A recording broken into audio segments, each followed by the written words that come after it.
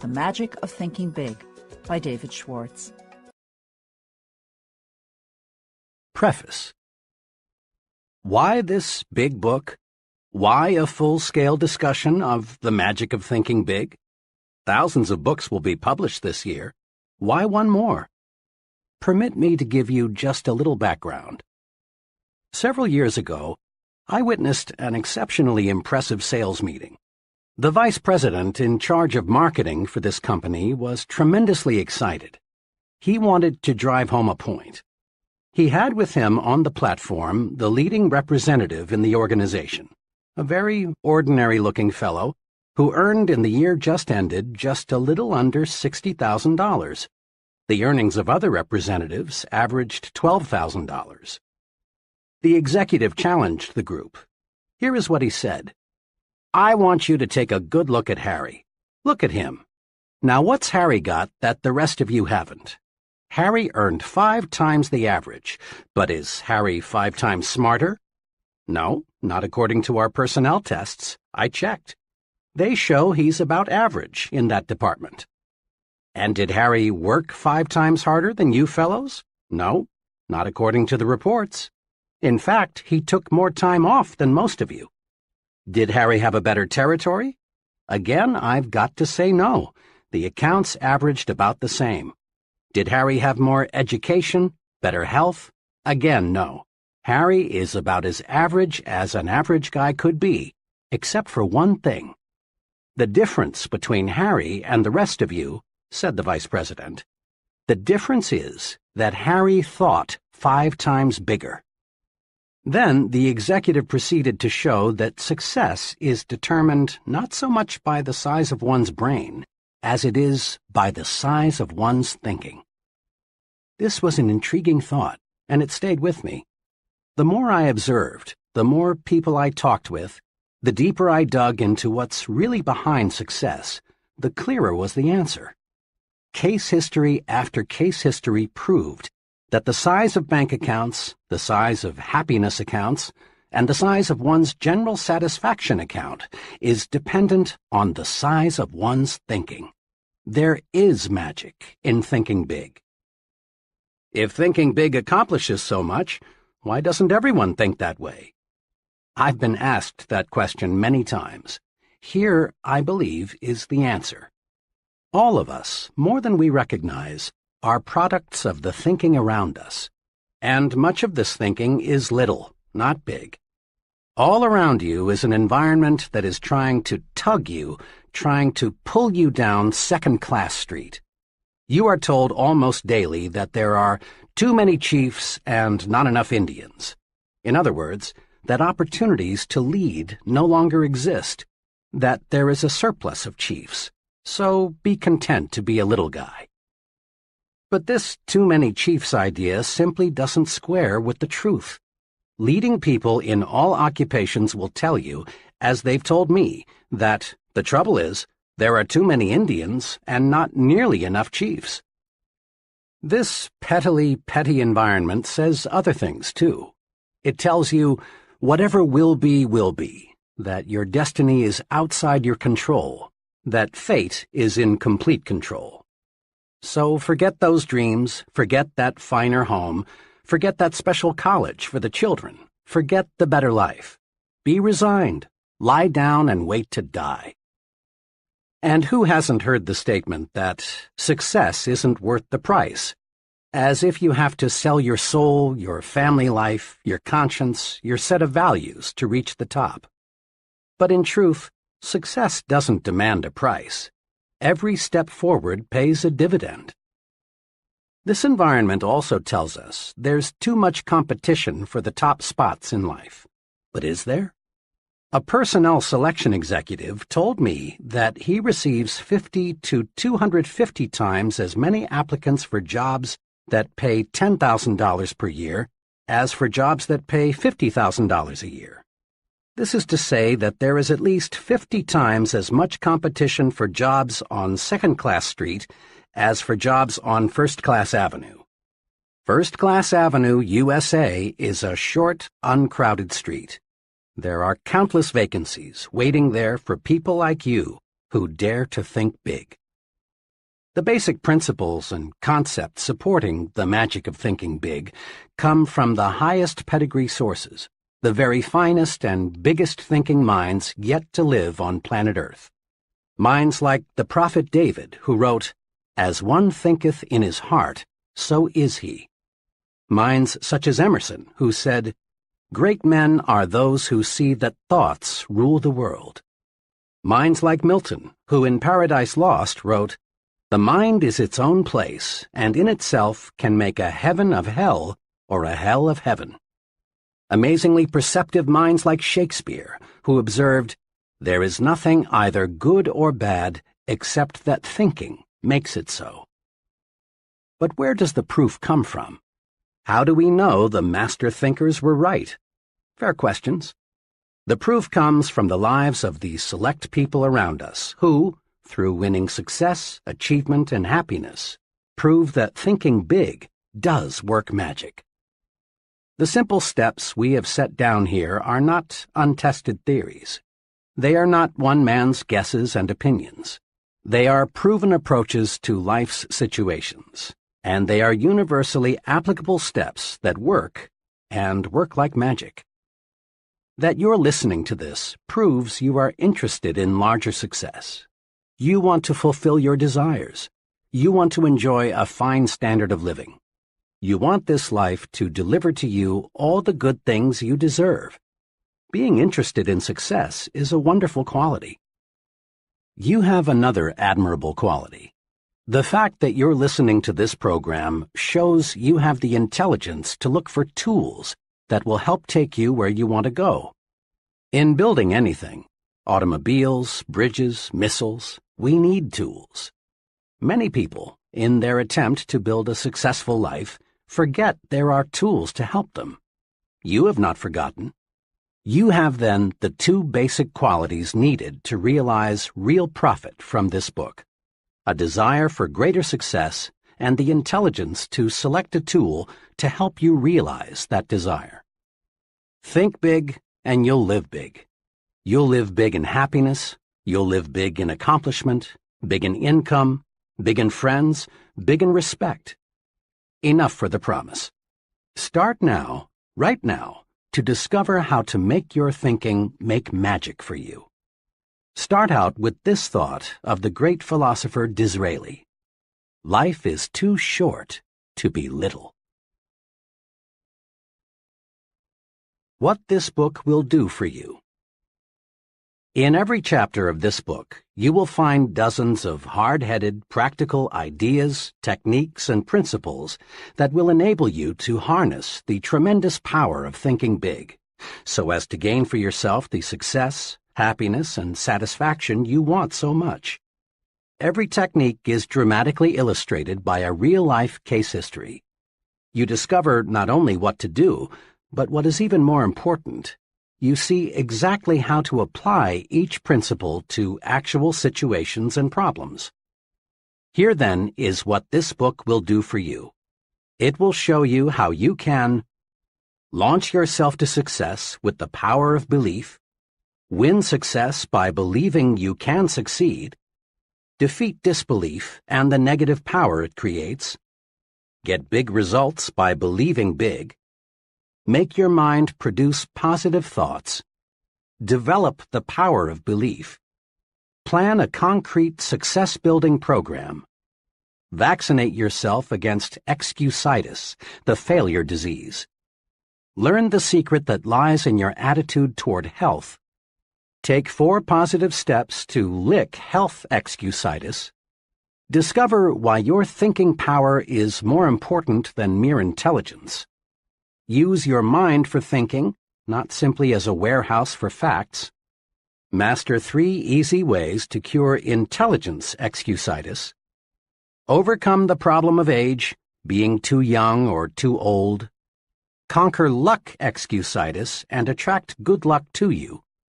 Use the action technique to cure fear and build confidence. Manage your memory so as to increase your store of confidence. Overcome your fear of other people. Increase self-confidence by satisfying your own conscience. Think confidently by acting confidently. Learn the 5 positive steps to build confidence and destroy fear. Discover that success is measured by the size of your thinking. Measure your true size and find out what assets you have. Think as big as you really are. Develop the big thinker's vocabulary with these 4 specific steps. Think big by visualizing what can be done in the future. Add value to things, to people, and to yourself. Get the thinking big view of your job. Think above trivialities and concentrate on what's important. Test yourself. Find out how big your thinking really is.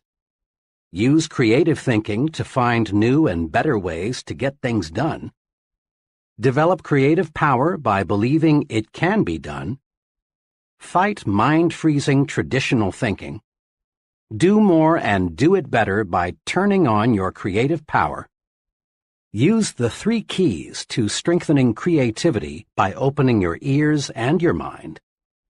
Stretch your thinking and stimulate your mind. Harness and develop your ideas, the fruit of your thinking. Look important because it helps you think important. Become important by thinking your work is important. Build your own sell yourself to yourself commercial. Upgrade your thinking. Think like important people think. Make your environment work for you. Prevent small people from holding you back. Manage your work environment. Get plenty of psychological sunshine during leisure hours. Throw thought poison out of your environment. Go first class in everything you do. Grow the attitudes that will help you win what you want. Get activated, get enthusiastic. Develop the power of real enthusiasm. Grow the you are important attitude. Make more money by getting the put service first attitude. Win the support of other people by thinking right toward them. Become more likable by making yourself lighter to lift. Take the initiative in building friendships. Master the technique of thinking only good thoughts about people. Win friends by practicing conversation generosity. Think big, even when you lose or receive a setback. Get the action habit. You don't need to wait until conditions are perfect. Make up your mind to do something about your ideas. Use action to cure fear and gain confidence. Discover the secret of mind action. Capitalize on the magic of now. Strengthen yourself by getting the speak up habit. Develop initiative, a special kind of action. Discover that defeat is nothing more than a state of mind. Salvage something from every setback. Use the force of constructive self-criticism. Achieve positive results through persistence and experimentation. Whip discouragement by finding the good side to every situation. Multiply your energy by setting definite goals. Set goals that will help you get things done and live longer. Accomplish your goals with this 30-day improvement guide. Invest in yourself for future profit. Learn the 4 rules of leadership. Develop your power to trade minds with the people you want to influence. Put the be human approach to work for you. Think progress, believe in progress, push for progress. Test yourself to learn whether you are a progressive thinker. Tap your supreme thinking power. Use the magic of thinking big in life's most crucial situations. Chapter 1. Believe you can succeed and you will. Success means many wonderful, positive things. Success means personal prosperity, a fine home, vacations, travel, new things, financial security, giving your children maximum advantages. Success means winning admiration, leadership, being looked up to by people in your business and social life. Success means freedom, freedom from worries, fears, frustrations, and failure. Success means self-respect, continually finding more real happiness and satisfaction from life, being able to do more for those who depend on you. Success means winning. Success, achievement, is the goal of life. Every human being wants success. Everybody wants the best this life can deliver. Nobody enjoys crawling, living in mediocrity. No one likes feeling second class and feeling forced to go that way. Some of the most practical success-building wisdom is found in that biblical quotation stating that faith can move mountains.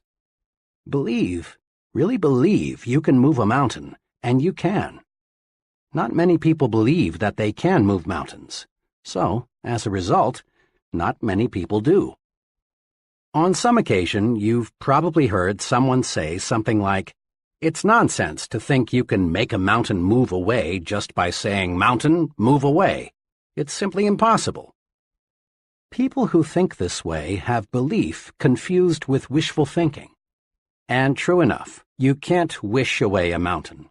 You can't wish yourself into an executive suite. Nor can you wish yourself into a 5-bedroom, 3-bath house or the high-income brackets. You can't wish yourself into a position of leadership. But you can move a mountain with belief. You can win success by believing you can succeed. There is nothing magical or mystical about the power of belief. Belief works this way. Belief, the "I'm positive I can" attitude, generates the power, skill, and energy needed to do. When you believe I can do it, the how to do it develops. Every day, all over the nation, young people start working in new jobs. Each of them wishes that someday he could enjoy the success that goes with reaching the top. But the majority of these young people simply don't have the belief that it takes to reach the top rungs. And they don't reach the top. Believing it's impossible to climb high, they do not discover the steps that lead to great heights. Their behavior remains that of the average person. But a small number of these young people really believe they will succeed. They approach their work with the "I'm going to the top" attitude, and with substantial belief they reach the top. Believing they will succeed, and that it's not impossible, these folks study and observe the behavior of senior executives. They learn how successful people approach problems and make decisions. They observe the attitudes of successful people.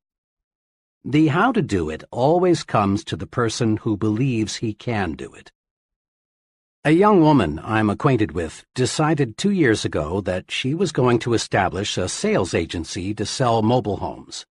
She was advised by many that she shouldn't and couldn't do it.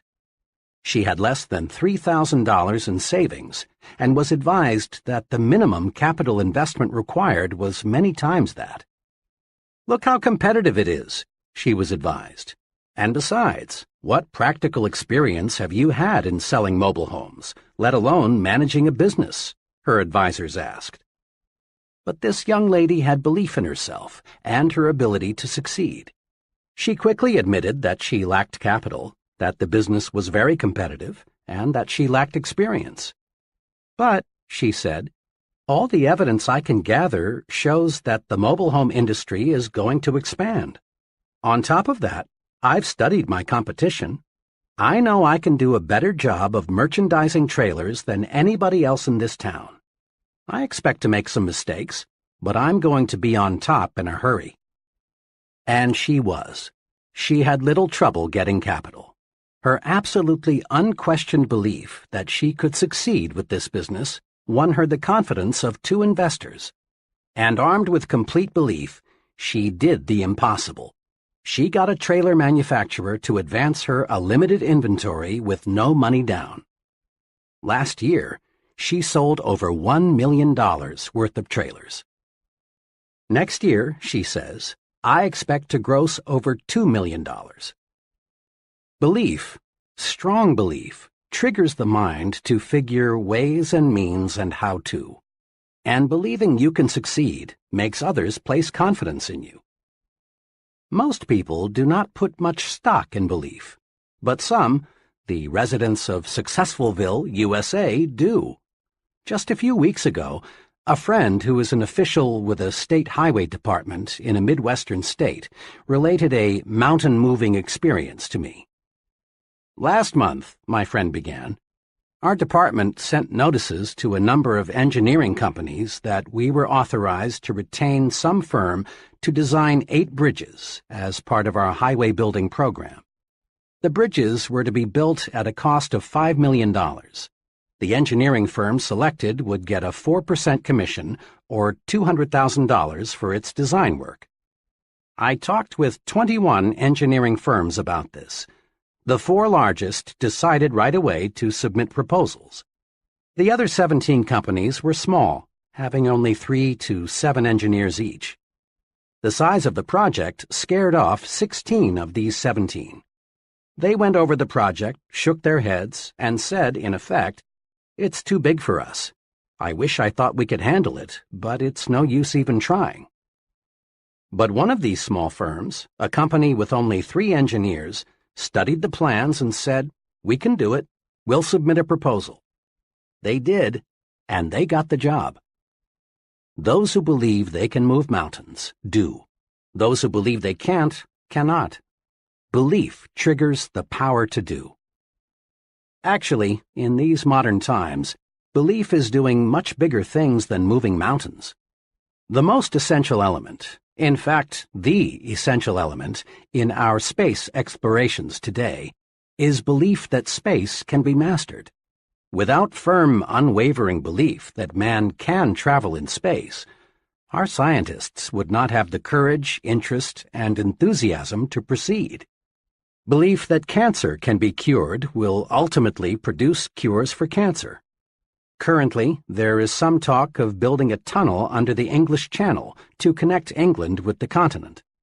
Whether this tunnel is ever built depends on whether responsible people believe it can be built. Belief in great results is the driving force, the power behind all great books, plays, scientific discoveries. Belief in success is behind every successful business, church, and political organization. Belief in success is the one basic, absolutely essential ingredient of successful people. Believe, really believe you can succeed, and you will. Over the years, I've talked with many people who have failed in business ventures and in various careers. I've heard a lot of reasons and excuses for failure. Something especially significant unfolds as conversations with failures develop. In a casual sort of way, the failure drops a remark like, "To tell the truth, I didn't think it would work," or, "I had my misgivings before I even started out," or, "Actually, I wasn't too surprised that it didn't work out." The "okay, I'll give it a try, but I don't think it will work" attitude produces failures. Disbelief is negative power. When the mind disbelieves or doubts, the mind attracts reasons to support the disbelief. Doubt, disbelief, the subconscious will to fail, the not really wanting to succeed, is responsible for most failures. Think doubt and fail. Think victory and succeed. A young fiction writer talked with me recently about her writing ambitions. The name of one of the top writers in her field came up. "Oh," she said, "Mr. X is a wonderful writer, but, of course, I can't be nearly as successful as he is." Her attitude disappointed me very much, because I know the writer mentioned.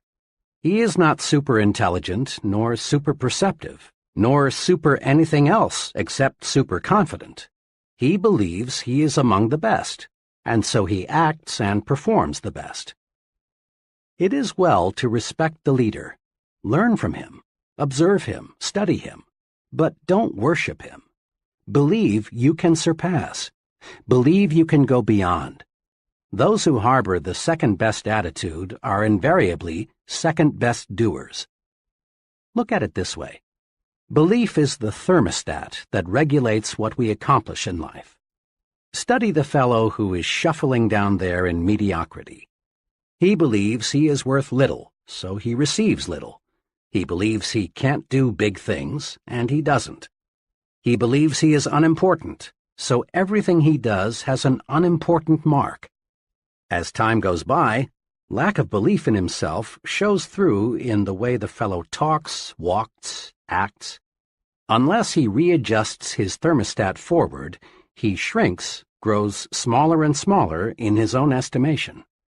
And since others see in us what we see in ourselves, he grows smaller in the estimation of the people around him.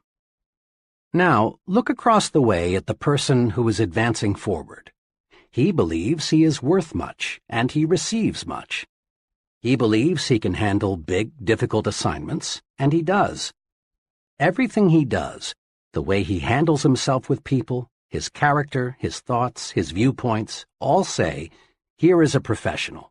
He is an important person. A person is a product of his own thoughts.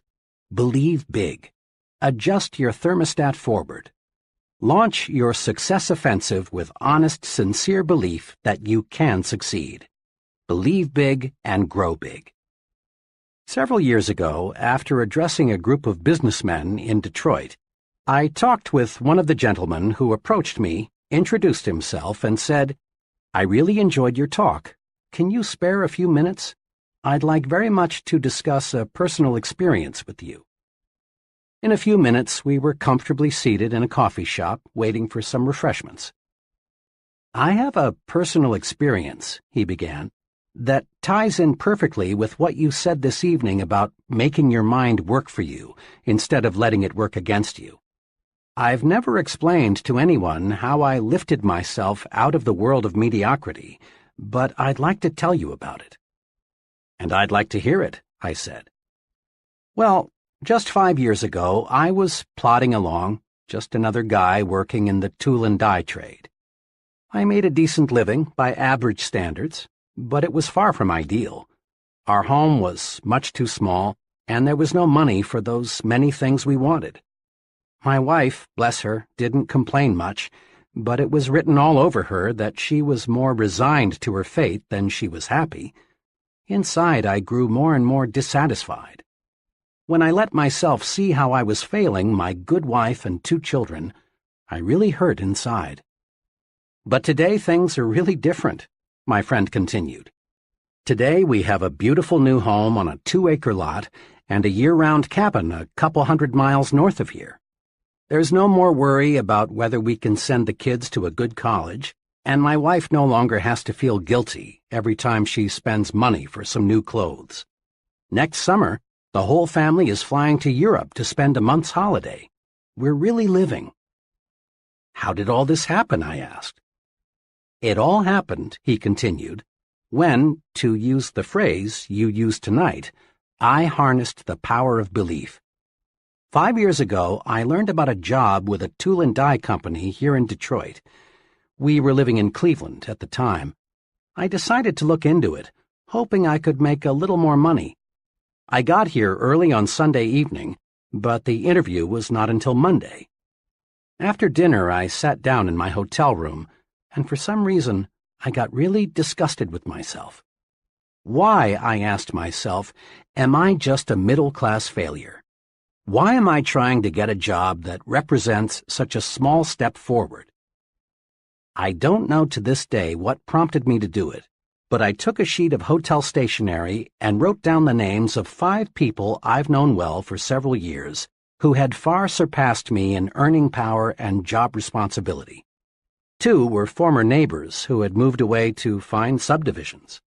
2 others were fellows I had worked for, and the 3rd was a brother-in-law.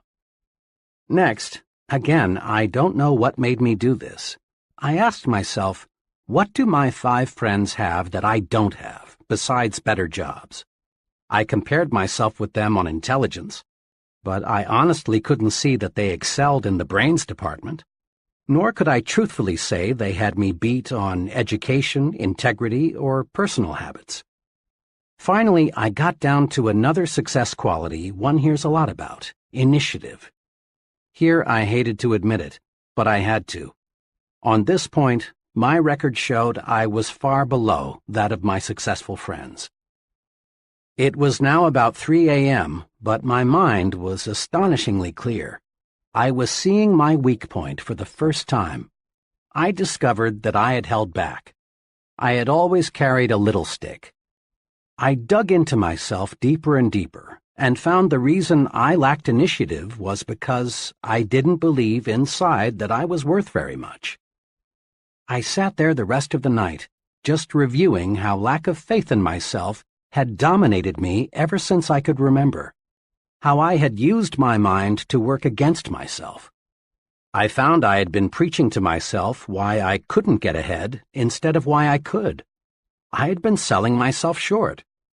I found this streak of self-depreciation showed through in everything I did. Then it dawned on me that no one else was going to believe in me until I believed in myself. Right then I decided, I'm through feeling second class. From here on in, I'm not going to sell myself short. Next morning, I still had that confidence. During the job interview, I gave my newfound confidence its first test. Before coming for the interview, I'd hoped I would have the courage to ask for $750 or maybe even $1,000 more than my present job was paying. But now, after realizing I was a valuable man, I upped it to $3,500. And I got it. I sold myself because, after that one long night of self-analysis, I found things in myself that made me a lot more saleable. Within 2 years after I took that job, I had established a reputation as the fellow who can get business. Then we went into a recession. This made me still more valuable because I was one of the best business getters in the industry. The company was reorganized and I was given a substantial amount of stock, plus a lot more pay. Believe in yourself, and good things do start happening. Your mind is a thought factory. It's a busy factory, producing countless thoughts in one day. Production in your thought factory is under the charge of 2 foremen, one of whom we will call Mr. Triumph and the other Mr. Defeat. Mr. Triumph is in charge of manufacturing positive thoughts. He specializes in producing reasons why you can, why you're qualified, why you will. The other foreman, Mr. Defeat, produces negative, deprecating thoughts. He is your expert in developing reasons why you can't, why you're weak, why you're inadequate. His specialty is the why you will fail chain of thoughts. Both Mr. Triumph and Mr. Defeat are intensely obedient. They snap to attention immediately. All you need do to signal either foreman is to give the slightest mental beck and call. If the signal is positive, Mr. Triumph will step forward and go to work. Likewise, a negative signal brings Mr. Defeat forward. To see how these 2 foremen work for you, try this example. Tell yourself, today is a lousy day. This signals Mr. Defeat into action, and he manufactures some facts to prove you are right. He suggests to you that it's too hot or it's too cold. Business will be bad today. Sales will drop. Other people will be on edge. You may get sick. Your wife will be in a fussy mood. Mr. Defeat is tremendously efficient.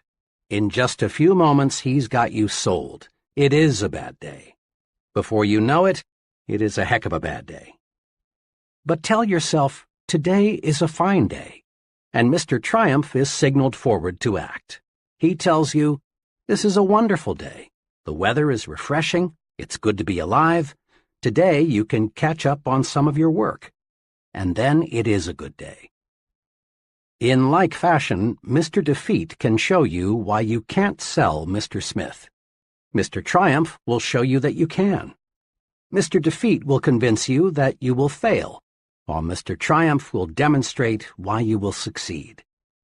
Mr. Defeat will prepare a brilliant case against Tom, while Mr. Triumph will show you more reasons why you like Tom.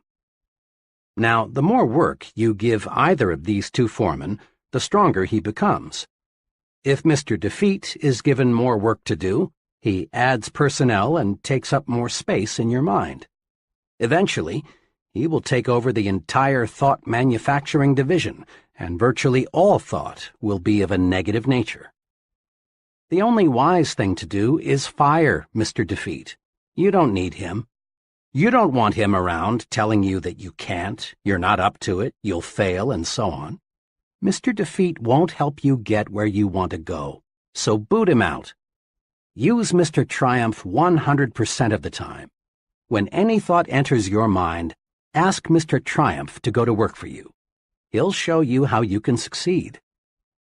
Between now and tomorrow at this time, another 11,500 new consumers will have made their grand entry into the USA. Population is growing at a record rate. In the next 10 years, the increase is conservatively estimated at 35 million. That's equal to the present combined metropolitan population of our 5 biggest cities: New York, Chicago, Los Angeles, Detroit, and Philadelphia. Imagine. New industries, new scientific breakthroughs, expanding markets, all spell opportunity. This is good news. This is a most wonderful time to be alive. All signs point to a record demand for top-level people in every field.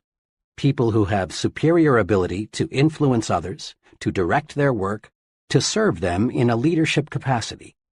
And the people who will fill these leadership positions are all adults or near adults right now. One of them is you. The guarantee of a boom is not, of course, a guarantee of personal success. Over the long pull, the United States has always been booming. But just a fast glance shows that millions and millions of people, in fact, a majority of them, struggle but don't really succeed. The majority of folks still plug along in mediocrity despite the record opportunity of the last 2 decades. And in the boom period ahead, most people will continue to worry, to be afraid, to crawl through life feeling unimportant, unappreciated, not able to do what they want to do. As a result, their performance will earn them petty rewards, petty happiness. Those who convert opportunity into reward, and let me say, I sincerely believe you are one of those, else you'd rely on luck and not bother with this book, will be those wise people who learn how to think themselves to success. Walk in. The door to success is open wider than ever before. Put yourself on record now that you are going to join that select group that is getting what it wants from life. Here is the first step toward success. It's a basic step. It can't be avoided. Step 1. Believe in yourself. Believe you can succeed. How to develop the power of belief. Here are the 3 guides to acquiring and strengthening the power of belief. 1. Think success. Don't think failure. At work, in your home, substitute success thinking for failure thinking. When you face a difficult situation, think, I'll win, not I'll probably lose. When you compete with someone else, think, I'm equal to the best, not I'm outclassed. When opportunity appears, think, I can do it, never I can't. Let the master thought, I will succeed, dominate your thinking process. Thinking success conditions your mind to create plans that produce success. Thinking failure does the exact opposite. Failure thinking conditions the mind to think other thoughts that produce failure. 2. Remind yourself regularly that you are better than you think you are. Successful people are not supermen. Success does not require a super intellect, nor is there anything mystical about success. And success isn't based on luck. Successful people are just ordinary folks who have developed belief in themselves and what they do. Never, yes, never sell yourself short. 3. Believe big. The size of your success is determined by the size of your belief. Think little goals and expect little achievements. Think big goals and win big success. Remember this, too. Big ideas and big plans are often easier, certainly no more difficult, then small ideas and small plans. Mr. Ralph J. Cordiner, chairman of the board of the General Electric Company, said this to a leadership conference: "We need from every man who aspires to leadership, for himself and his company, a determination to undertake a personal program of self-development. Nobody is going to order a man to develop. Whether a man lags behind or moves ahead in his specialty is a matter of his own personal application. This is something which takes time, work, and sacrifice. Nobody can do it for you." Mr. Cordiner's advice is sound and practical. Live it. Persons who reach the top rungs in business management, selling, engineering, religious work, writing, acting, and in every other pursuit get there by following conscientiously and continuously a plan for self-development and growth. Any training program, and that's exactly what this book is, must do three things. It must provide content, the what to do. Second, it must supply a method, the how to do it. And third, it must meet the acid test, that is, get results. The what of your personal training program for success is built on the attitudes and techniques of successful people. How do they manage themselves? How do they overcome obstacles? How do they earn the respect of others? What sets them apart from the ordinary? How do they think? The how of your plan for development and growth is a series of concrete guides for action. These are found in each chapter. These guides work. Apply them and see for yourself. What about the most important part of training? Results? Wrapped up briefly, conscientious application of the program presented here will bring you success, and on a scale that may now look impossible. Broken down into its components, your personal training program for success will bring you a series of rewards. The reward of deeper respect from your family, the reward of admiration from your friends and associates, the reward of feeling useful, of being someone, of having status, the reward of increased income and a higher standard of living. Your training is self-administered. There will be no one standing over your shoulder telling you what to do and how to do it. This book will be your guide, but only you can understand yourself. Only you can command yourself to apply this training. Only you can evaluate your progress. Only you can bring about corrective action should you slip a little. In short, you are going to train yourself to achieve bigger and bigger success. You already have a fully equipped laboratory in which you can work and study. Your laboratory is all around you. Your laboratory consists of human beings. This laboratory supplies you with every possible example of human action.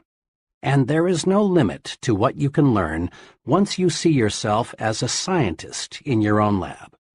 What's more, there is nothing to buy. There is no rent to pay. There are no fees of any kind. You can use this laboratory as much as you like for free. As director of your own laboratory, you will want to do what every scientist does: observe and experiment. Isn't it surprising to you that most people understand so little about why people act as they do, even though they are surrounded by people all their lives? Most people are not trained observers. One important purpose of this book is to help you train yourself to observe, to develop deep insight into human action. You'll want to ask yourself questions like, why is John so successful and Tom just getting by? Why do some people have many friends and other people have only few friends? Why will people gladly accept what one person tells them but ignore another person who tells them the same thing? Once trained, you will learn valuable lessons just through the very simple process of observing. Here are two special suggestions to help you make yourself a trained observer. Select for special study the most successful and the most unsuccessful person you know. Then, as the book unfolds, observe how closely your successful friend adheres to the success principles. Notice also how studying the two extremes will help you see the unmistakable wisdom of following the truths outlined in this book. Each contact you make with another person gives you a chance to see success development principles at work. Your objective is to make successful action habitual. The more we practice, the sooner it becomes second nature to act in the desired way. Most of us have friends who grow things for a hobby, and we've all heard them say something like, "It's exciting to watch those plants grow. Just look how they respond to plant food and water. See how much bigger they are today than they were last week." To be sure, it is thrilling to watch what can happen when men cooperate carefully with nature. But it is not 1/10 as fascinating as watching yourself respond to your own carefully administered thought management program. It's fun to feel yourself growing more confident, more effective, more successful, day by day, month by month. Nothing, absolutely nothing, in this life gives you more satisfaction than knowing you're on the road to success and achievement. And nothing stands as a bigger challenge than making the most of yourself. Chapter 2. Cure yourself of excusitis, the failure disease. People. As you think yourself to success, that's what you will study, people. You will study people very carefully to discover, then apply, success-rewarding principles to your life. And you want to begin right away. Go deep into your study of people, and you'll discover unsuccessful people suffer a mind-deadening thought disease. We call this disease excusitis.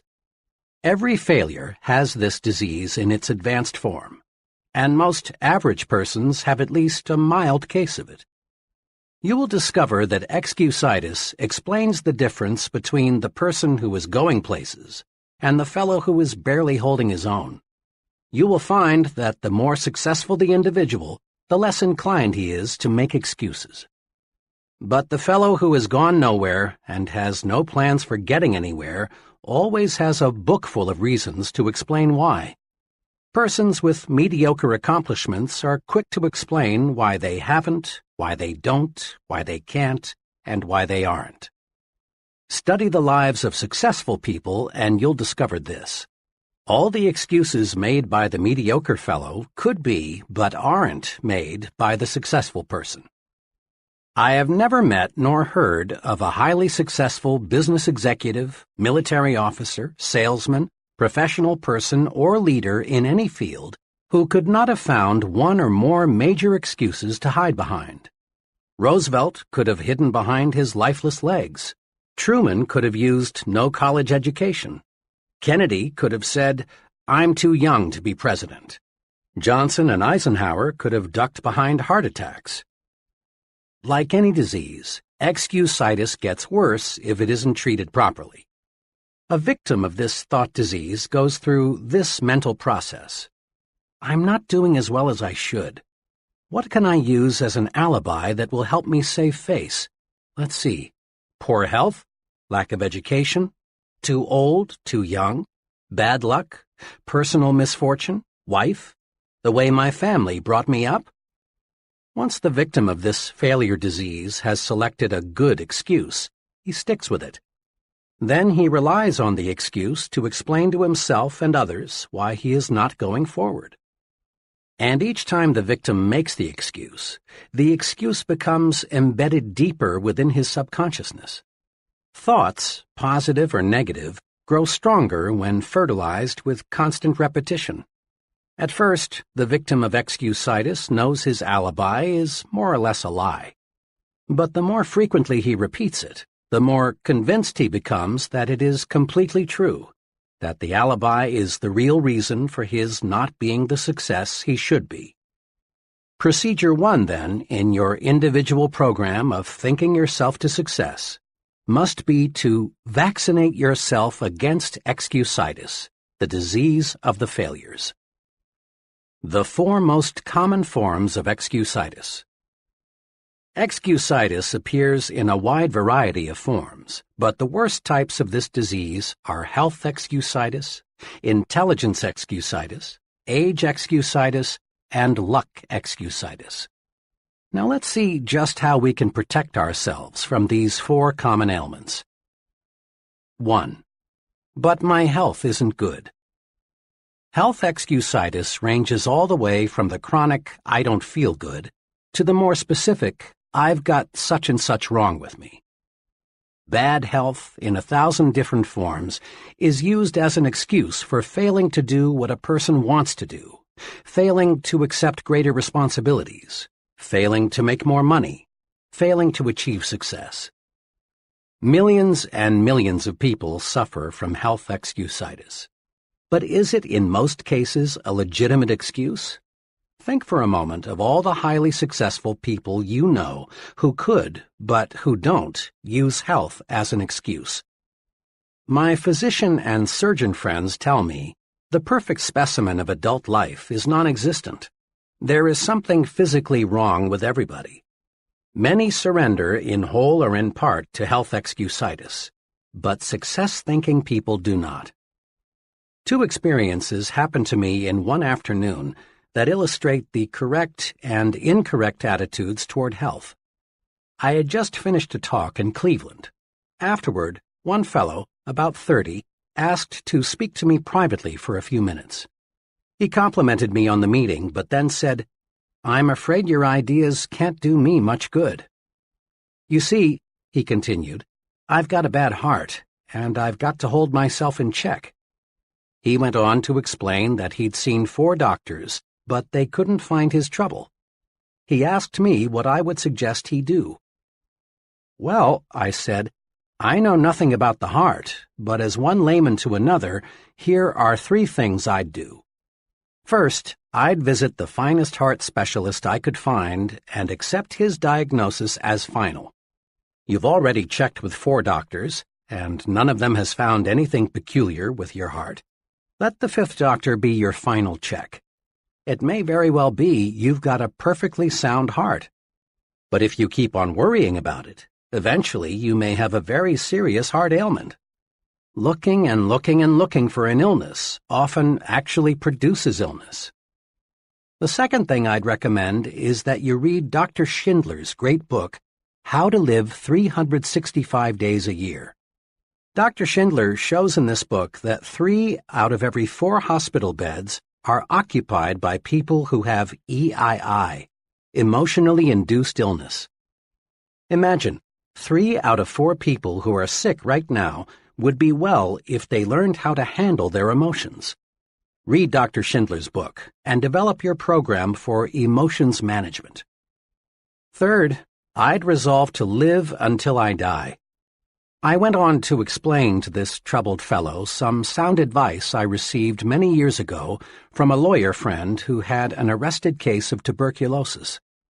This friend knew he would have to live a regulated life, but this hasn't stopped him from practicing law, rearing a fine family, and really enjoying life. My friend, who now is 78 years old, expresses his philosophy in these words: "I'm going to live until I die, and I'm not going to get life and death confused. While I'm on this earth, I'm going to live. Why be only half alive?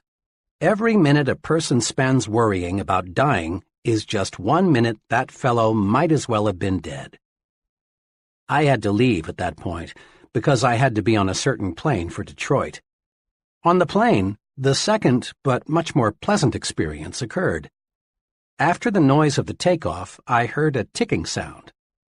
Rather startled, I glanced at the fellow sitting beside me, for the sound seemed to be coming from him. He smiled a big smile and said, "Oh, it's not a bomb. It's just my heart." I was obviously surprised, so he proceeded to tell me what had happened. Just 21 days before, he had undergone an operation that involved putting a plastic valve into his heart. The ticking sound, he explained, would continue for several months until new tissue had grown over the artificial valve. I asked him what he was going to do. "Oh," he said, "I've got big plans. I'm going to study law when I get back to Minnesota. Someday I hope to be in government work. The doctors tell me I must take it easy for a few months, but after that I'll be like new. There you have two ways of meeting health problems. The first fellow, not even sure he had anything organically wrong with him, was worried, depressed, on the road to defeat, wanting somebody to second his motion that he couldn't go forward. The second individual, after undergoing one of the most difficult of operations, was optimistic, eager to do something. The difference lay in how they thought toward health. I've had some very direct experience with health excusitis. I'm a diabetic. Right after I discovered I had this ailment, about 5,000 hypodermics ago, I was warned, diabetes is a physical condition, but the biggest damage results from having a negative attitude about it. Worry about it, and you may have real trouble. Naturally, since the discovery of my own diabetes, I've gotten to know a great many other diabetics. Let me tell you about two extremes. One fellow who has a very mild case belongs to that fraternity of the living dead. Obsessed with a fear of the weather, he is usually ridiculously bundled up. He's afraid of infection, so he shuns anybody who has the slightest sniffle. He's afraid of overexertion, so he does almost nothing. He spends most of his mental energy worrying about what might happen. He bores other people telling them how awful his problem really is. His real ailment is not diabetes. Rather, he's a victim of health excusitis. He has pitied himself into being an invalid. The other extreme is a division manager for a large publishing company. He has a severe case. He takes about 30 times as much insulin as the fellow just mentioned. But he is not living to be sick. He is living to enjoy his work and have fun. One day he said to me, "Sure, it is an inconvenience, but so is shaving. But I'm not going to think myself to bed. When I take those shots, I just praise the guys who discovered insulin." A good friend of mine, a widely known college educator, came home from Europe in 1945 minus one arm. Despite his handicap, John is always smiling, always helping others. He's about as optimistic as anyone I know. One day, he and I had a long talk about his handicap. "It's just an arm," he said. "Sure, two are better than one, but they just cut off my arm. My spirit is 100% intact. I'm really grateful for that." Another amputee friend is an excellent golfer. One day, I asked him how he had been able to develop such a near-perfect style with just one arm. I mentioned that most golfers with two arms can't do nearly as well. His reply says a lot. "Well, it's my experience," he said, "that the right attitude and one arm will beat the wrong attitude and two arms every time." The right attitude and one arm will beat the wrong attitude and two arms every time. Think about that for a while. It holds true not only on the golf course, but in every facet of life. 4 things you can do to lick health excusitis. The best vaccine against health excusitis consists of these 4 doses. 1. Refuse to talk about your health. The more you talk about an ailment, even the common cold, the worse it seems to get. Talking about bad health is like putting fertilizer on weeds. Besides, talking about your health is a bad habit. It bores people. It makes one appear self-centered and old-maidish. Success-minded people defeat the natural tendency to talk about their bad health. One may, and let me emphasize the word may, get a little sympathy, but one doesn't get respect and loyalty by being a chronic complainer. 2. Refuse to worry about your health. Dr. Walter Alvarez, emeritus consultant to the world-famous Mayo Clinic, wrote recently, "I always beg worriers to exercise some self-control. For instance, when I saw this man, a fellow who was convinced he had a diseased gallbladder, although 8 separate X-ray examinations showed that the organ was perfectly normal, I begged him to quit getting his gallbladder X-rayed. I have begged hundreds of heart-conscious men to quit getting electrocardiograms made." 3. Be genuinely grateful that your health is as good as it is. There's an old saying worth repeating often. I felt sorry for myself because I had ragged shoes until I met a man who had no feet. Instead of complaining about not feeling good, it's far better to be glad you are as healthy as you are. Just being grateful for the health you have is powerful vaccination against developing new aches and pains and real illness. 4. Remind yourself often, it's better to wear out than rust out. Life is yours to enjoy. Don't waste it. Don't pass up living by thinking yourself into a hospital bed. 2. But you've got to have brains to succeed. Intelligence excusitis, or I lack brains, is common. In fact, it's so common that perhaps as many as 95% of the people around us have it in varying degrees.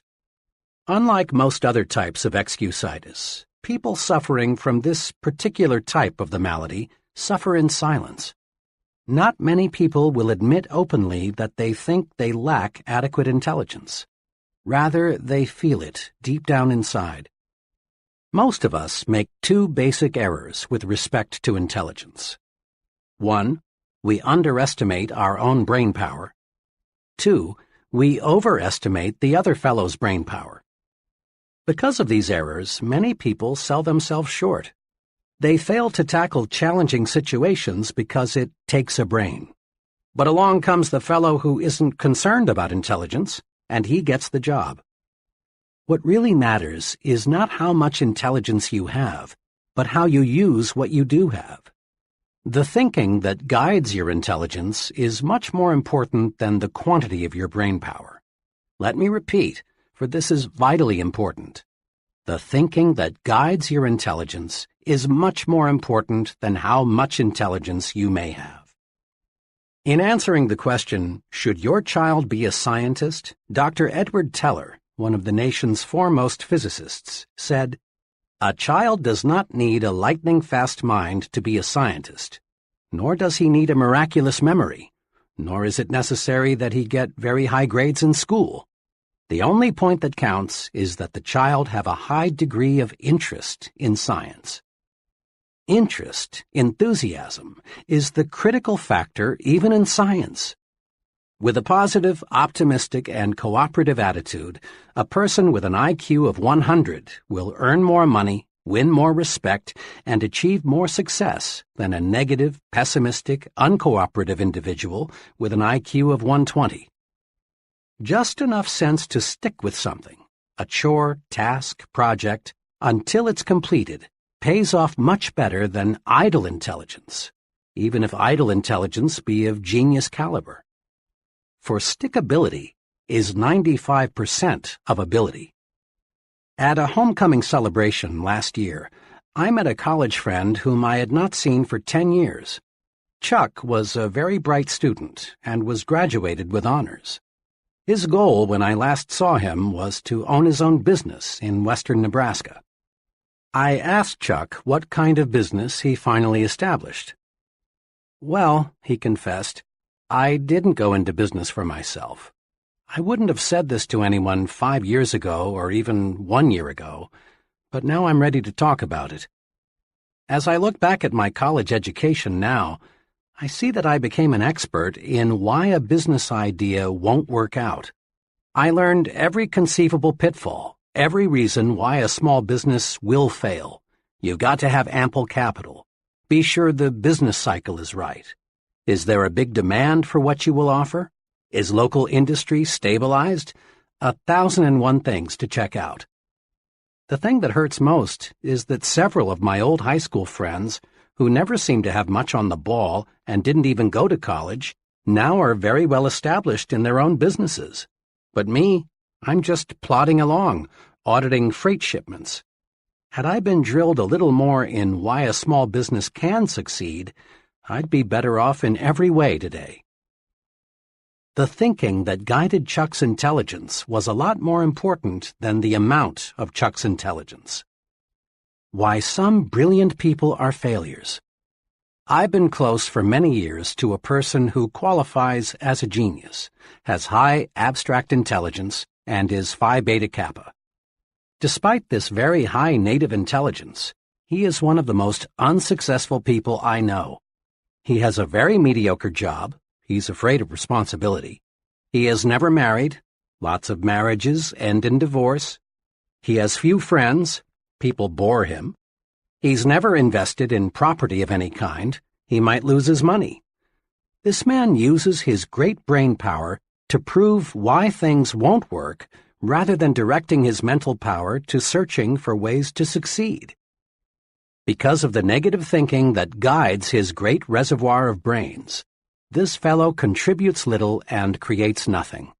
With a changed attitude, he could do great things indeed.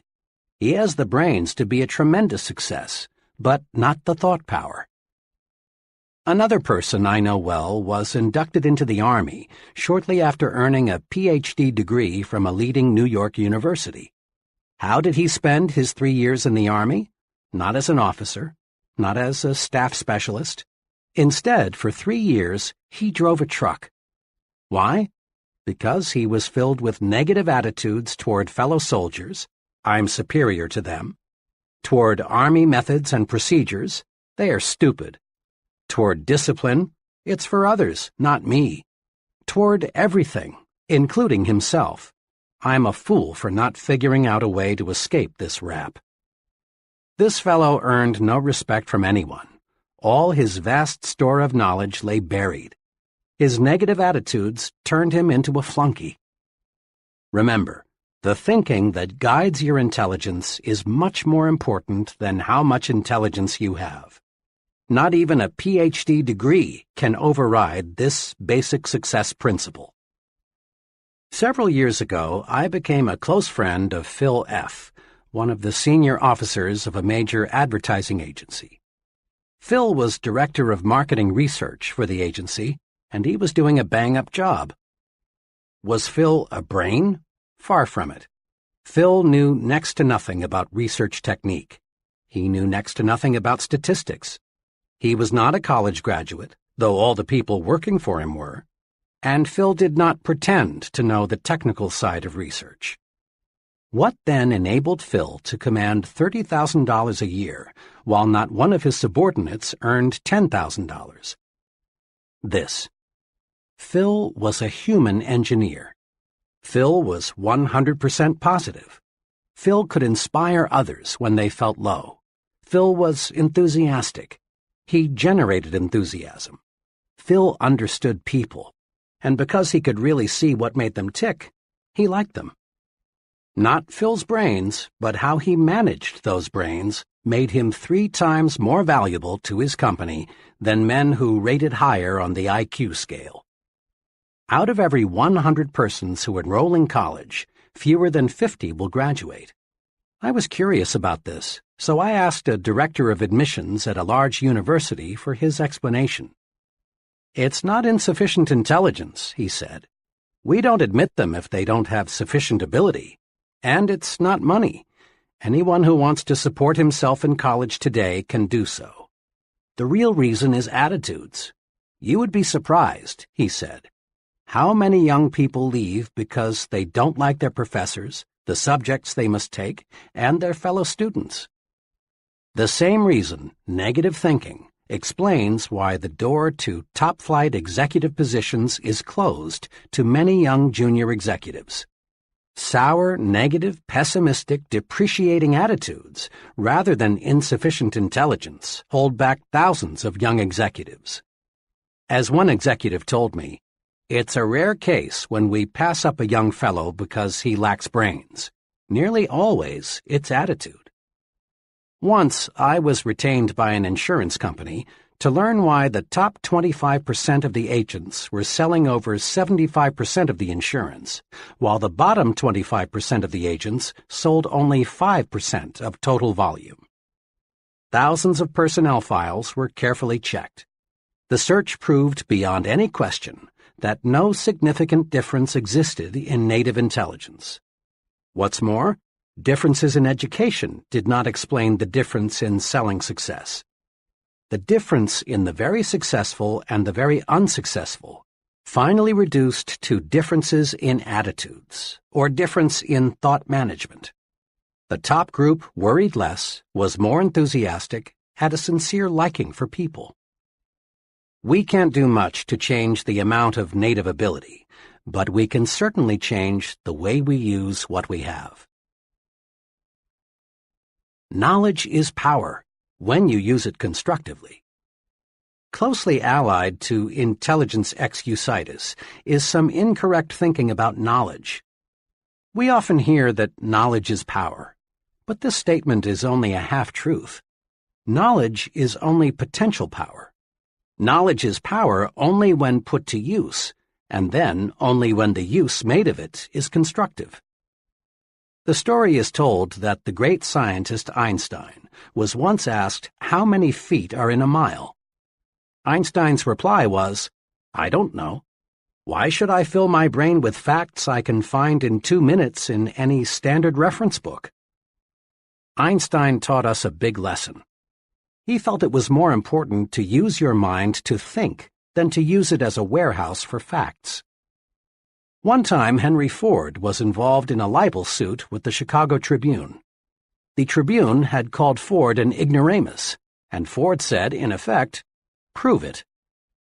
The Tribune asked him scores of simple questions, such as, who was Benedict Arnold? When was the Revolutionary War fought? And others, most of which Ford, who had little formal education, could not answer. Finally, he became quite exasperated and said, "I don't know the answers to those questions, but I could find a man in 5 minutes who does." Henry Ford was never interested in miscellaneous information. He knew what every major executive knows, that the ability to know how to get information is more important than using the mind as a garage for facts. How much is a fact man worth? I spent a very interesting evening recently with a friend who is the president of a young but rapidly growing manufacturing concern. The TV set happened to be turned to one of the most popular quiz programs. The fellow being quizzed had been on the show for several weeks. He could answer questions on all sorts of subjects, many of which seemed nonsensical. After the fellow answered a particularly odd question, something about a mountain in Argentina, my host looked at me and said, "How much do you think I'd pay that guy to work for me?" "How much?" I asked. "Not a cent over $300, not per week, not per month, but for life. I've sized him up. That expert can't think. He can only memorize. He's just a human encyclopedia, and I figure for $300 I can buy a pretty good set of encyclopedias. In fact, maybe that's too much. 90% of what that guy knows I can find in a $2 almanac. What I want around me," he continued, "are people who can solve problems, who can think up ideas, people who can dream and then develop the dream into a practical application. An idea man can make money with me. A fact man can't." 3 easy ways to cure intelligence excusitis are: Number 1, never underestimate your own intelligence, and never overestimate the intelligence of others. Don't sell yourself short. Concentrate on your assets. Discover your superior talents. Remember, it's not how many brains you've got that matters. Rather, it's how you use your brains that counts. Manage your brains instead of worrying about how much IQ you've got. Number 2, remind yourself several times daily, my attitudes are more important than my intelligence. At work and at home, practice positive attitudes. See the reasons why you can do it, not the reasons why you can't. Develop an I'm winning attitude. Put your intelligence to creative, positive use. Use it to find ways to win, not to prove you will lose.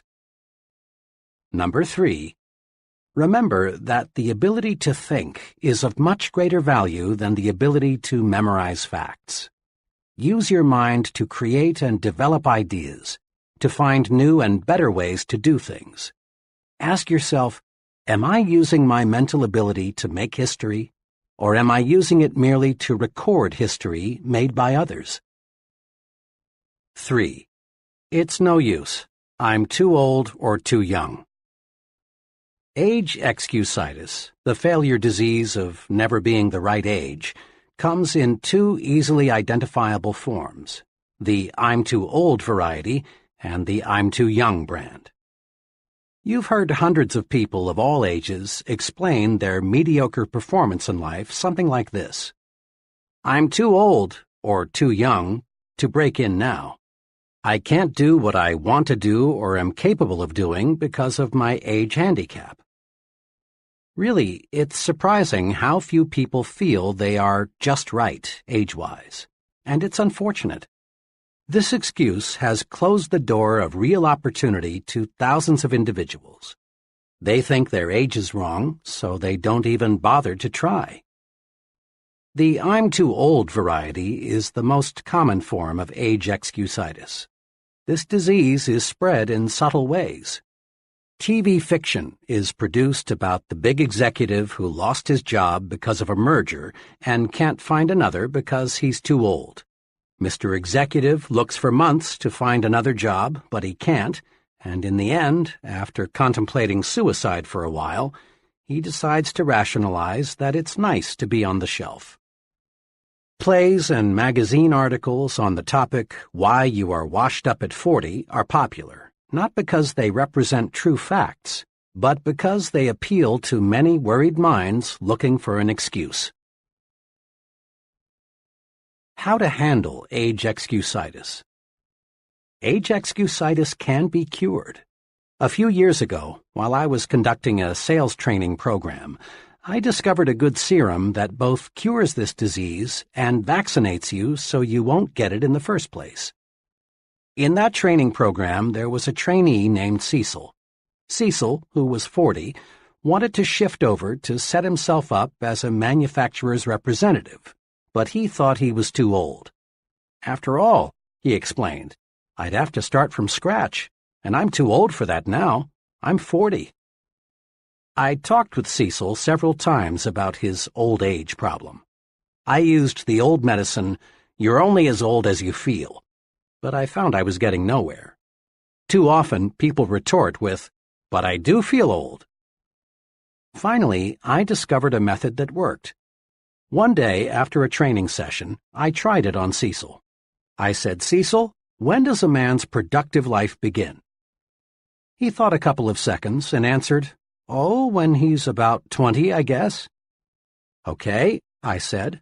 "Now, when does a man's productive life end?"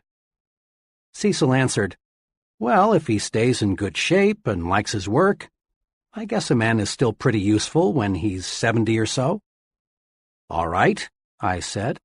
"A lot of folks are highly productive after they reach 70, but let's agree with what you've just said. A man's productive years stretch from 20 to 70. That's 50 years in between, or half a century. Cecil," I said, "you're 40. How many years of productive life have you spent?" 20, he answered. "And how many have you left?" 30, he replied. "In other words, Cecil, you haven't even reached the halfway point. You've used up only 40% of your productive years." I looked at Cecil and realized he'd gotten the point. He was cured of age excusitis. Cecil saw he still had many opportunity-filled years left. He switched from thinking, "I'm already old," to "I'm still young." Cecil now realized that how old we are is not important. It's one's attitude toward age that makes it a blessing or a barricade. Curing yourself of age excusitis often opens doors to opportunities that you thought were locked tight. A relative of mine spent years doing many different things, selling, operating his own business, working in a bank, but he never quite found what he really wanted to do most. Finally, he concluded that the one thing he wanted more than anything else was to be a minister. But when he thought about it, he found he was too old. After all, he was 45, had 3 young children and little money. But fortunately, he mustered all of his strength and told himself, 45 or not, I'm going to be a minister. With tons of faith but little else, he enrolled in a 5-year ministerial training program in Wisconsin. 5 years later, he was ordained as a minister and settled down with a fine congregation in Illinois. Old? Of course not. He still has 20 years of productive life ahead of him. I talked with this man not long ago, and he said to me, "You know, if I had not made that great decision when I was 45, I would have spent the rest of my life growing old and bitter. Now I feel every bit as young as I did 25 years ago." And he almost looked it, too. When you lick age excusitis, the natural result is to gain the optimism of youth and feel of youth. When you beat down your fears of age limitations, you add years to your life as well as success. A former university colleague of mine provides an interesting angle on how age excusitis was defeated. Bill was graduated from Harvard in the 1920s. After 24 years in the stock brokerage business, during which time he made a modest fortune, Bill decided he wanted to become a college professor. Bill's friends warned him that he would overtax himself in the rugged learning program ahead.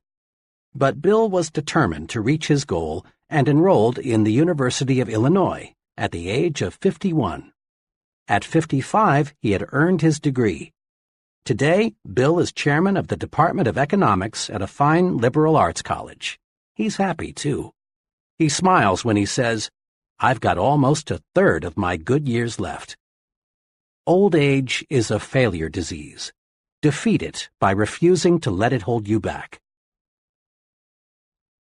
When is a person too young? The "I'm too young" variety of age excusitis does much damage, too. About a year ago, a 23-year-old fellow named Jerry came to me with a problem. Jerry was a fine young man. He had been a paratrooper in the service and then had gone to college. While going to college, Jerry supported his wife and son by selling for a large transfer and storage company. He had done a terrific job, both in college and for his company. But today Jerry was worried. "Dr. Schwartz," he said, "I've got a problem. My company has offered me the job of sales manager. This would make me supervisor over 8 salesmen." "Congratulations, that's wonderful news," I said. "But you seem worried." "Well," he continued, "all 8 men I'm to supervise are from 7 to 21 years older than I. What do you think I should do? Can I handle it?" "Jerry," I said, "the general manager of your company obviously thinks you're old enough or he wouldn't have offered you this job. Just remember these 3 points and everything will work out just fine. First, don't be age conscious. Back on the farm, a boy became a man when he proved he could do the work of a man. His number of birthdays had nothing to do with it, and this applies to you. When you prove you are able to handle the job of sales manager, you're automatically old enough. Second, don't take advantage of your new gold bars. Show respect for the salesman. Ask them for their suggestions. Make them feel they are working for a team captain, not a dictator. Do this, and the men will work with you, not against you. Third, get used to having older persons working for you. Leaders in all fields soon find they are younger than many of the people they supervise. So get used to having older men work for you. It will help you a lot in the coming years, when even bigger opportunities develop. And remember, Jerry, your age won't be a handicap unless you make it one. Today, Jerry's doing fine. He loves the transportation business, and now he's planning to organize his own company in a few years. Youth is a liability only when the youth thinks it is. You often hear that certain jobs require considerable physical maturity, jobs like selling securities and insurance. That you've got to have either gray hair or no hair at all in order to gain an investor's confidence is plain nonsense. What really matters is how well you know your job. If you know your job and understand people, you're sufficiently mature to handle it. Age has no real relation to ability, unless you convince yourself that years alone will give you the stuff you need to make your mark. Many young people feel that they are being held back because of their youth. Now, it is true that another person in an organization who is insecure and job-scared may try to block your way forward, using age or some other reason. But the people who really count in the company will not. They will give you as much responsibility as they feel you can handle well. Demonstrate that you have ability and positive attitudes, and your youthfulness will be considered an advantage. In quick recap, the cure for age excusitis is: Number 1. Look at your present age positively. Think, I'm still young, not I'm already old. Practice looking forward to new horizons and gain the enthusiasm and the feel of youth. Number 2. Compute how much productive time you have left. Remember, a person age 30 still has 80% of his productive life ahead of him. And the 50-year-old still has a big 40%, the best 40%, of his opportunity years left. Life is actually longer than most people think. 3. Invest future time in doing what you really want to do. It's too late only when you let your mind go negative and think it's too late. Stop thinking, I should have started years ago. That's failure thinking.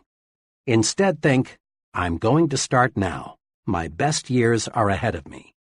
That's the way successful people think. 4. But my case is different. I attract bad luck. Recently, I heard a traffic engineer discuss highway safety. He pointed out that upward of 40,000 persons are killed each year in so-called traffic accidents. The main point of his talk was that there is no such thing as a true accident.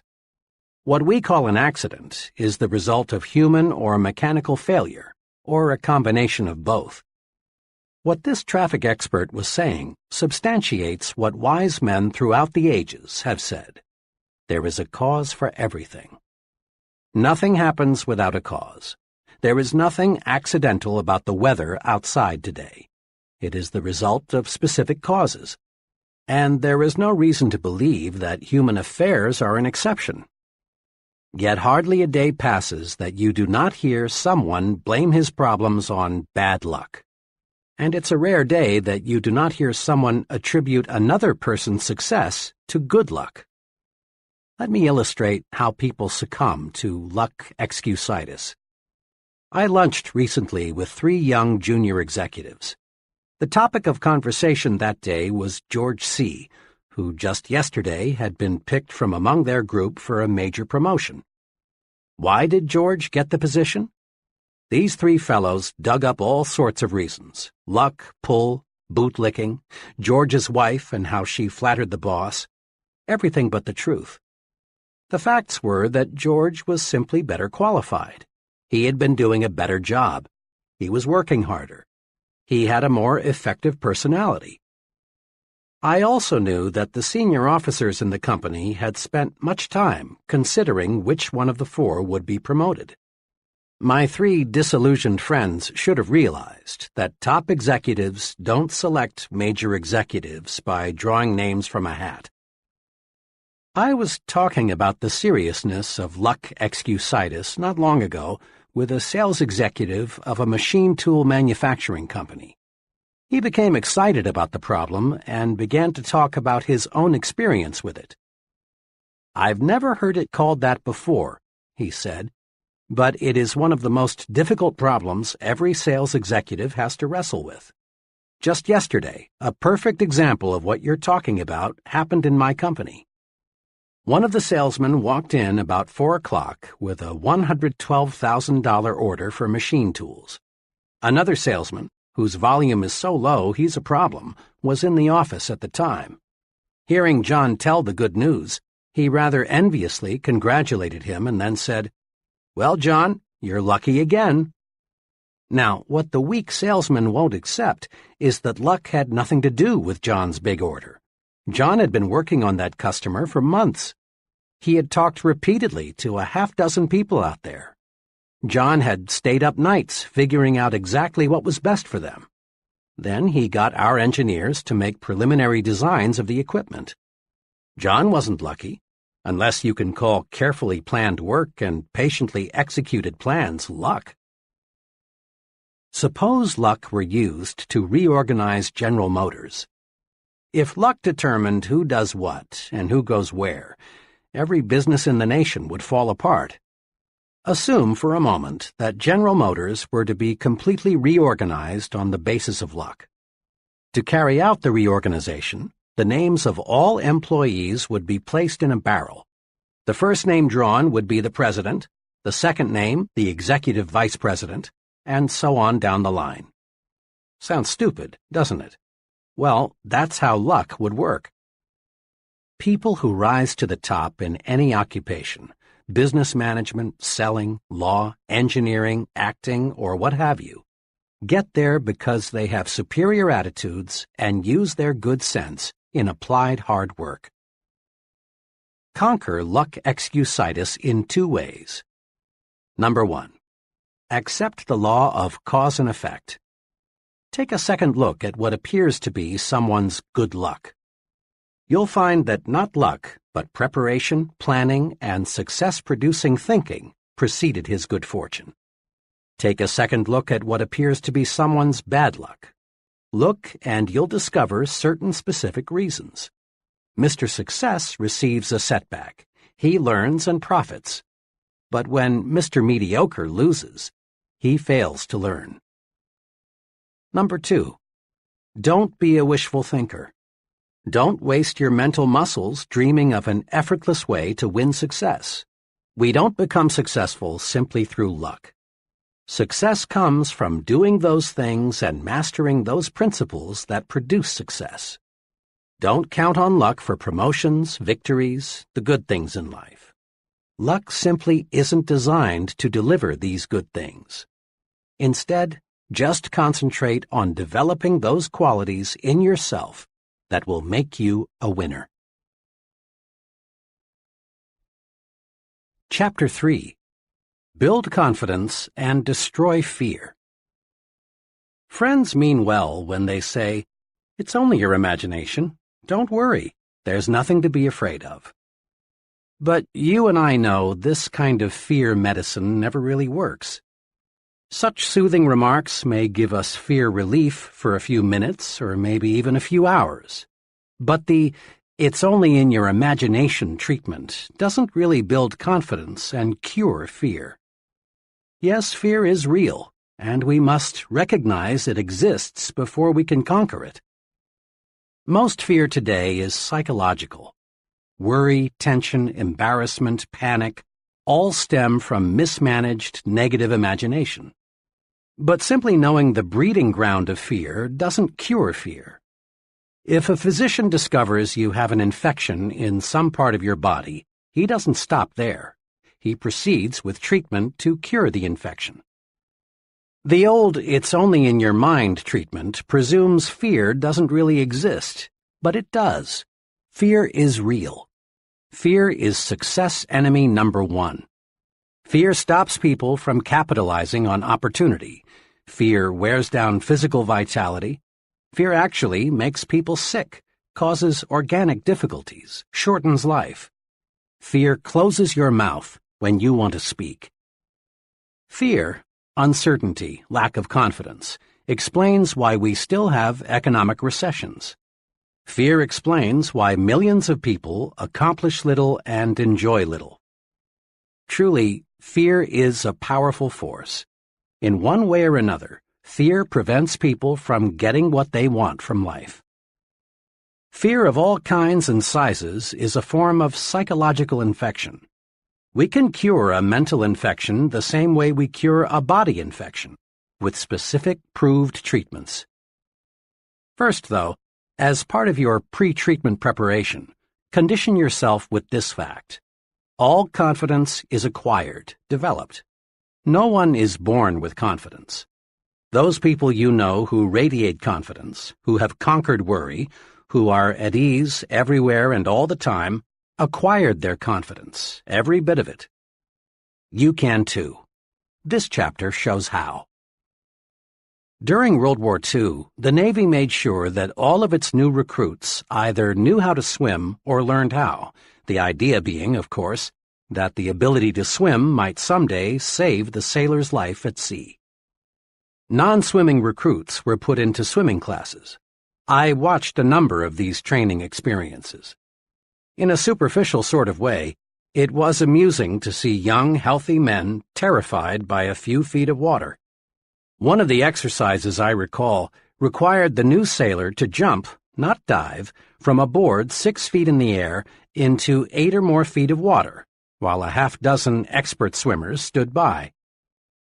In a deeper sense, it was a sad sight. The fear those young men displayed was real. Yet all that stood between them and the defeat of that fear was one drop into the water below. On more than one occasion, I saw young men accidentally pushed off the board. The result, fear defeated. This incident, familiar to thousands of former Navy men, illustrates just one point. Action cures fear. Indecision, postponement, on the other hand, fertilize fear. Jot that down in your success rulebook right now. Action cures fear. Action does cure fear. Several months ago, a very troubled executive in his early 40s came to see me. He had a responsible job as a buyer for a large retailing organization. Worriedly, he explained, "I'm afraid of losing my job. I've got that feeling that my days are numbered." "Why?" I asked. "Well, the pattern is against me. Sales figures in my department are off 7% from a year ago. This is pretty bad, especially since the store's total sales are up 6%. I've made a couple of unwise decisions recently, and I've been singled out several times by the merchandise manager for not keeping pace with the company's progress." "I've never felt quite like this before," he continued. "I've lost my grip, and it shows. My assistant buyer senses it. The salespeople see it too. Other executives, of course, are aware that I'm slipping. One buyer even suggested at a meeting of all head buyers the other day that part of my line should be put in his department, where he said it could make money for the store. It's like drowning and having a crowd of spectators just standing there waiting for me to sink away." The executive talked on, elaborating further on his predicament. Finally, I cut in and asked, "What are you doing about it? What are you trying to do to correct the situation?" "Well," he answered, "there isn't much I can do, I guess, but hope for the best." To this comment, I asked, "Honestly now, is hope enough?" Pausing, but not giving him a chance to answer, I put another question to him. "Why not take action to support your hope?" "Go on," he said. "Well, there are two kinds of action that seem to fit your case. First, start this afternoon to move those sales figures upward. We've got to face it. There's a reason your sales are slipping. Find it. Maybe you need a special sale to clear out your slow-moving merchandise, so you'll be in a position to buy some fresh stock. Perhaps you can rearrange your display counters. Maybe your salespeople need more enthusiasm. I can't pinpoint what will turn your sales volume upward, but something will, and it would probably be wise to talk privately with your merchandise manager. He may be on the verge of putting you out, but when you talk it over with him and ask his advice, he'll certainly give you more time to work things out. It's too expensive for the store to replace you as long as top management feels there's a chance you'll find a solution." I went on. "Then get your assistant buyers on the ball. Quit acting like a drowning man. Let people around you know that you're still alive." Courage was again in his eyes. Then he asked, "You said there are two kinds of action I should take. What's the second?" "The second type of action, which you might say is an insurance policy, is to let 2 or 3 of your closest business friends in the trade know you might consider an offer from another store, assuming, of course, it is substantially better than your present job. I don't believe your job will be insecure after you take some affirmative action to get those sales figures on the rise. But just in case, it's good to have an offer or two. Remember, it's 10 times easier for a man with a job to get another job than it is for someone unemployed to connect. 2 days ago, this once troubled executive called me. After our talk, I buckled down. I made a number of changes, but the most basic one was with my salespeople. I used to hold sales meetings once a week, but now I'm holding one every morning. I've got those people really enthusiastic. I guess once they saw some life in me, they were ready to push harder too. They were just waiting for me to start things moving again. Things sure are working out okay. Last week, my sales were well ahead of a year ago, and much better than the store's average. Oh, by the way, he continued, I want to tell you some other good news. I got 2 job offers since we talked. Naturally, I'm glad, but I've turned them both down since everything is looking good here again. When we face tough problems, we stay mired in the mud until we take action. Hope is a start, but hope needs action to win victories. Put the action principle to work. Next time you experience big fear or little fear, steady yourself. Then search for an answer to this question. What kind of action can I take to conquer my fear? Isolate your fear. Then take appropriate action. Here are some examples of fear and some possible action cures. Type of fear. 1. Embarrassment because of personal appearance. Action. Improve it. Go to a barber shop or beauty salon. Shine your shoes. Get your clothes cleaned and pressed. In general, practice better grooming. It doesn't always take new clothes. 2. Fear of losing an important customer. Work doubly hard to give better service. Correct anything that may have caused customers to lose confidence in you. 3. Fear of failing an examination. Convert worry time into study time. 4. Fear of things totally beyond your control. Turn your attention to helping to relieve the fear of others. Pray. 5. Fear of being physically hurt by something you can't control, such as a tornado or an airplane out of control. Switch your attention to something totally different. Go out into your yard and pull up weeds. Play with your children. Go to a movie. 6. Fear of what other people may think and say. Make sure that what you plan to do is right, then do it. No one ever does anything worthwhile for which he is not criticized. 7. Fear of making an investment or purchasing a home. Analyze all factors, then be decisive. Make a decision and stick with it. Trust your own judgment. 8. Fear of people. Put them in proper perspective. Remember, the other person is just another human being pretty much like yourself. Use this 2-step procedure to cure fear and win confidence. 1. Isolate your fear. Pin it down. Determine exactly what you are afraid of. 2. Then take action. There is some kind of action for any kind of fear. And remember, hesitation only enlarges, magnifies the fear. Take action promptly. Be decisive. Much lack of self-confidence can be traced directly to a mismanaged memory. Your brain is very much like a bank. Every day you make thought deposits in your mind bank. These thought deposits grow and become your memory. When you settle down to think, or when you face a problem, in effect, you say to your memory bank, "What do I already know about this?" Your memory bank automatically answers and supplies you with bits of information relating to this situation that you deposited on previous occasions. Your memory, then, is the basic supplier of raw material for your new thought. The teller in your memory bank is tremendously reliable. He never crosses you up. If you approach him and say, "Mr. Teller, Let me withdraw some thoughts I deposited in the past, proving I'm inferior to just about everybody else. He'll say, "Certainly, sir. Recall how you failed 2 times previously when you tried this? Recall what your 6th grade teacher told you about your inability to accomplish things? Recall what you overheard some fellow workers saying about you. Recall—" And on Mr. Teller goes, digging out of your brain thought after thought that proves you are inadequate. But suppose you visit your memory teller with this request. "Mr. Teller, I face a difficult decision.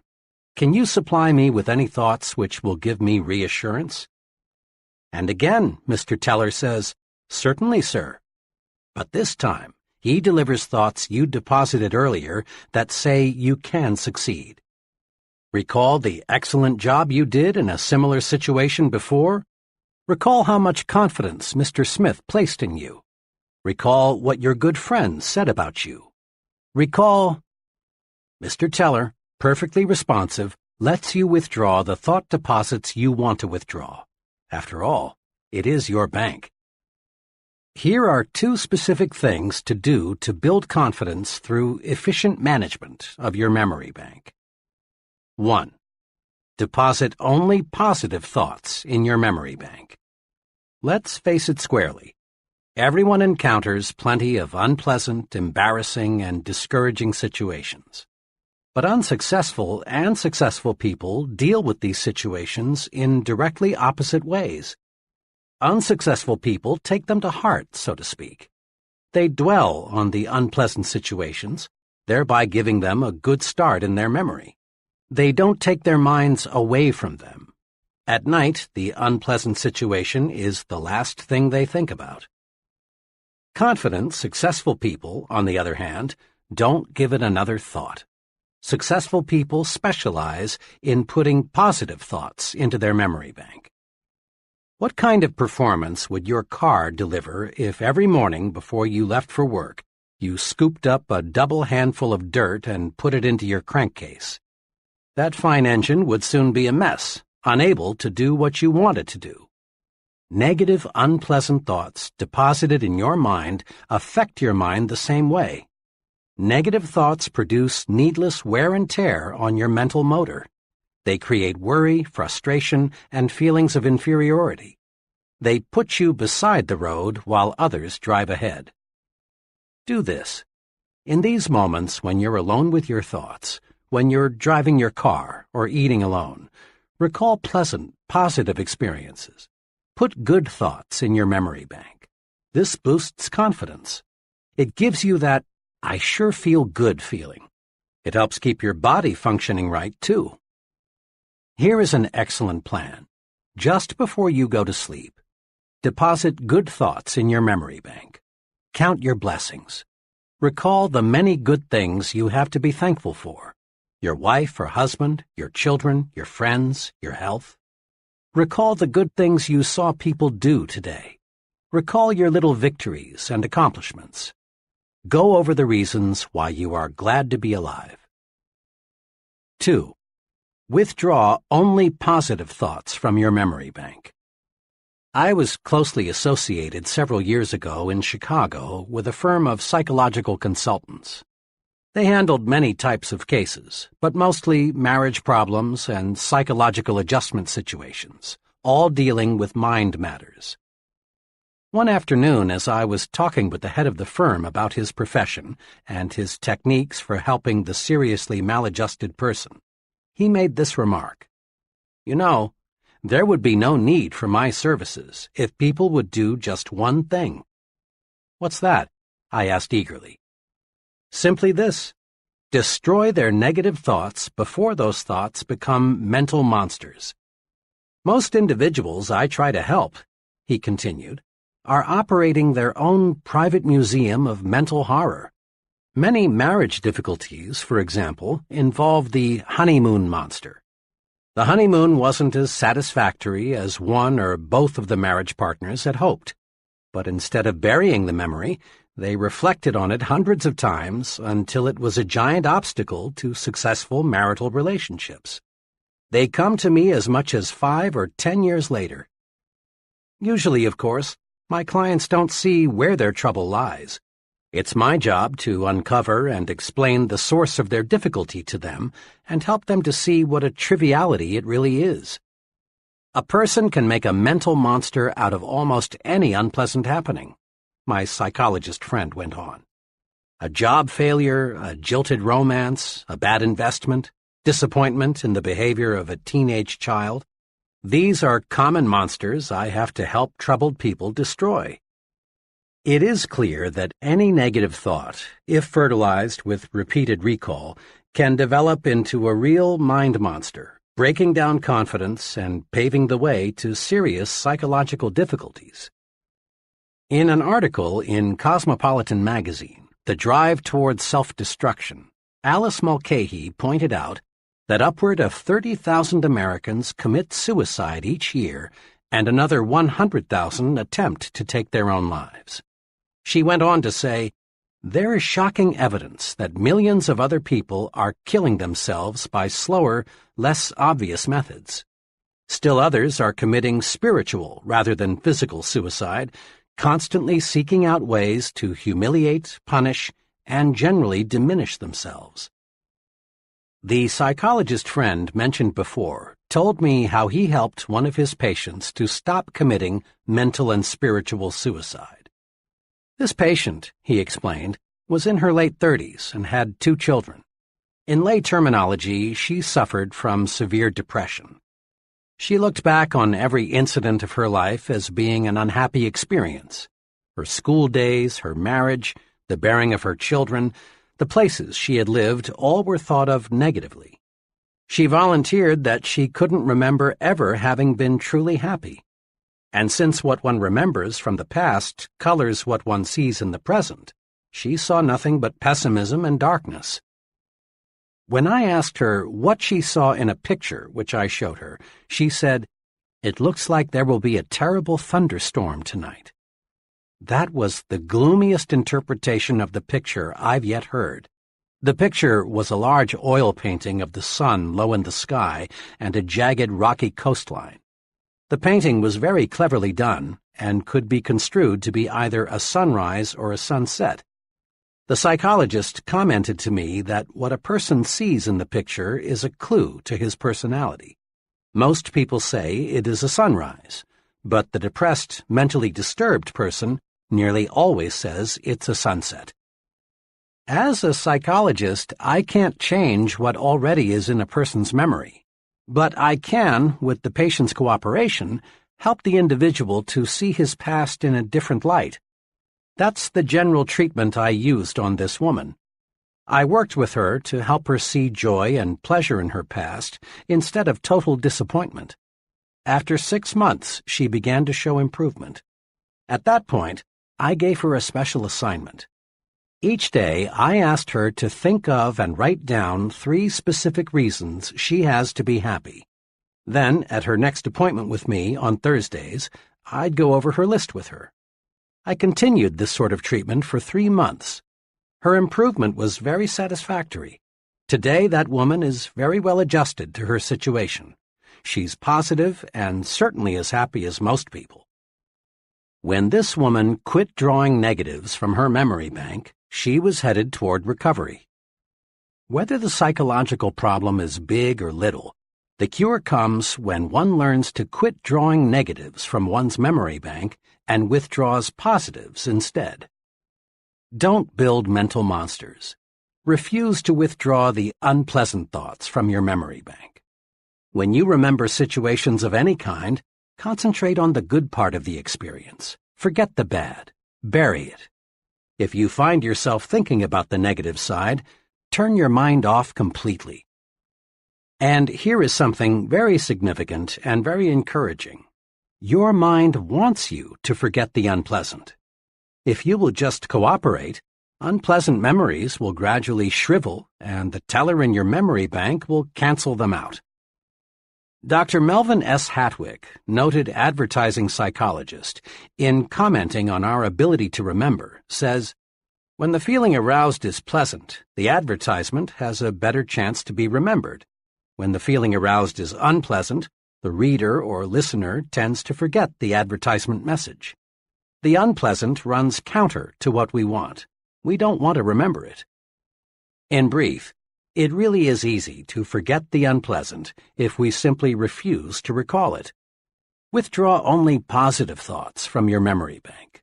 Let the others fade away, and your confidence, that feeling of being on top of the world, will zoom upward.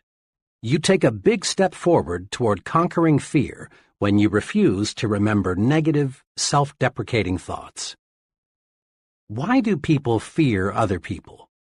Why do many folks feel self-conscious around others? What's behind shyness? What can we do about it? Fear of other people is a big fear, but there is a way to conquer it. You can conquer fear of people if you will learn to put them into proper perspective. A business friend, who was doing exceptionally well operating his own wood novelty plant, explained to me how he got the proper perspective of people. His example is interesting. Before I went into the Army in World War II, I was scared of just about everybody. You just wouldn't believe how shy and timid I was. I felt everyone else was a lot smarter. I worried about my physical and mental inadequacies. I thought I was born to fail. Then, by some fortunate quirk of fate, I lost my fear of people in the Army. During part of 1942 and 1943, when the Army was inducting men at a terrific clip, I was stationed as a medic at one of the big induction centers. Day after day, I assisted in examining those men. The more I looked at these recruits, the less afraid of people I became. All those men lined up by the hundreds, naked as jaybirds, looked so much alike.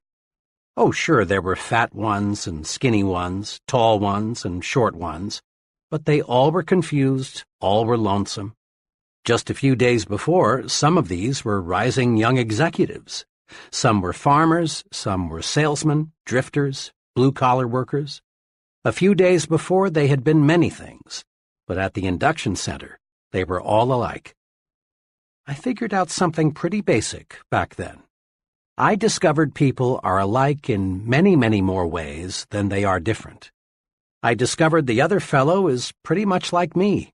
He likes good food, he misses his family and friends, he wants to get ahead, he has problems, he likes to relax. So if the other fellow is basically like me, there's no point in being afraid of him. Now, doesn't that make sense? If the other fellow is basically like me, there's no reason to be afraid of him. Here are 2 ways to put people in proper perspective. 1. Get a balanced view of the other fellow. Keep these 2 points in mind when dealing with people. First, the other fellow is important. Emphatically, he is important. Every human being is. But remember this also. You are important too.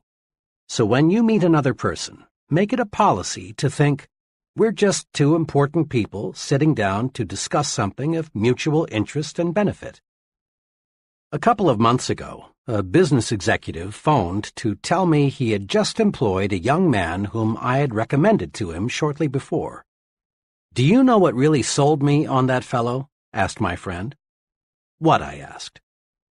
"Well, it was the way he handled himself. Most job applicants, when they walk in here, are half scared. They give me all the answers they think I want to hear. In a way, most job applicants are a little like beggars. They'll accept anything, and they aren't particular. But G handled himself differently. He respected me, but what's just as important, he respects himself. What's more, he asked me as many questions as I asked him. He's no mouse. He's a real man, and he's going to do all right." This mutually important attitude helps you keep the situation balanced.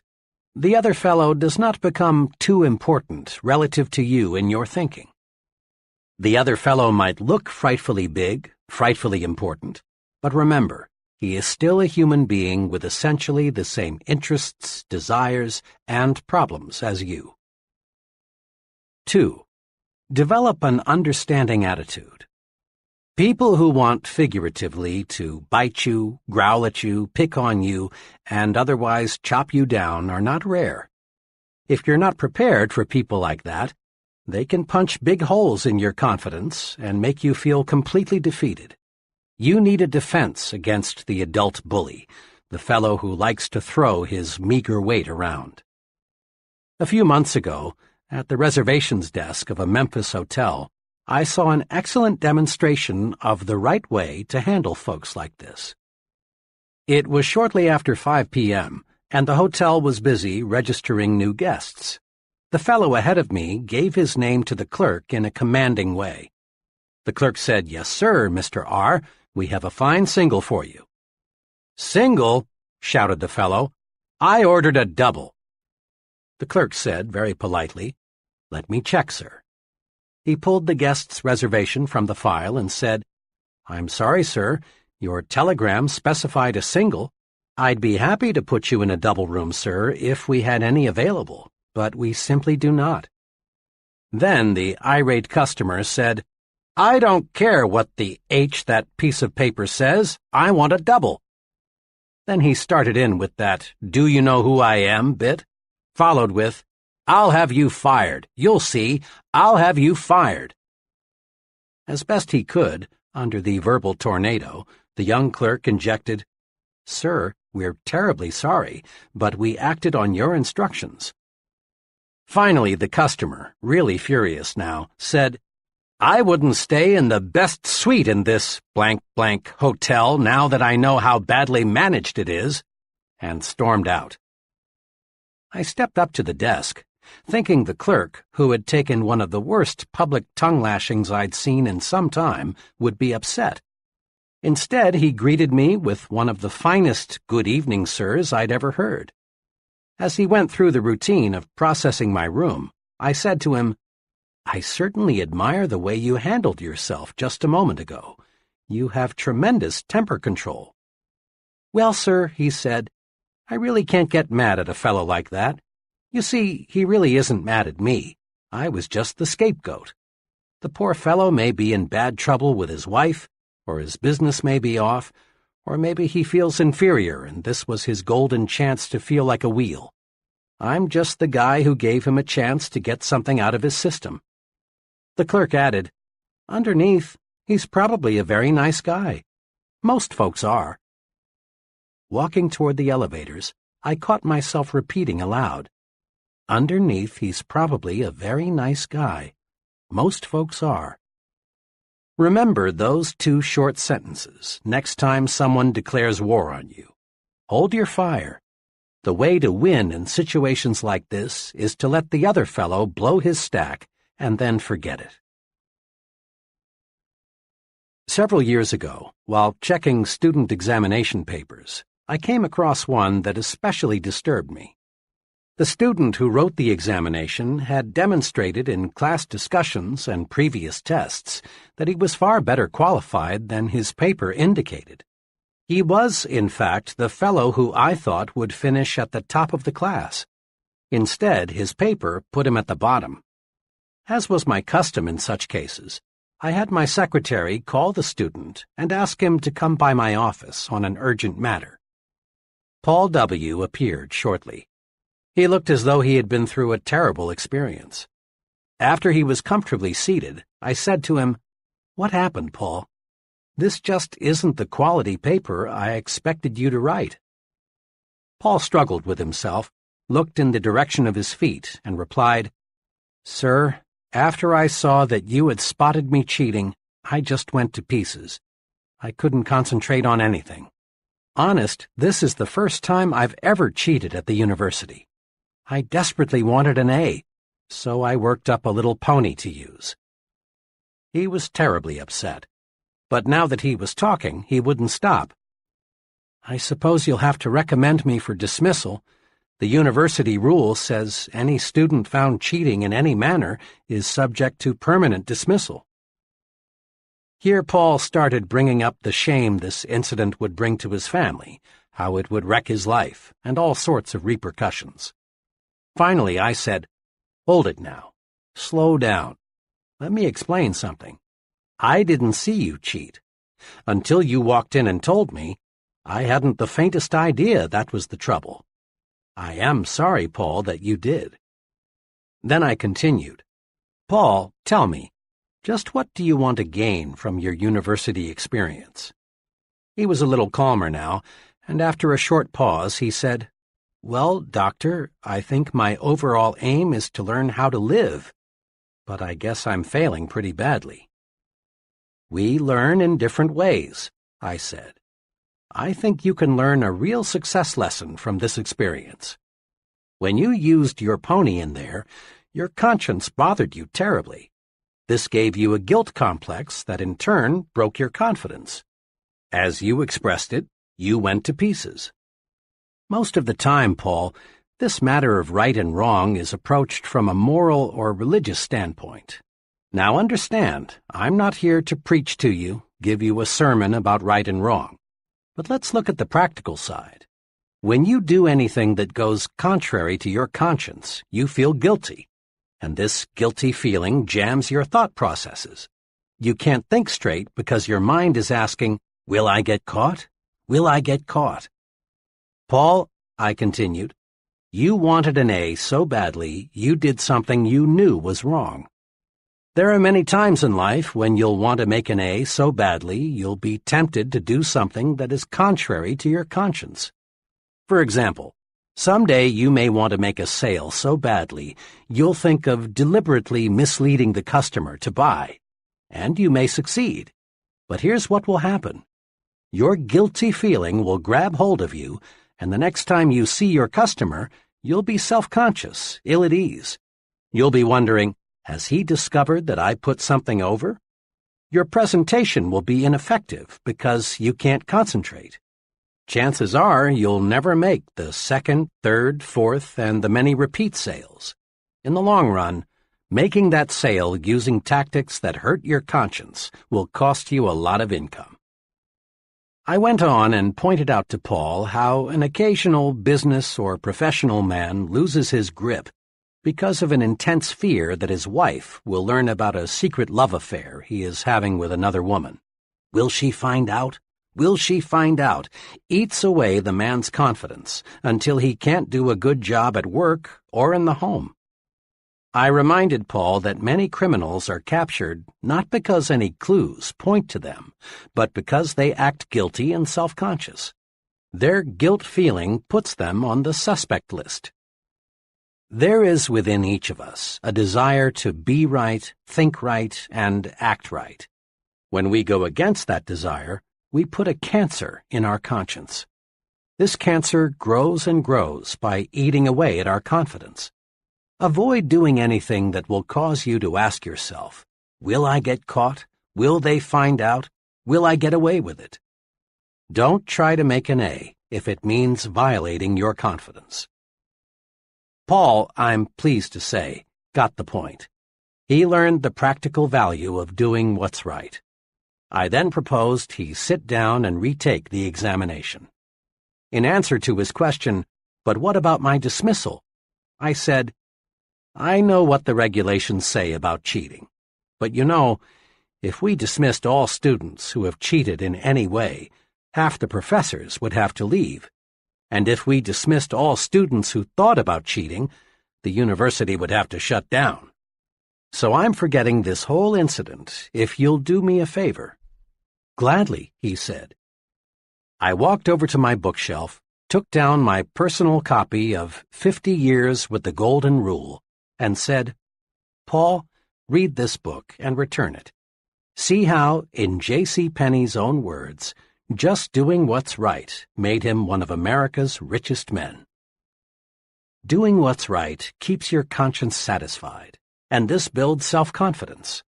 When we do what is known to be wrong, two negative things happen. First, we feel guilt, and this guilt eats away confidence. Second, other people sooner or later find out and lose confidence in us. Do what's right and keep your confidence. That's thinking yourself to success. Here is a psychological principle that is worth listening to repeatedly until it absolutely saturates you. To think confidently, act confidently. The great psychologist, Dr. George W. Crane, said in his famous book, Applied Psychology, "Remember, motions are the precursors of emotions. You can't control the latter directly, but only through your choice of motions or actions. To avoid this all-too-common tragedy, marital difficulties and misunderstandings, become aware of the true psychological facts. Go through the proper motions each day, and you'll soon begin to feel the corresponding emotions. Just be sure you and your mate go through those motions of dates and kisses, the phrasing of sincere daily compliments, plus the many other little courtesies, and you need not worry about the emotion of love. You can't act devoted for very long without feeling devoted." Psychologists tell us we can change our attitudes by changing our physical actions. For example, you actually feel more like smiling if you make yourself smile. You feel more superior when you make yourself stand tall than when you slouch. On the negative side, frown a really bitter frown and see if you don't feel more like frowning. It is easy to prove that managed motions can change emotions. People who are shy in introducing themselves can replace this timidity with confidence just by taking 3 simple actions simultaneously. First, reach for the other person's hand and clasp it warmly. Second, look directly at the other person. And third, say, "I'm very glad to know you." These 3 simple actions automatically and instantaneously banish shyness. Confident action produces confident thinking. So, to think confidently, act confidently. Act the way you want to feel. Here are 5 confidence-building exercises. Listen to these guides carefully. Then make a conscious effort to practice them and build your confidence. 1. Be a front-seater. Ever notice in meetings, in church, classrooms, and other kinds of assemblies, how the back seats fill up first? Most folks scramble to sit in the back rows so they won't be too conspicuous. And the reason they are afraid to be conspicuous is that they lack confidence. Sitting up front builds confidence. Practice it. From now on, make it a rule to sit as close to the front as you can. Sure, you may be a little more conspicuous in the front, but remember, there is nothing inconspicuous about success. 2. Practice making eye contact. How a person uses his eyes tells us a lot about him. Instinctively, you ask yourself questions about the fellow who doesn't look you in the eye. What's he trying to hide? What's he afraid of? Is he trying to put something over on me? Is he holding something back? Usually, failure to make eye contact says one of 2 things. It may say, "I feel weak beside you. I feel inferior to you. I'm afraid of you." Or avoiding another person's eyes may say, "I feel guilty. I've done something or I've thought something that I don't want you to know. I'm afraid if I let my eyes connect with yours, you'll see through me." You say nothing good about yourself when you avoid making eye contact. You say, "I'm afraid. I lack confidence." Conquer this fear by making yourself look the other person in the eyes. Looking the other person in the eye tells him, "I'm honest and above board. I believe in what I'm telling you. I'm not afraid. I'm confident." Make your eyes work for you. Aim them right at the other person's eyes. It not only gives you confidence, it wins you confidence too. 3. Walk 25% faster. When I was a youngster, just going to the county seat was a big treat. After all the errands were accomplished and we were back in the car, my mother would often say, "Davy, let's just sit here a while and watch the people walk by." Mother was an excellent game player. She'd say, "See that fellow? What do you suppose is troubling him?" Or, "What do you think that lady there is going to do?" Or, "Look at that person. He just seems to be in a fog." Watching people walk and move about became real fun. It was a lot cheaper than the movies. which was one of the reasons I learned later that Mother developed the game, and it was a lot more instructive. I still am a walk watcher. In corridors, lobbies, on sidewalks, I still occasionally find myself studying human behavior simply by watching people move about. Psychologists link slovenly posture and sluggish walking to unpleasant attitudes toward oneself, work, and the people around us. But psychologists also tell us you can actually change your attitudes by changing your posture and speed of movement. Watch, and you discover that body action is the result of mind action. The extremely beaten people, the real down-and-outers, just shuffle and stumble along. They have zero self-confidence. Average people have the average walk. Their pace is average. They have the look of, I really don't have very much pride in myself.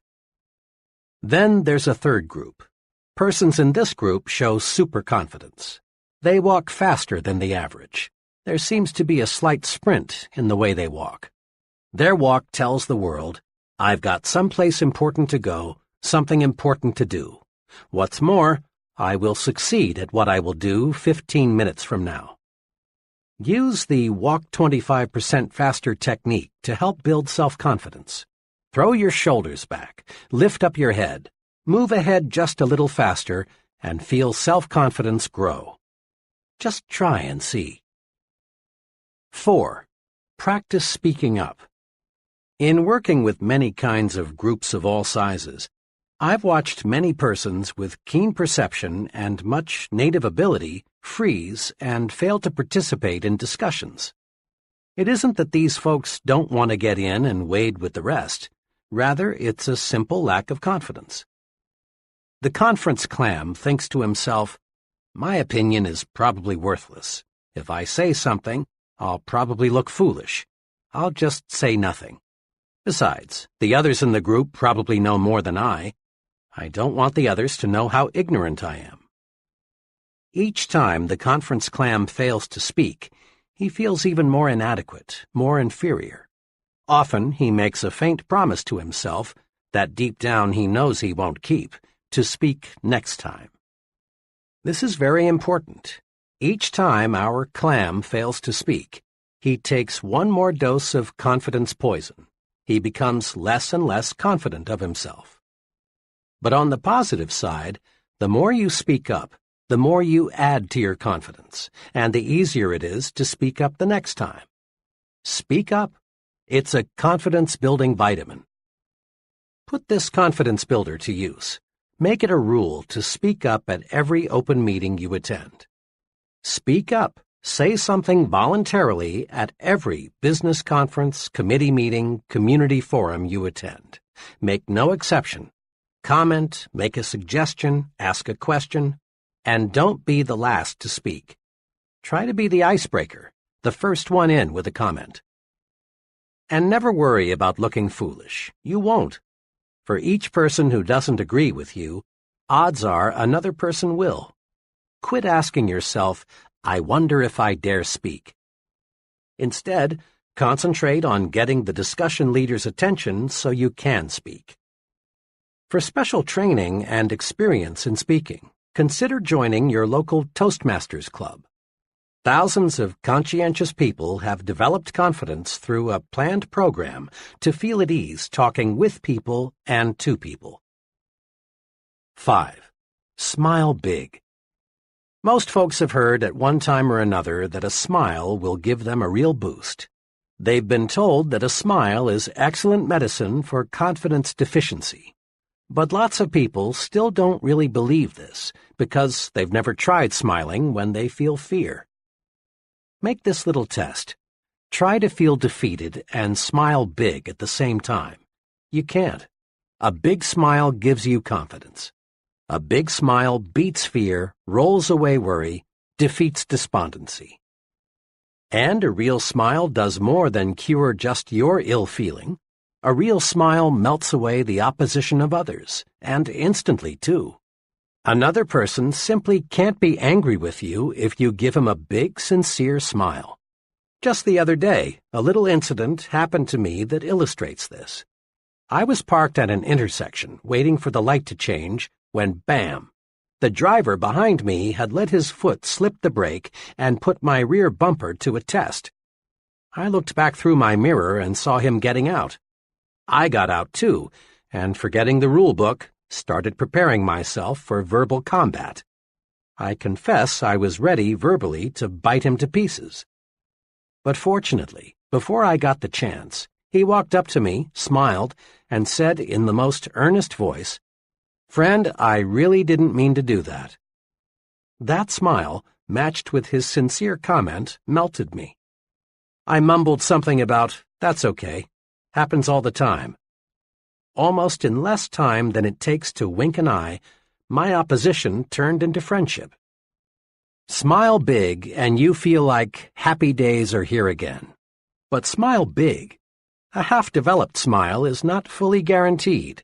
Smile until your teeth show. That large-size smile is fully guaranteed. I've heard many times, "Yes, but when I fear something or when I'm angry, I don't feel like smiling." Of course you don't. No one does. The trick is to tell yourself forcefully, "I'm going to smile." Then smile. Harness the power of smiling. Put these 5 procedures to work for you.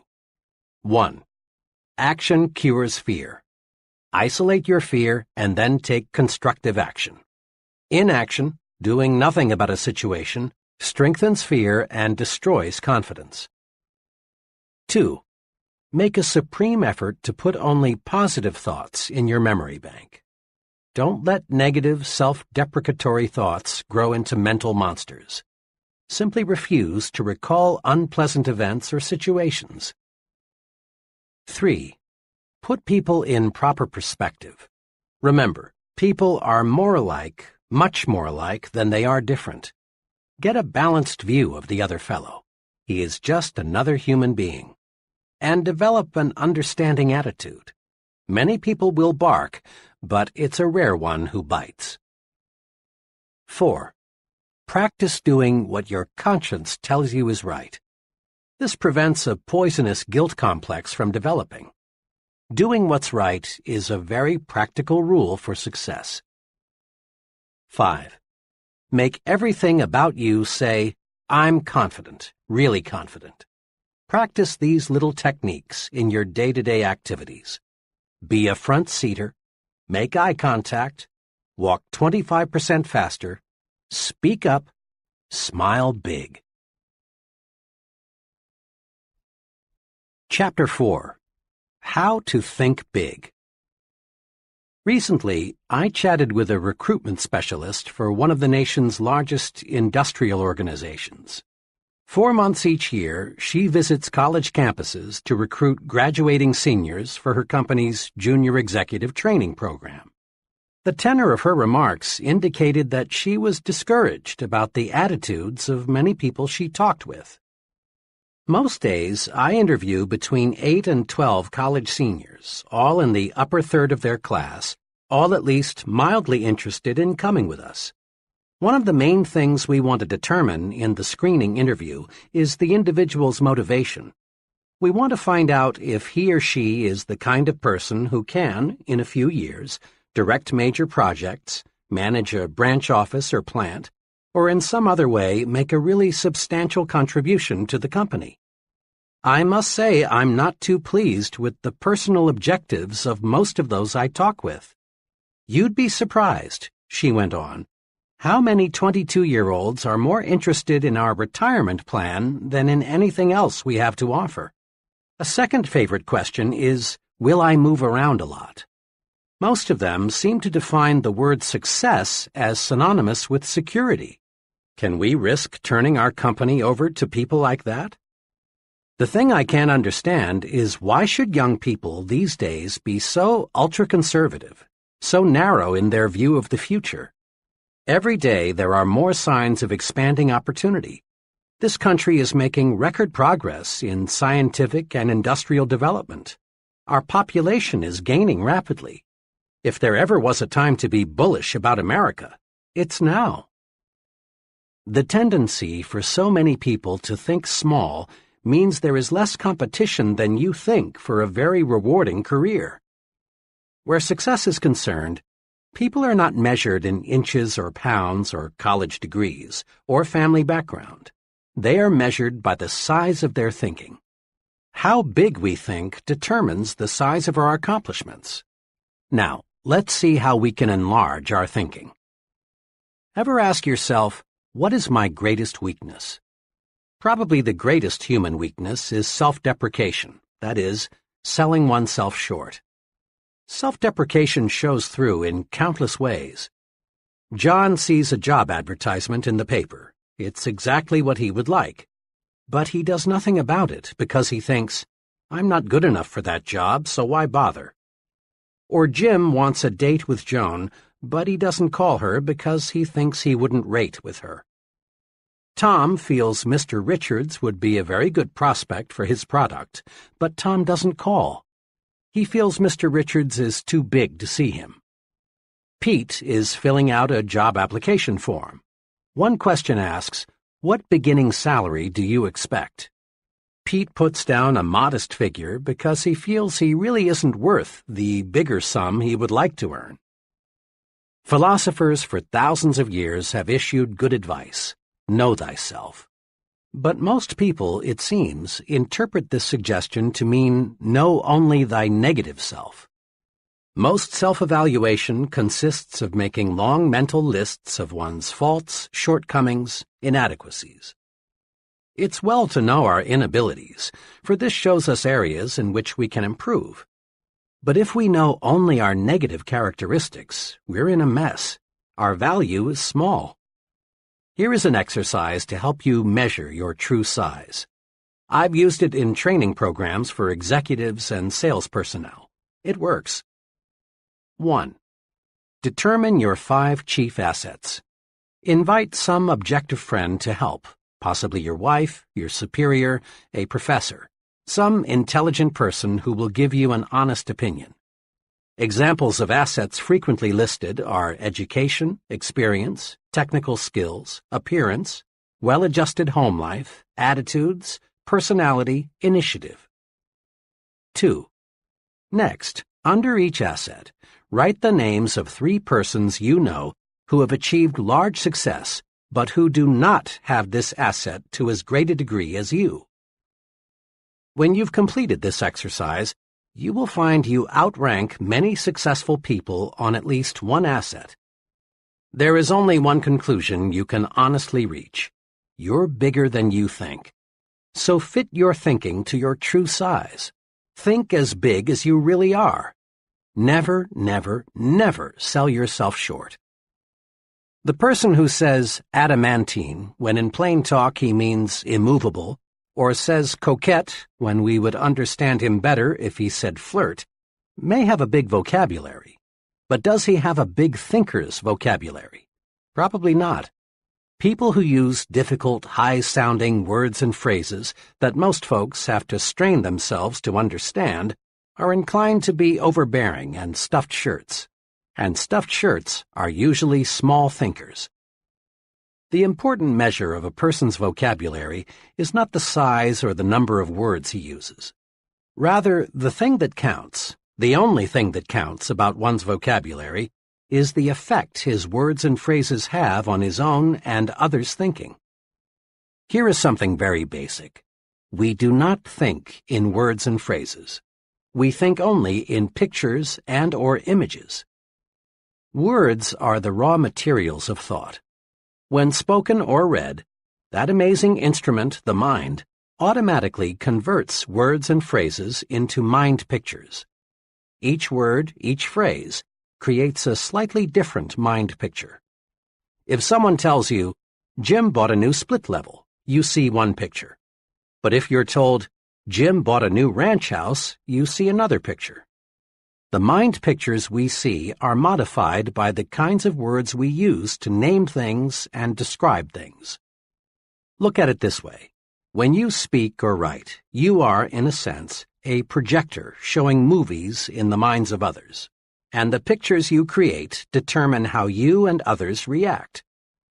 Suppose you tell a group of people, I'm sorry to report we've failed. What do these people see? They see defeat and all the disappointment and grief the word failed conveys.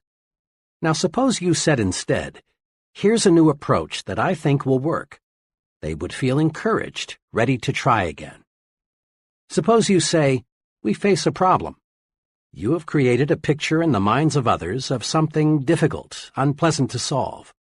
Instead say, we face a challenge, and you create a mind picture of fun, sport, something pleasant to do.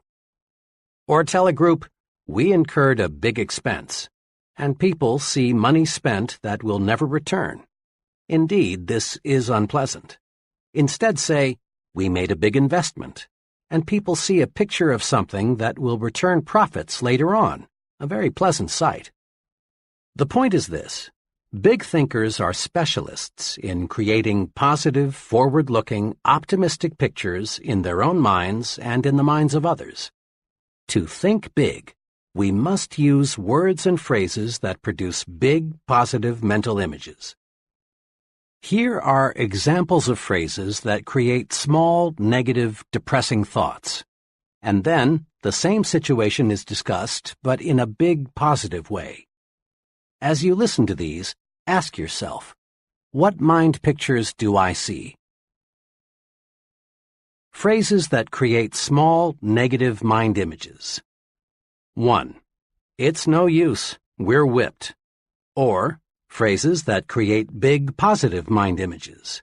We're not whipped yet, let's keep trying. Here's a new angle. 2. I was in that business once and failed. Never again. Or, I went broke, but it was my own fault. I'm going to try again. 3. I've tried, but the product won't sell. People don't want it. Or, so far I've not been able to sell this product, but I know it is good, and I'm going to find the formula that will put it over. 4. The market is saturated. Imagine, 75% of the potential has already been sold. Better get out. Or, imagine, 25% of the market is still not sold. Count me in. This looks big. 5. Their orders have been small. Cut them off. Or, their orders have been small. Let's map out a plan for selling them more of their needs. 6. 5 years is too long a time to spend before I'll get into the top ranks in your company. Count me out. Or, 5 years is not really a long time. Just think. That leaves me 30 years to serve at a high level. 7. The competition has all the advantage. How do you expect me to sell against them? Or, competition is strong, there's no denying that, but no one ever has all the advantages. Let's put our heads together and figure out a way to beat them at their own game. 8. Nobody will ever want that product. Or, in its present form, it may not be saleable, but let's consider some modifications. 9. Let's wait until a recession comes along, then buy stocks. Or, let's invest now. Bet on prosperity, not depression. 10. I'm too young, old, for the job. Or, being young, old, is a distinct advantage. 11. It won't work. Let me prove it. The image, dark, gloom, disappointment, grief, failure. Or, it will work. Let me prove it. The image, bright, hope, success, fun, victory.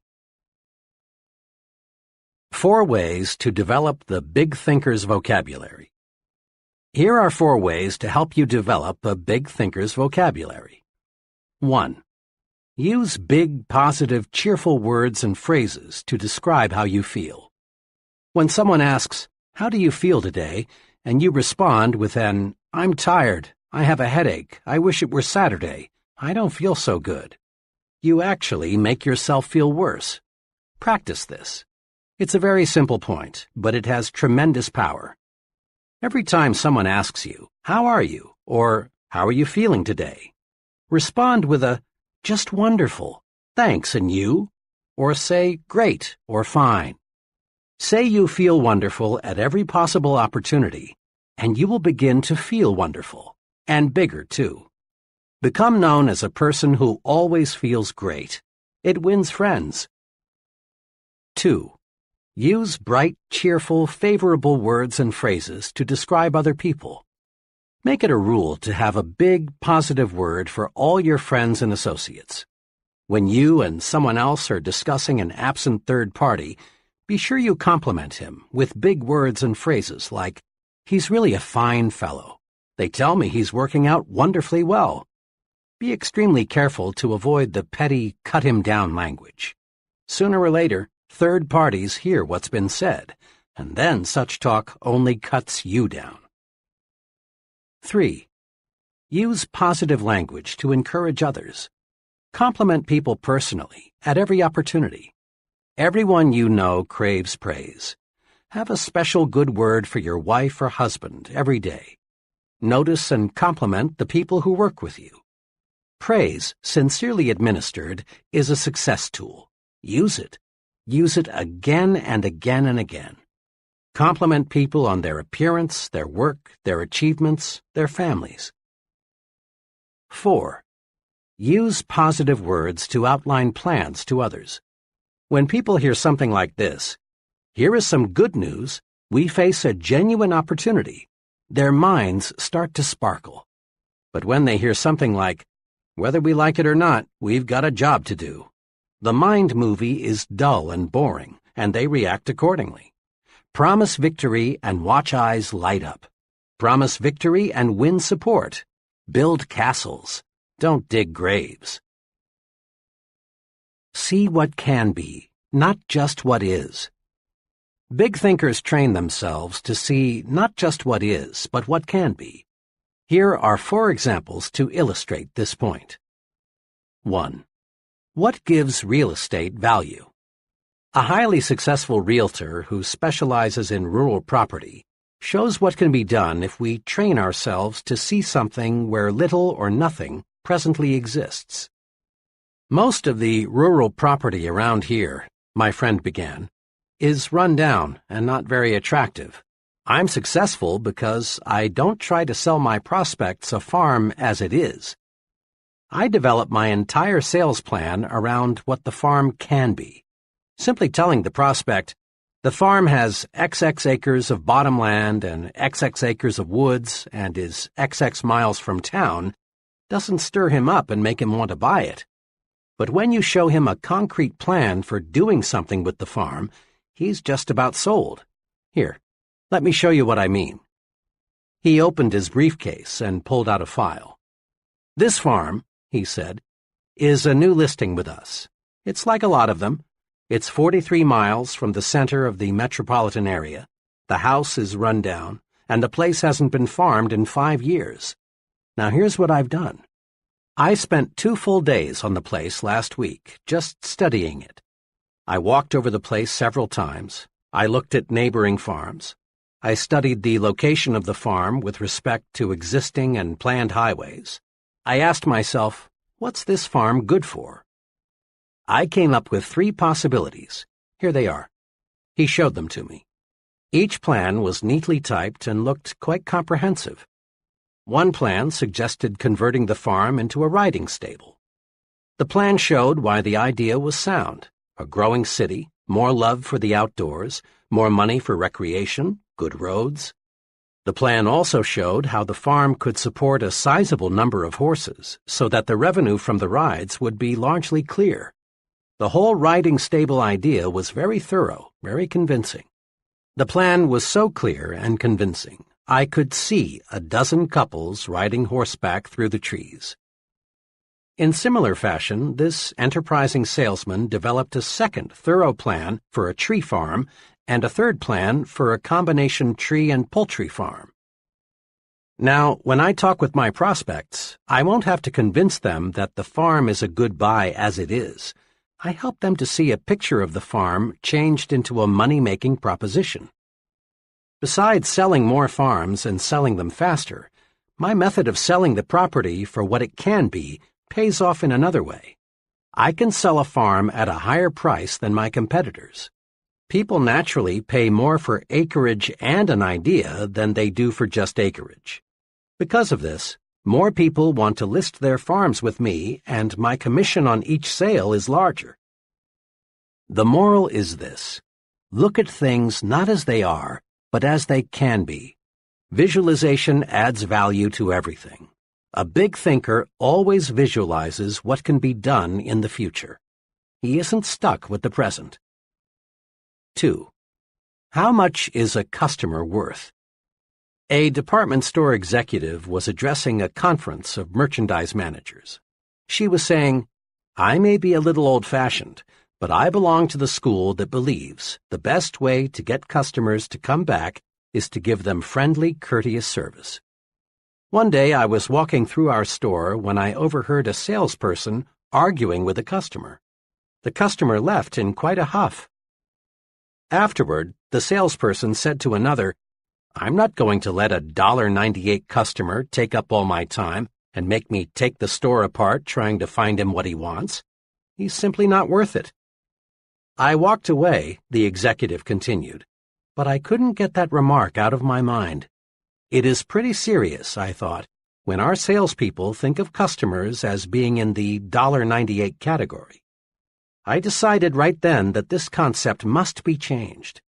When I got back to my office, I called our research director and asked him to find out how much the average customer spent in our store last year. The figure he came up with surprised even me. According to our research director's careful calculation, the typical customer spent $362 in our establishment. The next thing I did was call a meeting of all supervisory personnel and explain the incident to them. Then I showed them what a customer is really worth. Once I got these people to see that a customer is not to be valued on a single sale, but rather on an annual basis, customer service definitely improved. The point made by the retailing executive applies to any kind of business. It's repeat business that makes the profit. Often there's no profit at all on the first several sales. Look at the potential expenditures of the customers, not just what they buy today. Putting a big value on customers is what converts them into big regular patrons.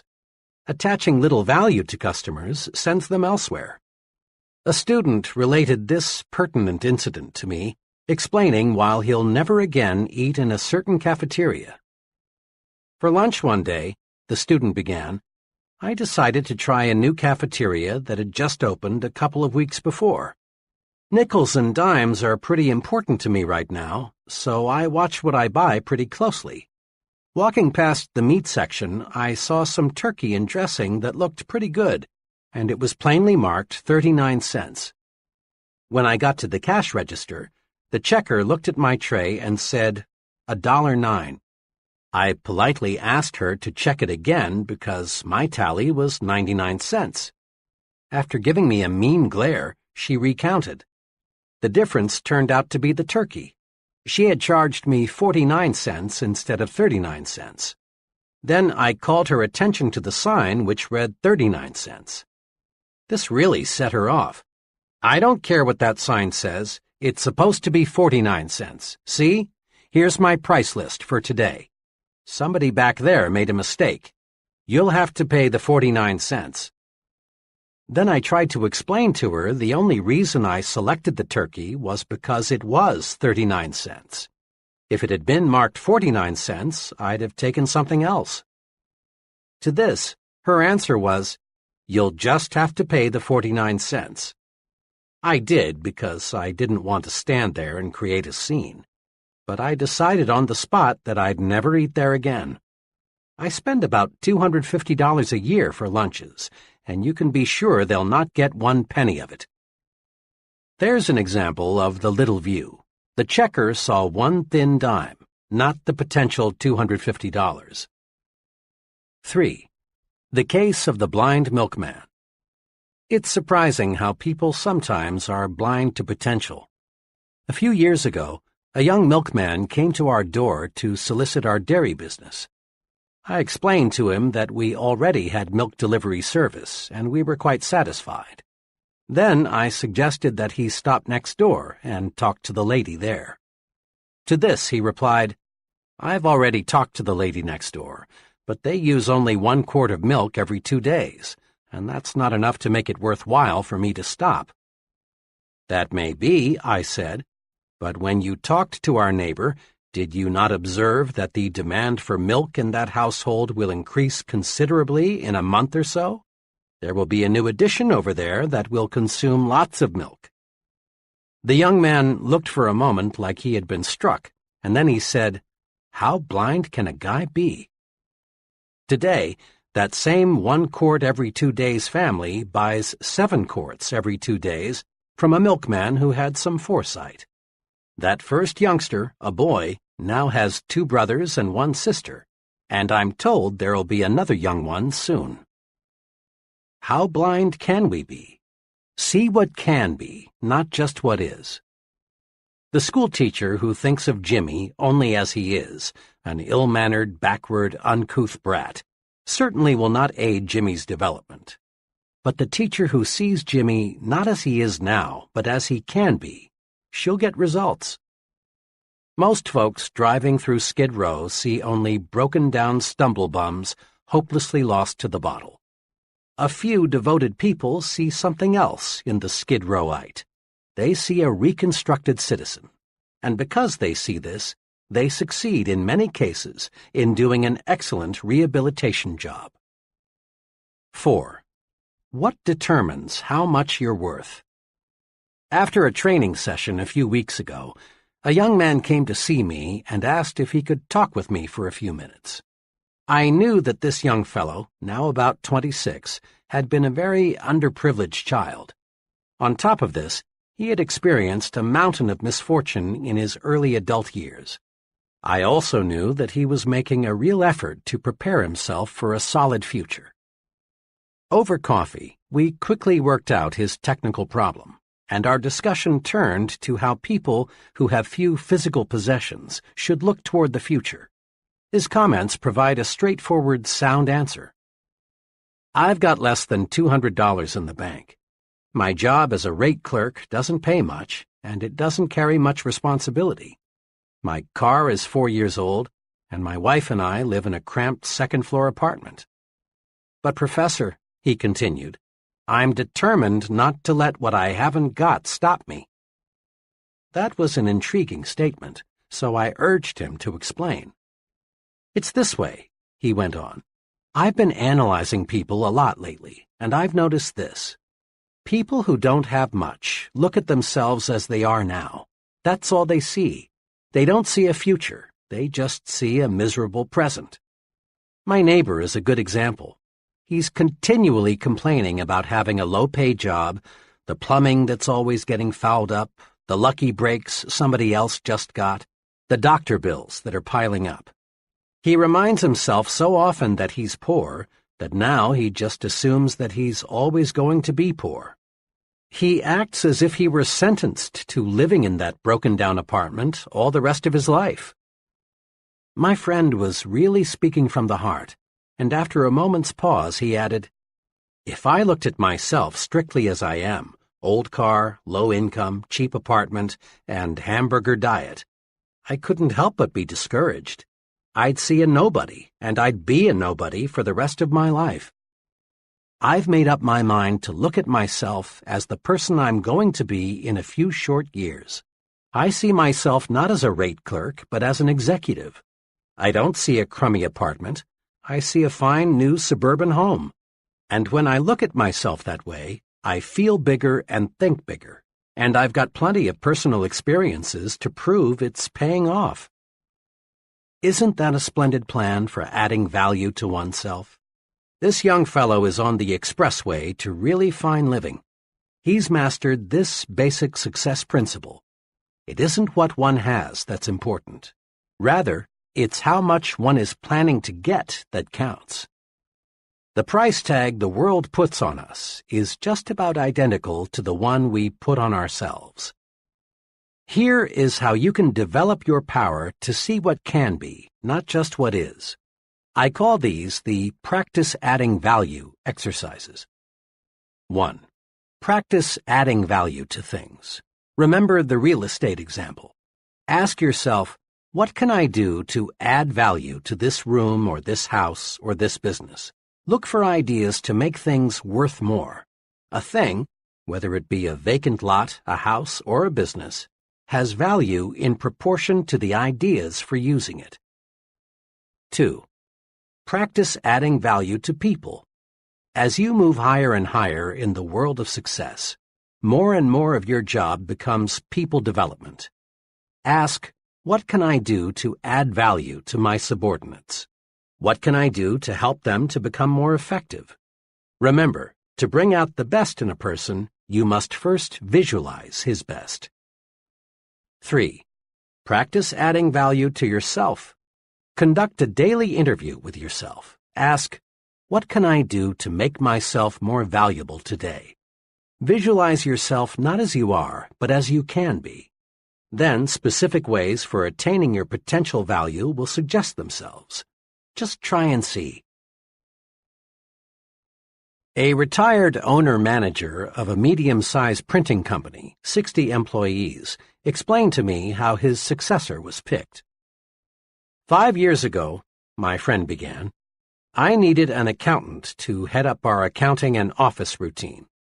The fellow I hired was named Harry and was only 26. He knew nothing about the printing business, but his record showed he was a good accountant. Yet, a year and a half ago, when I retired, we made him president and general manager of the company. Looking back on it, Harry had one trait that put him out in front of everyone else.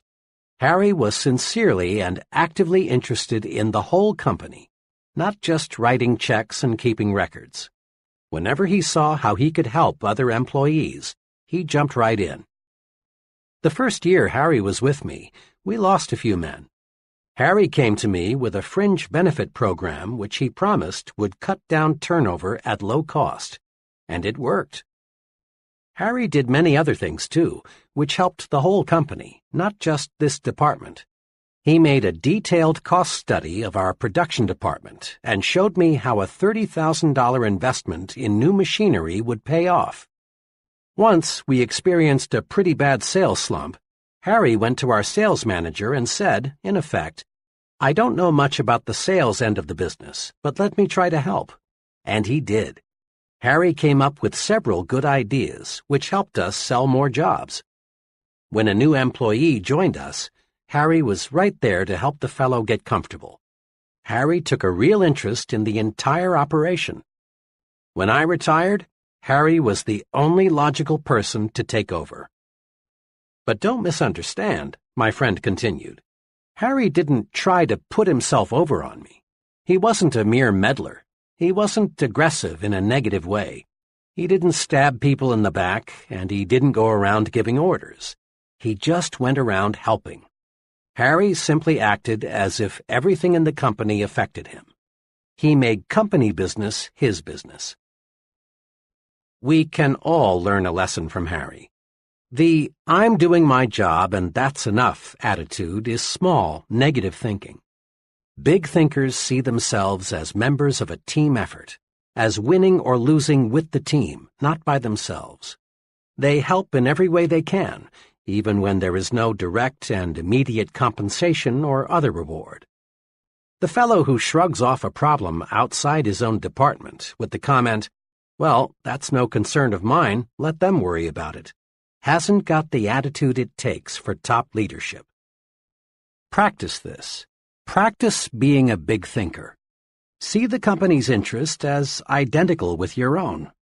Probably only a very few persons working in large companies have a sincere, unselfish interest in their company.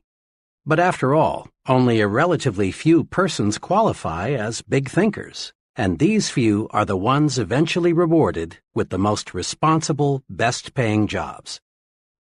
Many potentially powerful people let petty, small, insignificant things block their way to achievement. Let's look at 4 examples. 1. What does it take to make a good speech? Just about everyone wishes he had the ability to do a first-class job of speaking in public. But most people don't get their wish. Most folks are lousy public speakers. Why?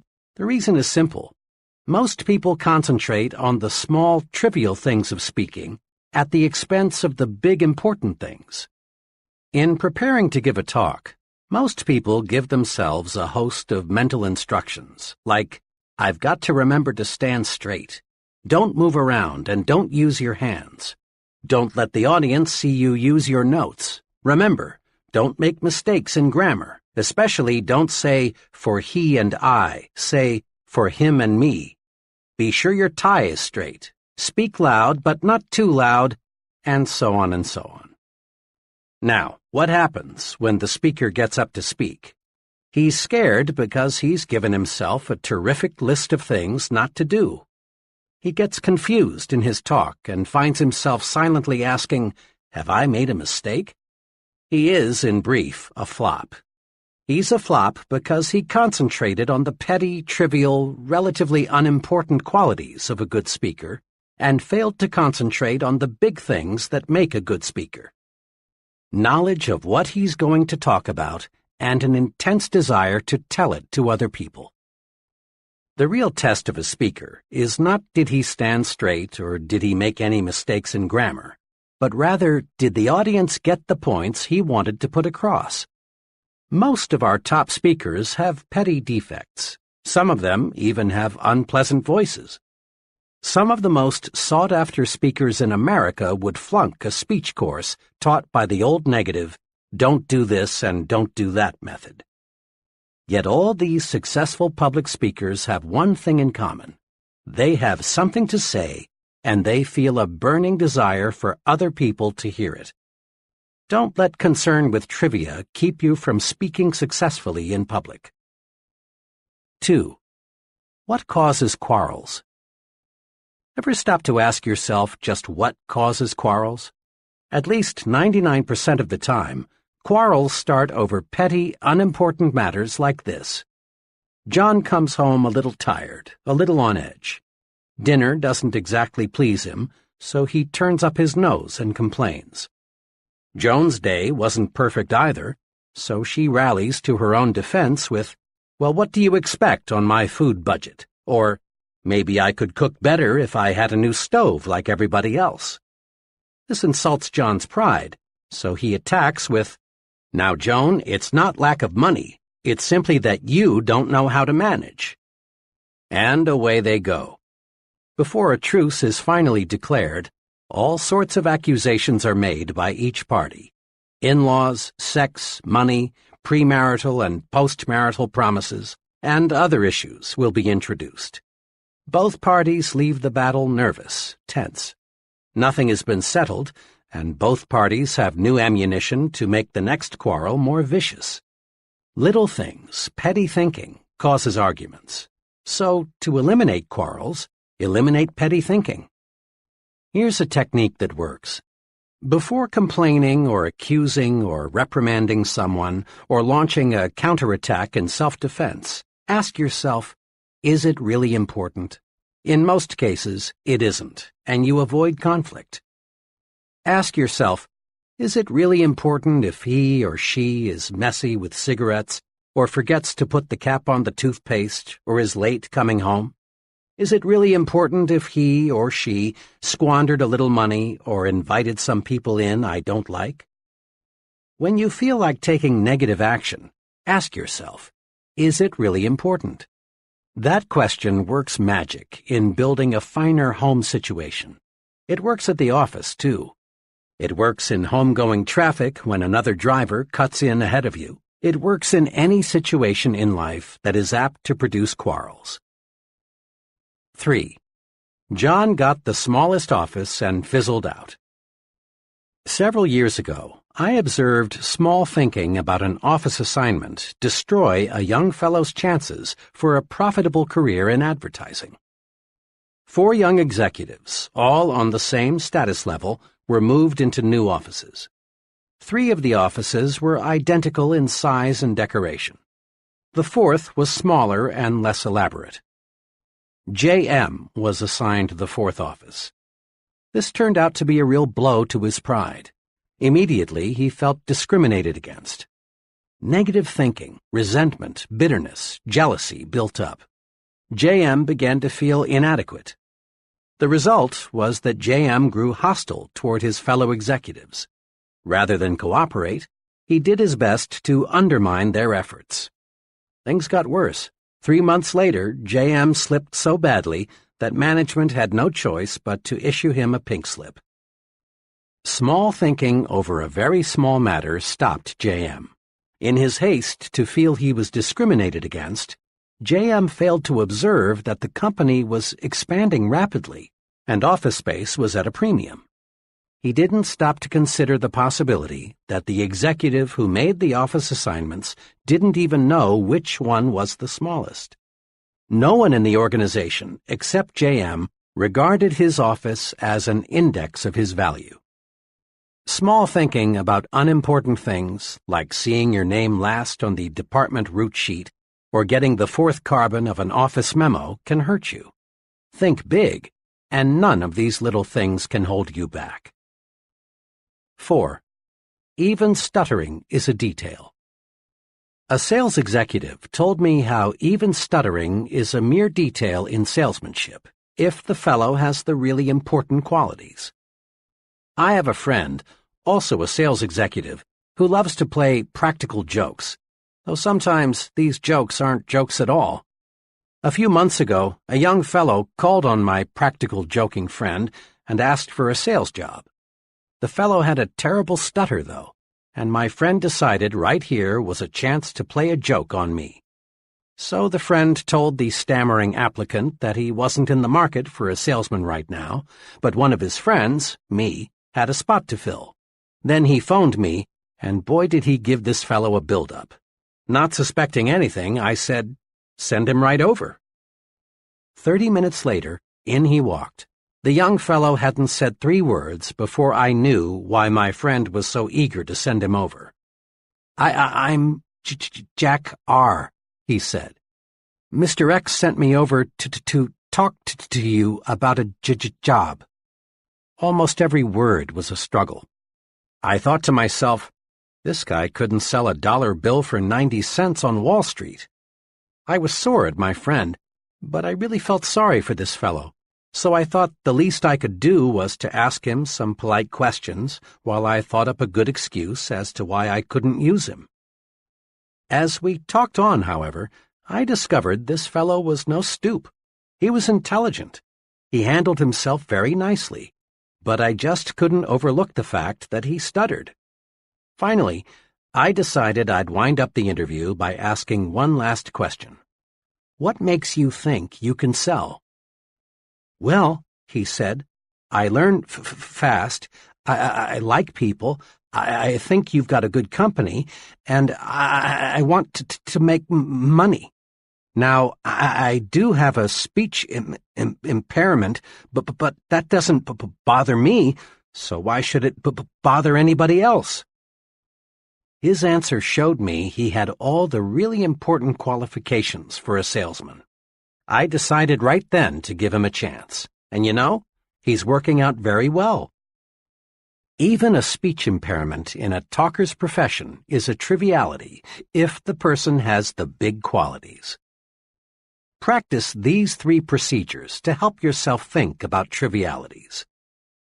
1. Keep your eyes focused on the big objective. Many times, we're like the salesman who, failing to make the sale, reports to his manager, "Yes, but I sure convinced the customer he was wrong." In selling, the big objective is winning sales, not arguments. In marriage, the big objective is peace, happiness, tranquility. Not winning quarrels or saying, "I could have told you so." In working with employees, the big objective is developing their full potential, not making issues out of their minor errors. In living with neighbors, the big objective is mutual respect and friendship, not seeing if you can have their dog impounded because once in a while it barks at night. Paraphrasing some military lingo, it is much better to lose a battle and win the war than to win a battle and lose the war. Resolve to keep your eyes on the big ball. 2. Ask, is it really important? Before becoming negatively excited, just ask yourself, is it important enough for me to get all worked up about? There is no better way to avoid frustration over petty matters than to use this medicine. At least 90% of quarrels and feuds would never take place if we just faced troublesome situations with, is this really important? 3. Don't fall into the triviality trap. In making speeches, solving problems, counseling employees, think of those things that really matter, things that make the difference. Don't become submerged under surface issues. Concentrate on important things. Take this test to measure the size of your thinking. Here listed are several common situations of how petty thinkers and big thinkers see the same situation. Check yourself. Then decide, which will get me where I want to go, petty thinking or big thinking? The same situation handled in two entirely different ways. The choice is yours. Situation: expense accounts. The petty thinker's approach figures out ways to increase income through chiseling on expense accounts. The big thinker's approach figures out ways to increase income by selling more merchandise. Situation: conversation. The petty thinker's approach talks about the negative qualities of his friends, the economy, his company, the competition. The big thinker's approach talks about the positive qualities of his friends, his company, the competition. Progress. Believes in retrenchment or, at best, the status quo, or believes in expansion.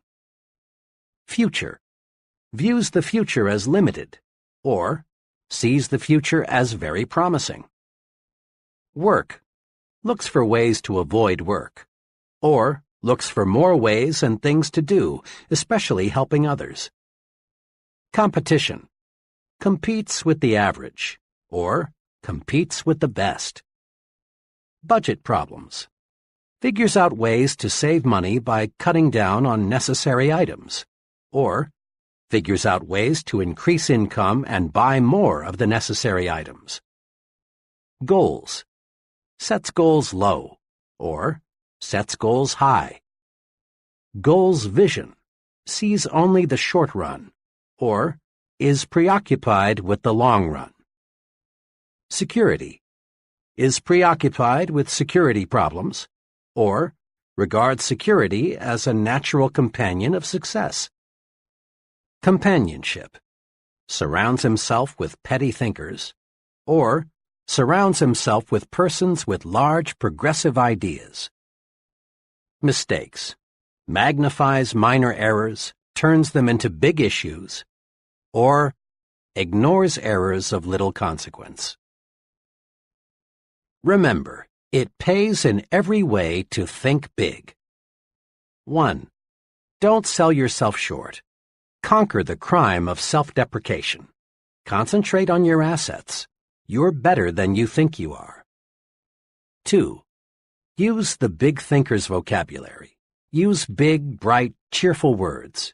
Use words that promise victory, hope, happiness, pleasure. Avoid words that create unpleasant images of failure, defeat, grief. 3. Stretch your vision. See what can be, not just what is. Practice adding value to things, to people, and to yourself. 4. Get the big view of your job. Really think your present job is important. That next promotion depends mostly on how you think toward your present job. 5. Think above trivial things. Focus your attention on big objectives. Before getting involved in a petty matter, ask yourself, is it really important? Grow big by thinking big. Chapter 5. How to Think and Dream Creatively. First, let's clear up a common fallacy about the meaning of creative thinking. For some illogical reason, science, engineering, art, and writing got tabbed as about the only truly creative pursuits. Most people associate creative thinking with things like the discovery of electricity or a polio vaccine, or the writing of a novel, or the development of color television. Certainly, accomplishments like these are evidence of creative thinking. Each forward step made in the conquest of space is the result of creative thinking, lots of it. But creative thinking is not reserved for certain occupations, nor is it restricted to super-intelligent people. Well then, what is creative thinking? A low-income family devises a plan to send their son to a leading university. That's creative thinking. A family turns the street's most undesirable lot into the neighborhood beauty spot. That's creative thinking. A minister develops a plan that doubles his Sunday evening attendance. That's creative thinking. Figuring out ways to simplify record-keeping, selling the impossible customer, keeping the children occupied constructively, making employees really like their work, or preventing a certain quarrel. All of these are examples of practical, everyday creative thinking. Creative thinking is simply finding new improved ways to do anything. The rewards of all types of success in the home, at work, in the community, hinge on finding ways to do things better. Now, let's see what we can do to develop and strengthen our creative thinking ability.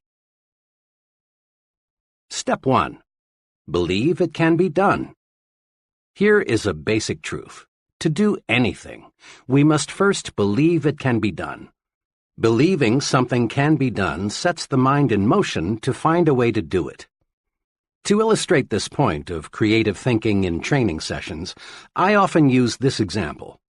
I ask the group, how many of you feel it is possible to eliminate jails within the next 30 years?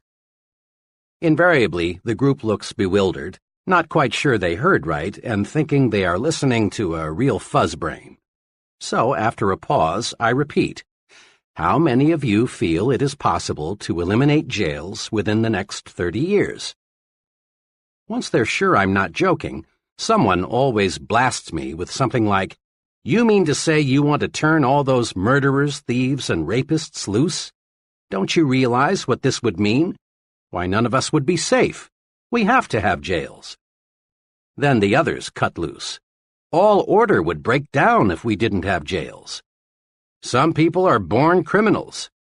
If anything, we need more jails. Did you read in this morning's paper about that murder? And the group goes on, telling me all sorts of good reasons why we must have jails. One fellow even suggested we've got to have jails so the police and prison guards can have jobs. After about 10 minutes of letting the group prove why we can't eliminate the need for jails, I say to them, now, let me mention here that this question of eliminating jails is used to make a point. Each of you has come up with reasons why we can't eliminate the need for jails. Will you do me a favor? Will you try extra hard for a few minutes to believe we can eliminate jails? Joining in the spirit of the experiment, the group says, in effect, "Oh well, but just for kicks." Then I ask, now, assuming we can eliminate jails, how could we begin? Suggestions come slowly at first. Someone hesitantly says something like, well, you might cut down crime if you established more youth centers. Before long, the group, which 10 minutes ago was solidly against the idea, now begins to work up real enthusiasm. Work to eliminate poverty. Most crime stems from the low income levels. Conduct research to spot potential criminals before they commit a crime. Develop surgical procedures to cure some kinds of criminals. Educate law enforcement personnel in positive methods of reform. These are just samples of the 78 specific ideas I've tabulated that could help accomplish the goal of eliminating jails. When you believe, your mind finds ways to do. This experiment has just one point. When you believe something is impossible, your mind goes to work for you to prove why. But when you believe, really believe, something can be done, your mind goes to work for you and helps you find the ways to do it. Believing something can be done paves the way for creative solutions. Believing something can't be done is destructive thinking. This point applies to all situations, little and big. The political leaders who do not genuinely believe permanent world peace can be established will fail because their minds are closed to creative ways to bring about peace. The economists who believe business depressions are inevitable will not develop creative ways to beat the business cycle. In a similar fashion, you can find ways to like a person if you believe you can. You can discover solutions to personal problems if you believe you can. You can find a way to purchase that new, larger home if you believe you can. Belief releases creative powers. Disbelief puts the brakes on. Believe, and you'll start thinking constructively. Your mind will create a way if you let it. A little over 2 years ago, a young man asked me to help him find a job with more future. He was employed as a clerk in the credit department of a mail-order company and felt that he was getting nowhere. We talked about his past record and what he wanted to do. After knowing something about him, I said, "I admire you very much for wanting to move up the ladder to a better job and more responsibility. But getting a start in the kind of job you want requires a college degree these days. I notice you finished 3 semesters. May I suggest you finish college? Going summers, you can do it in 2 years. Then I'm sure you can land the job you want, with the company you want to work for." "I realize," he answered, "that a college education would help, but it's impossible for me to go back to school." "Impossible? Why?" I asked. "Well, for one thing," he began, "I'm 24. On top of that, my wife and I are expecting our second child in a couple of months. We barely get by now on what I make. I wouldn't have time to study since I'd have to keep my job. It's just impossible, that's all." This young man really had himself convinced that finishing college was impossible. Then I said to him, "If you believe it is impossible to finish school, then it is. But by the same token, if you'll just believe it is possible to return to the university, a solution will come. Now here's what I would like you to do. Make up your mind you are going to go back to school. Let that one thought dominate your thinking. Then think, really think about how you can do it and still support your family. Come back in a couple of weeks and let me know what ideas you've come up with." My young friend returned 2 weeks later. "I thought a lot about what you said," he began. "I've decided I must go back to school. I haven't figured out all the angles yet, but I'll find a solution." And he did. He managed to get a scholarship provided by a trade association, which paid his tuition, books, and incidentals. He rearranged his work schedule so he could attend classes. His enthusiasm and the promise of a better life won him his wife's full support. Together, they creatively found ways to budget money and time more effectively. Last month, he received his degree one day and went to work the next as a management trainee for a large corporation. Where there's a will, there is a way. Believe it can be done. That's basic to creative thinking. Here are suggestions to help you develop creative power through belief. 1. Eliminate the word impossible from your thinking and speaking vocabularies. Impossible is a failure word. The thought, "it's impossible," sets off a chain reaction of other thoughts to prove you're right. 2. Think of something you've been wanting to do but felt you couldn't. Now make a list of reasons why you can do it. Many of us whip and defeat our desires simply because we concentrate on why we can't, when the only thing worthy of our mental concentration is why we can. Recently, I read a newspaper item that said there are too many counties in most states. The article pointed out that most county boundaries were established decades before the first automobile was built, and while the horse and buggy was the chief mode of travel. But today, with fast automobiles and good roads, There is no reason why 3 or 4 counties could not be combined.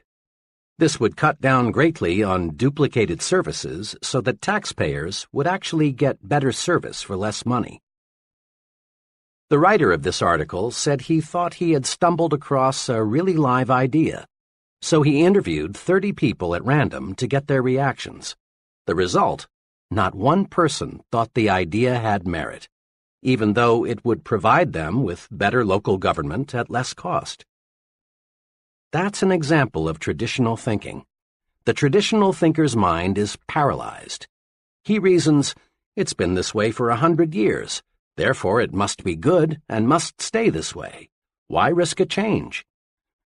Average people have always resented progress. Many voiced a protest toward the automobile on the grounds that nature meant for us to walk or use horses. The airplane seemed drastic to many. Man had no right to enter the province reserved for birds. A lot of status quoers still insist that man has no business in space. One top missile expert recently gave an answer to this kind of thinking. Man belongs, says Dr. von Braun, where man wants to go. Around 1900, a sales executive discovered a scientific principle of sales management. It received a lot of publicity and even found its way into textbooks. The principle was this: there is one best way to sell a product.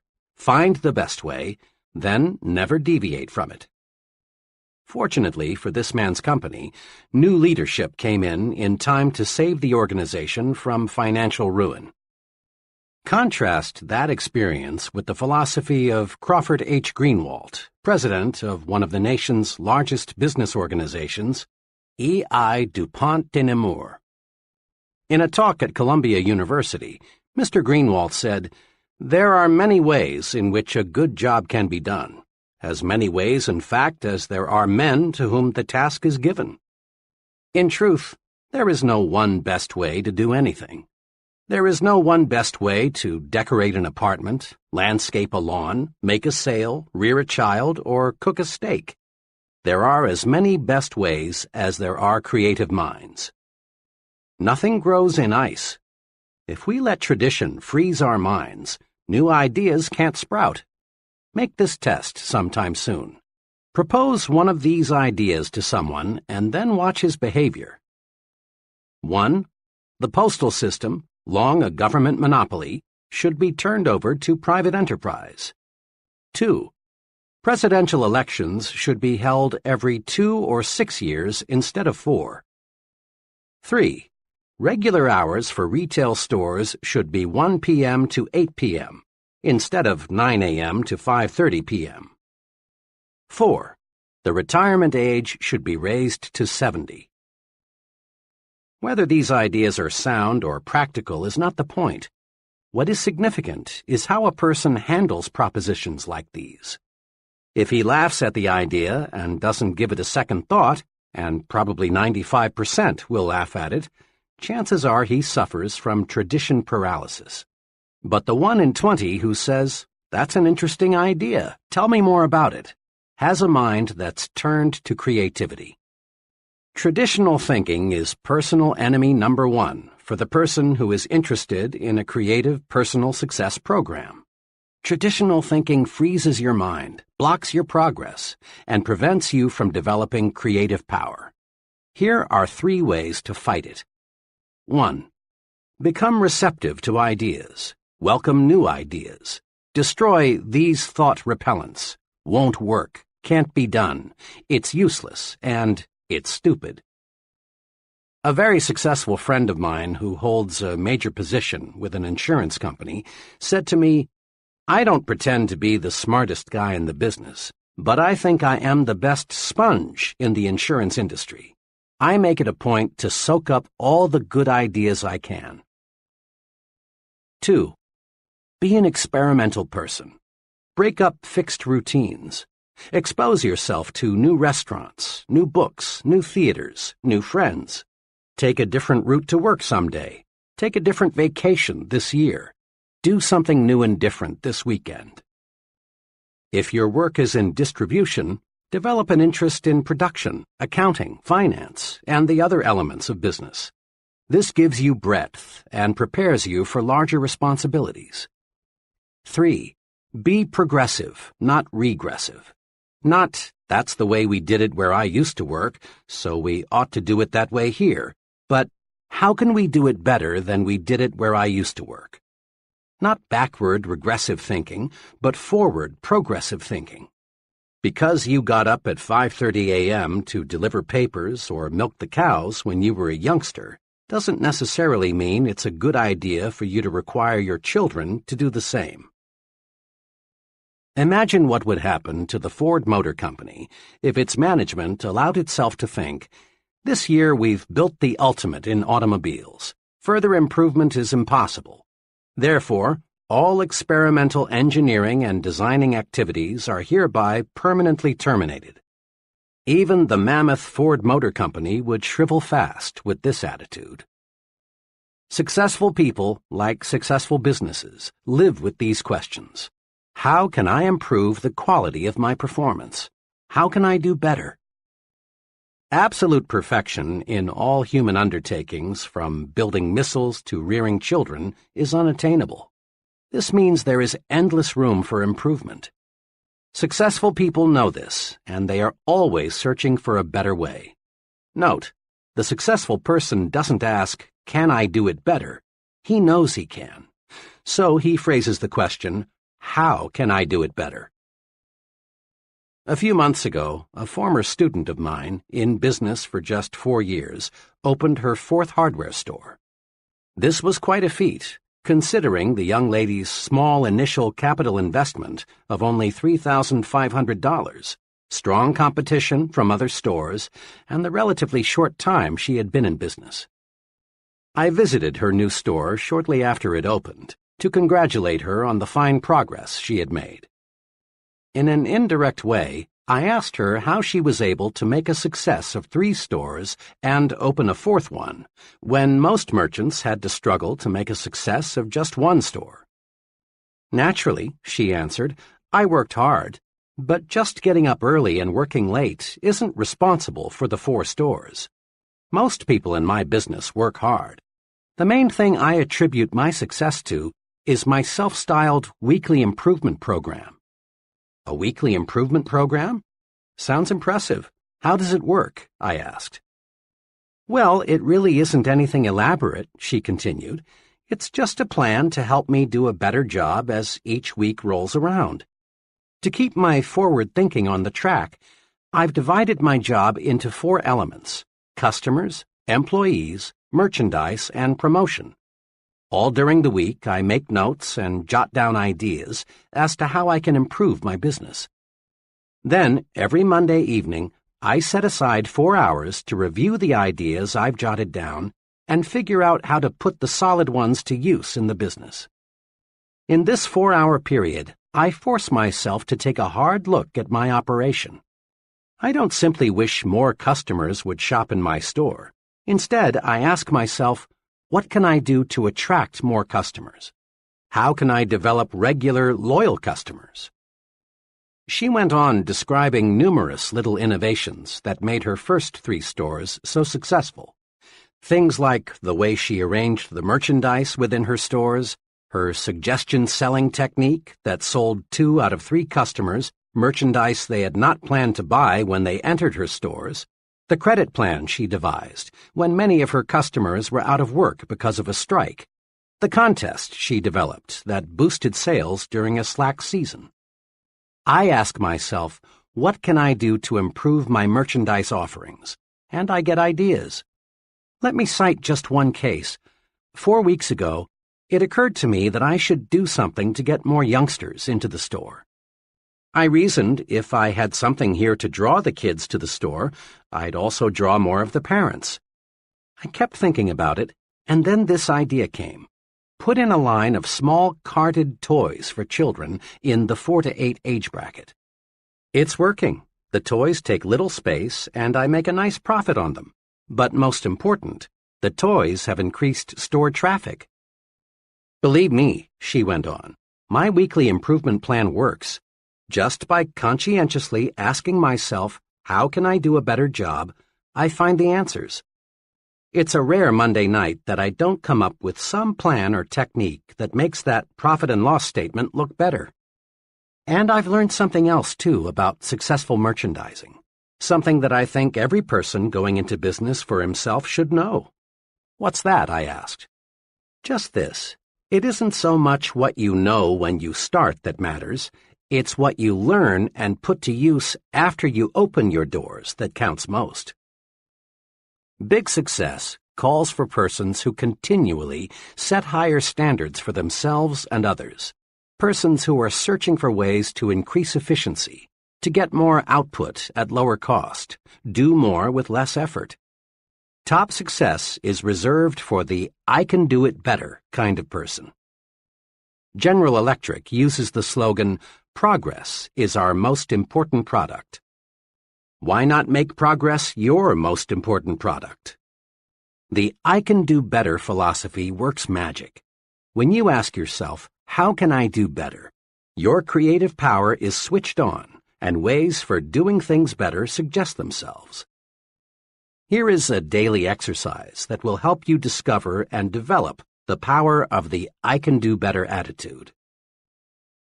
Each day before you begin work, devote 10 minutes to thinking, how can I do a better job today? Ask, what can I do today to encourage my employees? What special favor can I do for my customers? How can I increase my personal efficiency? This exercise is simple, but it works. Try it, and you'll find unlimited creative ways to win greater success. Just about every time my wife and I would get together with a certain couple, the conversation would turn to working wives. Mrs. S. had worked several years before her marriage, and she had genuinely liked it. But now, she'd say, I've got 2 youngsters in school, a home to manage, and meals to prepare. I simply haven't got time. Then, one Sunday evening, Mr. and Mrs. S. and their children were in an automobile accident. Mrs. S. and the youngsters escaped serious injury, but Mr. S. received a back injury that left him permanently disabled. Now, Mrs. S. had no choice but to go to work. When we saw her several months after the accident, we were amazed to find how well she had adjusted to her new responsibilities. You know, she said, 6 months ago I never dreamed I could possibly manage the house and work full-time. But after the accident, I just made up my mind that I had to find the time. Believe me, my efficiency has gone up 100%. I discovered a lot of things I was doing didn't need to be done at all. Then I discovered that the children could and wanted to help. I found dozens of ways to conserve time. Fewer trips to the store, less TV, less telephoning, less of those time killers. This experience teaches us a lesson. Capacity is a state of mind. How much we can do depends on how much we think we can do. When you really believe you can do more, your mind thinks creatively and shows you the way. A young bank executive related this personal experience about work capacity. One of the other executives in our bank left us with very short notice. This put our department on the spot.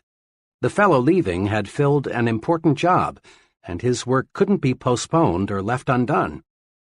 The day after he left, the vice president in charge of my department called me in.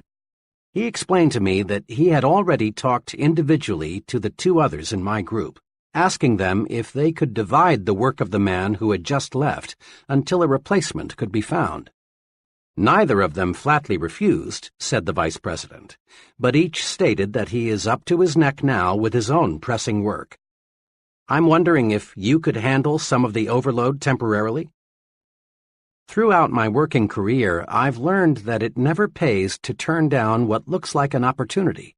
So I agreed and promised to do my very best to handle all the vacated job as well as keep up with my own work.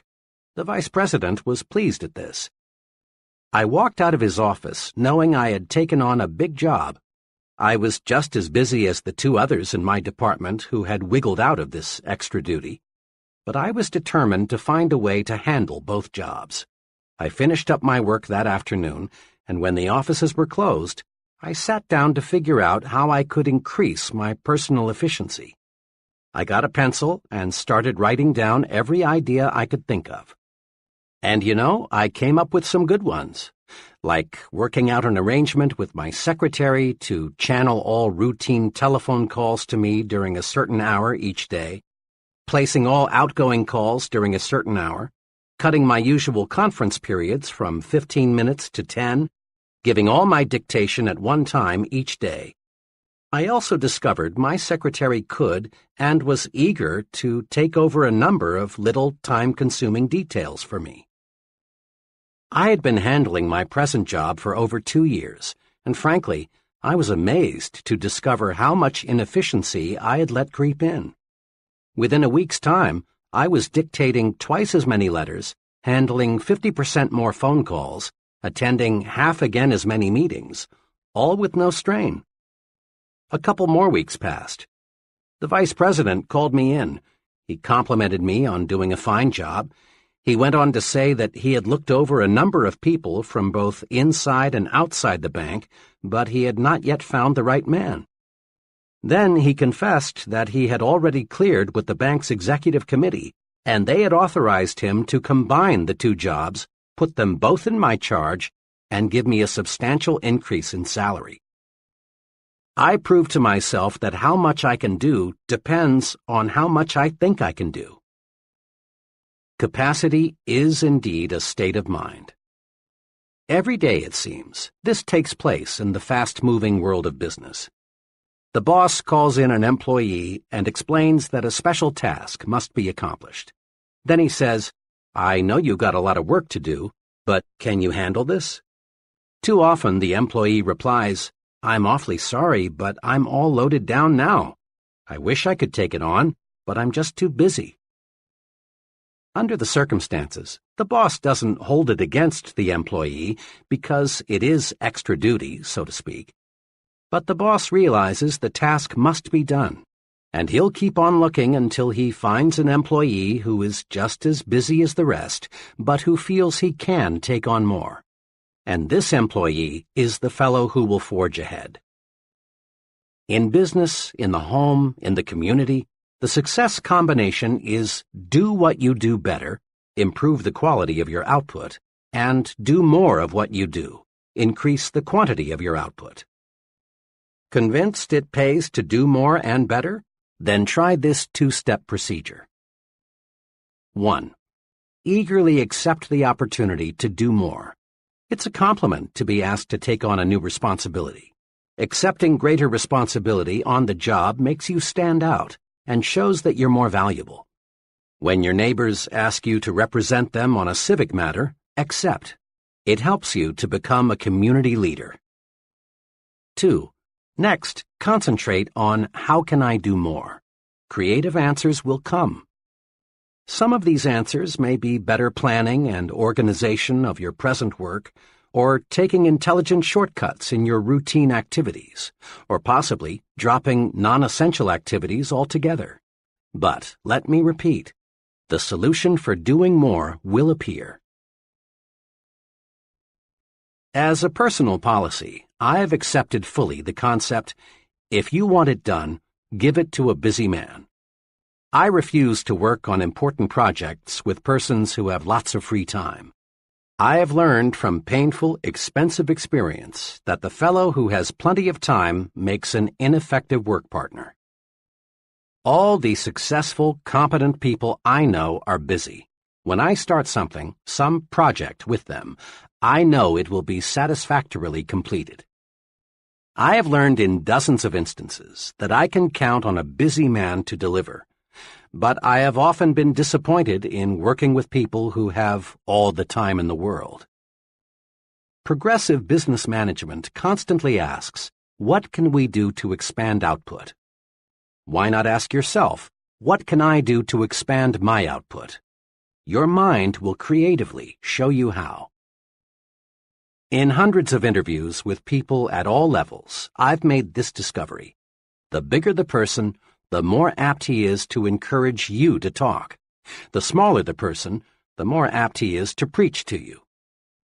Big people monopolize the listening. Small people monopolize the talking.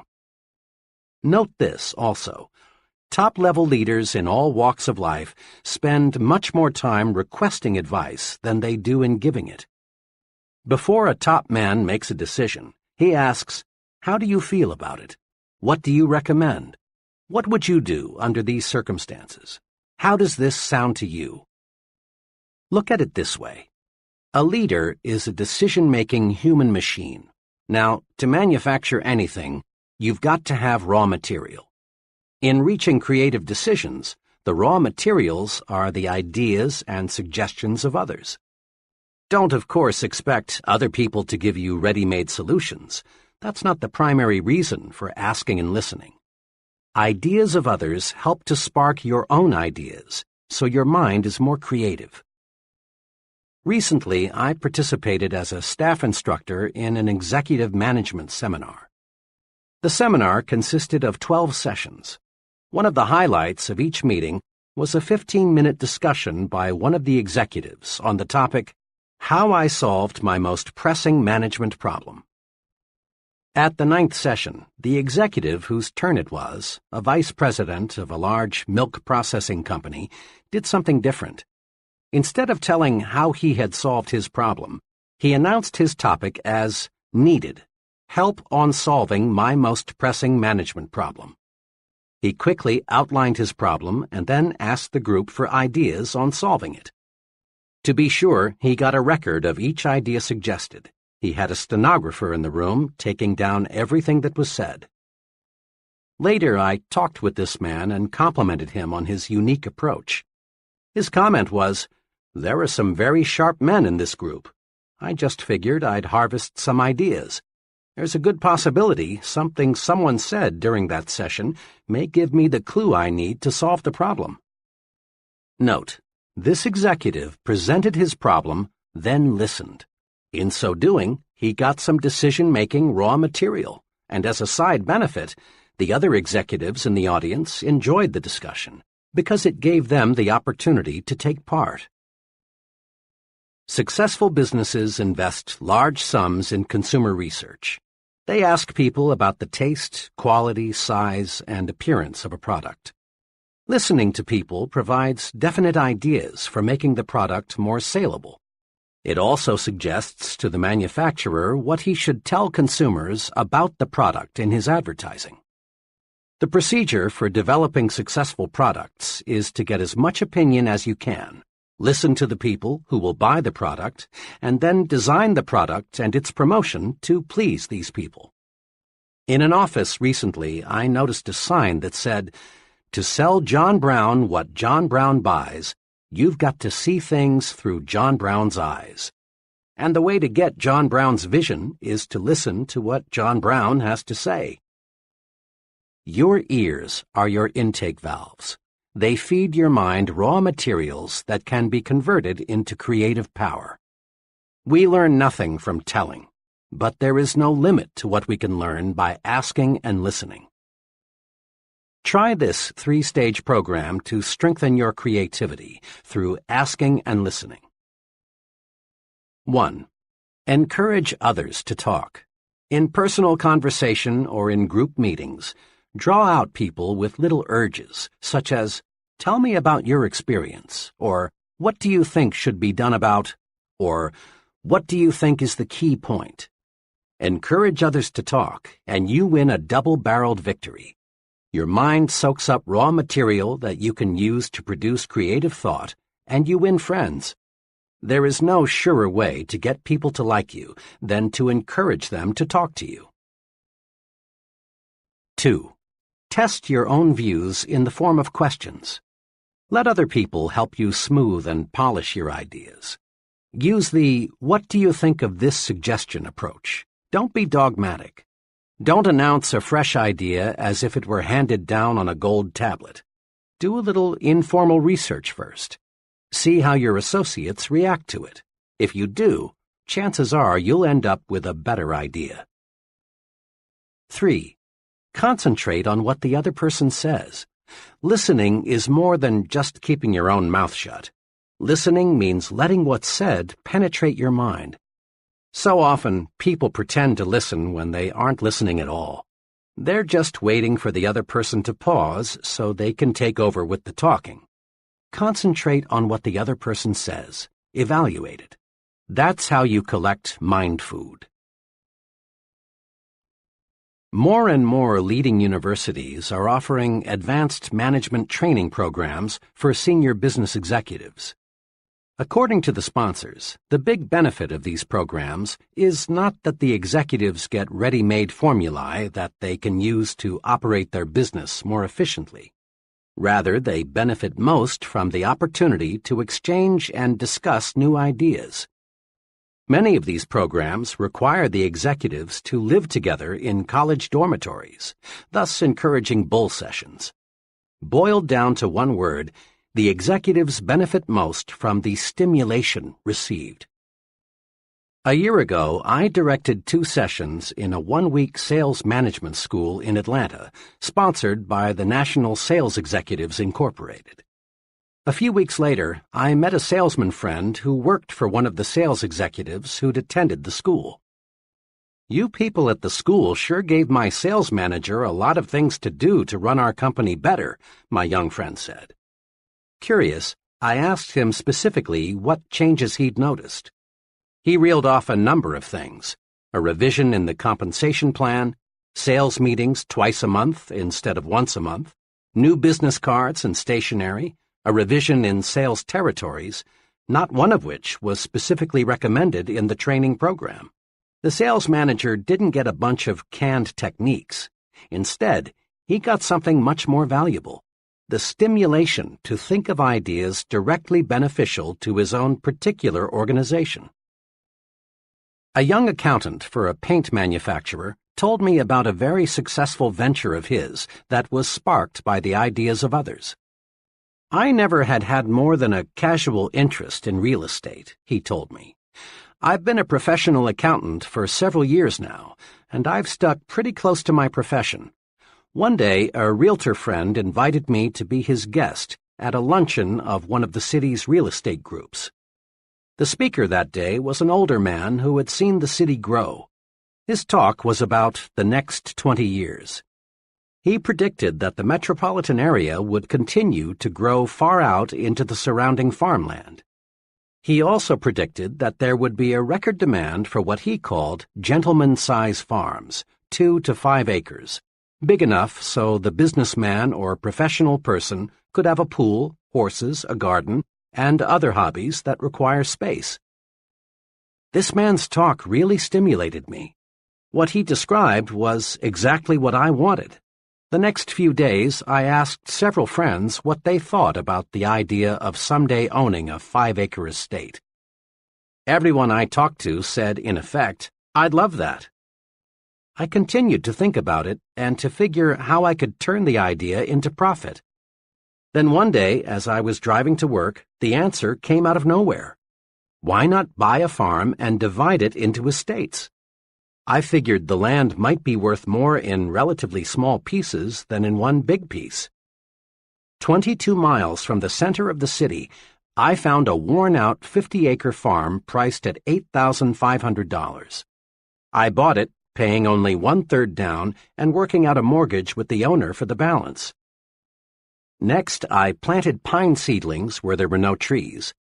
I did this because a real estate man whom I feel knows his business told me, "People want trees these days, lots of trees."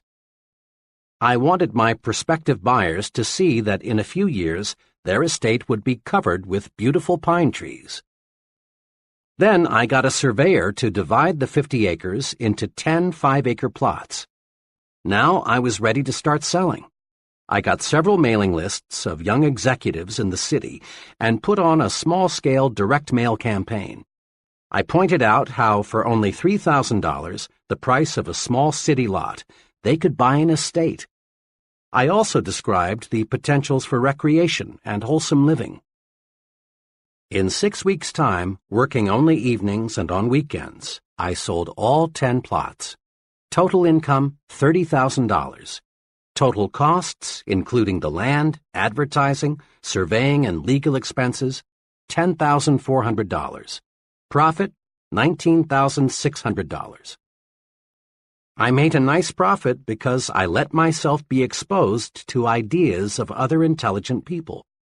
Had I not accepted that invitation to attend a luncheon with a group completely foreign to my occupational interests, my brain would have never worked out this successful plan for making a profit. There are many ways to get mental stimulation, but here are two that you can incorporate into your pattern of life. First, join and meet regularly with at least one professional group that provides stimulation in your own occupational area. Rub shoulders and minds with other success-oriented people. So often I hear someone say, "I picked up a great idea this noon at the blank meeting," or, "During the meeting yesterday, I got to thinking." Remember, a mind that feeds only on itself soon is undernourished, becoming weak and incapable of creative, progressive thought. Stimulation from others is excellent mind food. Second, join and participate in at least one group outside your occupational interests. Association with people who have different job interests broadens your thinking and helps you to see the big picture. You'll be surprised how mixing regularly with people outside your occupational area will stimulate your on-the-job thinking. Ideas are fruits of your thinking, but they've got to be harnessed and put to work to have value. Each year, an oak tree produces enough acorns to populate a good-sized forest. Yet from these bushels of seeds, perhaps only 1 or 2 acorns will become a tree. The squirrels destroy most of them, and the hard ground beneath the tree doesn't give the few remaining seeds much chance for a start. So it is with ideas. Very few bear fruit. Ideas are highly perishable. If we're not on guard, the squirrels, negative-thinking people, will destroy most of them. Ideas require special handling from the time they are born until they're transformed into practical ways for doing things better. Use these 3 ways to harness and develop your ideas. 1. Don't let ideas escape. Write them down. Every day, lots of good ideas are born only to die quickly because they aren't nailed to paper. Memory is a weak slave when it comes to preserving and nurturing brand new ideas. Carry a notebook or some small cards with you. When you get an idea, write it down. A friend who travels a lot keeps a clipboard beside him so that he can write down an idea the instant it occurs to him. People with fertile creative minds know a good idea may sprout any time, any place. Don't let ideas escape, else you destroy the fruits of your thinking. Fence them in. 2. Next, review your ideas. File these ideas in an active file. The file can be an elaborate cabinet or it can be a desk drawer. A shoebox will do. But build a file and then examine your storehouse of ideas regularly. As you go over your ideas, some may, for very good reasons, have no value at all. Get rid of them. But so long as the idea has any promise, keep it. 3. Cultivate and fertilize your idea. Now make your idea grow. Think about it. Tie the idea to related ideas. Read anything you can find that is in any way akin to your idea. Investigate all angles. Then, when the time is ripe, put it to work for yourself, your job, your future. When an architect gets an idea for a new building, he makes a preliminary drawing. When a creative advertising person gets an idea for a new TV commercial, he puts it into storyboard form, a series of drawings that suggest what the idea will look like in finished form. Writers with idea prepare a first draft. Note: shape up the idea on paper. There are 2 excellent reasons for this. When the idea takes tangible form, you can literally look at it, see the loopholes, see what it needs in the way of polish. Then, too, ideas have to be sold to someone.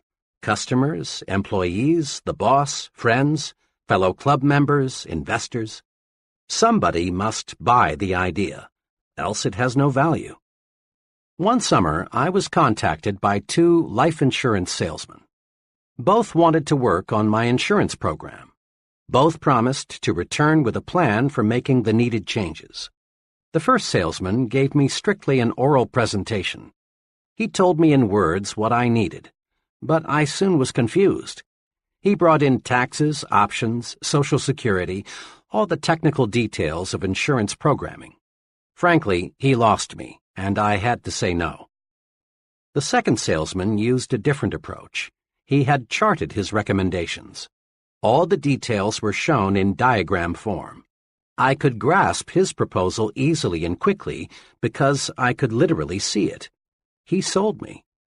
Resolve to put your ideas in saleable form.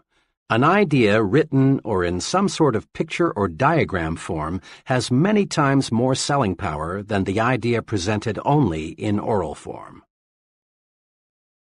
Use these tools and think creatively. 1. Believe it can be done. When you believe something can be done, your mind will find the ways to do it. Believing a solution paves the way to solution. Eliminate impossible, won't work, can't do, no use trying from your thinking and speaking vocabularies. 2. Don't let tradition paralyze your mind. Be receptive to new ideas. Be experimental. Try new approaches. Be progressive in everything you do. 3. Ask yourself daily, how can I do better? There is no limit to self-improvement. When you ask yourself, how can I do better, sound answers will appear. Try it and see. 4. Ask yourself, how can I do more? Capacity is a state of mind. Asking yourself this question puts your mind to work to find intelligent shortcuts. The success combination in business is do what you do better, improve the quality of your output, and do more of what you do, increase the quantity of your output. 5. Practice asking and listening. Ask and listen, and you'll obtain raw material for reaching sound decisions. Remember, big people monopolize the listening. Small people monopolize the talking. 6. Stretch your mind. Get stimulated. Associate with people who can help you think of new ideas, new ways of doing things. Mix with people of different occupational and social interests. Chapter 6. You are what you think you are. It's obvious. Much human behavior is puzzling. Have you ever wondered why a salesperson will greet one customer with an alert, "Yes, sir, may I serve you?" but virtually ignore another? Or why a man will open a door for one woman but not for another? Or why an employee will consistently carry out the instructions of one superior but only grudgingly do what another superior requests? Or why we will pay close attention to what one person says, but not to another? Look around you. You'll observe some people receiving the "Hey, Mac" or "Hey, buddy" treatment, while others receive the sincere and important "Yes, sir" treatment. Watch. You'll observe that some people command confidence, loyalty, and admiration, while others do not. Look closer still, and you'll also observe that those persons who command the most respect are also the most successful. What is the explanation? It can be distilled into one word: thinking. Thinking does make it so. Others see in us what we see in ourselves. We receive the kind of treatment we think we deserve. Thinking does make it so. The fellow who thinks he is inferior, regardless of what his real qualifications may be, is inferior. For thinking regulates actions. If a man feels inferior, he acts that way, and no veneer of cover-up or bluff will hide this basic feeling for long. The person who feels he isn't important isn't. On the other side, a fellow who really thinks he is equal to the task is. To be important, we must think we are important, really think so. Then others will think so too. Here again is the logic. How you think determines how you act. How you act, in turn, determines how others react to you. Like other phases of your personal program for success, winning respect is fundamentally simple. To gain the respect of others, you must first think you deserve respect. And the more respect you have for yourself, the more respect others will have for you. Test this principle. Do you have much respect for the fellow on Skid Row? Of course not. Why? Because the poor fellow doesn't respect himself. He's letting himself rot away from lack of self-respect. Self-respect shows through in everything we do. Let's focus our attention now on some of the specific ways we can increase self-respect and thereby earn more respect from others. Look important. It helps you think important. Rule. Remember, your appearance talks. Be sure it says positive things about you. Never leave home without feeling certain you look like the kind of person you want to be. The most honest advertisement ever appearing in print is the "Dress Right, You Can't Afford Not To" slogan, sponsored by the American Institute of Men's and Boys' Wear. This slogan deserves to be framed in every office, restroom, bedroom, and schoolroom in America. In one ad, a policeman speaks. He says, "You can usually spot a wrong kid just by the way he looks." Sure, it's unfair, but it's a fact. People today judge a youngster by appearance, and once they've tabbed a boy, it's tough to change their minds about him, their attitude toward him. Look at your boy. Look at him through his teacher's eyes, your neighbor's eyes. Could the way he looks, the clothes he wears, give them the wrong impression?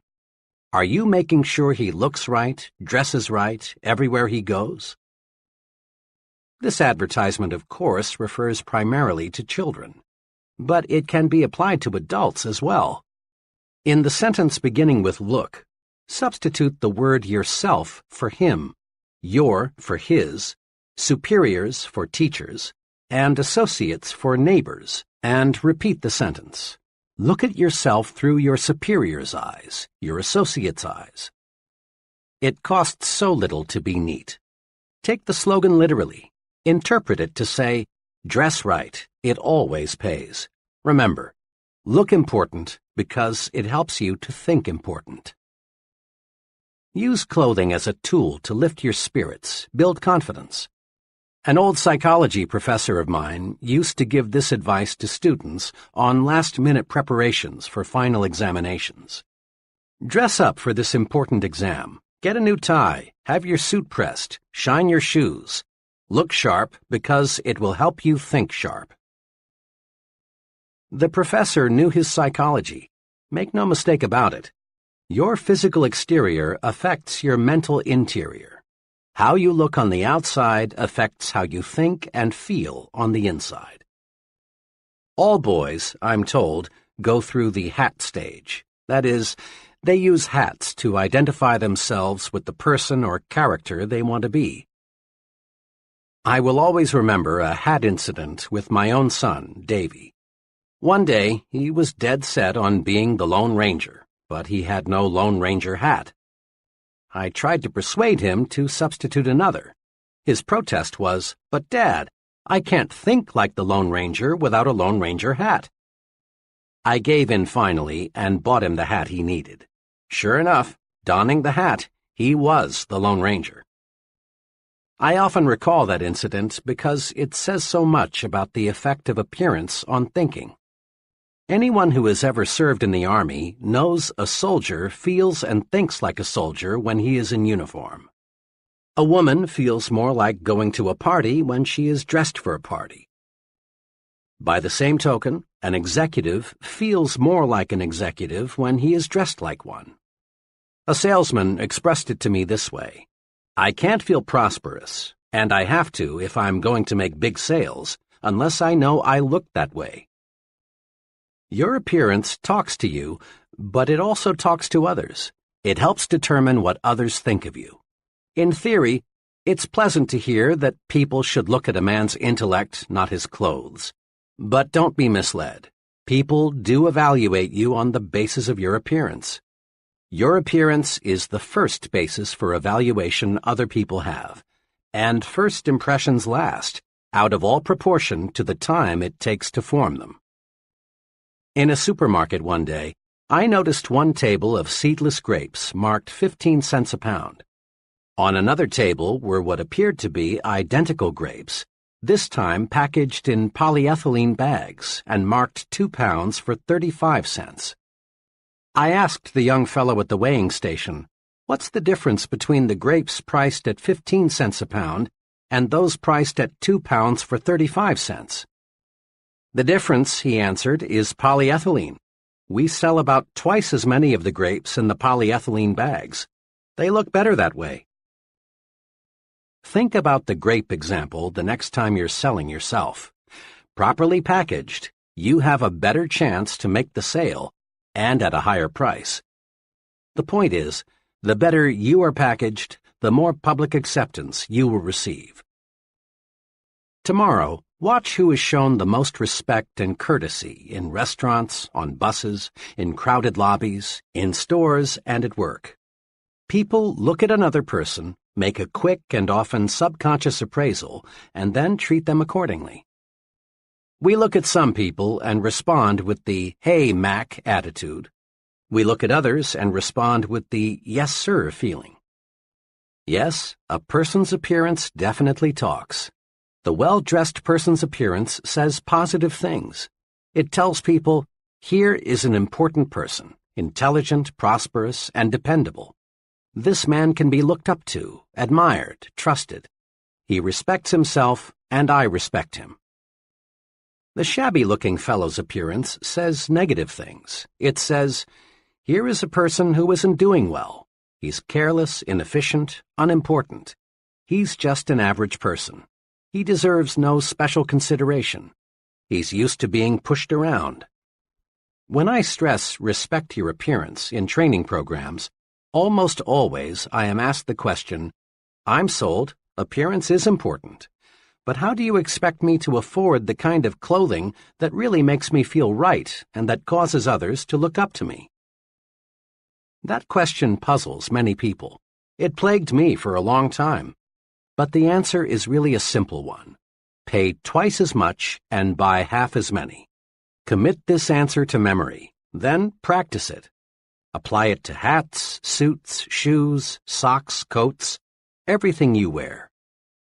Insofar as appearance is concerned, quality is far more important than quantity. When you practice this principle, you'll find that both your respect for yourself and the respect of others for you will zoom upward, and you'll find you're actually ahead money-wise when you pay twice as much and buy half as many, because 1. Your garments will last more than twice as long because they are more than twice as good, and as a rule they will show quality as long as they last. 2. What you buy will stay in style longer. Better clothing always does. 3. You'll get better advice. Merchants selling $200 suits are usually much more interested in helping you find the garment that is just right for you than are merchants selling $100 suits. Remember, your appearance talks to you and it talks to others. Make certain it says, here is a person who has self-respect. He's important. Treat him that way. You owe it to others, but more important, you owe it to yourself to look your best. You are what you think you are. If your appearance makes you think you're inferior, you are inferior. If it makes you think small, you are small. Look your best, and you will think and act your best. Think your work is important. There's a story often told about the job attitudes of 3 bricklayers. It's a classic, so let's go over it again. When asked, what are you doing? The first bricklayer replied, laying brick. The second answered, making $9.30 an hour. And the third said, me? Why, I'm building the world's greatest cathedral. Now, the story doesn't tell us what happened to these bricklayers in later years, but what do you think happened? chances are that the first two bricklayers remained just that, bricklayers. They lacked vision. They lacked job respect. There was nothing behind them to propel them forward to greater success. But you can wager every cent you have the bricklayer who visualized himself as building a great cathedral did not remain a bricklayer.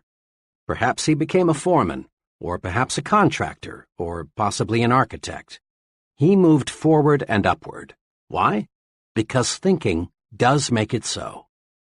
Bricklayer number 3 was tuned to thought channels that pointed the way to self-development in his work. Job thinking tells a lot about a person and his potential for larger responsibility. A friend who operates a personnel selection firm said this to me recently. One thing we always look for in appraising a job applicant for a client is how the applicant thinks about his present job.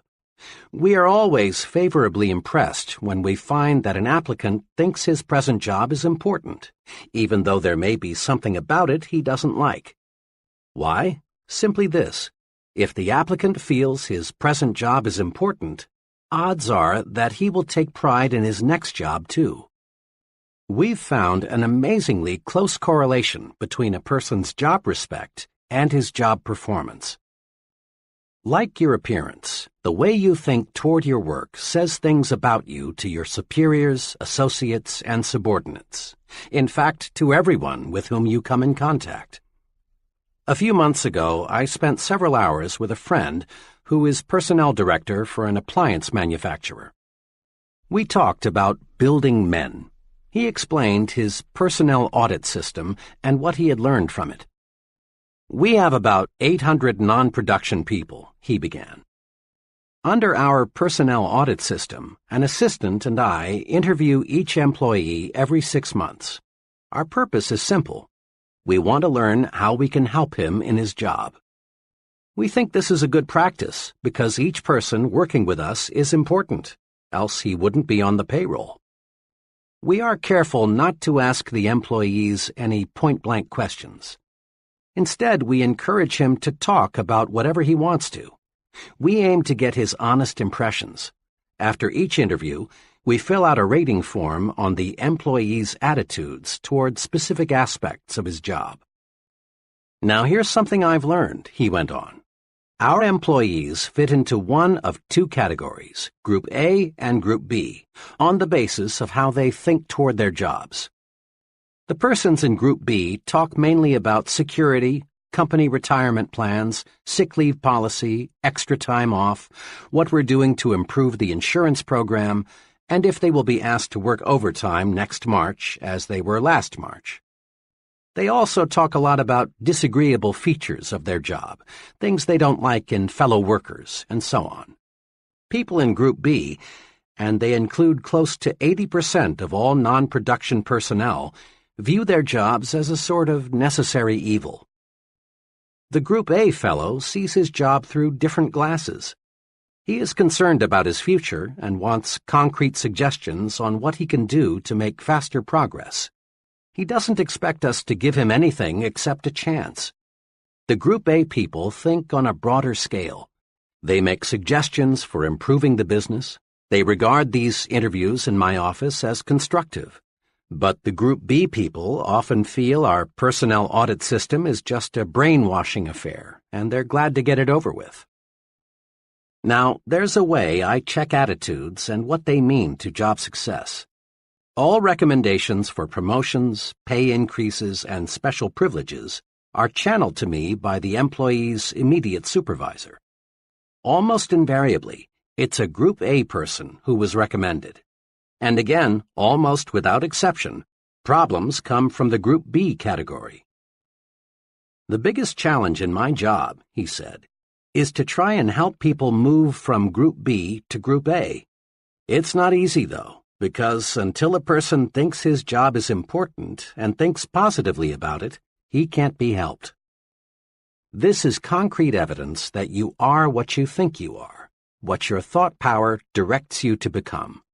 Think you're weak, think you lack what it takes, think you will lose, think you are second class.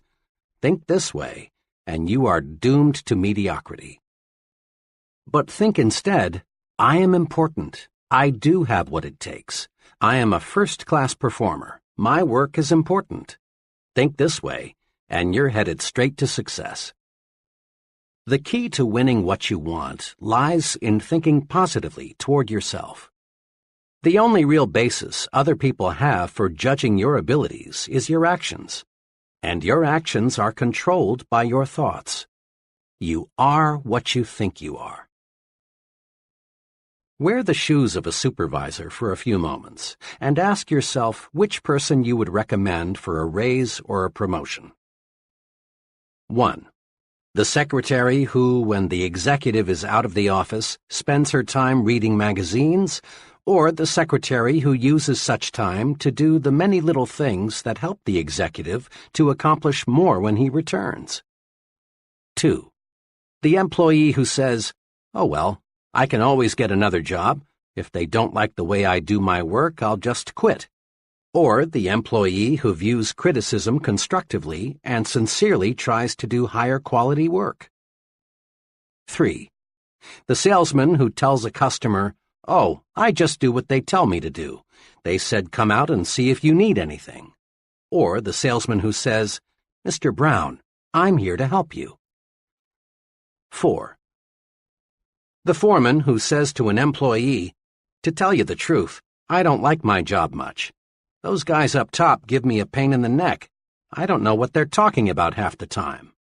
Or the supervisor who says, "You've got to expect some unpleasantness on any job, but let me assure you, the men in the front office are on the ball. They'll do right by us." Isn't it obvious why many people stay at one level all their lives? Their thinking alone keeps them there. An advertising executive once told me about his agency's informal training to break in new, inexperienced men. "As company policy," he said, "we feel the best initial training is to start the young fellow, who incidentally is usually a college graduate, as a mailboy. We don't do this, of course, because we feel a fellow needs 4 years of college to take mail from one office to another. Our purpose is to give the new fellow maximum exposure to the many varied things which must be done in agency work. After he knows his way around, we give him an assignment. Now occasionally, even after we've carefully explained why we're starting him out in the mailroom, a young fellow feels that carrying the mail is belittling and unimportant. When this is the case, we know we've picked the wrong man. If he doesn't have the vision to see that being a mailboy is a necessary, practical step to important assignments, then he has no future in the agency business. Remember, executives answer the question, "What would he do on that specific level?" by first answering the question, "What kind of job is he doing where he is now?" Here is some logic, sound, straight, and easy. Listen to it a few times before you continue. A person who thinks his job is important receives mental signals on how to do his job better. And a better job means more promotions, more money, more prestige, more happiness. We've all noticed how children quickly pick up the attitudes, habits, fears, and preferences of their parents. Whether it be food preferences, mannerisms, religious and political views, or any other type of behavior, the child is a living reflection of how his parents or guardians think, for he learns through imitation. And so do adults. People continue to imitate others throughout life, and they imitate their leaders and supervisors. Their thoughts and actions are influenced by these people. You can check this easily. Study one of your friends and the person he works for, and note the similarities in thinking and action. Here are some of the ways your friend may imitate his boss or other associate: slang and word choice, the way he smokes cigarettes, some facial expressions and mannerisms, choice of clothing, and automobile preferences. There are many, many more, of course. Another way to note the power of imitation is to observe the attitudes of employees and compare them with those of the chief. When the chief is nervous, tense, worried, His close associates reflect similar attitudes. But when Mr. Chief is on top, feeling good, so are his employees. The point is this: the way we think toward our jobs determines how our subordinates think toward their jobs. The job attitudes of our subordinates are direct reflections of our own job attitudes. It's well to remember that our points of superiority and weakness show up in the behavior of those who report to us, just as a child reflects the attitudes of his parents. Consider just one characteristic of successful people: enthusiasm. Ever notice how an enthusiastic salesperson in a department store gets you, the customer, more excited about the merchandise? Or have you observed how an enthusiastic minister or other speaker has a wide-awake, alert, enthusiastic audience? If you have enthusiasm, those around you will have it too. But how does one develop enthusiasm? The basic step is simple. Think enthusiastically. Build in yourself an optimistic, progressive glow, a feeling that this is great and I'm 100% for it. You are what you think. Think enthusiasm and you'll be enthusiastic. To get high-quality work, be enthusiastic about the job you want done. Others will catch the enthusiasm you generate, and you'll get first-class performance. But if in negative fashion you cheat that company on expense money, supplies, and time, and in other little ways, then what can you expect your subordinates to do? Habitually arrive late and leave early, and what do you think the troops will do? And there is a major incentive for us to think right about our jobs so that our subordinates will think right about their jobs. Our superiors evaluate us by measuring the quality and quantity of output we get from those reporting to us. Look at it this way. Whom would you elevate to division sales manager? The branch sales manager whose salesmen are doing superior work, or the branch sales manager whose salesmen deliver only average performance? Or whom would you recommend for promotion to production manager? The supervisor whose department meets its quota, or the supervisor whose department lags behind? Here are 2 suggestions for getting others to do more for you. 1. Always show positive attitudes toward your job so that your subordinates will pick up right thinking. 2. As you approach your job each day, ask yourself, am I worthy in every respect of being imitated? Are all my habits such that I would be glad to see them in my subordinates? Give yourself a pep talk several times daily. Several months ago, an automobile salesman told me about the success-producing technique he's developed. It makes sense. Listen to it. A big part of my job, for 2 hours a day, the salesman explained, is telephoning prospects to arrange demonstration appointments. When I first started selling cars 3 years ago, this was my big problem. I was shy and afraid, and I know my voice sounded that way on the phone. It was easy for people I called to say, "I'm not interested," and hang up. Every Monday morning back then, our sales manager held a sales meeting. It was a pretty inspirational affair, and it made me feel good. And what's more, I always seemed to arrange more demonstrations on Monday than on any other day. But the trouble was that little of Monday's inspiration carried over to Tuesday and the rest of the week. Then I got an idea. If the sales manager can pep me up, why can't I pep myself up? Why not give myself a pep talk just before I start making those phone calls? That day, I decided to try it. Without telling anyone, I walked out on the lot and found a vacant car. Then, for several minutes, I talked to myself.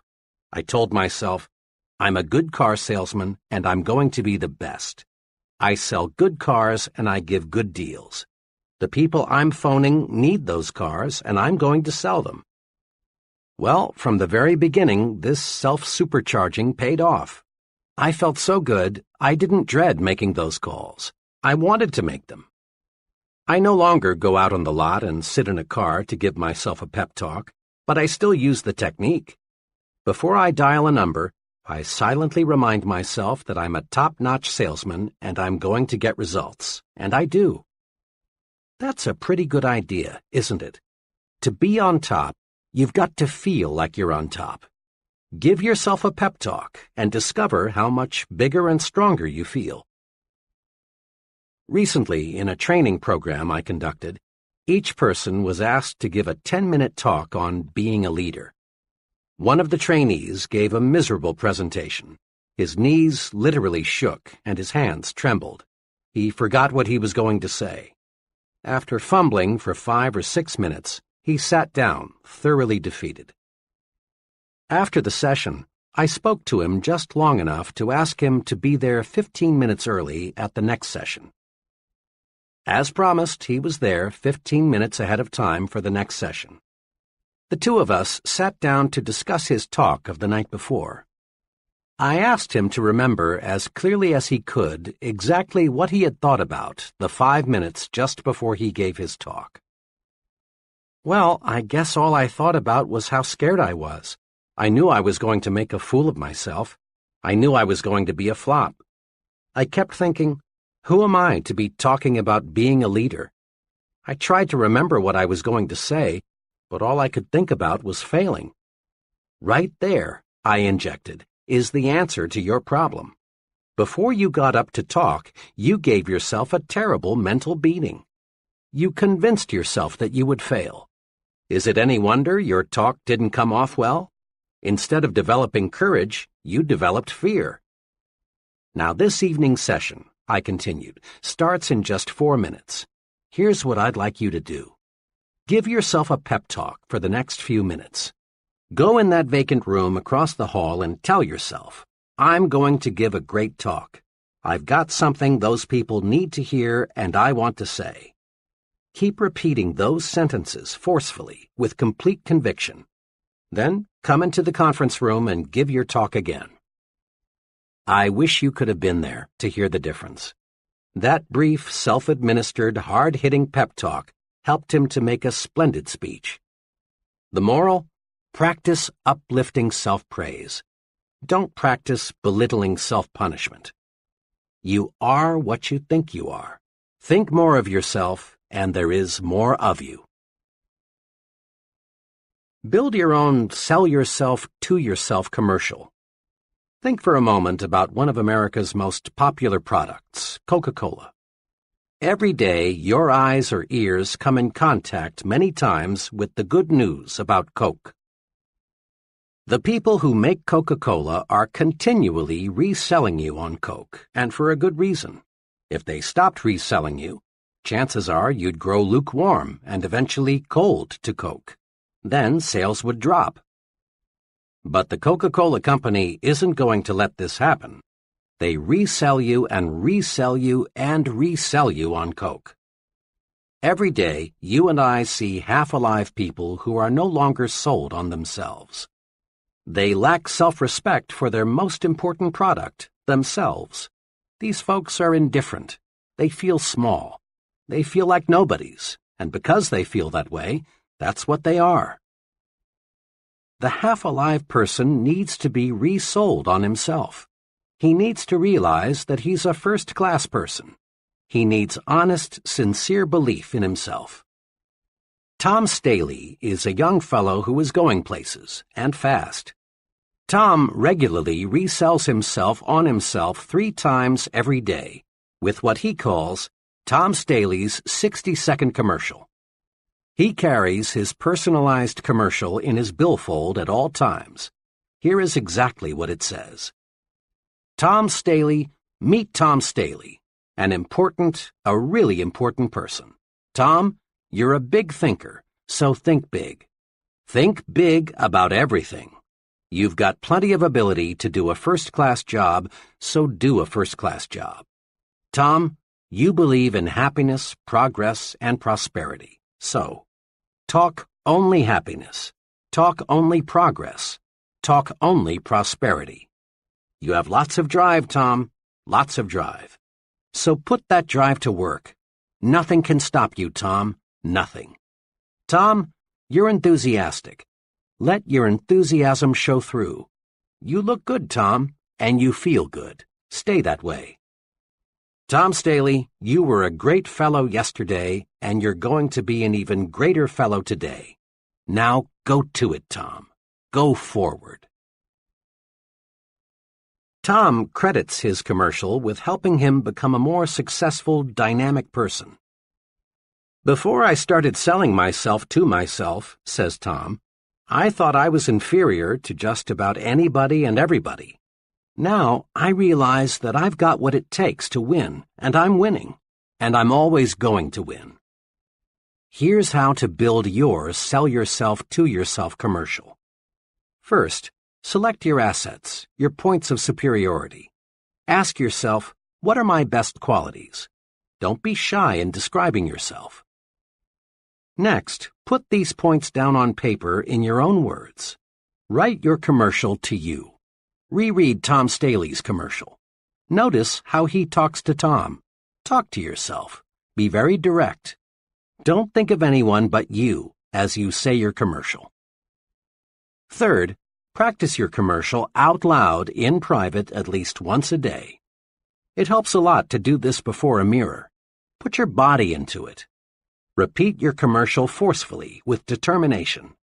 Make your blood travel faster through your body. Get yourself warmed up. Fourth, read your commercial silently several times every day. Read it before you tackle anything that demands courage. Read it every time you feel let down.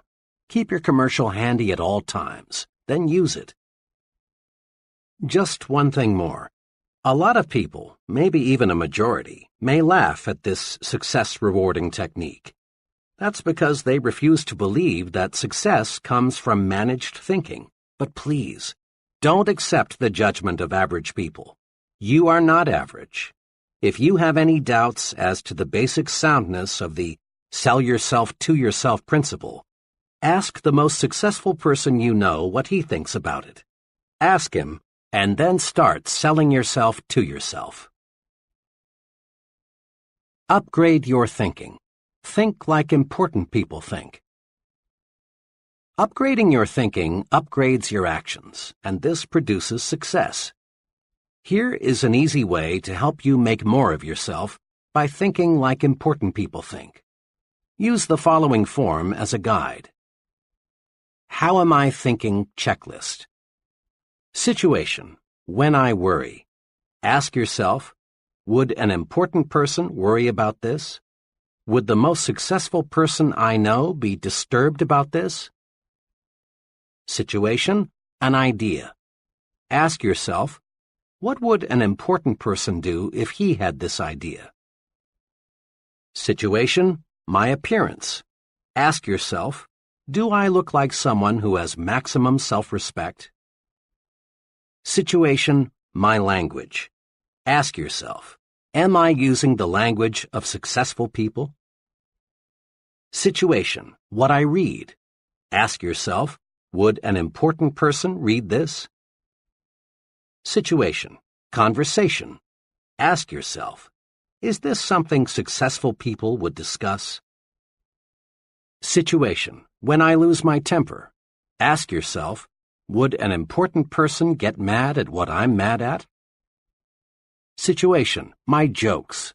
Ask yourself, is this the kind of joke an important person would tell? Situation, my job. Ask yourself, how does an important person describe his job to others? Cement in your mind the question, is this the way an important person does it? Use this question to make you a bigger, more successful person. In a nutshell, remember. 1.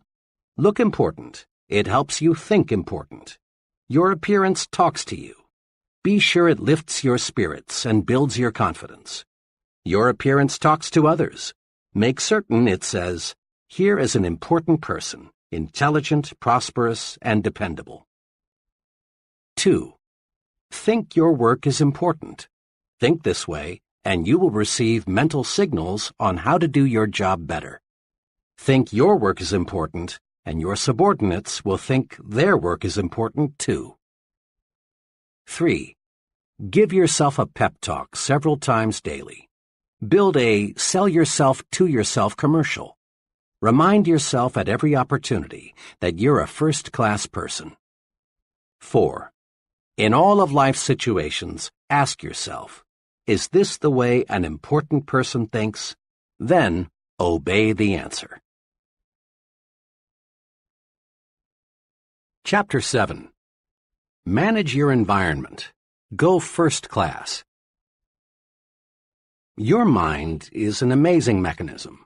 When your mind works one way, it can carry you forward to outstanding success. But the same mind, operating in a different manner, can produce a total failure. The mind is the most delicate, most sensitive instrument in all creation. Let's look now and see what makes the mind think the way it does. Millions of people are diet conscious. We're a calorie-counting nation. We spend millions of dollars on vitamins, minerals, and other dietary supplements. And we all know why. Through nutritional research, we've learned that the body reflects the diet fed the body. Physical stamina, resistance to disease, body size, even how long we live are all closely related to what we eat. The body is what the body is fed. By the same token, the mind is what the mind is fed. Mind food, of course, doesn't come in packages, and you can't buy it at the store. Mind food is your environment, all the countless things that influence your conscious and subconscious thought. The kind of mind food we consume determines our habits, attitudes, personality. Each of us inherited a certain capacity to develop. But how much of that capacity we have developed and the way we have developed that capacity depends on the kind of mind food we feed it. The mind reflects what its environment feeds it, just as surely as the body reflects the food you feed it.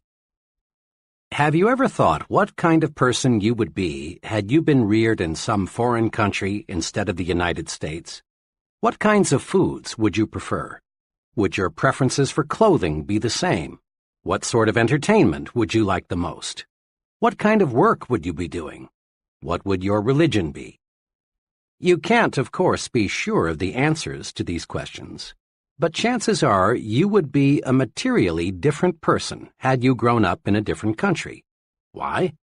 Because you would have been influenced by a different environment.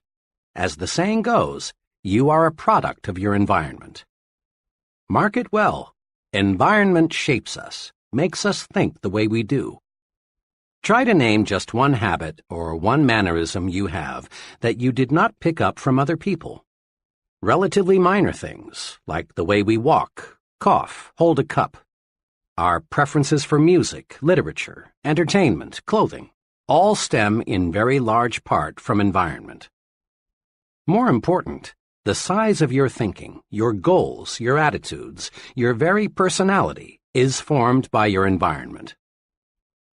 Prolonged association with negative people makes us think negatively.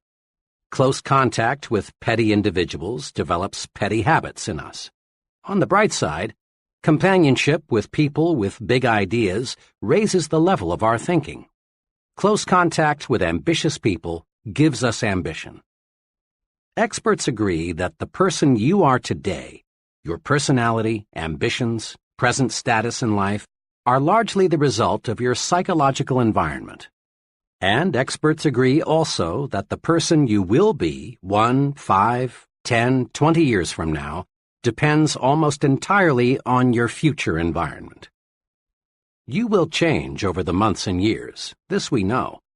But how you will change depends on your future environment, the mind food you feed yourself. Let's look now at what we can do to make our future environment pay off in satisfaction and prosperity. Recondition yourself for success. The number one obstacle on the road to high-level success is the feeling that major accomplishment is beyond reach. This attitude stems from many, many suppressive forces that direct our thinking toward mediocre levels. To understand these suppressive forces, let's go back to the time we were children.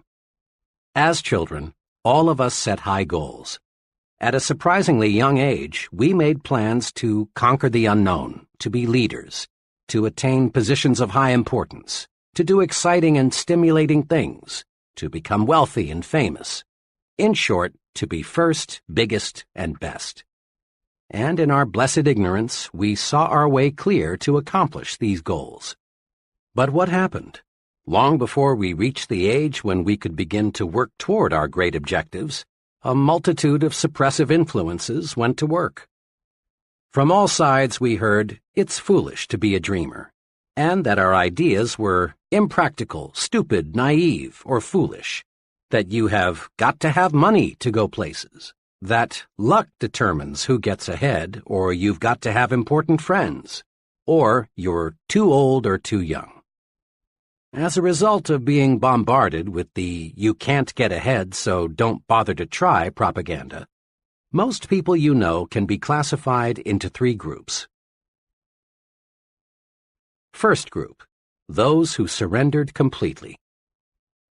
The majority of people are convinced deep down inside that they haven't got what it takes, that real success, real accomplishment, is for others who are lucky or fortunate in some special respect.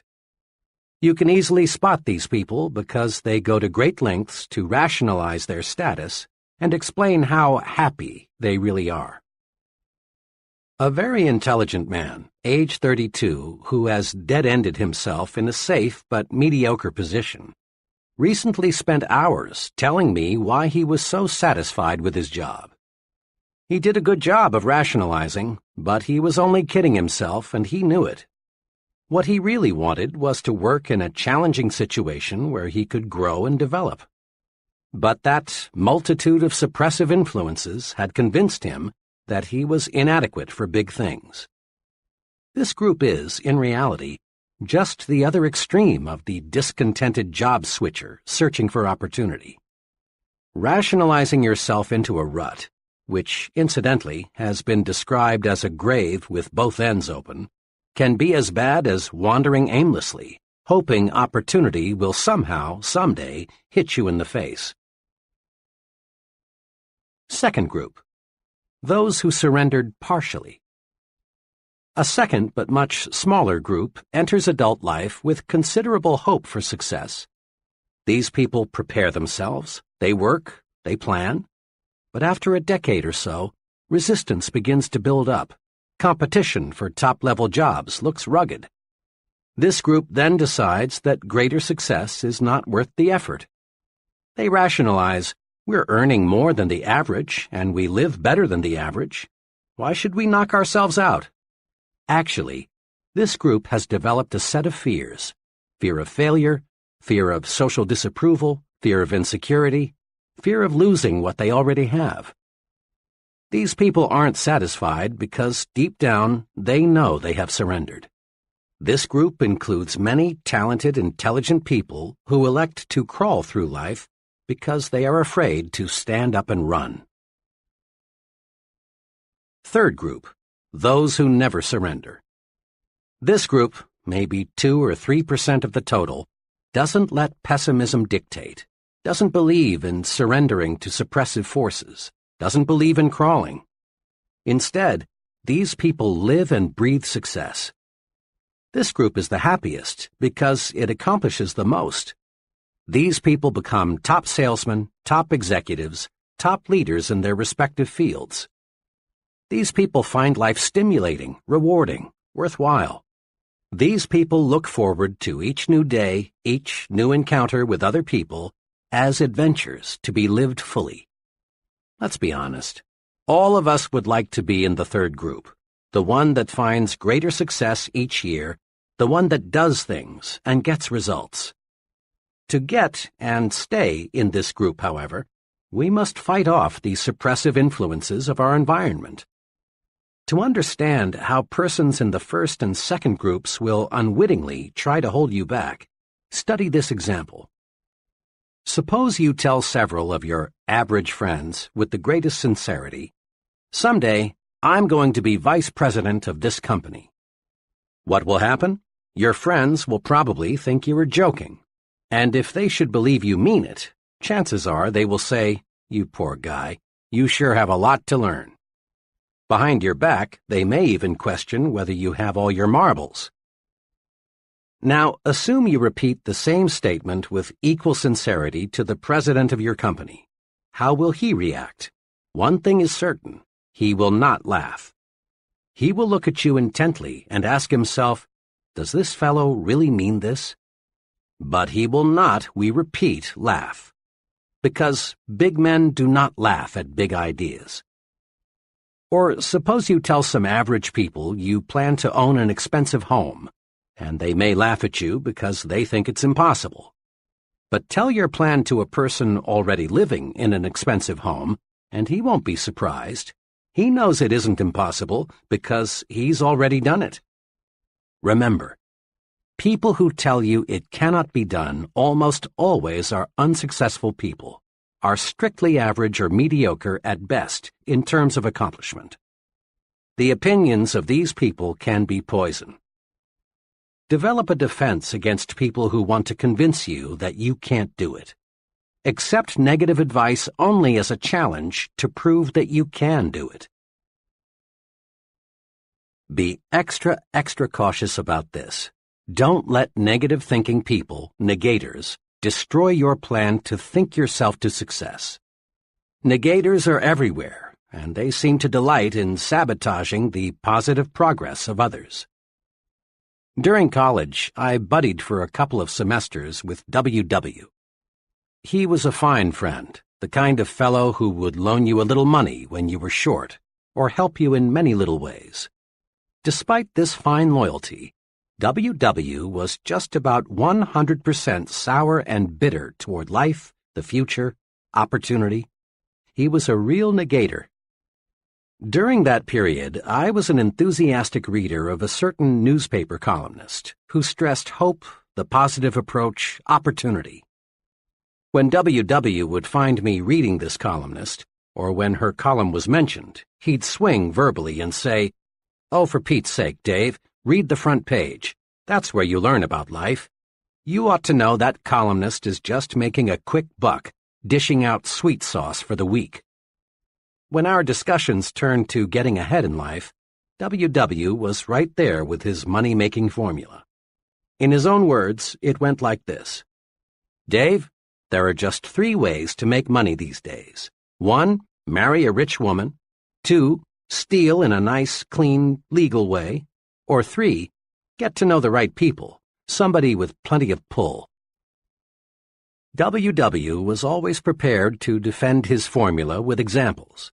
Sticking to the front page, he was quick to cite that one labor leader in 1,000 who had siphoned off a pile of money from the union till and got away with it. He kept his eyes open for that rare marriage of the fruit picker to Miss Millionaire. And he knew a fellow who knew a fellow who knew a big man and got cut in on a big deal that made him rich. W.W. was several years older than I, and he made excellent grades in his engineering classes. I looked up to him in a younger brother sort of way. I came dangerously close to ditching my basic convictions about what it takes to be a success, and accepting the negator's philosophy.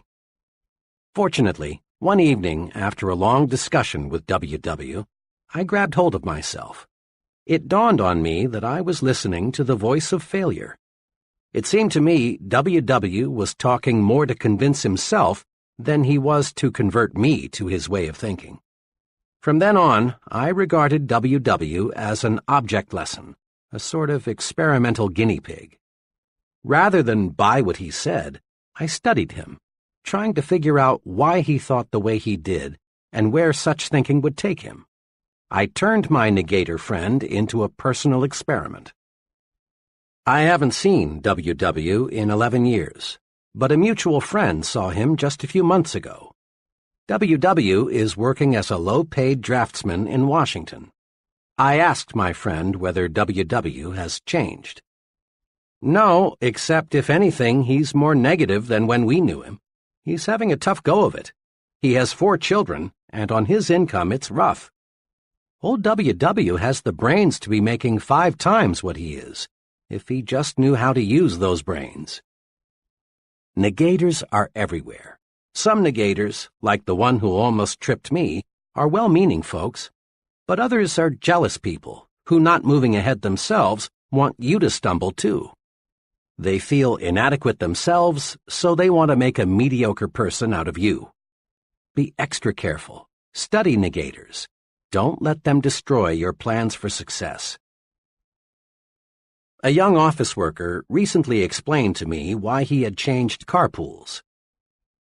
One fellow, he said, talked about nothing trip in and trip out except what an awful company we worked for. Regardless of what management did, he found fault. He was negative about everyone from his supervisor on up. The products we sold were no good. Every policy had something wrong with it. As he saw it, absolutely everything had something wrong with it. Each morning I arrived at work tense and wound up tight. And each night, after hearing him preach and rant for 45 minutes about all the things that went wrong that day, I got home discouraged and depressed. Finally, I got sense enough to get in another carpool. It's made a world of difference, for now I'm with a group of fellows who can see two sides to a question. That young fellow changed his environment. Smart, wasn't he? Make no mistake about it. You are judged by the company you keep. Birds of a feather do flock together. Fellow workers are not all alike. Some are negative, others positive. Some work because they have to. Others are ambitious and work for advancement. Some associates belittle everything the boss says or does. Others are much more objective and realize they must be good followers before they can be good leaders. How we think is directly affected by the group we're in. Be sure you're in the flock that thinks right. There are pitfalls to watch in your work environment. In every group, there are persons who, secretly aware of their own inadequacies, want to stand in your way and prevent you from making progress. Many ambitious fellows have been laughed at, even threatened, because they tried to be more efficient and produce more. Let's face it, some folks, being jealous, want to make you feel embarrassed because you want to move upward. This often happens in factories, where fellow workers sometimes resent the fellow who wants to speed up production. It happens in the military service when a clique of negative-minded individuals poke fun at and try to humiliate the young soldier who wants to go to officer's school. It happens in business, too, when a few individuals not qualified to advance try to block the way for someone else. You've seen it happen time and again in high schools when a group of lunkheads deride a classmate who has the good sense to make the most of his educational opportunities and come out with high grades. Sometimes, and all too sadly often, the bright student is jeered at until he reaches the conclusion that it isn't smart to be intelligent. Ignore such negative thinkers in your midst. For often, the remarks made in your direction aren't so personal as you might at first think. They are merely a projection of the speaker's own feeling of failure and discouragement. Don't let negative thinkers pull you down to their level. Let them slide by, like the water from the proverbial duck's back. Cling to people who think progressively. Move upward with them. You can do it simply by thinking right. A special word of caution. Be careful about your source of advice. In most organizations, you will encounter freelance advisors who know the ropes and are tremendously eager to clue you in. One time, I overheard a freelance advisor explaining the facts of office life to a bright young man just starting in. Said the advisor, "The best way to get along here is just stay out of everybody's way. If they ever get to know you, all they'll do is pile more work on you. Be especially careful to stay away from Mr. Z, the department manager. If he thinks you haven't got enough to do, he'll really load you down." This freelance advisor had been with the company for almost 30 years and was still bottom man on the totem pole. What a consultant for a young man who wants to move upward in the business. Make it a rule to seek advice from people who know. There's a lot of incorrect thinking that successful people are inaccessible. The plain truth is that they are not. As a rule, it's the more successful people who are the most humble and ready to help. Since they are sincerely interested in their work and success, they are eager to see that the work lives on and that somebody capable succeeds them when they retire. It's the would-be big people who are most often the most abrupt and hard to get to know. An executive made this clear. "I'm a busy woman, but there's no do not disturb sign on my office door. Counseling people is one of my key functions. We give standardized training of one kind or another to everybody in the company. But personal counseling or tutoring, as I like to call it, is available for the asking. I stand ready to help the fellow who comes in here with either a company or a personal problem. The fellow who displays curiosity and exhibits a real desire to know more about his job and how it relates to other jobs is the individual I like most to help. But," she said, "for obvious reasons, I can't spend time offering advice to anybody who isn't sincere in seeking it. Go first class when you have questions. Seeking advice from a failure is like consulting a quack on how to cure cancer." Many executives today never employ persons for key jobs without first interviewing the fellow's wife. One sales executive explained to me, "I want to be sure the prospective salesman has his family behind him, a cooperative family that won't object to travel, irregular hours, and other inconveniences which are part of selling, a family that will help the salesman over those inevitable rough spots." Executives today realize that what happens on weekends and between 6 p.m. and 9 a.m. directly affects a person's performance from 9 a.m. to 6 p.m. The person with a constructive off-the-job life nearly always is more successful than the person who lives in a dull, dreary home situation. Let's look in on the traditional way two co-workers, John and Milton, spend their weekends. Let's look, too, at the ultimate results. John's psychological diet on weekends is something like this. Usually, one evening is spent with some carefully selected, interesting friends. Another evening is generally spent out, perhaps at a movie, a civic or community project, or some friend's house. John devotes Saturday morning to Boy Scout work. Saturday afternoon he does errands and chores around the house. Often he works on some special project. Currently, it's building a patio in the backyard. On Sundays, John and his family do something special. One Sunday recently they climbed a mountain. Another Sunday, they visited a museum.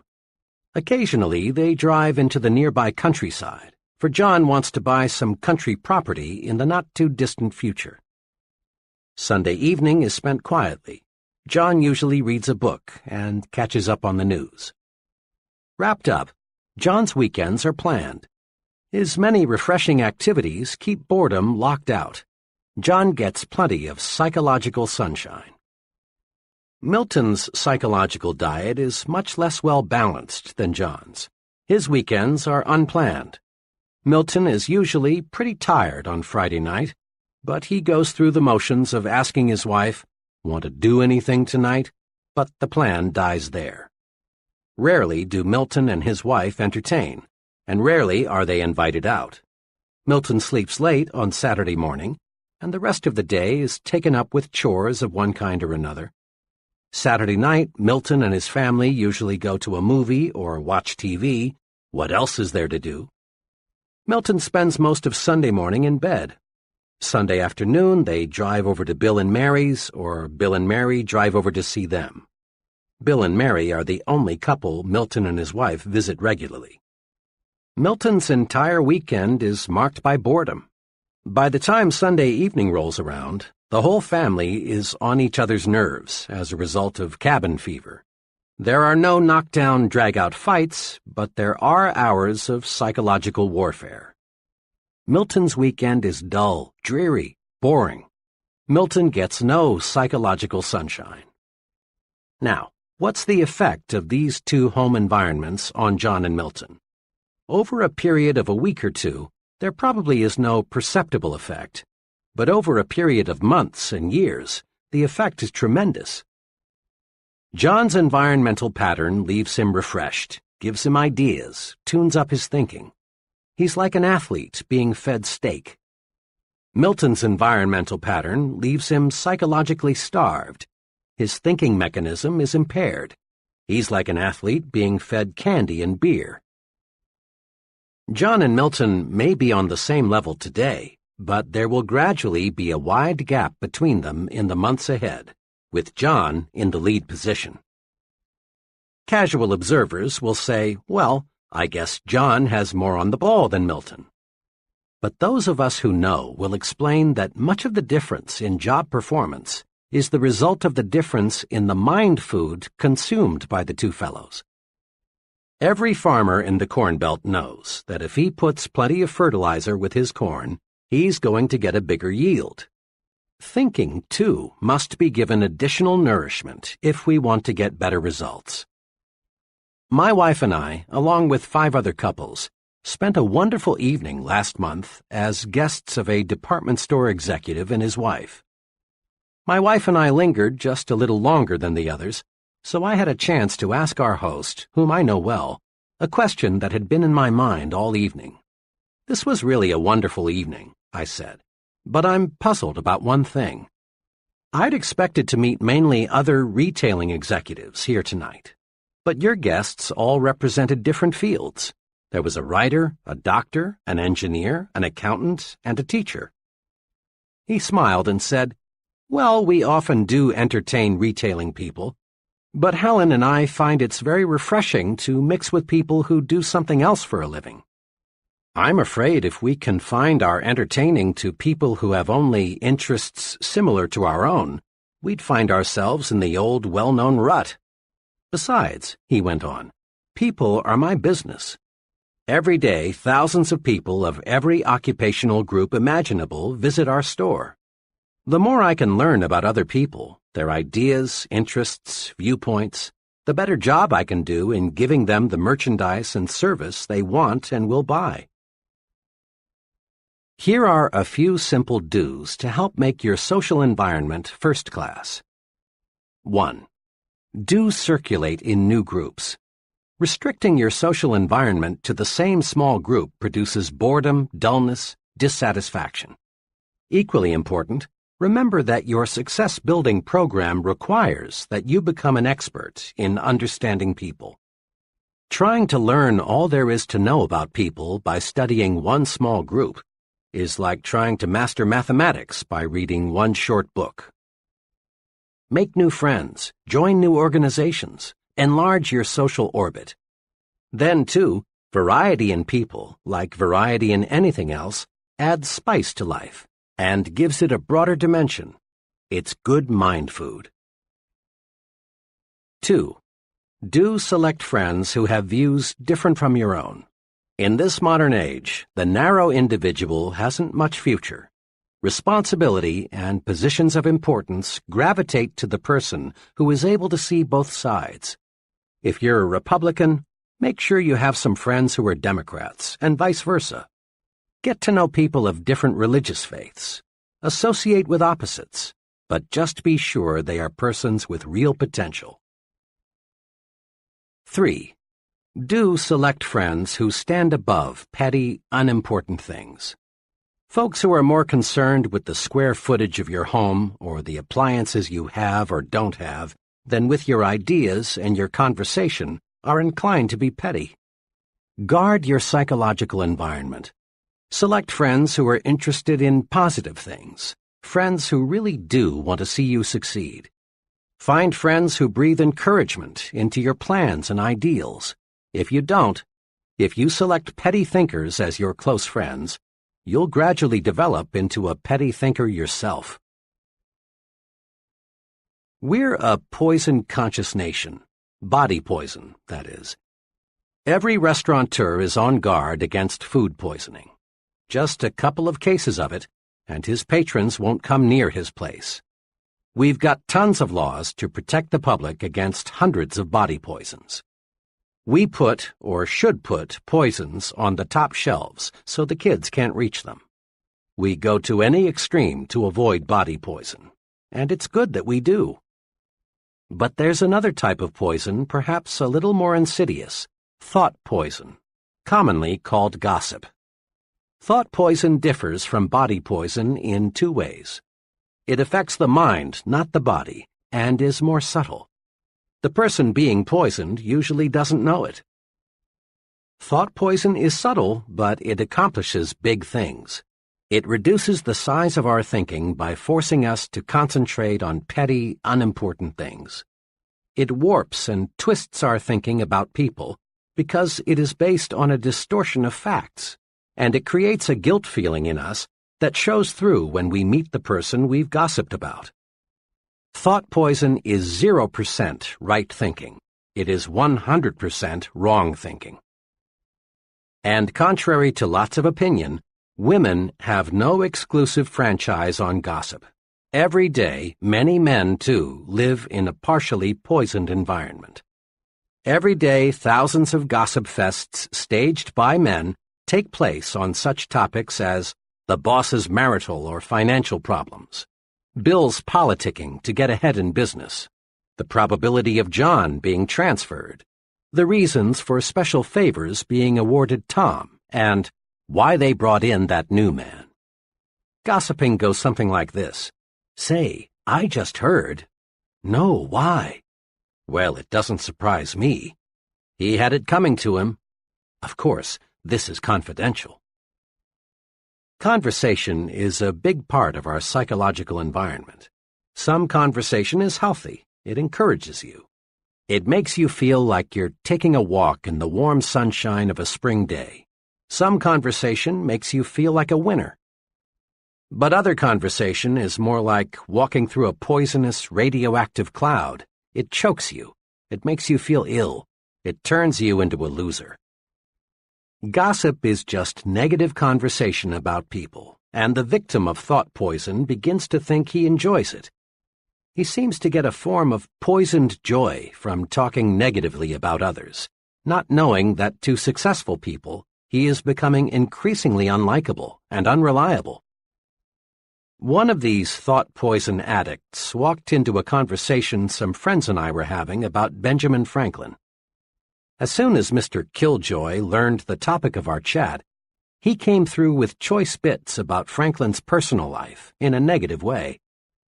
Perhaps it's true that Franklin was a character in some ways, and he might have made the scandal magazines had they been around in the 18th century.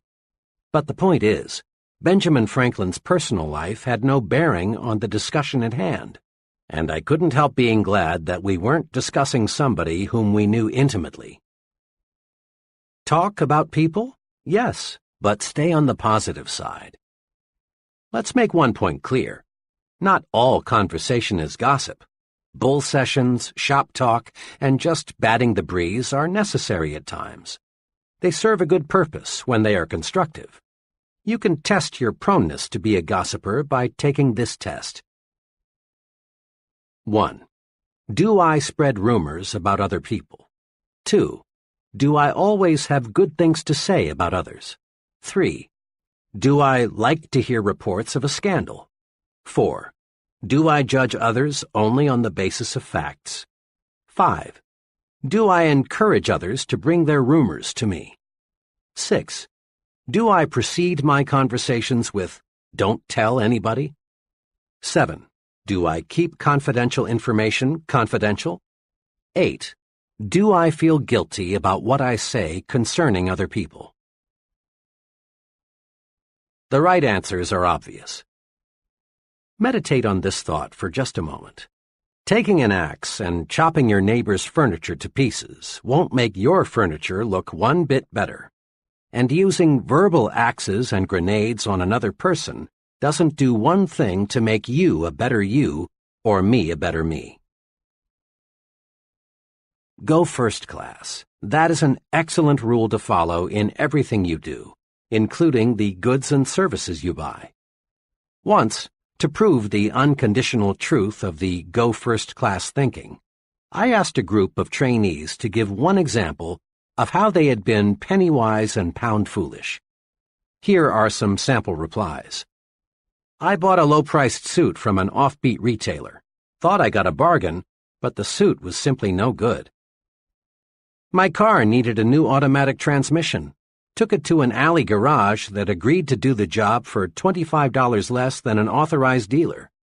The new transmission lasted 1,800 miles, and the garage wouldn't make it right. For months, I ate at a real greasy spoon trying to save money.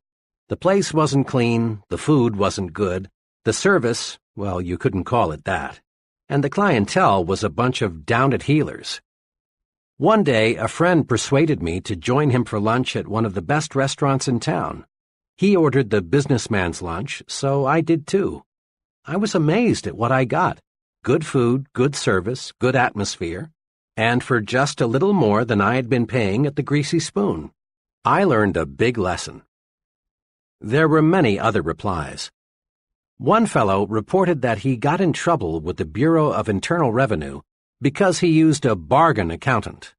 Another went to a cut-rate doctor and later learned he had received a completely wrong diagnosis. Others related the costs of going second class in home repairs, hotels, and other goods and services. Of course, I've heard the argument many times, but I can't afford to go first class.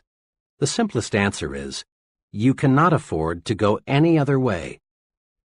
Certainly in the long run, going first class actually costs you less than going second class. Then, too, it's better to have fewer things and have quality than to have many things and have junk. It's better, for example, to have one really good pair of shoes than to have 3 pairs of second-class shoes. People rate you for quality, often subconsciously, perhaps. Develop an instinct for quality. It pays. And it costs no more, often costs less, than second class. Make your environment make you successful. 1. Be environment conscious. Just as body diet makes the body, mind diet makes the mind. 2. Make your environment work for you, not against you. Don't let suppressive forces, the negative, you can't do it people, make you think defeat. 3. Don't let small-thinking people hold you back. Jealous people want to see you stumble. Don't give them that satisfaction. 4. Get your advice from successful people. Your future is important. Never risk it with freelance advisors who are living failures. 5. Get plenty of psychological sunshine. Circulate in new groups. Discover new and stimulating things to do. 6. Throw thought poison out of your environment. Avoid gossip. Talk about people, but stay on the positive side. 7.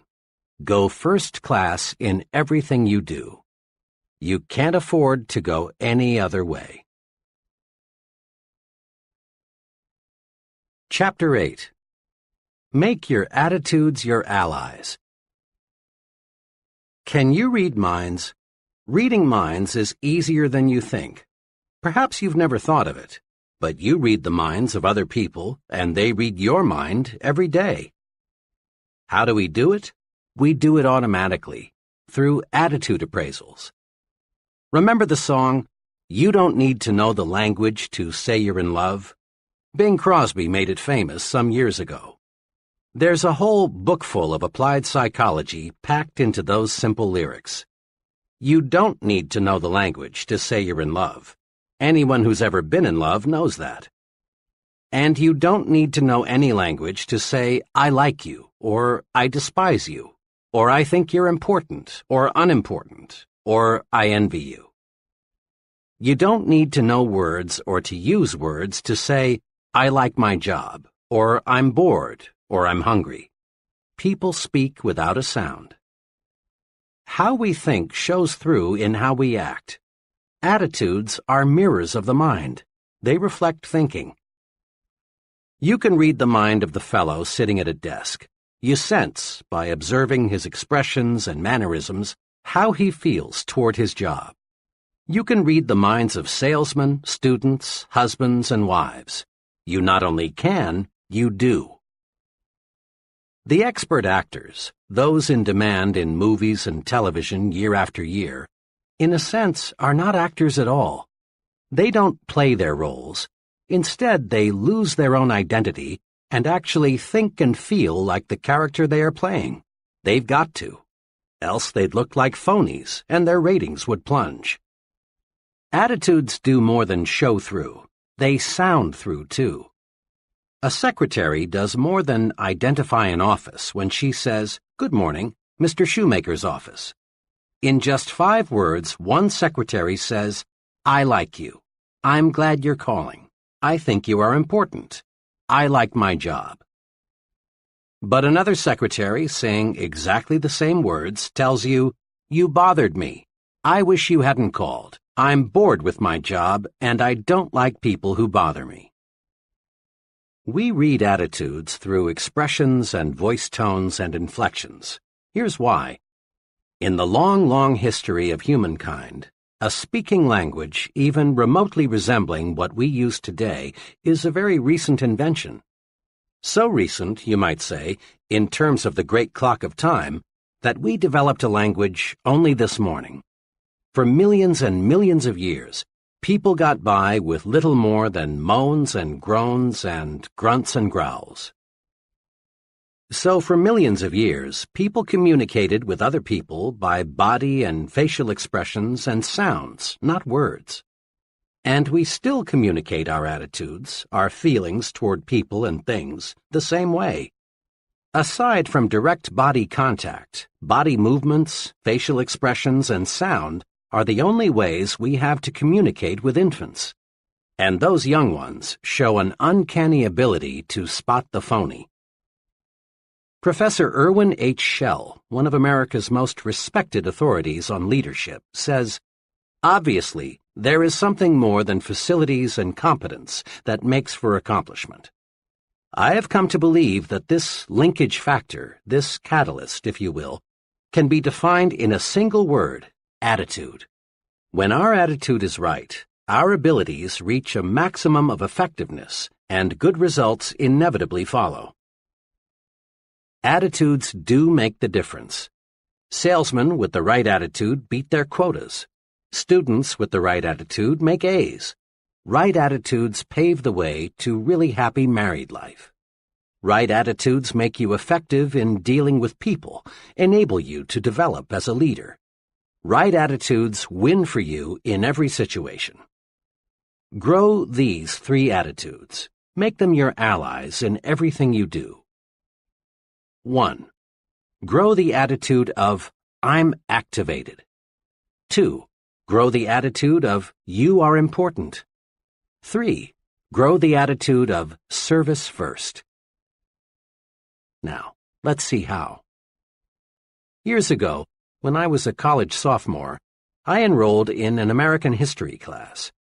I remember the class vividly, not because I learned much about American history, but because, in an unusual way, I learned this basic principle of successful living. To activate others, you must first activate yourself. The history class was very large, and it was held in a fan-shaped auditorium. The professor, who was a middle-aged fellow and apparently well-educated, was nevertheless pathetically dull. Rather than interpret history as an alive, fascinating subject, the professor merely cited one dead fact after another. It was a frightful wonder how he could possibly make such an interesting subject so terribly dull, but he did. You can imagine the effect the professor's boredom had on the students. Talking and sleeping got so out of hand that the professor had 2 assistants patrol the aisles to break up student conversations and wake up those who had dozed off. Occasionally, the professor would stop and, shaking his finger at the class, would say, "I'm warning you, you've got to pay attention to what I say. You've got to stop this talking, and that's all there is to it." This, of course, made little impression on his students, many of whom, as veterans, had gambled their lives only months before, had made history on islands and in bombers. As I sat there watching this potentially great, wonderful experience turn into a disgusting farce, I found myself wrestling with the question, why are the students ignoring what the professor has to say? the answer came. The students had no interest in what the professor was saying because the professor himself had no interest. He was bored with history, and it showed through. To activate others, to get them to be enthusiastic, you must first be enthusiastic yourself. Over the years, I've tested this principle in hundreds of different situations. It always holds true. A man who lacks enthusiasm never develops it in another. But a person who is enthusiastic soon has enthusiastic followers. The enthusiastic salesman need never worry about unenthusiastic buyers. The enthusiastic teacher need never worry about disinterested students. The activated minister need never be distressed by a sleepy congregation. Enthusiasm can make things 1,100% better. 2 years ago, employees in a business I'm acquainted with donated $94.35 to the Red Cross. This year, the same employees, with just about the same payroll, donated almost $1,100, an increase of 1,100%. The drive captain, who collected only $94.35, was totally lacking in enthusiasm. He made remarks like, "I suppose it's a worthwhile organization. I've never had any direct contact with it. It's a big organization and they collect a lot from the wealthy, so I suppose it's not too important if you contribute. If you can make a donation, see me." This fellow did nothing to inspire anyone to want to join the Red Cross and do it in a big way. This year's drive captain was a different sort. He had enthusiasm. He gave examples of case histories that showed how the Red Cross pitches in when disaster strikes. He showed how the Red Cross depends on donations from everyone. He asked the employees to be guided in giving by how much they would be willing to give their neighbor if disaster should strike him. He said, "Look what the Red Cross has done." Notice, he did not beg. He did not say, "Each of you is expected to donate XX dollars."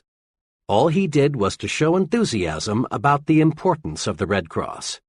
Success just naturally followed. Think for a moment about a club or a civic organization you know that is fading away. Chances are, all it needs is enthusiasm to bring it back to life. Results come in proportion to enthusiasm applied. Enthusiasm is simply, "This is great. Here's why." Here is a 3-step procedure that will help you to develop the power of enthusiasm. 1. Dig into it deeper. Make this little test. Think of 2 things in which you have little or no interest, maybe cards, certain kinds of music, a sport. Now ask yourself, how much do I really know about these things? Odds are 100 to 1 that your answer is not much. I confess that for years I had absolutely no interest in modern art. It was just so many botched-up lines, until I let a friend who knows and loves modern art explain it to me.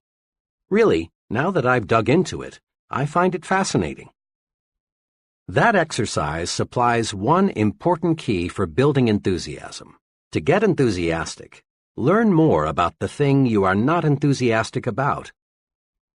Chances are you are quite unenthusiastic about bumblebees. But if you study bumblebees, find out what good they do, how they relate to other bees, how they reproduce, where they live in winter. If you find out all you can about bumblebees, you will soon find yourself really interested in bumblebees. To show trainees how enthusiasm can be developed through the dig into it deeper technique, I sometimes use a greenhouse example. In a deliberately casual way, I ask the group, "Are any of you interested in manufacturing and selling greenhouses?" Not once have I gotten an affirmative answer. Then I make a few points about greenhouses.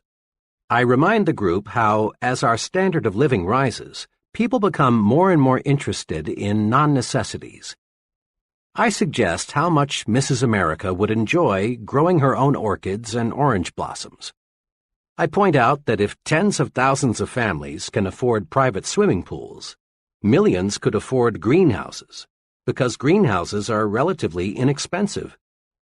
I show them that if you could sell a $600 greenhouse to only one family in 50, you'd develop a $600 million business in producing greenhouses, and perhaps a $250 million industry supplying plants and seeds. The only difficulty with this exercise is that the group, 10 minutes before completely cold about greenhouses, now is so enthusiastic they don't want to move on to the next subject. Use the dig into it deeper technique to develop enthusiasm toward other people. Find out all you can about another person, what he does, his family, his background, his ideas and ambitions, and you'll find your interest in and enthusiasm about him mounting. Keep digging, and you're certain to find some common interests. Keep digging, and you'll eventually discover a fascinating person.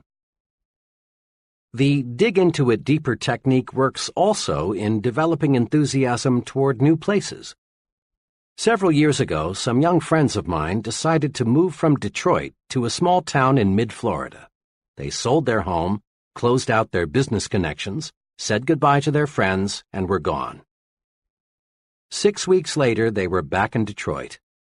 The reason had nothing to do with employment. Rather, as they put it, we just couldn't stand living in a small town. Besides, all our friends are in Detroit. We just had to come back. In later conversations with these people, I learned the real reason why they didn't like the small Florida city.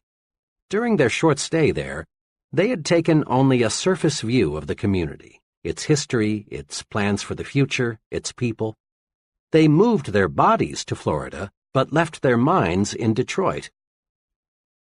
I've talked with dozens of executives, engineers, and salesmen who have developed career trouble because their companies want to move them to another location, but they don't want to go. I just can't see moving to Chicago, or San Francisco, or Atlanta, or New York, or Miami, is a remark spoken many times a day. There's one way to build enthusiasm toward a new location.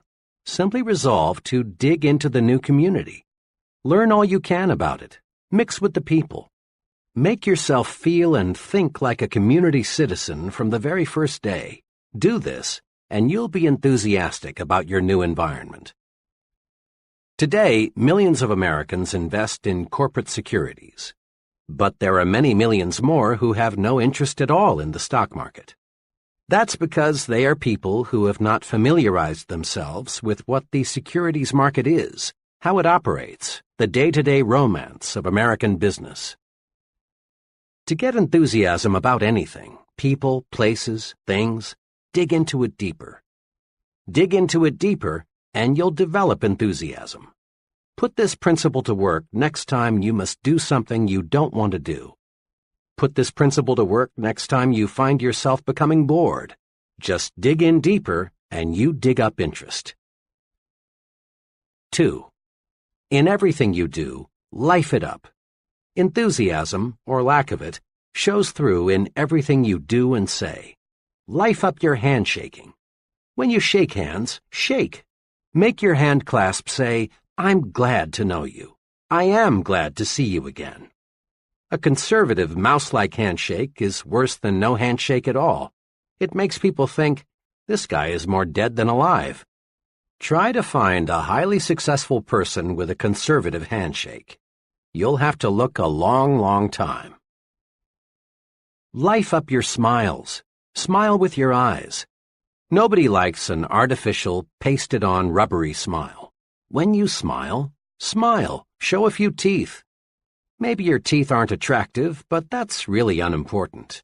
For when you smile, people don't see your teeth. They see a warm, enthusiastic personality, someone they like. Life up your thank yous. A routine, automatic thank you is almost like saying gleep gleep. It's just an expression. It says nothing. It doesn't accomplish results. Make your thank you mean thank you very much. Life up your talk. Dr. James F. Bender, the noted speech authority, in his excellent book, How to Talk Well, says, Is your good morning really good? Are your congratulations enthusiastic? Does your how are you sound interested? When you make a habit of coloring your words with sincere feelings, you'll notice a great uptake in your ability to hold attention. People go along with the fellow who believes what he says. Say it with life. Put vitality into your speaking. Whether you are talking to a garden club, a prospect, or your children, put enthusiasm behind what you say. A sermon delivered enthusiastically may be remembered for months, even years. But a sermon delivered without enthusiasm will be mostly forgotten 167 hours before next Sunday rolls around. And when you put life in your talk, you automatically put more life in you. Just try this right now. Say out loud with force and vigor, "I feel great today." Now, don't you actually feel better than you did before you said it? Make yourself alive all over.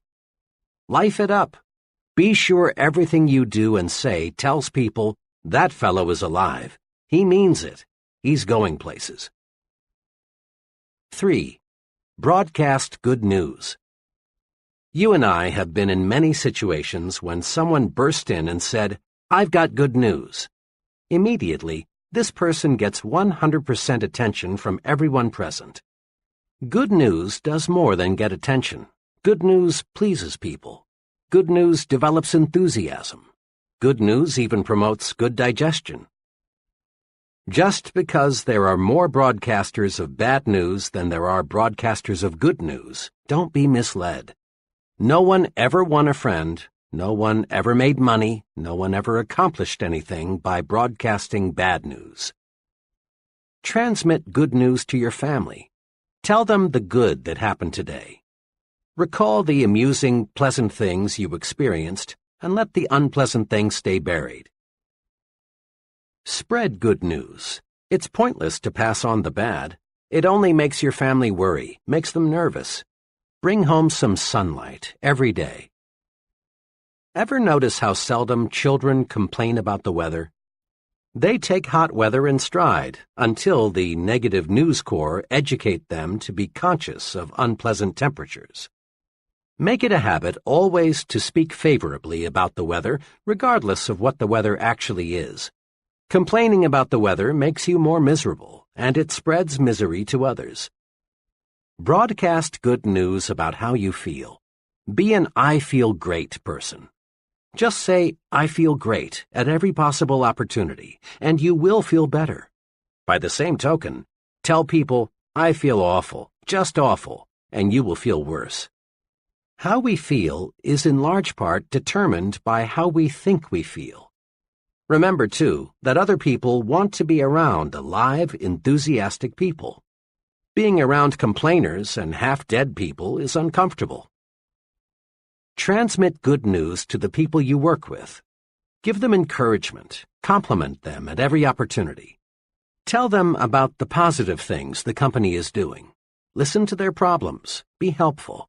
Encourage people and win their support. Pat them on the back for the job they're doing. Give them hope. Let them know you believe they can succeed, that you have faith in them. Practice relieving worriers. Make this little test regularly to keep you on the right track. Whenever you leave a person, ask yourself, does that person honestly feel better because he has talked with me? This self-training device works. Apply it when talking with employees, associates, your family, customers, even with casual acquaintances. A salesman friend is a real good news broadcaster. He calls on his customers every month and always makes it a rule to have some good news to pass along. Examples. I met one of your good friends last week. He said to tell you hello. Since I was here last, big things have happened. Over 350,000 new babies were born last month, and more babies means more business for both of us. Usually, we think of bank presidents as overly reserved, unemotional people who never really warm up. Not so with one bank president. His favorite way to answer the phone is to say, "Good morning, it's a wonderful world. May I sell you some money?" Improper for a banker? Some might say so, but let me point out that the banker who uses this greeting is Mills Lane, Jr., president of the Citizens and Southern Bank, the largest in the entire Southeast. Good news gets good results. Broadcast it. The president of a brush manufacturing company I visited recently had this maxim neatly framed on his desk facing the visitor's chair. Give me a good word or none at all. I complimented him, saying that I thought the maxim was a clever way to encourage people to be optimistic. He smiled and said, "It is an effective reminder, but from where I sit, this is even more important." He turned the frame around so I could see it from his side of the desk. It said, "Give them a good word, or none at all." Broadcasting good news activates you, makes you feel better. Broadcasting good news makes other people feel better too. Grow the "you are important" attitude. This is a fact of paramount significance.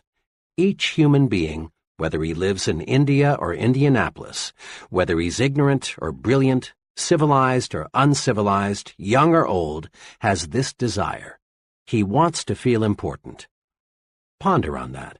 Everyone, yes, everyone, your neighbor, you, your wife, your boss, has a natural desire to feel he is somebody. The desire to be important is man's strongest, most compelling non-biological hunger. Successful advertisers know that people crave prestige, distinction, recognition. Headlines that produce sales read like this: "For smart young homemakers, persons with distinctive tastes use, you want only the best. Be the envy of everyone. For women who want to be envied by women and admired by men." These headlines, in effect, tell people, buy this product, and you put yourself in the important class. Satisfying the craving, the hunger, to be important, carries you forward to success. It is basic equipment in your success tool chest. Yet, even though displaying the attitude "you are important" gets results, and even though it costs nothing, few persons use it. A little fill-in is needed here to show why. On the philosophical side, our religions, our laws, our entire culture are based on the belief of the importance of the individual. Suppose, for example, you were flying your own plane and were forced down in an isolated mountain region. As soon as your accident was known, a large-scale search for you would begin. No one would ask, "Is that fellow important?" Without knowing anything about you except that you are a human being, helicopters, other aircraft, and searching parties on foot would begin looking for you. And they would keep on looking for you, spending thousands of dollars in the process, until they found you, or until not one trace of hope remained. When a little child wanders off into a woods, falls into a well, or gets into some other dangerous predicament, no one is concerned with whether or not the child comes from an important family. Every effort is made to rescue the child because every child is important. It's not too wild a guess that of all living creatures, probably not more than 1 in 10 million is a human being. A person is a biological rarity. He is important in God's scheme of things. Now, let's look at the practical side. When most people shift their thinking from philosophical discussions to everyday situations, they tend to forget, unfortunately, their ivory tower concepts of the importance of individuals. Tomorrow, take a good look at how most people exhibit an attitude that seems to say, "You are a nobody, you count for nothing, you mean nothing, absolutely nothing to me." There is a reason why the "you are unimportant" attitude prevails. Most folks look at another person and think, "He can't do anything for me, therefore he's not important." But right there is where people make a basic blunder. The other person, regardless of his status or his income, is important to you, and for 2 giant dollars and cents reasons. First, people do more for you when you make them feel important. Years ago, in Detroit, I rode a certain bus to work each morning. The driver was an old grump. Dozens, maybe hundreds of times, I saw this driver pull away from the curb when a wildly waving, shouting, and running passenger was just a second or two from the door. Over a period of several months, I saw this driver show special courtesy to only one passenger, and this passenger was shown special courtesy many times. The driver would wait for this passenger. And why? Because this passenger went out of his way to make the driver feel important. Every morning he greeted the driver with a personalized, sincere, "Good morning, sir." Sometimes this passenger would sit near the driver and make little comments like, "You sure have a lot of responsibility. It must take nerves of steel to drive through traffic like this every day. You sure keep this thing on schedule." That passenger made the driver feel as important as if he were piloting a 180-passenger jet airliner, and the driver, in return, showed special courtesy to the passenger. It pays to make little people feel like big people. Today, in thousands of offices all over America, secretaries are helping salesmen make sales or lose sales, depending on how the salesman has treated them. Make someone feel important and he cares about you. And when he cares about you, he does more for you. Customers will buy more from you, employees will work harder for you, associates will go out of their way to cooperate with you, your boss will do more to help you if you will only make these people feel important. It pays to make big people feel even bigger. The big thinker always adds value to people by visualizing them at their best. Because he thinks big about people, he gets their best out of them. Here's the second giant reason for making others feel important. When you help others feel important, you help yourself feel important too. One of the elevator operators who carried me up and down for several months had the look of complete unimportance written all over. She was 50-ish, unattractive, and certainly uninspired in her work. It was obvious that her longing to be important was completely unfulfilled. She was one of the millions of people who live for months at a time without ever being given a reason to believe that someone notices them or cares about them. One morning, shortly after I became one of her regular uppers and downers, I noticed that she had had her hair redone. It was nothing fancy. It was obviously a homemade job. But it had been cut, and it did look better. So I said, "Miss S." Note, I had learned her name. "I do like what you've done to your hair. It really looks fine." She blushed, said, "Thank you, sir," and nearly missed her next stop. She appreciated the compliment. Next morning, lo and behold, when I stepped into the elevator, I heard, "Good morning, Dr. Schwartz." Not one time before had I heard this operator address anyone by name. And in the remaining months that I had an office in the building, I never heard anyone called by name except me. I had made the operator feel important. I had sincerely complimented her and called her by name. I had made her feel important. Now she was repaying me by making me feel important. Let's not kid ourselves. People who do not have a deep-down feeling of self-importance are slated for mediocrity. Again and again, this point must be driven home. You must feel important to succeed. Helping others to feel important rewards you because it makes you feel more important. Try it and see. Here's how to do it. 1. Practice appreciation. Make it a rule to let others know you appreciate what they do for you. Never, never let anyone feel he is taken for granted. Practice appreciation with a warm, sincere smile. A smile lets others know you notice them and feel kindly toward them. Practice appreciation by letting others know how you depend on them. An earnest, "Jim, I don't know what we'd do without you" type of remark makes people feel necessary, and when they feel necessary, they do increasingly better work. Practice appreciation with honest, personalized compliments. People thrive on compliments, whether 2 or 20, 9 or 90. A person craves praise.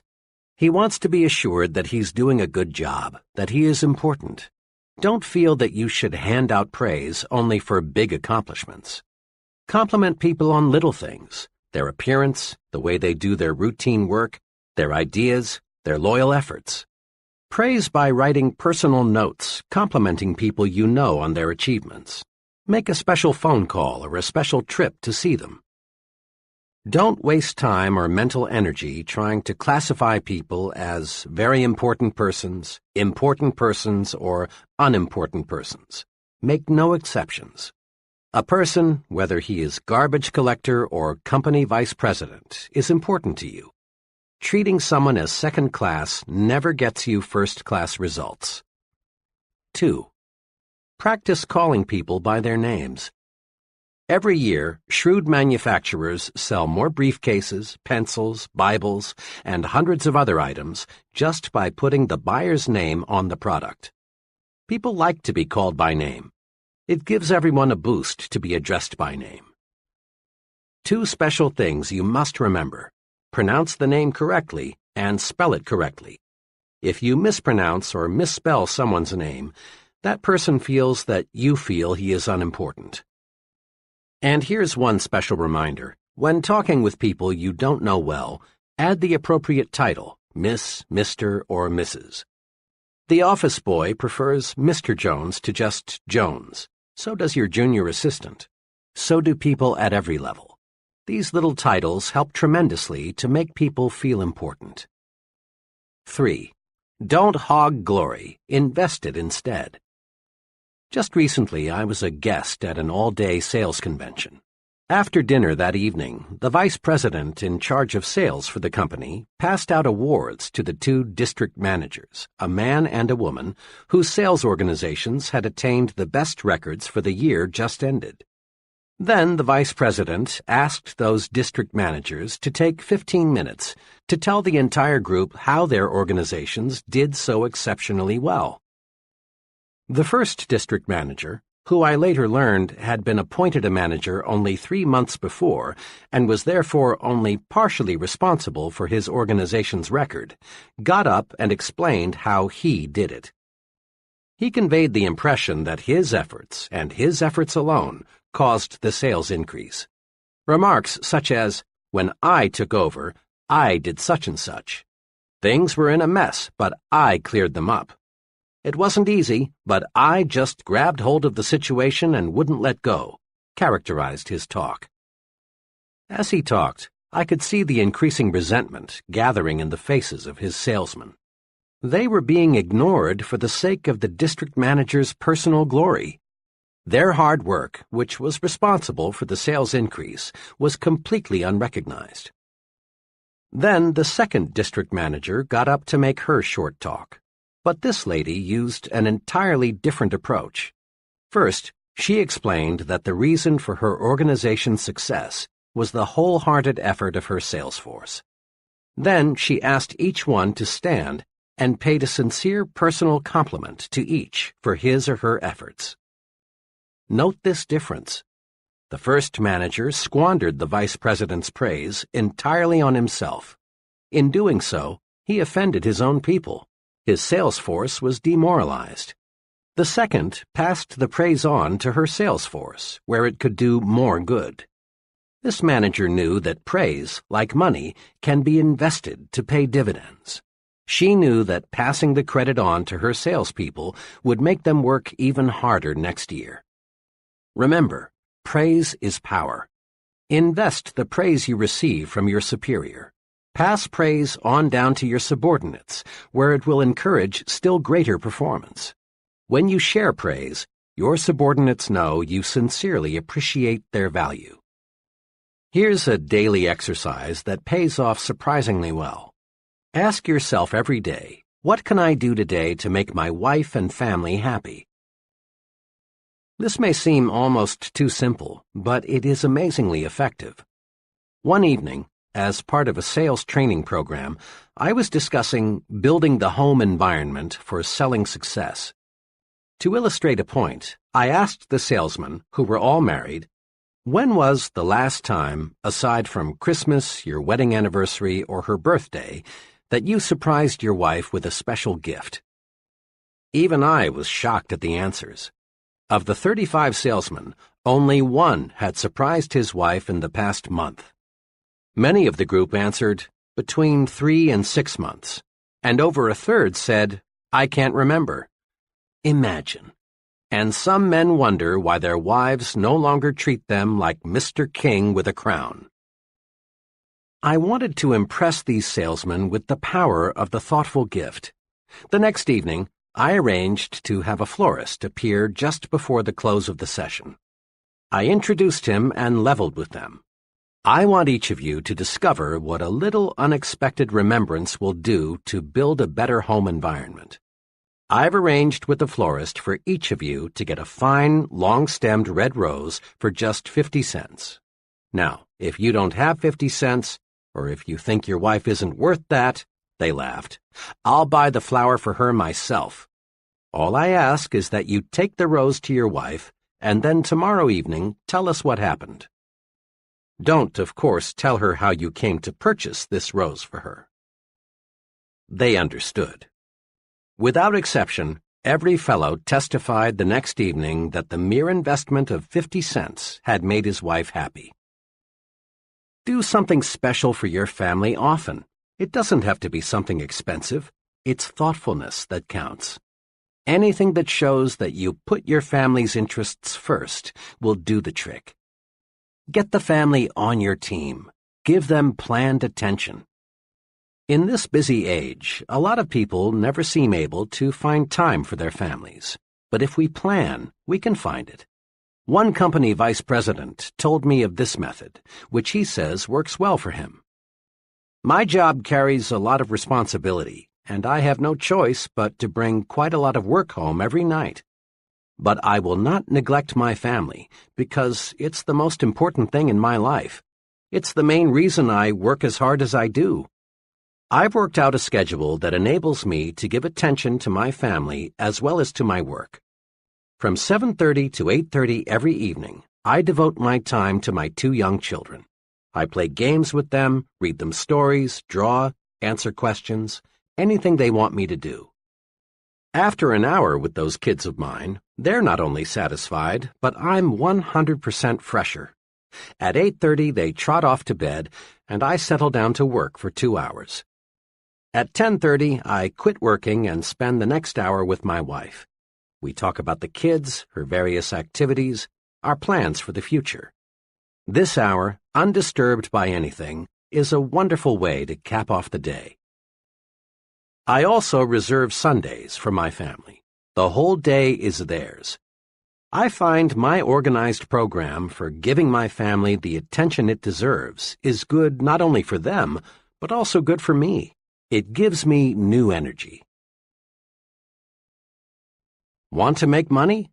Then get the put service first attitude. It's perfectly natural, in fact, it's highly desirable, to want to make money and accumulate wealth. Money is power to give your family and yourself the standard of living they deserve. Money is power to help the unfortunate. Money is one of the means to living life fully. Once criticized for urging people to make money, the great minister Russell H. Conwell, author of Acres of Diamonds, said, "Money printed your Bible, money builds your churches, money sends your missionaries, and money pays your preachers, and you would not have many of them either if you did not pay them." The person who says he wants to be poor usually suffers from a guilt complex or a feeling of inadequacy. He's like the youngster who feels he can't make A's in school or make the football team, so he pretends he doesn't want to make A's or play football. Money, then, is a desirable objective. What's puzzling about money is the backward approach so many people use in trying to make it. Everywhere you see people with a money-first attitude. Yet these same people always have little money. Why? Simply this. People with a money-first attitude become so money-conscious that they forget money can't be harvested unless they plant the seeds that grow the money. And the seed of money is service. That's why put service first is an attitude that creates wealth. Put service first, and money takes care of itself. One summer evening, I was traveling by car through Cincinnati. It was time for a gas-up. I stopped at an ordinary-looking but surprisingly busy service station. 4 minutes later, I knew why this particular service station was so popular. After filling my car with gasoline, checking under the hood, and cleaning the outside of my windshield, the attendant walked around to my side of the car and said, "Pardon me, sir, it's been a dusty day. Let me clean the inside of your windshield." Quickly and efficiently, he did a thorough job of cleaning the inside of my windshield, something not one service station attendant in 100 ever does. This little special service did more than improve my night visibility, and it improved a lot. It made me remember this station. It so happened that I made 8 trips through Cincinnati during the next 3 months. Each time, of course, I stopped at this station, and each time I got more service than I expected to get. Interesting, too, was the fact that each time I stopped, once it was 4 a.m., there were other automobiles filling up also. In all, I probably purchased about 100 gallons of gasoline from this station. The first time I stopped, the attendant could have thought to himself, "This guy is from out of state. Odds are 20 to 1 that he'll never be back. Why do more than give him the routine treatment? He's only a one-time customer." But the attendants in that station didn't think that way. They put service first, and that's why they were busy pumping gasoline while other stations looked almost deserted. If the gasoline was any better than a dozen other brands, I didn't notice it, and the price was competitive. The difference was service, and it was obvious that service was paying off in profits. When the attendant on my first visit cleaned the inside of my windshield, he planted a money seed. Put service first, and money takes care of itself, always. The put service first attitude pays off in all situations. In one of my first jobs, I worked closely with another young fellow, whom I'll call F.H. F.H. was like many persons you know. He was preoccupied with why he needed more money instead of being preoccupied with ways to make money. Each week, F.H. spent hours of company time working on his personal budget problems. His favorite topic of conversation was, "I'm the most underpaid man here. Let me tell you why."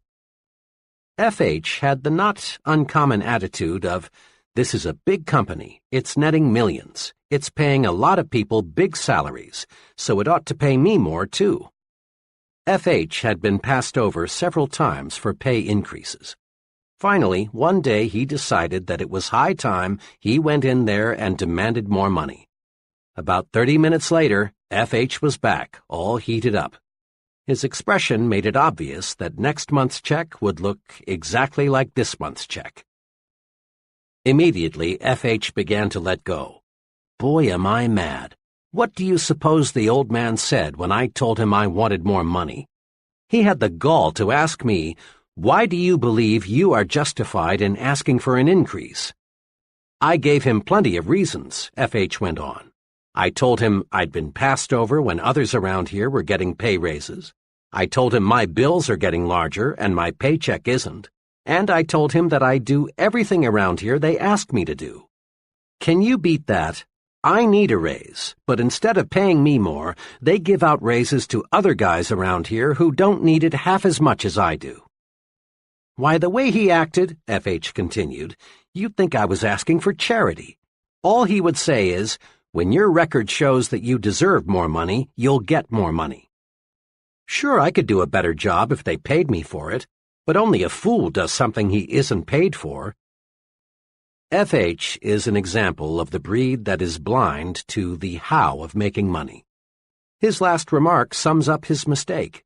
In effect, F.H. wanted the company to pay him more, and then he would produce more. But this is not how the system works. You don't get a raise on the promise of better performance. You get a raise only by demonstrating better performance. You can't harvest money unless you plant the seeds that grow money. And the seed of money is service. Put service first, and money takes care of itself. Consider which producers make the money from movies. The get-rich-quick producer proceeds to make a picture. Putting money ahead of entertainment, service, he cuts corners everywhere.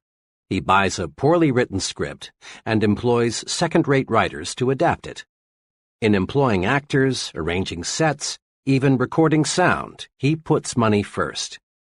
This producer thinks the moviegoer is a sucker, someone who can't tell good from bad. But the get-rich-quick producer seldom does get rich quick. There never is a bandwagon movement to buy anything second class, especially when it is given a first-class price. The producer who enjoys the largest profits from pictures puts entertainment ahead of money. Rather than chisel the moviegoer, he does everything possible to give people more and better entertainment than they expect to get. The result? People like the movie. It gets talked about, it gets good reviews, and it makes money. Again, put service first, and money takes care of itself. The waitress who concentrates on giving the best possible service needn't worry about tips. They'll be there. But her counterpart who overlooks the empty coffee cups, why refill them? They don't look like tippers, won't find any gratuities. The secretary who resolves to make those letters look better than the boss expects will do all right on future paychecks. But the secretary who thinks, why worry about a few smudges? What do they expect for $65 a week? She is stuck at $65 a week. The salesman who gives full service to an account need harbor no fears he'll lose the account. Here is a simple but powerful rule that will help you to develop the put service first attitude. Always give people more than they expect to get. Each little extra something you do for others is a money seed. Volunteering to work late and get the department out of a tight spot is a money seed. Giving customers extra service is a money seed because it brings customers back. Advancing a new idea that will increase efficiency is a money seed. Money seeds, of course, grow money. Plant service and harvest money. Spend some time each day answering this question. How can I give more than is expected of me? Then apply the answers. Put service first, and money takes care of itself. In quick recap, grow attitudes that will carry you forward to success. 1. Grow the I'm activated attitude. Results come in proportion to the enthusiasm invested. 3 things to do to activate yourself are: dig into it deeper. When you find yourself uninterested in something, dig in and learn more about it. This sets off enthusiasm. Life up everything about you. Your smile, your handshake, your talk, even your walk. Act alive. Broadcast good news. No one ever accomplished anything positive telling bad news. 2. Grow the you are important attitude. People do more for you when you make them feel important. Remember to do these things. Show appreciation at every opportunity. Make people feel important. Call people by name. 3. Grow the service-first attitude and watch money take care of itself. Make it a rule in everything you do. Give people more than they expect to get. Chapter 9. Think right toward people. Here is a basic rule for winning success. Let's mark it in the mind and remember it. The rule is, success depends on the support of other people. The only hurdle between you and what you want to be is the support of others. Look at it this way. An executive depends on people to carry out his instructions. If they don't, the company president will fire the executive, not the employees. A salesman depends on people to buy his product. If they don't, the salesman fails. Likewise, a college dean depends on professors to carry forward his educational program. A politician depends on voters to elect him. A writer depends on people to read what he writes. A chain store magnate got to be a chain store magnate because employees accepted his leadership and consumers accepted his merchandising program. There were times in history when a person could gain a position of authority through force and hold it with force and/or threats of force. In those days, a man either cooperated with the leader or risked literally losing his head. But today, remember, a person either supports you willingly or he doesn't support you at all. Now it's time to ask, granted, I depend on others in order to achieve the success I want. But what must I do to get these people to support me and accept my leadership? The answer, wrapped up in one phrase, is think right toward people. Think right toward people, and they will like and support you. This chapter shows how. Thousands of times daily, a scene like this takes place. A committee or group is in session. The purpose, to consider names for a promotion, a new job, a club membership, an honor, someone to be the new company president, the new supervisor, the new sales manager. A name is placed before the group. The chairman asks, "What is your feeling about so-and-so?" Comments come forth. For some names, there are positive remarks, such as, "He's a good fellow. People there speak highly of him. He has a good technical background, too." Mr. F. "Oh, he's a personable sort of man, very human. I believe he would fit in well with our group." Some names draw negative, lukewarm statements. "I think we should investigate that fellow carefully. He doesn't seem to get along too well with people. I know he has a good academic and technical background. I don't question his competence, but I am concerned about the acceptance he would receive. He doesn't command much respect from people."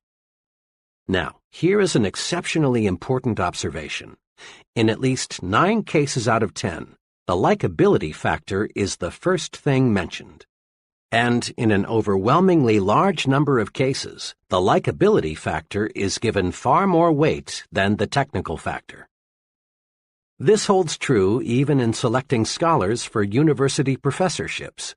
In my own academic experience, I've sat in on a considerable number of occasions when names for new faculty personnel were under question.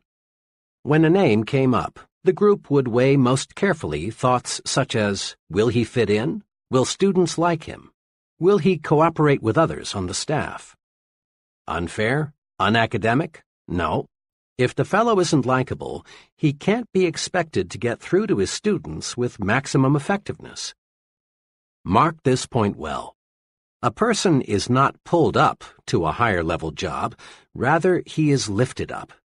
In this day and age, nobody has time or patience to pull another up the job ladder, degree by painful degree.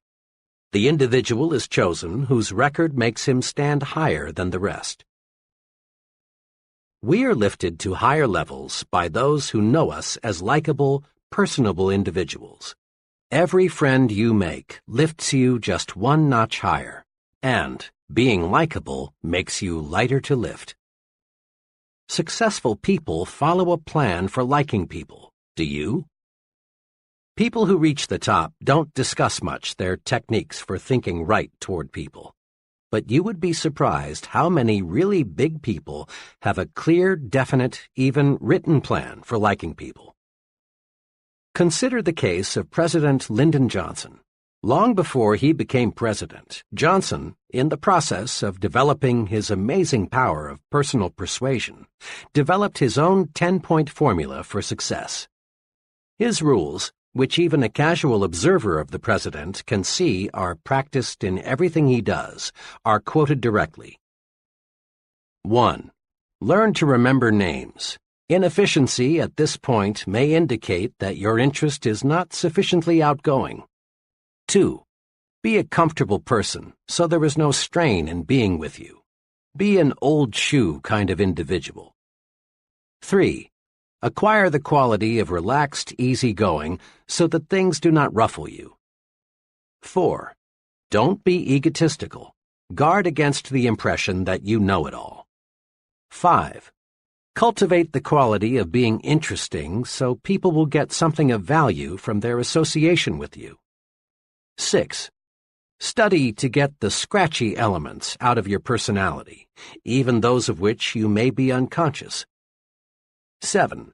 Sincerely attempt to heal on an honest basis every misunderstanding you have had or now have. Drain off your grievances. 8. Practice liking people until you learn to do so genuinely. 9. Never miss an opportunity to say a word of congratulation upon anyone's achievement, or express sympathy in sorrow or disappointment. 10. Give spiritual strength to people, and they will give genuine affection to you. Living these 10 simple but tremendously powerful like people rules makes President Johnson easier to vote for, easier to support in Congress. Living these 10 rules makes President Johnson easier to lift. Listen to these rules again. Notice that there's no get-even philosophy here. There's no let the other fellow come to me to patch up differences. There's no I know it all, other people are stupid. Big people, those on top in industry, the arts, sciences, and politics, are human, warm. They specialize in being likable. But don't try to buy friendship. It's not for sale. Giving gifts is a wonderful practice if the gift is backed up with genuine sincerity, a liking to give, and liking for the person to whom it is given. But without real sincerity, the gift is often regarded as nothing more than a payoff or a bribe. Last year, just a few days before Christmas, I was in the office of the president of a medium-sized trucking firm. Just as I was about to leave, in marched a delivery man with a gift of liquid refreshment from a local tire recapping firm. My friend was obviously provoked, and with a certain amount of chill in his voice, asked the delivery man to return the gift to its sender.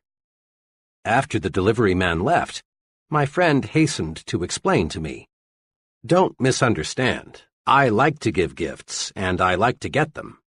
Then he named a number of gifts he had already received from business friends that Christmas. "But," he went on, "when the gift is just an attempt to get my business, an obvious bribe, I don't want it. I quit doing business with that firm 3 months ago because their work isn't what it should be, and I don't like the employees. But their salesman keeps on calling. What burns me," he continued, "is that last week that same blank salesman was in here and had the gall to say, 'I sure would like to get your business back. I'm going to tell Santa to be real good to you this year.' If I hadn't sent their booze back, the first thing that so-and-so would have said to me next time he's in is, 'I'll bet you enjoyed our gift, didn't you?' Friendship can't be bought, and when we try, we lose in 2 ways. 1, we waste money. 2, we create contempt. Take the initiative in building friendships. Leaders always do. It's easy and natural for us to tell ourselves, let him make the first move. Let them call us. Let her speak first. It's easy, too, virtually, to ignore other people. Yes, it's easy and natural, but it isn't right thinking toward people. If you follow the rule of letting the other person build the foundation for friendship, you may not have many friends. Actually, it's a mark of real leadership to take the lead in getting to know people. Next time you are in a large group, observe something very significant. The most important person present is the one person most active in introducing himself. It's always a big person who walks up to you, offers his hand, and says, "Hello, I'm Jack R." Digest this observation for a moment, and you'll discover the reason the fellow is important is that he works at building friendships. Think right toward people. As a friend of mine expresses it, I may not be very important to him, but he's important to me. That's why I've got to get to know him. Have you ever noticed how people freeze while waiting for elevators? Unless they are with someone they know, most folks never say anything to the person standing beside them. One day, I resolved to do a little experimenting. I resolved to say something to the stranger who was waiting as I was. I kept track of his reaction 25 consecutive times, and 25 times I got back a positive, friendly response. Now, talking to strangers may not be very urbane, but most people like it nevertheless. And here is the big payoff. When you make a pleasant remark to a stranger, you make him feel 1 degree better. This makes you feel better and helps you relax. Every time you say something pleasant to another person, you compensate yourself. It's like warming up your automobile on a cold morning. Here are 6 ways to win friends by exercising just a little initiative. 1. Introduce yourself to others at every possible opportunity, at parties, meetings, on airplanes, at work, everywhere. 2. Be sure the other person gets your name straight. 3. Be sure you can pronounce the other person's name the way he pronounces it. 4. Write down the other person's name, and be mighty sure you have it spelled correctly. People have a fetish about the correct spelling of their own names. If possible, get his address and phone number also. 5. Drop a personal note or make a phone call to the new friends you feel you want to know better. This is an important point. Most successful people follow through on new friends with a letter or a phone call. 6. And last but not least, say pleasant things to strangers. It warms you up and gets you ready for the task ahead. Putting these 6 rules to work is really thinking right about people. To be sure, it is not the way the average person thinks. Mr. Average never takes the initiative in making introductions. He waits for the other person to introduce himself first. Take the initiative. Be like the successful. Go out of your way to meet people. And don't be timid. Don't be afraid to be unusual. Find out who the other person is and be sure he knows who you are. Recently, an associate and I were retained to do a preliminary screening of an applicant for an industrial sales job. We found the applicant, whom we'll call Ted, to have some good qualifications. He was exceptionally intelligent, made a fine appearance, and seemed to have a lot of ambition. But we found something that forced us to disqualify him, at least temporarily. Ted's big limitation was this: he expected perfection in other people. Ted was annoyed by many little things, like mistakes in grammar, people who were messy with cigarettes, people who had bad taste in clothes, and so on. Ted was surprised to learn this fact about himself, but he was eager to get into higher-paying work, and he asked whether there was anything we could tell him to help overcome his weakness. We made 3 suggestions. 1. Recognize the fact that no person is perfect. Some people are more nearly perfect than others, but no man is absolutely perfect. The most human quality about human beings is that they make mistakes, all kinds of them. 2. Recognize the fact that the other fellow has a right to be different. Never play God about anything. Never dislike people because their habits are different from your own, or because they prefer different clothes, religion, parties, or automobiles. You don't have to approve of what another fellow does, but you must not dislike him for doing it. 3. Don't be a reformer. Put a little more live and let live into your philosophy. Most people intensely dislike being told you're wrong. You have a right to your own opinion, but sometimes it's better to keep it to yourself. Ted conscientiously applied these suggestions. A few months later, he had a fresh outlook. He now accepts people for what they are, neither 100% good nor 100% bad. Besides, he says, the things that used to annoy the heck out of me I now find amusing. It finally dawned on me what a dull world this would be if people were all alike and everybody was perfect. Note this simple but key fact. No person is all good and no person is all bad. The perfect person just doesn't exist. Now, if we let our thinking go uncontrolled, we can find much to dislike in almost anyone. By the same token, if we manage our thinking properly, if we think right toward people, we can find many qualities to like and admire in the same person. View it this way. Your mind is a mental broadcasting station. This broadcasting system transmits messages to you on two equally powerful channels, Channel P, positive, and Channel N, negative. Let's see how your broadcasting system works. Suppose that today your business superior, we'll call him Mr. Jacobs, called you into his office and reviewed your work with you.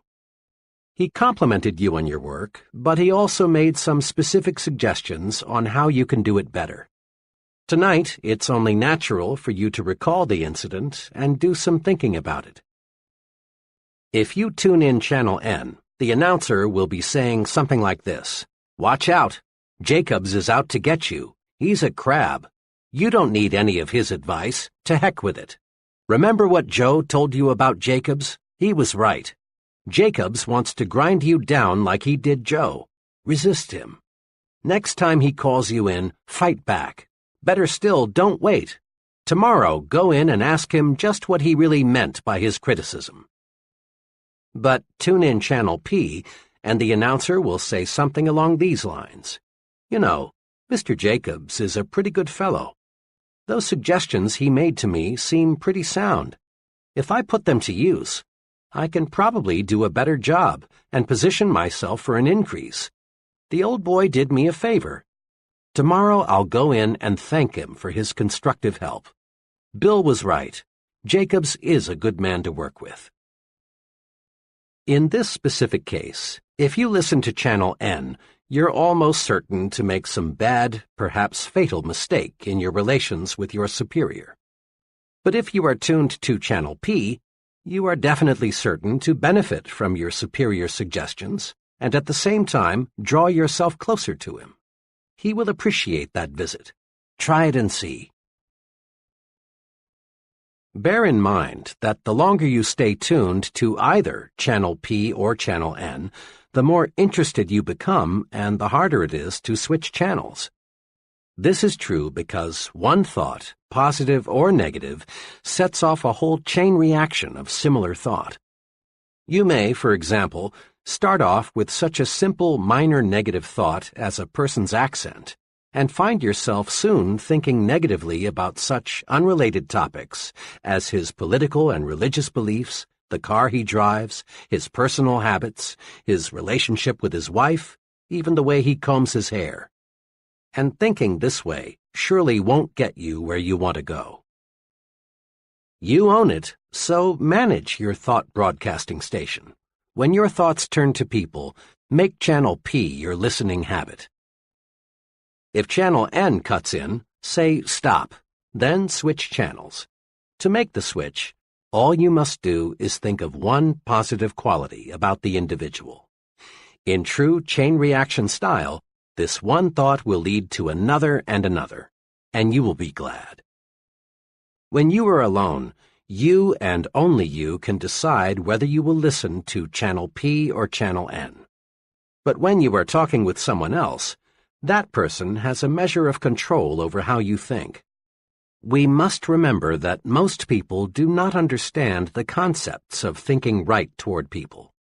So it's a very common experience for people to come rushing to you, just aching to say something negative about a person you both know. A coworker wants to tell you about the objectionable qualities of another employee. A neighbor wants to let you know the domestic problems of another neighbor. Or a customer wants to itemize the faults of his competitor, whom you will call on next. Thoughts breed like thoughts. There is real danger that if you listen to negative comments about another person, you too will go negative toward that person. In fact, if you are not on guard, you may actually find yourself adding fuel to the fire with, "Yes, and that's not all. Did you hear?" type of comment. These things backfire, boomerang. There are two ways to prevent others from switching us from Channel P to Channel N. One way is to switch topics as quickly and quietly as possible with some remark like, "Pardon me, John, but while I think of it, I've been meaning to ask you." A second way is to excuse yourself with a, "Sorry, John, I'm late now," or, "I've a deadline to meet. Will you excuse me?" Make a forceful promise to yourself. Refuse to let others prejudice your thinking. Stay tuned to Channel P. Once you've mastered the technique of thinking only good thoughts about people, greater success is guaranteed. Let me tell you what an unusually successful insurance salesman told me about how thinking good thoughts about people pays off for him. "When I first got in the insurance business," he began, "the going was tough, believe me. At first, it seemed there were about as many competing agents as there were prospects. And I soon learned what all insurance men know, that 9 prospects out of 10 firmly believe they don't need any more insurance. I'm doing well, but let me tell you, it's not because I know a lot about the technical side of insurance. That's important, don't misunderstand me. But there are men trying to sell insurance who know policies and contracts better than I. In fact, I know one man who wrote a book about insurance, but he couldn't sell a policy to a man who knew he had only 5 days to live. My success," he continued, "is based on one thing. I really like the guy I'm selling. Let me say again, I really like him. Some of my fellow salesmen try to pretend they like the other fellow, but this won't work. You can't even fool a dog. Your mannerisms, eyes, facial expressions, all spell PHONY when you pretend. Now, when I'm gathering information about a prospect, I do what every other agent does. I get his age, where he works, how much he makes, how many kids he's got, and so on. But I also get something else, which most salesmen never search for. That is, some sound reasons why I can like the prospect. Maybe the job he's doing will supply the reason, or perhaps I can find it someplace in his past record. But I find some good reasons to like him. Then, whenever my attention is focused on the prospect, I review the reasons why I like him. I build a likable image of the prospect before I say one word to him about insurance. This little technique works. Because I like him, he sooner or later likes me. Pretty soon, instead of sitting across the table from him, I'm on the same side with him, and we're working out his insurance plan together. He trusts and believes in my judgment because I am a friend. Now, people don't always accept me right off the bat, but I've found that so long as I continue to like a fellow, he'll come around and we can get down to business. "Just last week," my friend went on, "I was making the 3rd call on a difficult prospect. He met me at the door, and before I could even say good evening, he proceeded to give me hell. He went on, not even stopping for a breath until he had run down and finished with, 'And don't ever come back here again.' After he had said that, I just stood there looking into his eyes for about 5 seconds, and then said softly and with genuine sincerity, because I meant it, 'But Mr. S., I'm calling tonight as your friend.' Yesterday, he bought a $250,000 endowment policy." Saul Polk is popularly called the appliance king of Chicago. Starting with nothing, Saul Polk now sells millions of dollars worth of appliances in a year in metropolitan Chicago. Saul Polk credits a lot of his success to his attitude toward shoppers. "Customers," says Mr. Polk, "should be treated like they are guests in my home." Isn't that thinking toward people? And isn't it about the simplest success formula one can put to work? Just treat customers like guests in your home. This technique works outside the store, too. Substitute the word employees for customers so that it reads, "Employees should be treated like guests in my home." Give first-class treatment to your employees, and you get first-class cooperation, first-class output. Think first-class about everyone around you, and you'll receive first-class results in return. One of the reviewers of an early version of this book is a close personal friend who owns his own business management consulting firm. When he read the above illustration, he commented, "That's the positive result of liking and respecting people." Let me give you a personal experience of a friend of mine which shows what happens if you don't like and admire people. His experience has a big point. Here it is.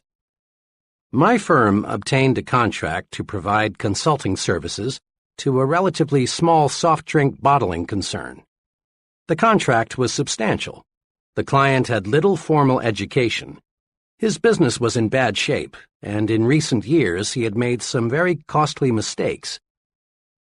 3 days after we had got the contract, an associate and I were driving out to his plant, which was about 45 minutes from our offices.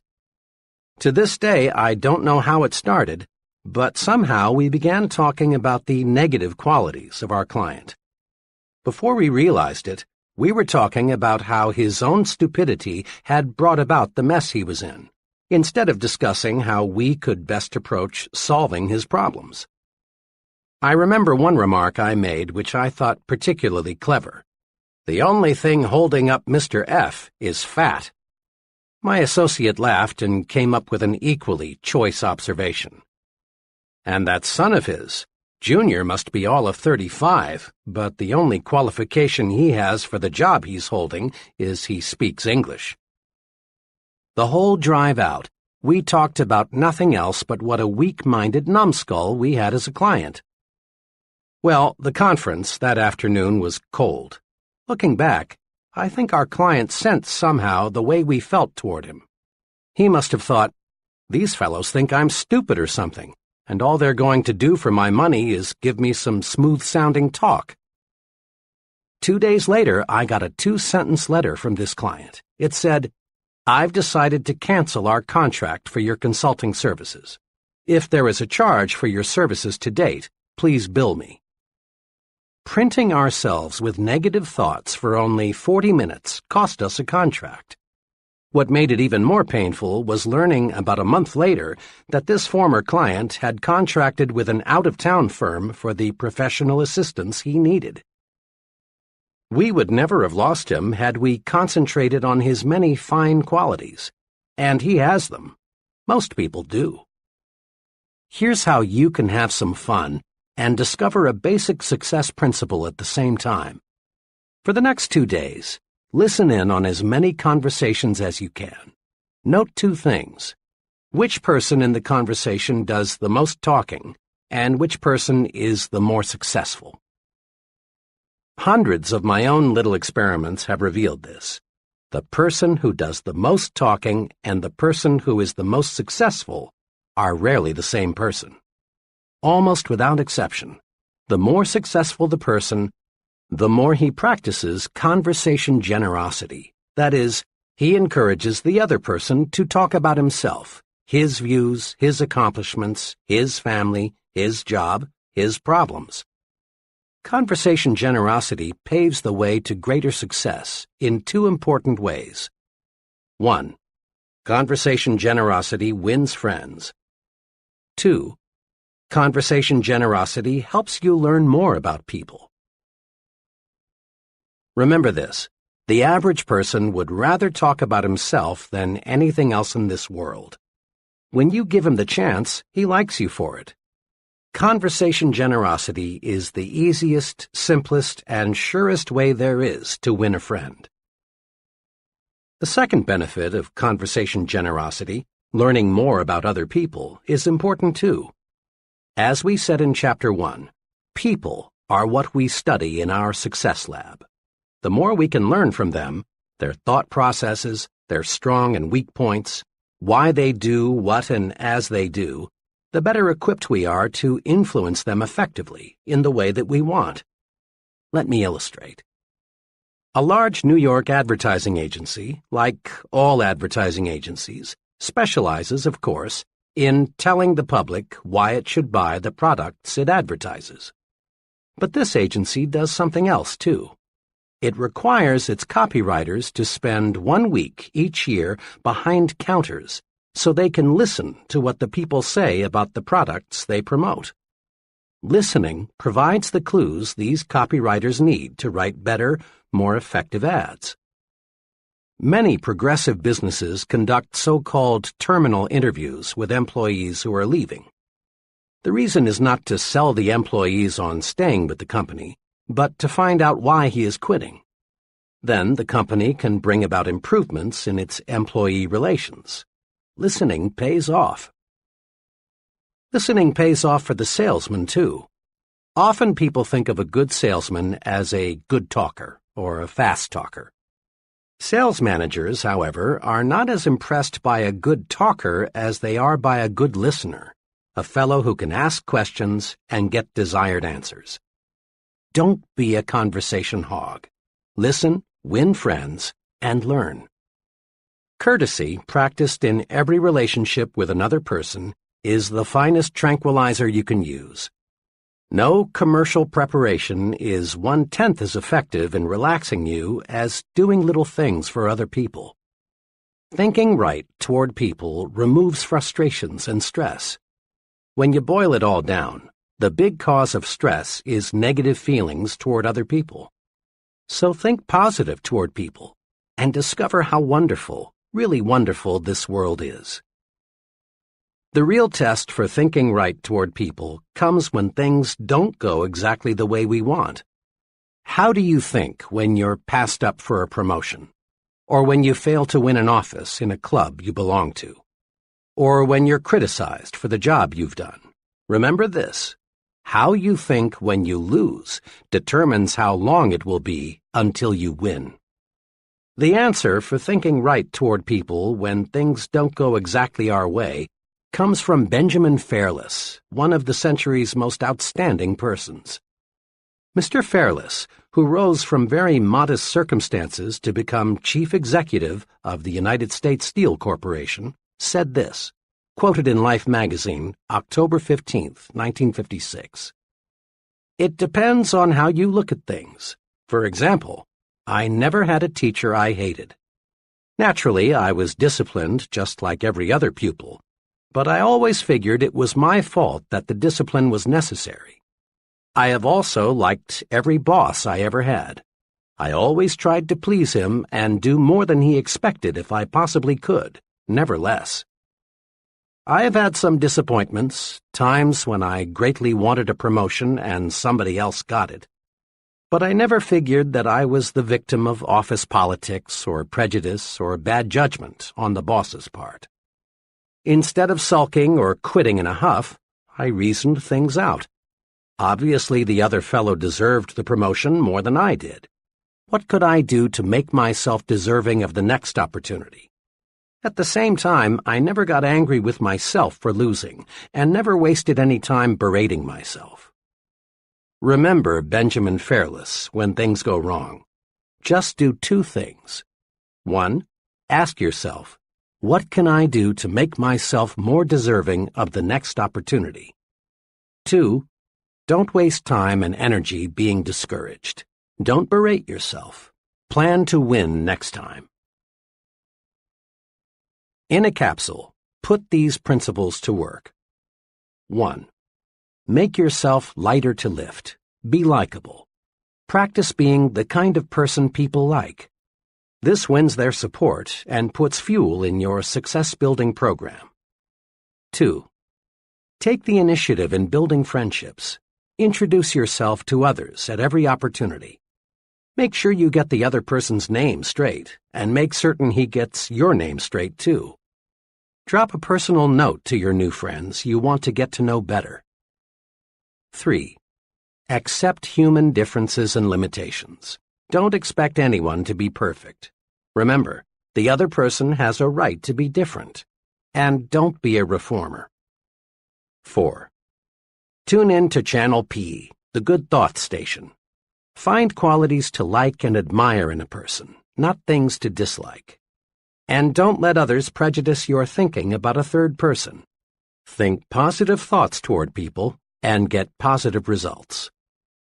5. Practice conversation generosity. Be like successful people. Encourage others to talk. Let the other person talk to you about his views, his opinions, his accomplishments. 6.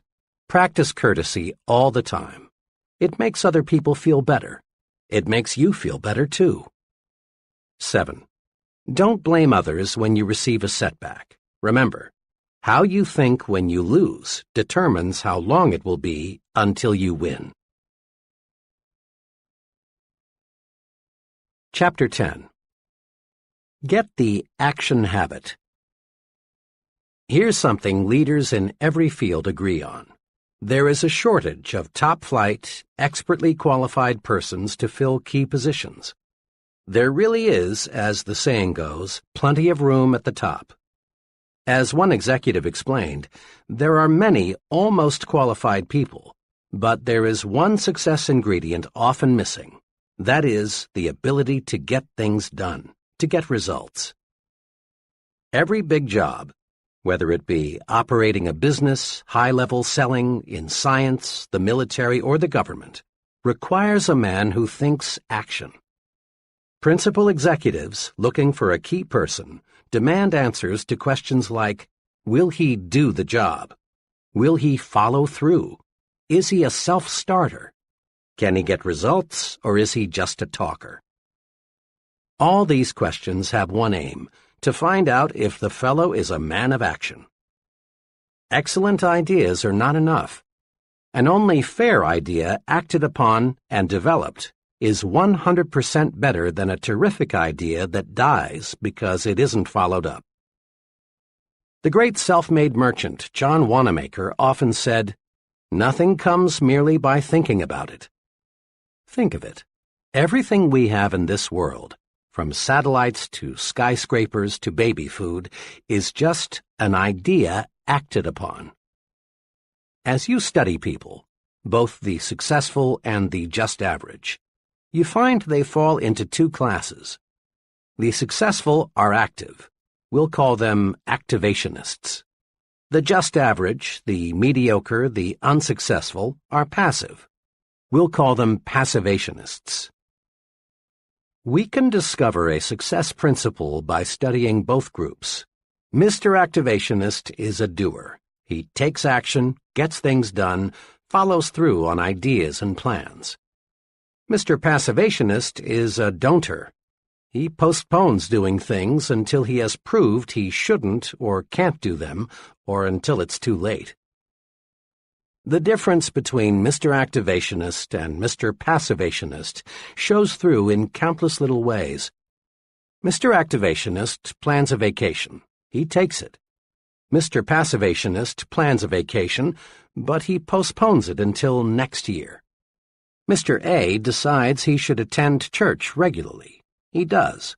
Mr. P thinks it's a good idea to go to church regularly too, but he finds ways to postpone acquiring this new habit.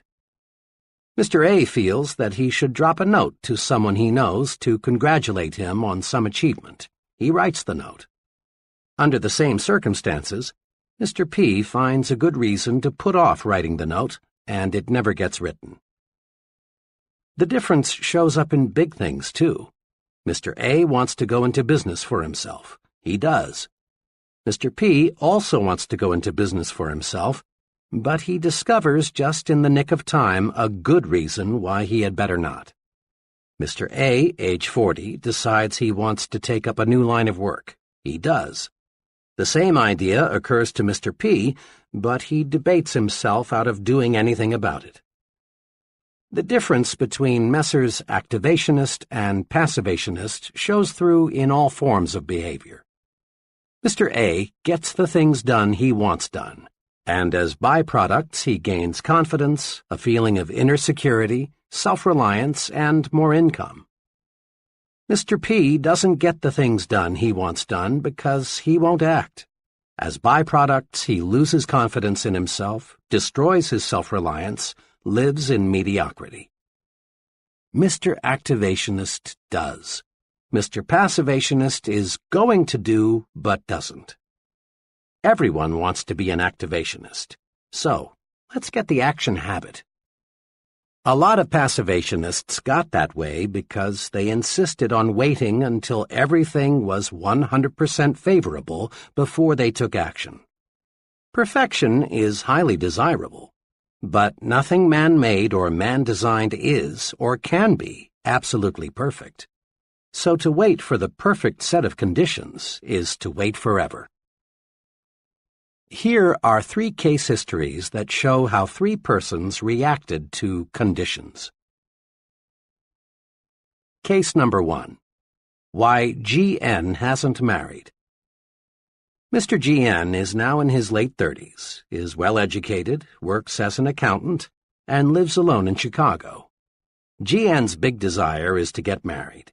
He wants love, companionship, a home, children, the works. G.N. has been close to marriage. Once he was only 1 day away. But each time he has been near marriage, he discovers something wrong with the girl he's about to marry. Just in time before I made an awful mistake. One instance stands out. 2 years ago, G.N. thought he finally had met just the right girl. She was attractive, pleasant, intelligent. But G.N. had to be absolutely sure that marriage was the right thing. As they were discussing marriage plans one evening, the future Mrs. G.N. made a few remarks that bothered G.N. So, to make certain he was marrying the right girl, G.N. drew up a 4-page document of stipulations she was to agree to before they got married. The document, neatly typed and looking very legal, covered every segment of living G.N. could think of. There was one section on religion, what church they would go to, how often they would attend, how much they would donate.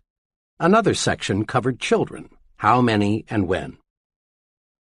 In detail, G.N. outlined the kind of friends they would have, his future wife's employment status, where they would live, how their income would be spent.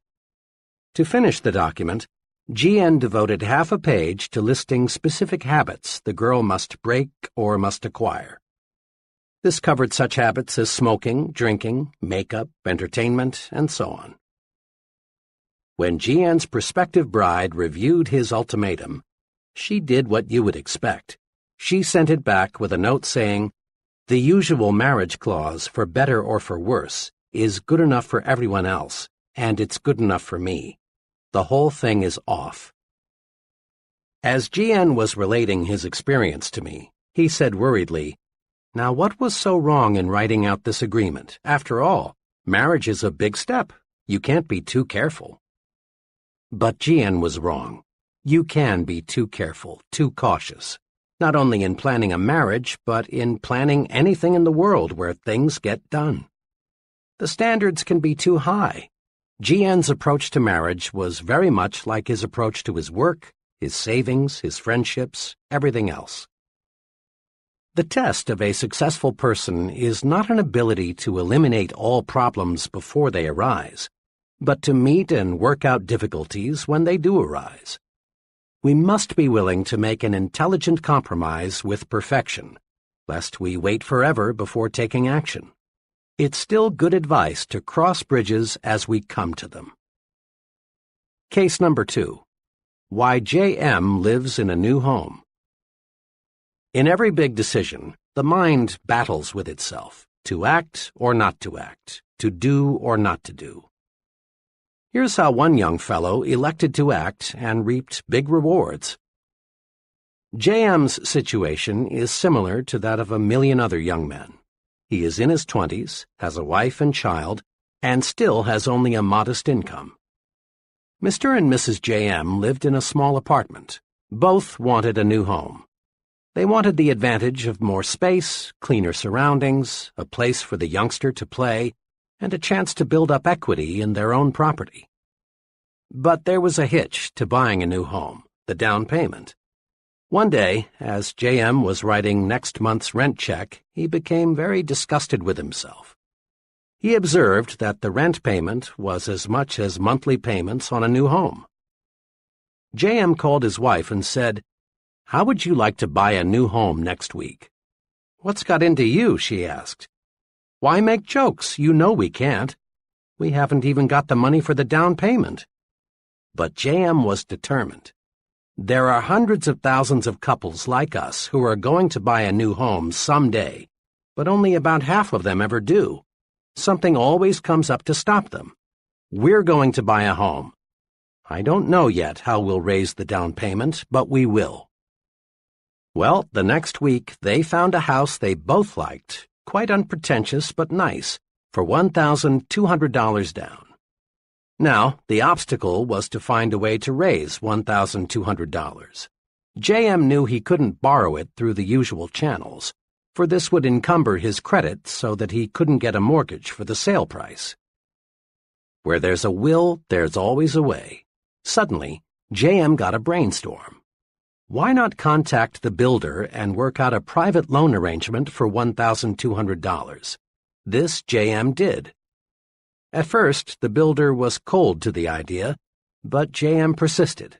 Finally, it was agreed. The builder would, in effect, advance JM the $1,200 to be repaid at $100 a month plus interest.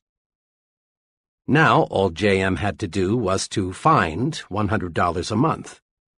Mr. and Mrs. JM sharpened their pencils and figured out a way to cut expenditures $25 a month. But that still left $75, which JM would have to raise each month. Then JM got another idea. The next morning he went in to see his boss.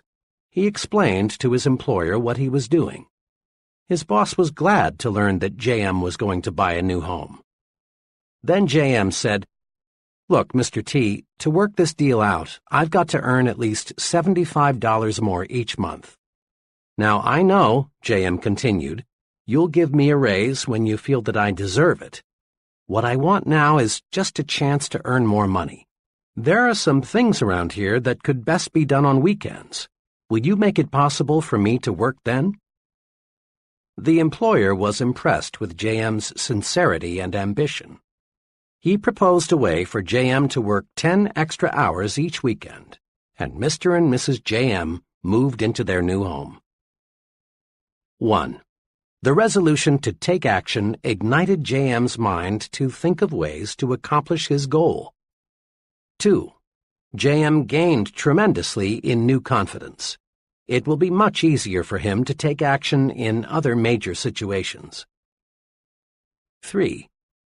JM provided his wife and child the living standard they deserved. Had he waited, postponed buying the house until conditions were perfect, there is a real possibility they never would have owned a home of their own. Case number 3. CD wanted to start his own business, but Mr. CD represents another case of what happens to big ideas when one waits until conditions are perfect before taking action on those ideas. Shortly after World War II, CD got a job with the Customs Division of the U.S. Post Office Department. He liked his work, but after 5 years he became dissatisfied with the confinement, regular hours, low pay, and the seniority system with its relatively narrow chances for advancement. Then he got an idea. He had learned a great deal about what it takes to be a successful importer. Why not set himself up in the business of importing low-cost gift items and toys? CD knew many successful importers who didn't have his knowledge of the ins and outs of this business. It's been 10 years now since CD decided he wanted to go into business for himself. But today, he's still working for the Customs Office. Why? Well, every time CD was just about ready to cut loose on his own, something happened that stopped him from taking action. Lack of money, economic recession, new baby, need for temporary security, trade restrictions, and more excuses all served as reasons for waiting, for postponing. The real truth is that CD let himself develop into a passivationist. He wanted conditions to be perfect before he took action. Since conditions were never perfect, CD never took action.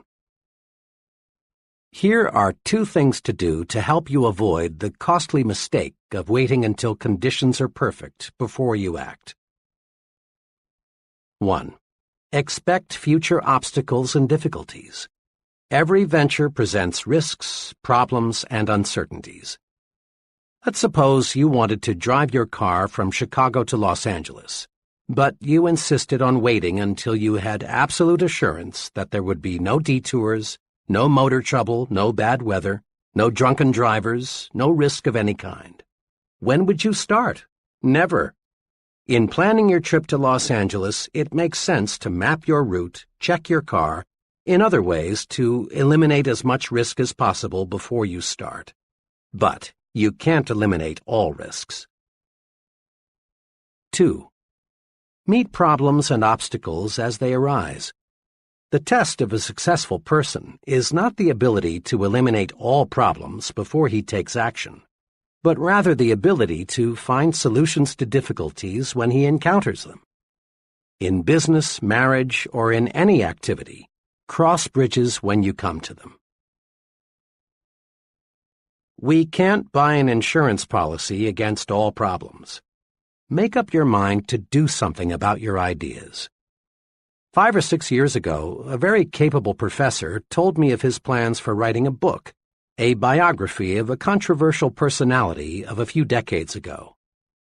His ideas were more than interesting. They were alive, fascinating. The professor knew what he wanted to say, and he had the skill and energy to say it. The project was destined to reward him with much inner satisfaction, prestige, and money. Last spring I saw my friend again, and I innocently asked him whether the book was about finished. This was a blunder. It opened up an old wound. No, he hadn't written the book. He struggled with himself for a moment, as if he were debating with himself whether to explain why. Finally, he explained that he had been too busy. He had more responsibilities and just couldn't get to it.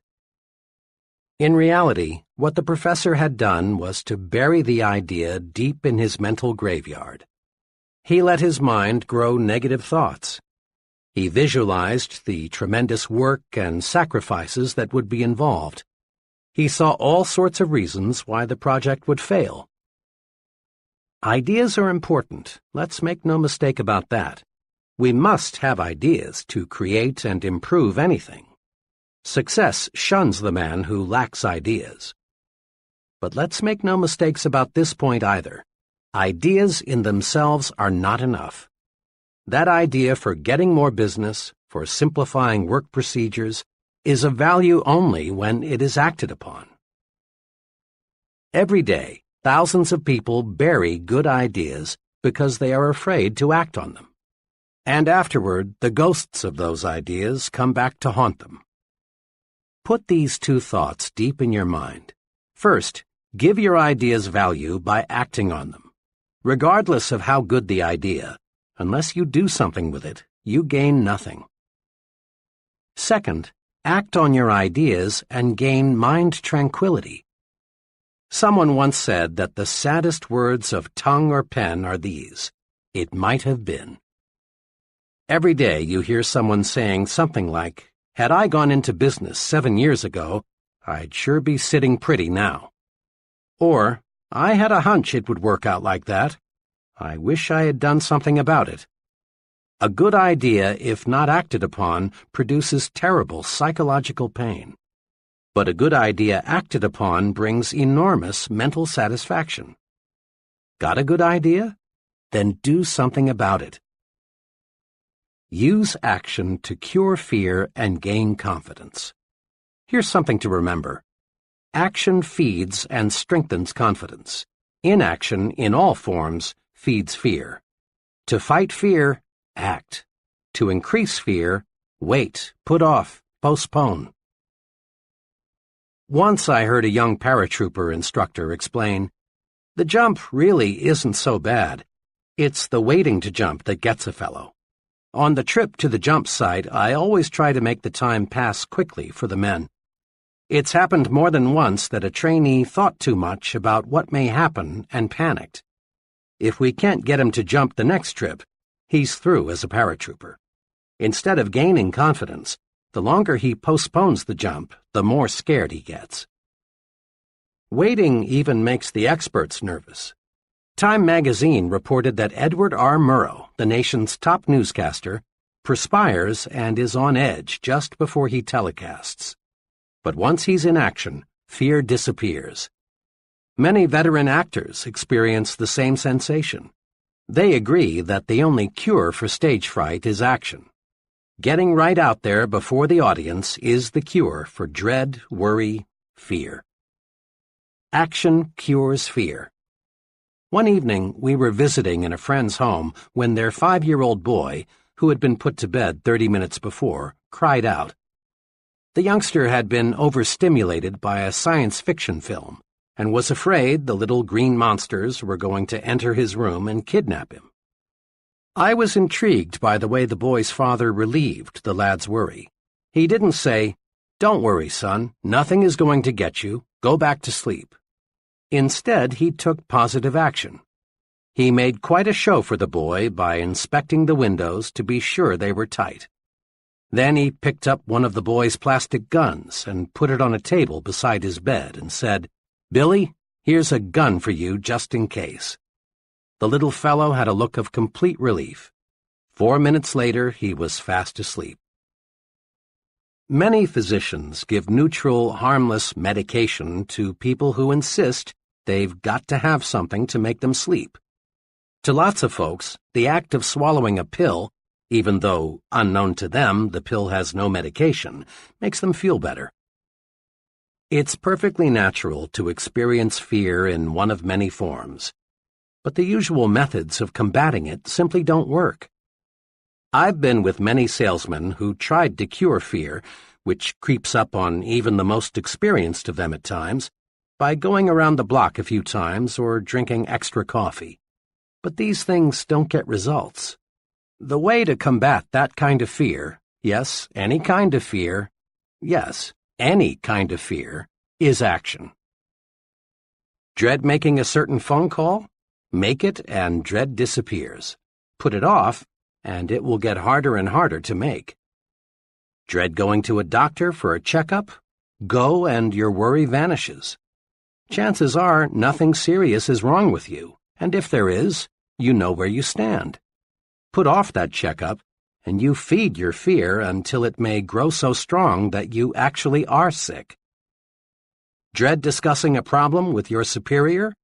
Discuss it and discover how those worries are conquered. Build confidence. Destroy fear through action. Start your mental engine mechanically. An aspiring young writer who wasn't experiencing success made this confession. My trouble is, whole days and weeks pass that I can't get a thing written. You see, he remarked, writing is creative. You've got to be inspired. Your spirit must move you. True, writing is creative, but here's how another creative man, also a writer, explained his secret for producing quantities of successful material. I use a mind force technique, he began. I've got deadlines to meet, and I can't wait for my spirit to move me. I've got to move my spirit. Here's how my method works. I make myself sit down at my desk. Then I pick up a pencil and go through mechanical motions of writing. I put down anything. I doodle. I get my fingers and arm in motion, and sooner or later, without my being conscious of it, my mind gets on the right track. Sometimes, of course, I get ideas out of the blue when I'm not trying to write, he went on, but these are just bonuses. Most of the good ideas come from just getting to work. Action must precede action. That's a law of nature. Nothing starts itself, not even the dozens of mechanical gadgets we use daily. Your home is heated automatically, but you must select, take action, the temperature you want. Your car shifts gears automatically only after you have set the right lever. The same principle applies to mind action. You get your mind in gear to make it produce for you. A young branch sales manager for a door-to-door sales organization explained how he trained his sales force the mechanical way to start each day earlier and more successfully. There's a tremendous resistance to the door-to-door salesman. as anyone who has ever sold house to house knows," he commented. "And it's hard, even for the veteran salesman, to make that first call in the morning. He knows the odds are pretty good that he'll get some pretty rough treatment before the day is over. So it's natural for him to put off getting started in the morning. He'll drink a couple of extra cups of coffee, maybe cruise around the neighborhood a while, or do a dozen little things to postpone that first call. I train each new man this way. I explain to him that the only way to start is to start. Don't deliberate. Don't postpone getting started. Do this. Just park your car, get your sample case, walk to the door, ring the bell, smile, say good morning, and make your presentation, all mechanically, without a lot of conscious thought. Start making calls this way and you break the ice. By the second or third call, your mind is sharp and your presentations become effective. A humorist once said the most difficult problem in life was getting out of a warm bed into a cold room, and he had a point. The longer you lie there and think how unpleasant it will be to get up, the more difficult it becomes. Even in such a simple operation as this, mechanical action, just throwing off the covers and putting your feet on the floor, defeats dread. The point is clear. People who get things done in this world don't wait for the spirit to move them. They move the spirit. Try these 2 exercises. 1. Use the mechanical way to accomplish simple but sometimes unpleasant business and household chores. Rather than think about the unpleasant features of the task, jump right in and get going without a lot of deliberation. Perhaps the most unpleasant household task to most women is washing dishes. My mother is no exception. But she has mastered a mechanical approach to dispensing with this task quickly, so she can return to things she likes to do. As she leaves the table, she always mechanically picks up several dishes, and without thinking about the task ahead, just gets started. In just a few minutes, she is through. Doesn't this beat stacking dishes and dreading the unpleasant inevitable? Do this today. Pick the one thing you like to do least. Then, without letting yourself deliberate on or dread the task, do it. That's the most efficient way to handle chores. 2. Next, use the mechanical way to create ideas, map out plans, solve problems, and do other work that requires top mental performance. Rather than wait for the spirit to move you, sit down and move your spirit. Here's a special technique guaranteed to help you. Use a pencil and paper. A simple pencil is the greatest concentration tool money can buy. If I had to choose between an ultra-fancy, deeply carpeted, beautifully decorated soundproof office and a pencil and paper, I'd choose the pencil and paper every time. With a pencil and paper, you can tie your mind to a problem. When you write a thought on paper, your full attention is automatically focused on that thought. That's because the mind is not designed to think one thought and write another at the same time. When you write on paper, you write on your mind, too. Tests prove conclusively that you remember something much longer and much more exactly if you write the thought on paper. And once you master the pencil and paper technique for concentration, you can think in noisy or other distracting situations. When you want to think, start writing or doodling or diagramming. It's an excellent way to move your spirit. Now is the magic word of success. Tomorrow, next week, later, sometime, someday, often as not are synonyms for the failure word, never.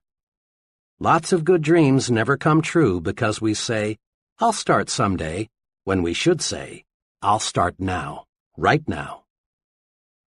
Take one example, saving money. Just about everybody agrees that saving money is a good idea. But just because it's a good idea doesn't mean many folks follow an organized savings and investment program. Many people have intentions to save, but only relatively few act on these intentions. Here's how one young couple got into gear with a regular wealth accumulation program. Bill's take-home income was $1,000 a month, but he and his wife Janet spent $1,000 each month too. Both wanted to save, but there were always reasons why they felt they couldn't begin. For years, they had promised themselves, "We'll start when we get a raise, when we've caught up with our installments, when we're over the hump, next month, next year." Finally, Janet got disgusted with their failure to save. She said to Bill, "Look, do we want to save or don't we?" He replied, "Of course we do. But you know as well as I, we can't put aside anything now." But for once, Janet was in a do-or-die mood. "We've been telling ourselves for years we're going to start a savings program. We don't save because we think we can't. Now let's start thinking we can. I saw an ad today that shows if we'd save just $100 a month, in 15 years we'd have $18,000 plus $6,600 accumulated interest." The ad also said it's easier to spend what's left over after savings than it is to save what's left over after spending. If you're game, let's start with 10% of your pay and let's save off the top. We may eat crackers and milk before the month's up, but if we have to, we will. Bill and Janet were cramped for a few months, but soon they were adjusted to their new budget. Now they feel it's just as much fun to spend money on savings as it is to spend it on something else. Want to write a note to a friend? Do it now. Got an idea you think would help your business? Present it now. Live the advice of Benjamin Franklin. Don't put off until tomorrow what you can do today. Remember, thinking in terms of now gets things accomplished. But thinking in terms of someday or sometime usually means failure. One day, I stopped in to see an old business friend. She had just returned from a conference with several of her executives. The moment I looked at her, I could tell there was something she wanted to get off her chest. She had the look of a woman who had suffered real disappointment. "You know," she said, "I called that conference this morning because I wanted some help on a proposed policy change. But what kind of help did I get? I had 6 men in there, and only one of them had anything to contribute. 2 others talked, but what they said was just an echo of what I had said. It was like talking with a bunch of vegetables. I confess it's hard for me to find out what those fellows think." "Really," she went on, "you'd think those fellows would speak up and let me know what they think. After all, it directly affects each of them." My friend didn't get help in the conference, but had you roamed the hall after the meeting broke up, you'd have heard her junior associates making remarks like, "I felt like saying, why didn't someone suggest, I don't think, we ought to go ahead." So, often the vegetables, those who have nothing to say in the conference room, are full of talk after the meeting, when what they've got to say won't make any difference. They're suddenly full of life when it's too late. Business executives want comment. The fellow who hides his light under a bushel hurts himself. Get the speak-up habit. Each time you speak up, you strengthen yourself. Come forward with your constructive ideas. We all know how many college students prepare their assignments. With fine intentions, Joe College sets aside a whole evening for some concentrated study. Here is a general pattern of how, too often, the evening is spent. Joe's ready to begin studying at 7 p.m., but his dinner seems just a bit heavy, so he decides to get in a little TV. A little turns out to be an hour's worth, since the program was pretty good. At 8 p.m., he sits down at his desk, but gets right back up because he just remembered he promised to call his girl.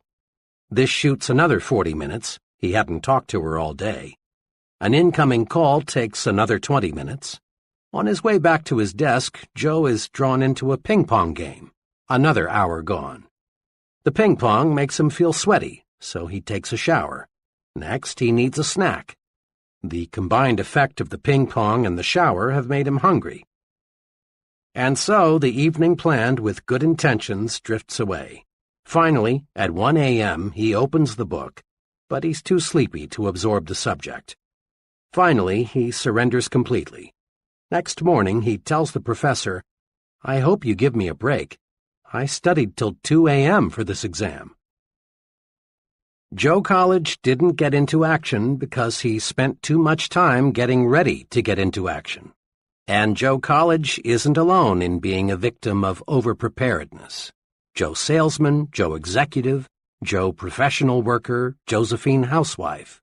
They all often try to build strength and get ready with office chats, coffee breaks, sharpening pencils, reading, personal business, getting the desk cleared off, TV, and dozens of other little escape devices. But there's a way to break this habit. Tell yourself, "I'm in condition right now to begin. I can't gain a thing by putting it off. I'll use the get ready time and energy to get going instead." What we want more than anything else in our business, an executive in a machine tool company said in an address to a group of sales executives, is more people who get sound ideas and then push them through. There's not one job in our production and marketing setup that can't be done better, a lot better. I don't want to infer that we're not doing a good job now. We are. But like all progressive companies, we need new products, new markets, new and more efficient ways of doing things. We depend on people with initiative. They're the ball carriers on our team. Initiative is a special kind of action. It's doing something worthwhile without being told to do it. The person with initiative has a standing invitation to join the high-income brackets in every business and profession. The director of marketing research in a medium-sized drug manufacturing firm told me how he got to be a director of marketing research. It's a good lesson in the power of initiative. 5 years ago, I got an idea, he told me. I was working then as a sort of missionary salesman, calling on wholesalers. I discovered that one thing we lacked was facts about the consumers we wanted to buy our drug line. I talked about the need for market research to everyone here. At first I got only deaf ears because management couldn't see the need for it. I was pretty much obsessed with the idea of marketing research in our company, so I sort of took the bull by the horns. I asked and got permission to prepare a monthly report on facts of drug marketing. I collected information from every source I could find. I kept on with this, and pretty soon management and the other salesmen found themselves really interested in what I was doing. Just 1 year after I started crusading for research, I was relieved of my regular duties and asked to concentrate on developing my ideas. The rest, he continued, was just natural development. Now I've got 2 assistants, a secretary, and about 3 times the yearly income I had 5 years ago. Here are 2 special exercises for developing the initiative habit. 1. Be a crusader. When you see something that you believe ought to be done, pick up the ball and run. A new subdivision not far from where I live was about 2/3 built when expansion came almost to a standstill. A few families with a don't-care attitude had moved in. This prompted several of the finest families in the area to sell their homes at a loss and move on. As so often happens, the do-care families caught the don't-care attitude from their don't-care neighbors. Everyone, that is, except Harry L. Harry, did care, and he decided to crusade for a fine neighborhood. Harry began by calling together some friends. He pointed out that this subdivision had tremendous potential, but that something must be done now or the area would soon be a strictly second-class neighborhood. Harry's enthusiasm and initiative quickly won support. Soon there were clean-up-the-vacant lots projects. Garden clubs were organized. A massive tree-planting project was started. A playground was built for the youngsters. A community swimming pool was constructed. The don't-care families became eager supporters. The whole subdivision took on new life and new sparkle. It's really a pleasure now to drive through that community. It shows what a crusader can do. Do you feel your business should develop a new department, make a new product, or in some other way expand? Well then, crusade for it. Feel your church needs a new building? Crusade for it. Would you like your children's school to have better equipment? Crusade and get it for them. And you can bank on this. While crusades may start out as one-man crusades, if the idea behind the enterprise is good, soon you'll have lots of support. Be an activationist and crusade. 2. Be a volunteer. Each of us has been in situations in which we wanted to volunteer for some activity but didn't. Why? Because of fear. Not fear that we couldn't accomplish the task, but rather fear of what our associates would say. The fear of being laughed at, of being called an eager beaver, of being accused of bucking for a raise holds many people back. It's natural to want to belong, to be accepted, to have group approval. But ask yourself, which group do I want to have accept me? The group that laughs because it is secretly jealous, or the group that is making progress by doing things? The right choice is obvious. The volunteer stands out. He receives special attention. Most important of all, he gives himself an opportunity to show he has special ability and ambition by volunteering. By all means, volunteer for those special assignments. Think about the leaders you know in business, the military, your community.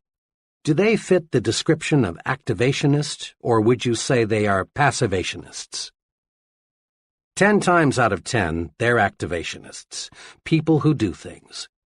The fellow who stands on the sidelines, who holds off, who is passive, does not lead. But the doer, the fellow who thinks action, finds others want to follow him. People place confidence in the fellow who acts. They naturally assume he knows what he is doing. I've never heard anyone complimented and praised because he doesn't disturb anyone, he doesn't take action, or he waits until he's told what to do. Have you? Grow the action habit. Practice these key points. 1. Be an activationist. Be someone who does things. Be a doer, not a don'ter. 2. Don't wait until conditions are perfect. They never will be. Expect future obstacles and difficulties and solve them as they arise. 3. Remember, ideas alone won't bring success. Ideas have value only when you act upon them. 4. Use action to cure fear and gain confidence. Do what you fear, and fear disappears. Just try it and see. 5. Start your mental engine mechanically. Don't wait for the spirit to move you. Take action, dig in, and you move the spirit. 6. Think in terms of now. Tomorrow, next week, later, and similar words often are synonymous with the failure word never. Be an I'm starting right now kind of person. 7. Get down to business, pronto. Don't waste time getting ready to act. Start acting instead. 8. Seize the initiative. Be a crusader. Pick up the ball and run. Be a volunteer. Show that you have ability and ambition to do. Get in gear and go. Chapter 11. How to turn defeat into victory. Social workers and others who work on Skid Row find many differences in age, religious faith, education, and background among the tragic souls who have dropped into America's gutters. Some of these citizens are surprisingly young. Others are old. A sprinkling are college graduates. A few have essentially no formal education. Some are married, others are not. But the people on Skid Row do have something in common. Each one is defeated, whipped, beaten. Each one has encountered situations that conquered him. Each is eager, even anxious, to tell you about the situation that wrecked him, about his own private Waterloo. These situations cover the waterfront of human experience, from "my wife ran out on me," to "I lost everything I had and had no place else to go," to "I did a couple of things that made me a social outcast, so I came down here." When we move up from Skid Row into the dominion of Mr. and Mrs. Average American, we see obvious differences in living habits. But again, we discover that Mr. Mediocre gives essentially the same reasons to explain his mediocrity as Mr. Skid Row gave to explain his complete collapse. Inside, Mr. Mediocre feels defeated. He has unhealed wounds suffered in situations that beat him. Now he is super cautious. He plods along, ducking the thrill of living victoriously, discontented with himself. He feels beaten, but tries hard to endure the sentence of mediocrity that fate has handed him. He, too, has surrendered to defeat, but in a reasonably clean, socially accepted way. Now, when we climb upstairs into the uncrowded world of success, we again discover people from every possible background. Corporate executives, leading ministers, government officials, top men in every field, we discover come from poor homes, rich homes, broken homes, cotton patches, cornfields, and slums. These people, who lead every branch of our society, have experienced every tough situation you can describe. It is possible to match every Mr. Skid Row with a Mr. Mediocre and a Mr. Success on every score: age, intelligence, background, nationality, you name it, with one exception. The one thing you can't match them on is their response to defeat. When the fellow we call Mr. Skid Row got knocked down, he failed to get up again. He just lay there, splattered out. Mr. Mediocre got up to his knees, but he crawled away, and when out of sight, ran in the opposite direction, so he'd be sure never to take a beating again. But Mr. Success reacted differently when he got knocked down. He bounced up, learned a lesson, forgot the beating, and moved upward. One of my closest friends is an exceptionally successful management consultant. When you walk into his office, you feel that you are really uptown. The fine furniture, the carpeting, the busy people, the important clients all tell you his company is prosperous. A cynic might say, "It must have taken a real con man to put across an operation like this." But the cynic would be wrong. It didn't take a con man. And it didn't take a brilliant man or a wealthy man or a lucky man. All, and I hesitate to use the word all because all means so much sometimes, all it took was a persistent man who never thought he was defeated. Behind this prosperous and respected company is the story of a man fighting, battling his way upward, losing 10 years' savings in his first 6 months in business, living in his office several months because he lacked money to pay rent on an apartment, turning down numerous good jobs because he wanted more to stay with his idea and make it work, hearing prospects for his service say no 100 times as often as they said yes. During the 7 unbelievably hard years it took him to succeed, I never heard my friend complain once. He'd explain, "Dave, I'm learning. This is competitive business, and because it's intangible, it's hard to sell, but I'm learning how." And he did. Once I told my friend that this experience must be taking a lot out of him, but he replied, "No, it's not taking something out of me. It's putting something into me instead." Check the lives of the people in Who's Who in America, and you'll find that those who have succeeded in a major way have been pounded by losing situations. Each person in this elite core of successful men has encountered opposition, discouragement, setbacks, personal misfortune.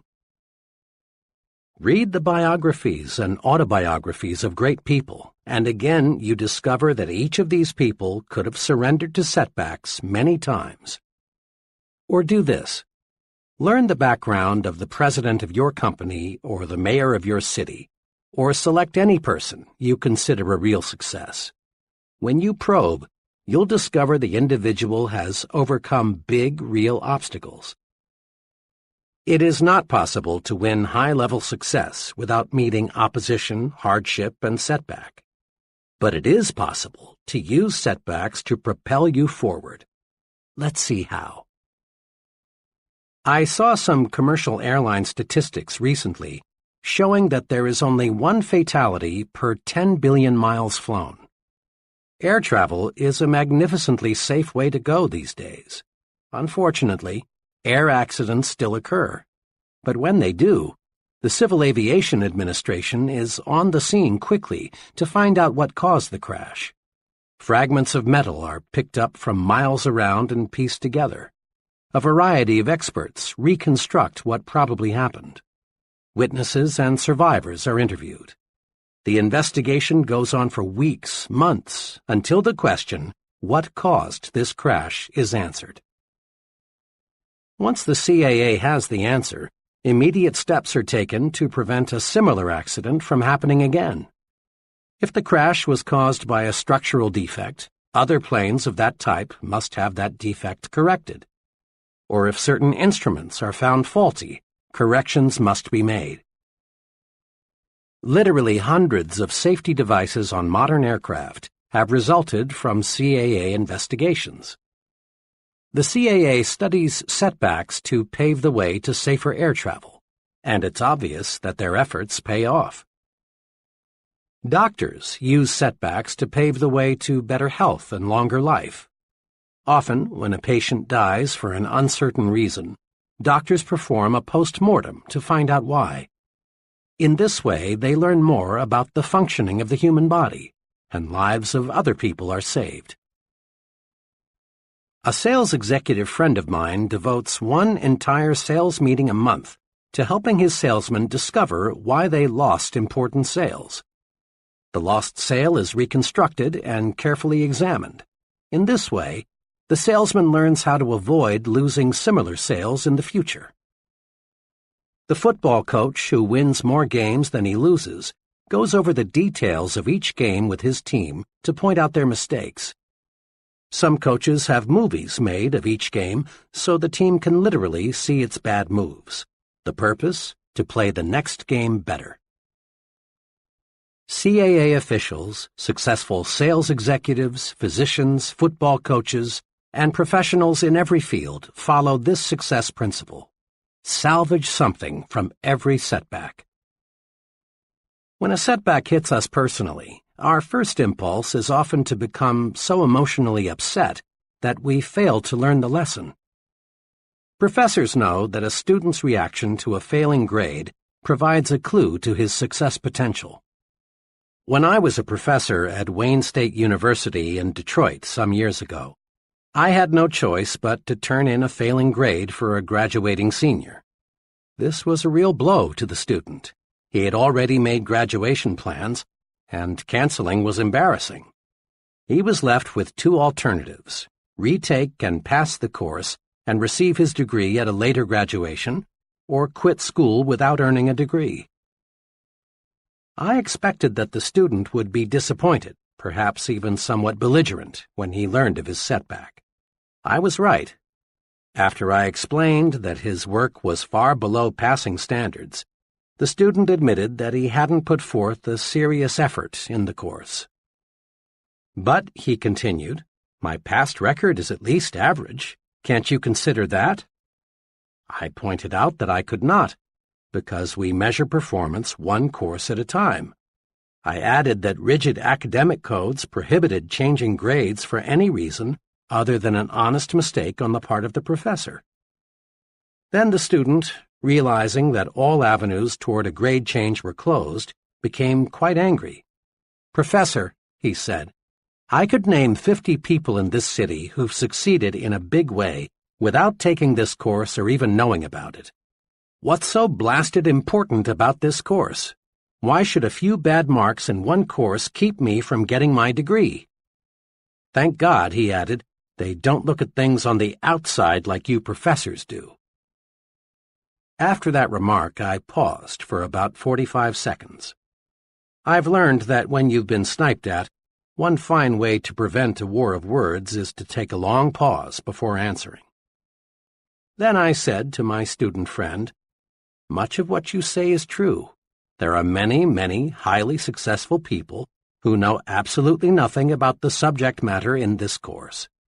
And it is possible for you to win success without this knowledge. In the total scheme of life, this course content won't make or break you. But your attitude toward this course may." "What do you mean by that?" he asked. "Just this," I answered. "Outside, they grade you just as we grade you. What counts there, just as what counts here, is doing the job. Outside, they won't promote you or pay you more for doing second-class work." I paused again to make certain the point got through. Then I said, "May I make a suggestion? You're highly disappointed now. I can appreciate how you feel. And I don't think any less of you if you're a little sore at me. But look at this experience positively. There's a tremendously important lesson here. If you don't produce, you don't get where you want to go. Learn this lesson, and 5 years from now you'll regard it as one of the most profitable lessons you learned in all the time you invested here." I was glad when I learned a few days later that this student had re-enrolled for the course. This time he passed with flying colors. Afterward, he made a special call to see me to let me know how much he had appreciated our earlier discussion. "I learned something from flunking your course the first time," he said. "It may sound odd, but you know, Professor, now I'm glad I did not pass the first time." We can turn setbacks into victories, find the lesson, apply it, and then look back on defeat and smile. Moviegoers will never forget the great Lionel Barrymore. In 1936, Mr. Barrymore broke his hip. The fracture never healed. Most people thought Mr. Barrymore was finished, but not Mr. Barrymore. He used the setback to pave the way to even greater acting success. For the next 18 years, despite pain that never abated, he played dozens of successful roles in a wheelchair. On March 15, 1945, W. Colvin Williams was walking behind a tank in France. The tank hit a mine, exploded, and permanently blinded Mr. Williams. But this didn't stop Mr. Williams from pursuing his goal to be a minister and counselor.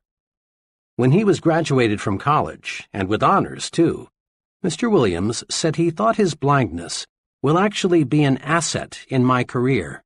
I can never judge by appearances. Therefore, I can always give a person a second chance. My blindness keeps me from cutting myself off from a person because of the way he looks. I want to be the kind of person to whom anyone can come and feel secure to express himself. Isn't that a magnificent living example of cruel, bitter defeat being turned into victory?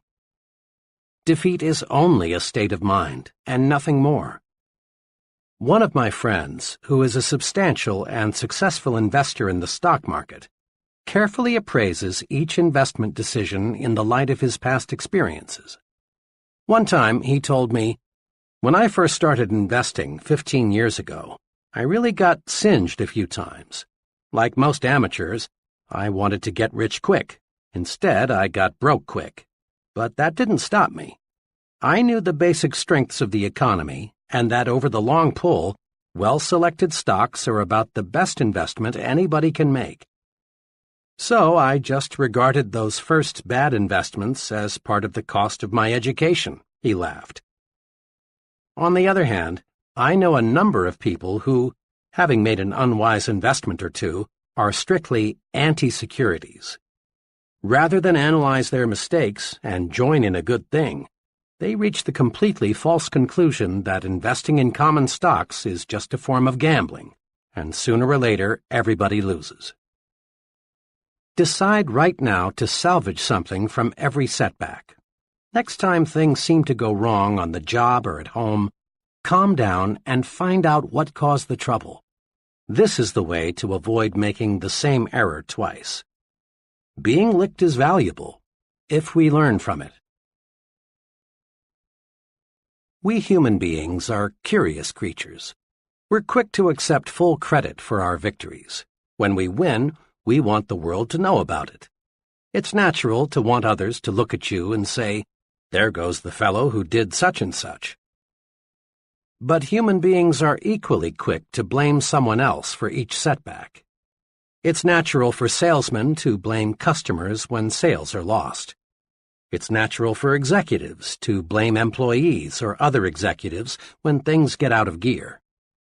It's natural for husbands to blame wives and wives to blame husbands for quarrels and family problems. It is true that in this complex world, others may trip us. But it is also true that more often than not, we trip ourselves. We lose because of personal inadequacy, some personal mistake. Condition yourself for success this way. Remind yourself that you want to be as nearly perfect as is humanly possible. Be objective. Put yourself in a glass tube and look at yourself as a disinterested third party would look at the situation. See if you have a weakness that you've never noticed before. If you have, take action to correct it. Many people become so accustomed to themselves that they fail to see ways for improvement. The great Metropolitan Opera star Risa Stevens said in Reader's Digest, July 1955, that at the unhappiest moment of her life, she received the best advice she's ever had. Early in her career, Miss Stevens lost the Metropolitan Opera Auditions of the Air. After losing, Miss Stevens was bitter. "I longed to hear," she said, "that my voice was really better than the other girls', that the verdict was grossly unfair, that I had just lacked the right connections to win." But Miss Stevens's teacher didn't coddle her. Instead, she said to Miss Stevens, "My dear, have the courage to face your faults." Much as I wanted to fall back on self-pity, continued Miss Stevens, those words, kept coming back to me. That night they woke me. I couldn't sleep until I faced my shortcomings. Lying there in the dark, I asked myself, why did I fail? How can I win next time? And I admitted to myself that my voice range was not as good as it had to be, that I had to perfect my languages, that I must learn more roles. Miss Stevens went on to say how facing her faults not only helped her to succeed on stage, but also helped her win more friends and develop a more pleasing personality. Being self-critical is constructive. It helps you to build the personal strength and efficiency needed for success. Blaming others is destructive. You gain absolutely nothing from proving that someone else is wrong. Be constructively self-critical. Don't run away from inadequacies. Be like the real professionals. They seek out their faults and weaknesses, then correct them. That's what makes them professionals. Don't, of course, try to find your faults so you can say to yourself, "Here's another reason I'm a loser." Instead, view your mistakes as, "Here's another way to make me a bigger winner." The great Orville Hubbard once said, "A failure is a man who has blundered but is not able to cash in on the experience." Often we blame luck for our setbacks. We say, "Well, that's the way the ball bounces," and let it go at that. But stop and think. Balls don't bounce in certain ways for uncertain reasons. The bounce of a ball is determined by three things: the ball, the way it is thrown, and the surface it strikes. Definite physical laws explain the bounce of a ball, not luck. Suppose the CAA were to issue a report saying, "We're sorry the crash occurred, but folks, that's just the way the ball bounces."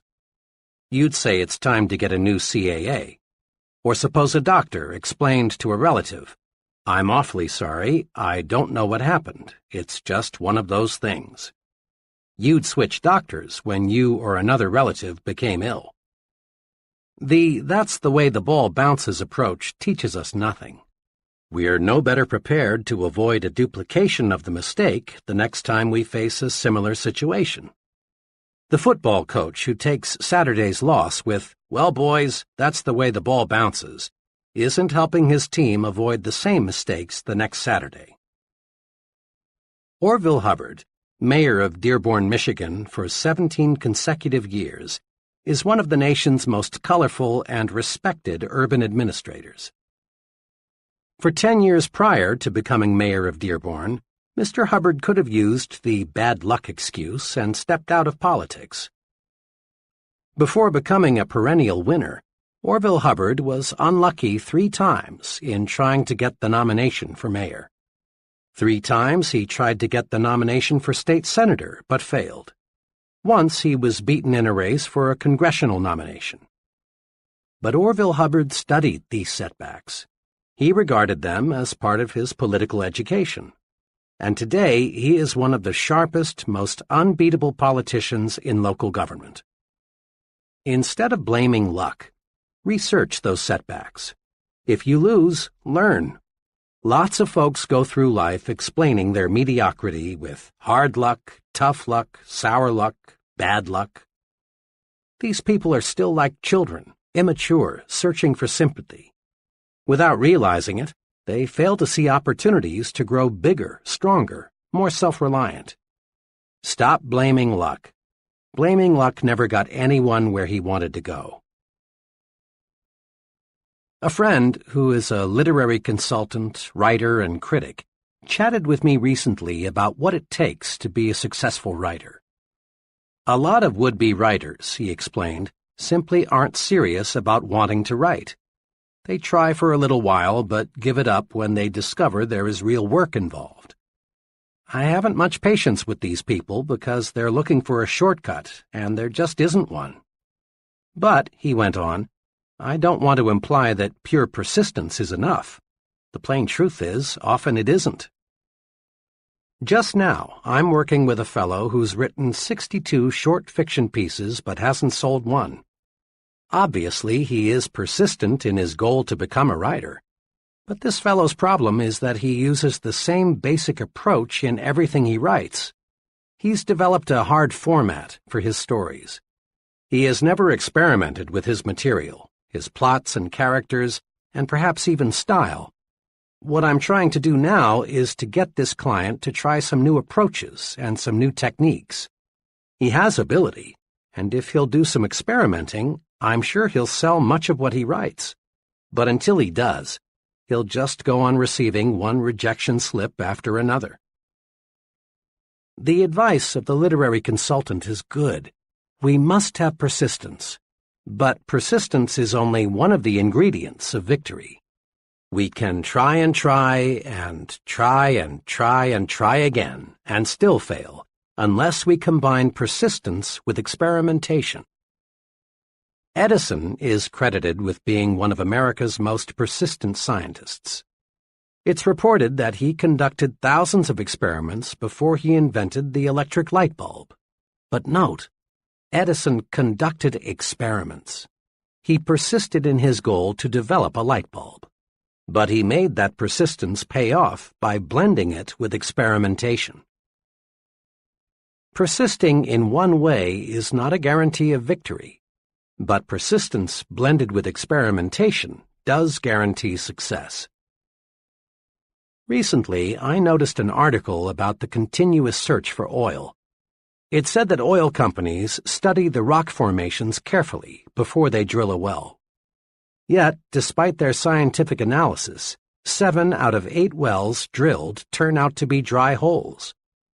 Oil companies are persistent in their search for oil, not by digging one hole to ridiculous depths, but rather by experimenting with a new well when good judgment says the first well won't produce.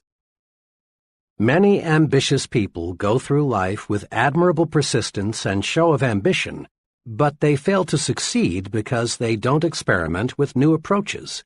Stay with your goal. Don't waver an inch from it. But don't beat your head against a wall. If you aren't getting results, try a new approach. People who have bulldog persistence, who can grab something and not let go, have an essential success quality. Here are 2 suggestions for developing greater power to experiment, the ingredient that, when blended with persistence, gets results. 1. Tell yourself there is a way. All thoughts are magnetic.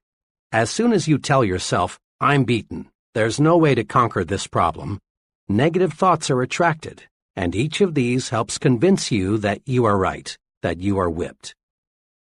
Believe instead, there is a way to solve this problem, and positive thoughts rush into your mind to help you find a solution. It's believing there is a way that is important. Marriage counselors report no success in saving marriages until one, and preferably both partners, see that it is possible to win back happiness. Psychologists and social workers say an alcoholic is doomed to alcoholism until he believes he can beat his thirst. This year, thousands of new businesses are being formed. 5 years from now, only a small portion will be still in operation. Most of those who fail will say, competition was just too much. We had no choice but to quit. The real problem is that when most people hit the tar, things are rough barrier, they think only defeat, and so they are defeated. When you believe there is a way, you automatically convert negative energy, let's quit, let's go back, into positive energy, let's keep going, let's move ahead. A problem, a difficulty, becomes unsolvable only when you think it is unsolvable. Attract solutions by believing solutions are possible. Refuse, simply refuse to even let yourself say or think that it's impossible. 2. Back off and start afresh. Often we stay so close to a problem for so long that we can't see new solutions or new approaches. An engineer friend was retained a few weeks ago to design a distinctly new aluminum structure. In fact, nothing even resembling it had even been developed or designed before. I saw him just a few days ago, and I asked him how his new building was coming along. Not too well, he replied. I guess I haven't spent enough time with my garden this summer. When I live with tough design problems for a long stretch, I've got to get away and let some new ideas soak in. You'd be surprised, he continued, to know how many engineering ideas come to me when I'm just sitting beside a tree holding a water hose on the grass. President Eisenhower once was asked at a news conference why he took so many weekend vacations. His answer is good advice for everybody who wants to maximize his creative ability. Mr. Eisenhower said, I do not believe that any individual, whether he is running General Motors or the United States of America, can do the best job just by sitting at a desk and putting his face in a bunch of papers. Actually, the president ought to be trying to keep his mind free of inconsequential details and doing his own thinking on the basic principles and factors, so that he can make clear and better judgments. A former business associate of mine takes a 72-hour out-of-town vacation with his wife once each month. He found this backing off and starting afresh increased his mental efficiency, thereby making him more valuable to his clients. When you hit a snag, don't throw up the whole project. Instead, back off, get mentally refreshed.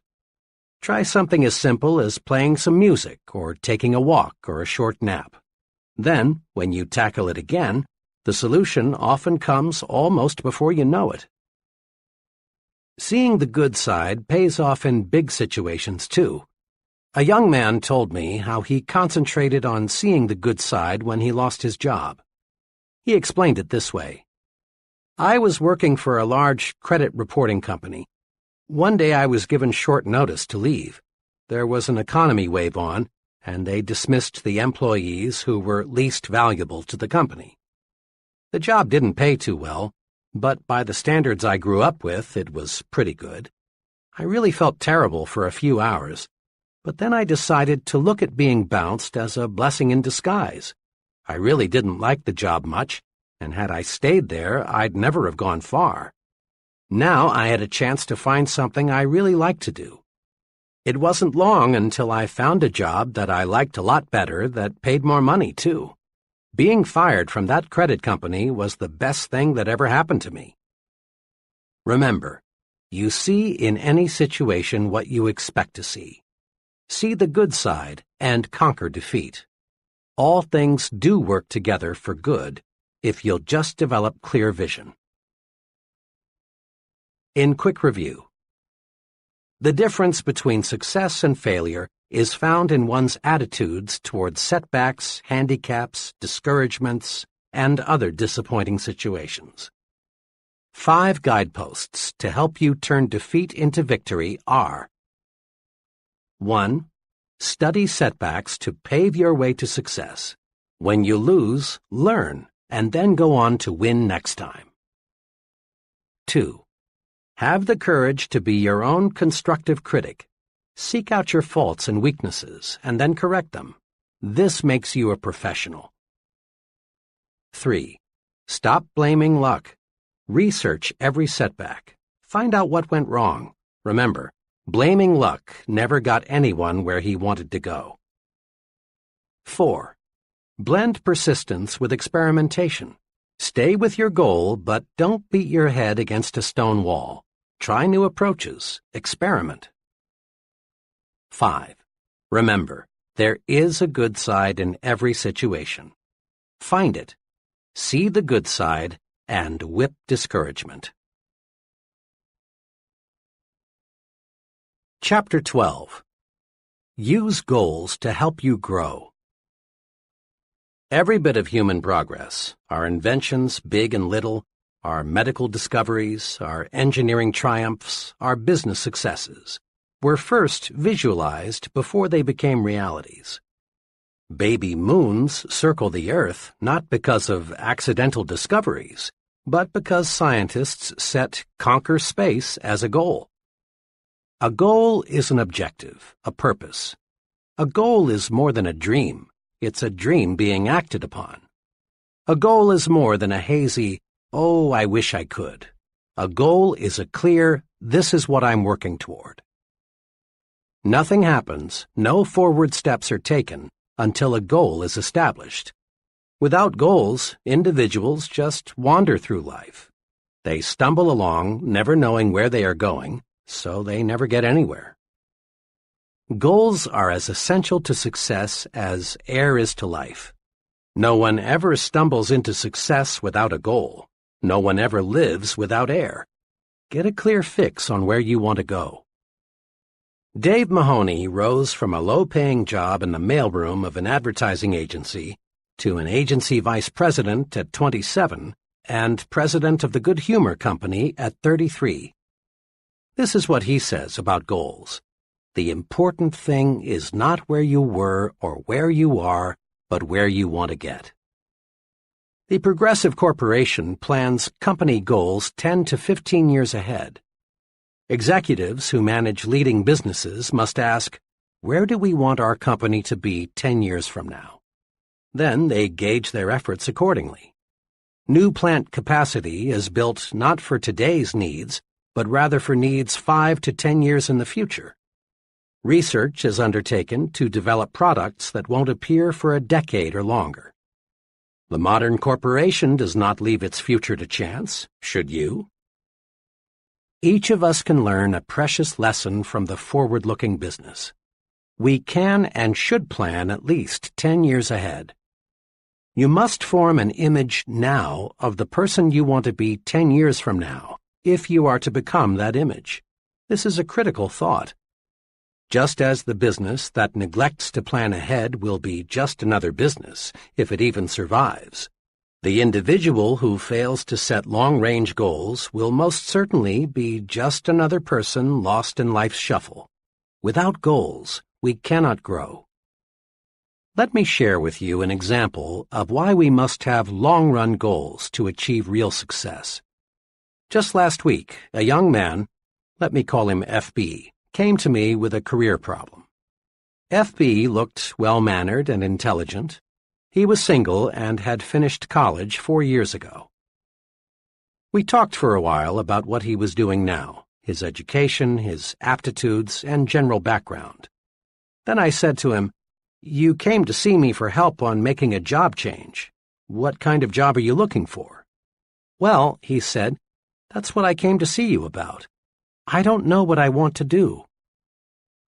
His problem, of course, was a very common one, but I realized that just to arrange for the young man to have interviews with several possible employers would not help him. Trial and error is a pretty poor way to select a career. With dozens of career possibilities, the odds of stumbling into the right choice are several dozen to one. I knew I had to help FB see that before he starts going someplace career-wise, he's got to know where that someplace is. So I said, "Let's look at your career plan from this angle. Will you describe for me your image of yourself 10 years from now?" FB, obviously studying the question, finally said, "Well, I guess I want what just about everyone else wants, a good job that pays well and a nice home. Really, though," he continued, "I haven't given it too much thought." This, I assured him, was quite natural. I went on to explain that his approach to selecting a career was like going to an airline ticket counter and saying, "Give me a ticket." The people selling the tickets just can't help you unless you give them a destination. So I said, "And I can't help you find a job until I know what your destination is, and only you can tell me that." This jarred FB into thinking. We spent the next 2 hours not talking about the merits of different kinds of jobs, but rather discussing how to set goals. FB learned, I believe, the most important lesson in career planning. Before you start out, know where you want to go. Like the Progressive Corporation, plan ahead. You are, in a sense, a business unit. Your talent, skills, and abilities are your products. You want to develop your products so they command the highest possible price. Forward planning will do it. Here are 2 steps that will help. First, visualize your future in terms of 3 departments: work, home, and social. Dividing your life this way keeps you from becoming confused, prevents conflicts, helps you look at the whole picture. Second, demand of yourself clear, precise answers to these questions. What do I want to accomplish with my life? What do I want to be? And what does it take to satisfy me? Using this planning guide will help. An image of me 10 years from now. 10 years planning guide. A. Work department. 10 years from now. 1. What income level do I want to attain? 2. What level of responsibility do I seek? 3. How much authority do I want to command? 4. What prestige do I expect to gain from my work? B. Home department, 10 years from now. 1. What kind of standard of living do I want to provide for my family and myself? 2. What kind of house do I want to live in? 3. What kind of vacations do I want to take? 4. What financial support do I want to give my children in their early adult years? C. Social department, 10 years from now. 1. What kinds of friends do I want to have? 2. What social groups do I want to join? 3. What community leadership positions would I like to hold? 4. What worthwhile causes do I want to champion? A few years ago, my young son insisted the 2 of us build a doghouse for Peanut, an intelligent pup of dubious pedigree and my son's pride and joy. His persistence and enthusiasm won, so we proceeded to build a home Peanut could call her own. Our combined carpentry talent equaled 0, and the end product clearly reflected that fact. Shortly afterward, a good friend stopped by, and upon seeing what we had done, asked, "What's that you've stuck up there among the trees? That's not a doghouse, is it?" I replied that it was. Then he pointed out just a few of our mistakes and summed it all up with, "Why didn't you get a plan? Nobody these days builds a doghouse without a blueprint." And please, as you visualize your future, don't be afraid to be blue sky. People these days are measured by the size of their dreams.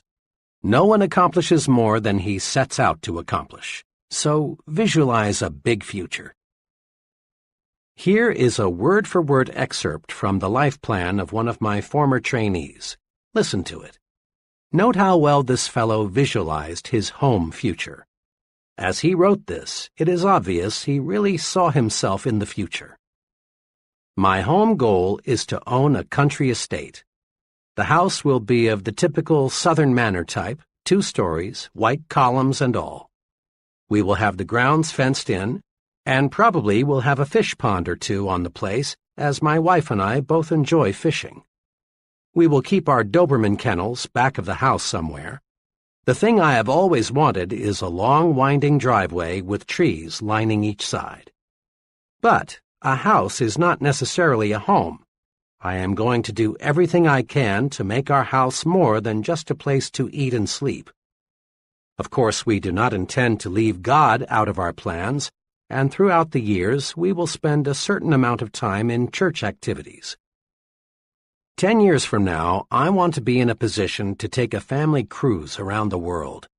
I would like very much to do this before the family gets scattered all over the world by marriages, etc. If we can't find the time to make the cruise all at once, we will put it into 4 or 5 separate vacations and visit a different part of the world each year. Naturally, all these plans in home department depend on how well things go in my work department.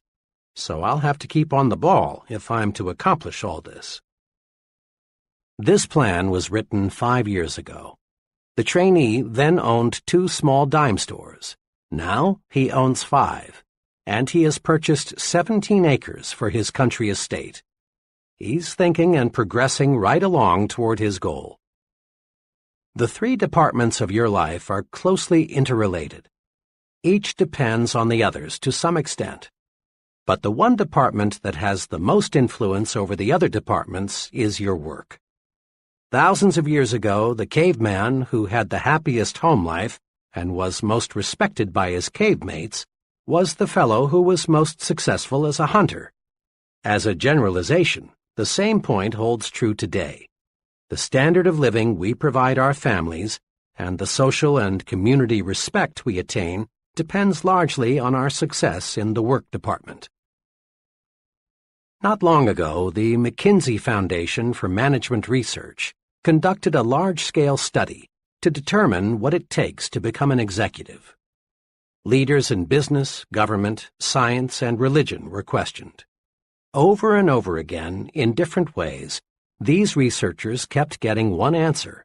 The most important qualification for an executive is the sheer desire to get ahead. Remember this advice of John Wanamaker. A man is not doing much until the cause he works for possesses all there is of him. Desire, when harnessed, is power. Failure to follow desire, to do what you want to do most, paves the way to mediocrity. I recall a conversation with a very promising young writer on a college newspaper. This fellow had ability. If anyone showed promise for a career in journalism, it was he. Shortly before his graduation, I asked him, "Well, Dan, what are you going to do? Get into some form of journalism?" Dan looked at me and said, "Heck no. I like writing and reporting very much, and I've had a lot of fun working on the college paper. But journalists are a dime a dozen, and I don't want to starve." I didn't see or hear from Dan for 5 years. Then one evening I chanced to meet him in New Orleans. Dan was working as an assistant personnel director for an electronics company, and he was quick to let me know that he was quite dissatisfied with his work. "Oh, I'm reasonably well paid. I'm with a wonderful company, and I've got reasonable security. But you know, my heart isn't in it. I wish now I'd gone with a publisher or a newspaper when I finished school." Dan's attitude reflected boredom, uninterest. He was cynical about many things. He will never achieve maximum success until he quits his present job and gets into journalism.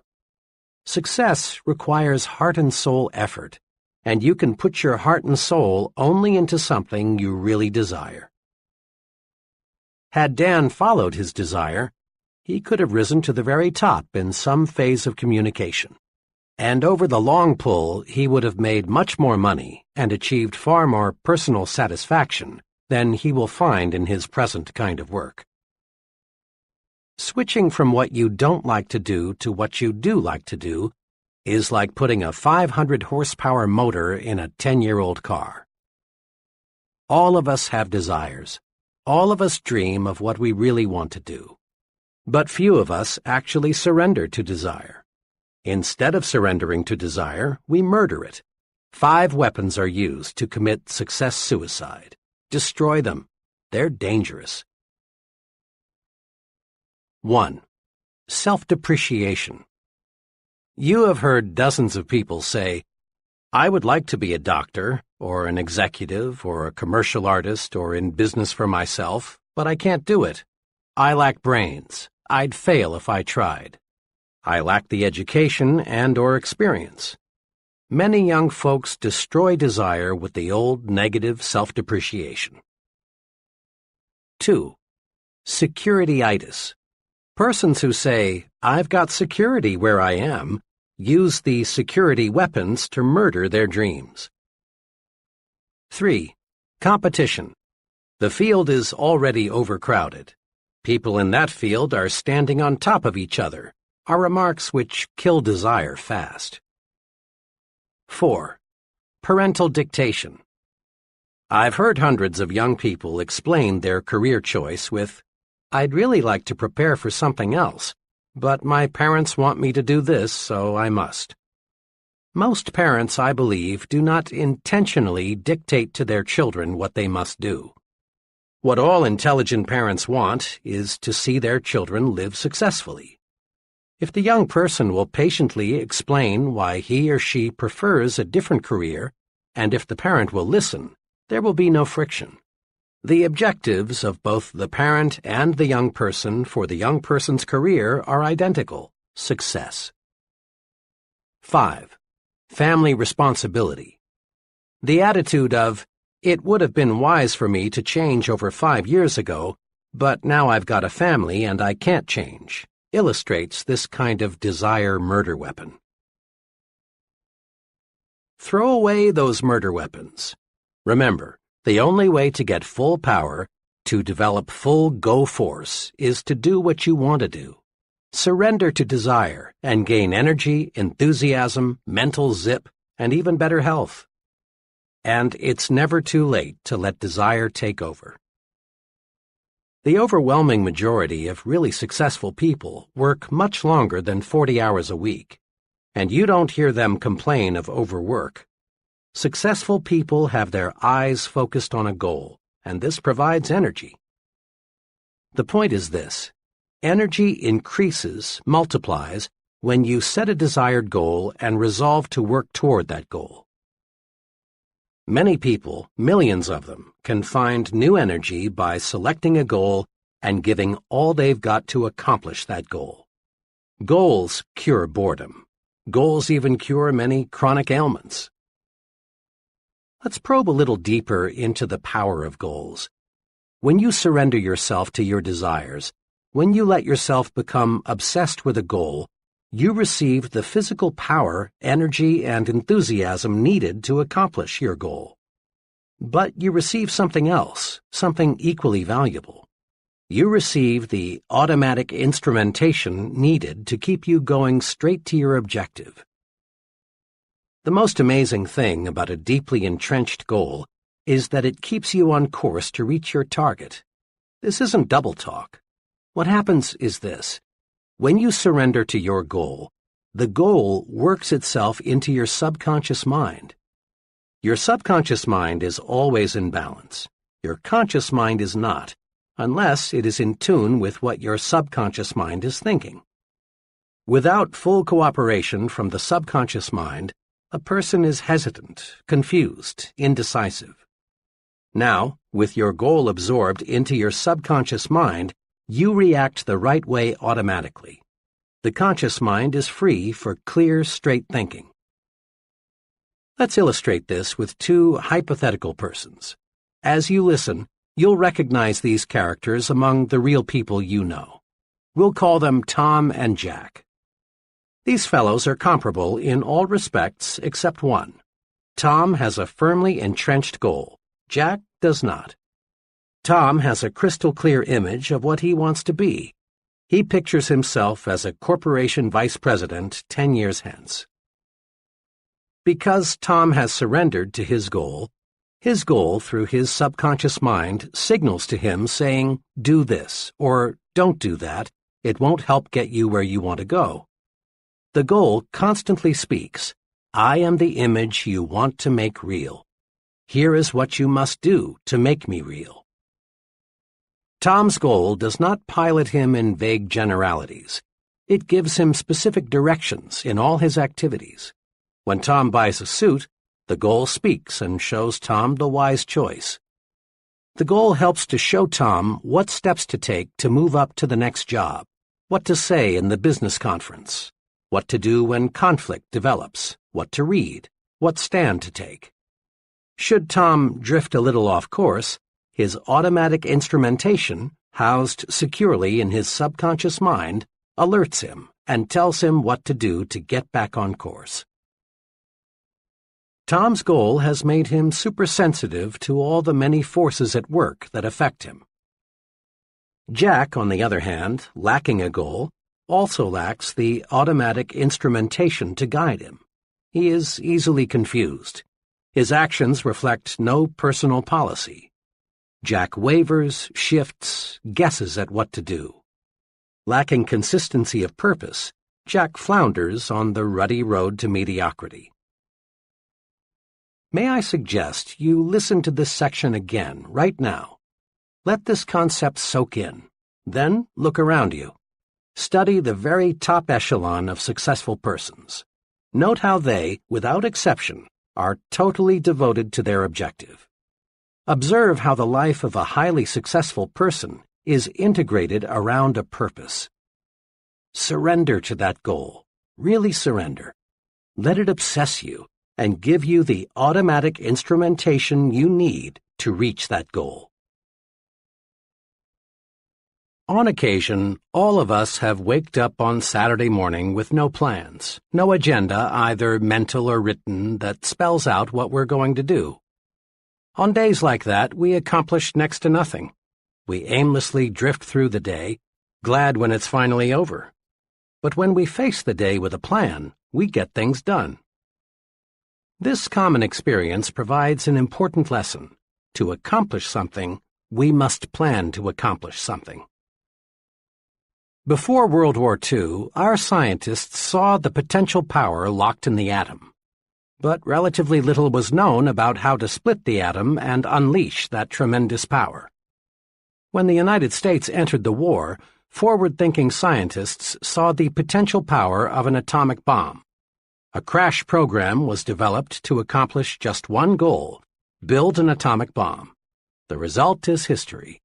In just a few years, the concentrated effort paid off. The bombs were dropped, and the war was ended. But without that crash program to accomplish a goal, splitting the atom would have been delayed perhaps a decade, maybe longer. Set goals to get things done. Our great production system would be hopelessly bogged down if production executives did not establish and adhere to target dates and production schedules. Sales executives know salesmen sell more when they are given a carefully defined quota to sell. Professors know students get term papers written on time when a deadline is set. Now, as you press forward to success, set goals, deadlines, target dates, self-imposed quotas. You will accomplish only what you plan to accomplish. According to Dr. George E. Birch of the Tulane University School of Medicine, an expert in the study of human longevity, many things determine how long you will live: weight, heredity, diet, psychic tension, personal habits. But Dr. Birch says, the quickest way to the end is to retire and do nothing. Every human being must keep an interest in life just to keep living. Each of us has a choice. Retirement can be the beginning or the end. The do nothing but eat, sleep, and rock attitude is the poison-yourself-fast form of retirement. Most folks who regard retirement as the end of purposeful living soon find retirement is the end of life itself. With nothing to live for, no goals, people waste away fast. The other extreme, the sensible way to retire, is the I'm going to pitch right in and start fast method. One of my finest friends, Lou Gordon, has chosen this way to retire. Lou's retirement several years ago as a vice president of Atlanta's biggest bank was really commencement day for him. He established himself as a business consultant, and his pace is amazing. Now in his 60s, he serves numerous clients and is in national demand as a speaker. One of his special projects is helping to build Pi Sigma Epsilon, a young but fast-growing fraternity for professional salesmen and sales executives. Every time I see Lou, he seems younger. He's a young 30 in spirit. Few people I know of any age are reaping more from life than this senior citizen who resolved not to go out to pasture. And the Lou Gordons aren't the boring old grumps feeling sorry for themselves because they're old. Goals, intense goals, can keep a person alive when nothing else will. Mrs. D, the mother of a college friend of mine, contracted cancer when her son was only 2. To darken matters, her husband had died only 3 months before her illness was diagnosed. Her physicians offered little hope, but Mrs. D would not give up. She was determined that she would see her 2-year-old son through college by operating a small retail store left her by her husband. There were numerous surgical operations. Each time the doctors would say, just a few more months. The cancer was never cured, but those few more months stretched into 20 years. She saw her son graduated from college. 6 weeks later, she was gone. A goal, a burning desire, was powerful enough to stave off sure death for 2 decades. Use goals to live longer. No medicine in the world, and your physician will bear this out, is as powerful in bringing about long life as is the desire to do something. The person determined to achieve maximum success learns the principle that progress is made one step at a time. A house is built a brick at a time. Football games are won a play at a time. A department store grows bigger one new customer at a time. Every big accomplishment is a series of little accomplishments. Eric Sevareid, the well-known author and correspondent, reported in Reader's Digest, April 1957, that the best advice he ever received was the principle of the next mile. Here's part of what he said. During World War II, I and several others had to parachute from a crippled Army transport plane into the mountainous jungle on the Burma-India border. It was several weeks before an armed relief expedition could reach us, and then we began a painful, plodding march out to civilized India. We were faced by a 140-mile trek over mountains in August heat and monsoon rains. In the first hour of the march, I rammed a boot nail deep into one foot. By evening, I had bleeding blisters the size of a 50-cent piece on both feet. Could I hobble 140 miles? Could the others, some in worse shape than I, complete such a distance? We were convinced we could not, but we could hobble to that ridge, we could make the next friendly village for the night, and that, of course, was all we had to do. When I relinquished my job and income to undertake a book of 250,000 words, I could not bear to let my mind dwell on the whole scope of the project. I would surely have abandoned what has become my deepest source of professional pride. I tried to think only of the next paragraph, not the next page, and certainly not the next chapter.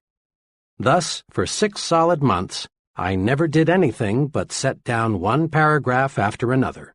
The book wrote itself. Years ago, I took on a daily writing and broadcasting chore that has totaled, now, more than 2,000 scripts. Had I been asked at the time to sign a contract to write 2,000 scripts, I would have refused in despair at the enormousness of such an undertaking.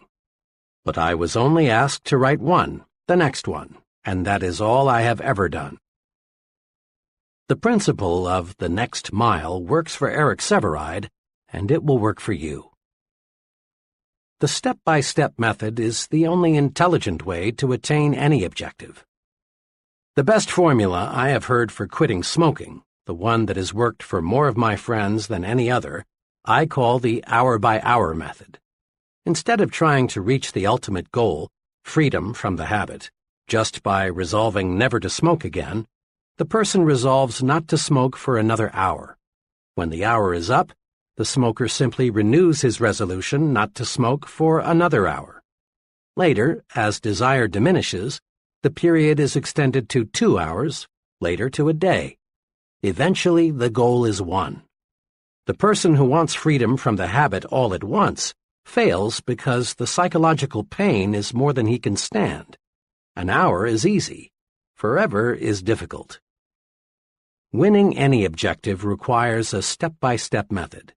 To the junior executive, each assignment, however insignificant it may appear, should be viewed as an opportunity to take one step forward.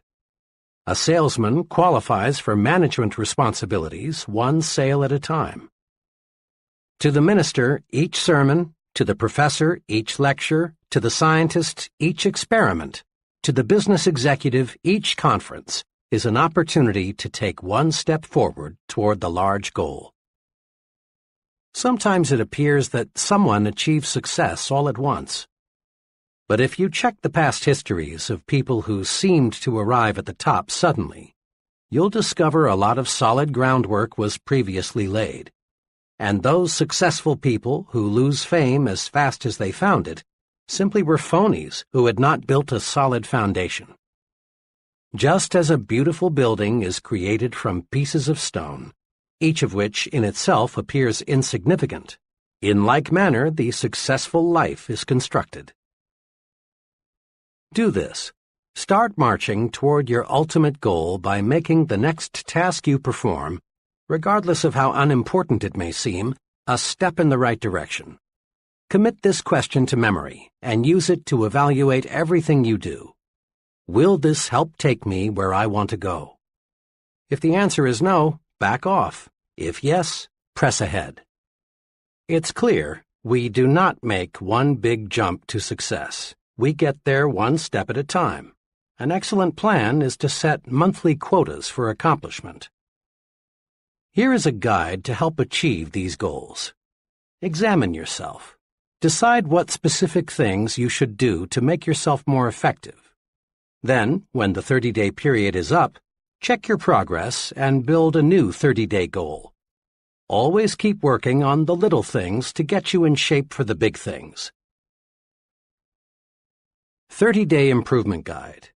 Between now and the next 30 days, I will A. Break these habits. Suggestions. 1. Putting off things. 2. Negative language. 3. Watching TV more than 60 minutes per day. 4. Gossip. B. Acquire these habits. Suggestions. 1. A rigid morning examination of my appearance. 2. Plan each day's work the night before. 3. Compliment people at every possible opportunity. C. Increase my value to my employer in these ways. Suggestions. 1. Do a better job of developing my subordinates. 2. Learn more about my company, what it does, and the customers it serves. 3. Make 3 specific suggestions to help my company become more efficient. D.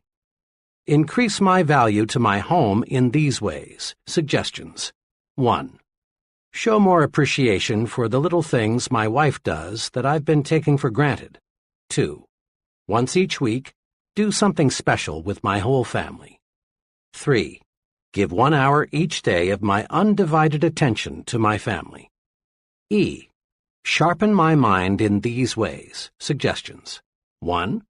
Invest 2 hours each week in reading professional magazines in my field.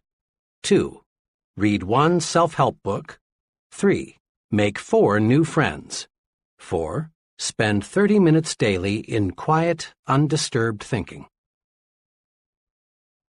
Next time you see a particularly well-poised, well-groomed, clear-thinking, effective person, remind yourself that he wasn't born that way. Lots of conscious effort, invested day by day, made the person what he is. Building new positive habits and destroying old negative habits is a day-by-day process. Create your first 30-day improvement guide right now. Often, when I discuss setting goals, someone comments along these lines. I see that working toward a purpose is important, but so often things happen that upset my plans. It's true that many factors outside your control do affect your destination. There may be serious illness or death in your family, the job you're gunning for may be dissolved, you may meet with an accident. So here is a point we must fix firmly in mind. Prepare to take detours in stride. If you are driving down a road and you come to a road closed situation, you wouldn't camp there, nor would you go back home. The road closed simply means you can't go where you want to go on this road. You'd simply find another road to take you where you want to go. Observe what military leaders do. When they develop a master plan to take an objective, they also map out alternative plans. If something unforeseen happens that rules out Plan A, they switch to Plan B. You rest easy in an airplane even though the airport where you plan to land is closed in because you know the fellow up there driving the plane has alternative landing fields and a reserve fuel supply. It's a rare person who has achieved high-level success who has not had to take detours, many of them. When we detour, we don't have to change our goals, we just travel a different route.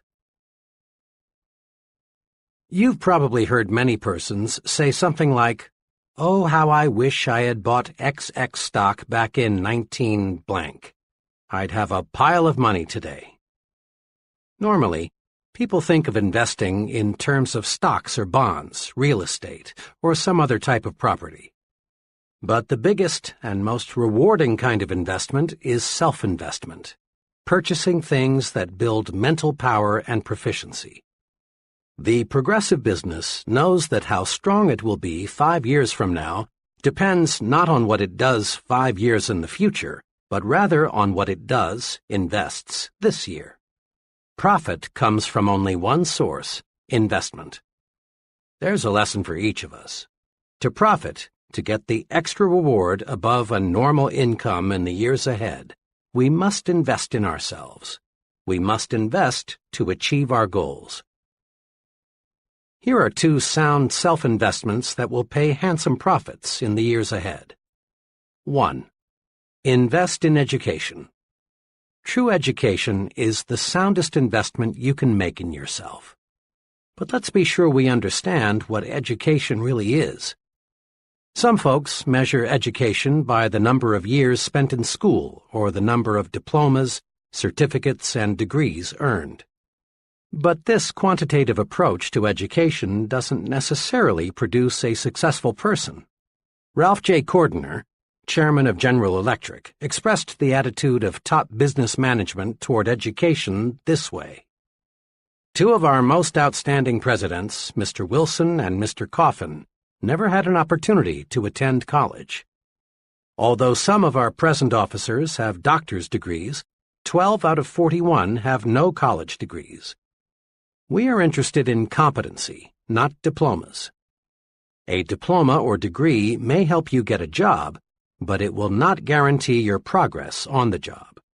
Business is interested in competency, not diplomas. To others, education means the quantity of information a person has stashed away in his brain. But the soak-up facts method of education won't get you where you want to go.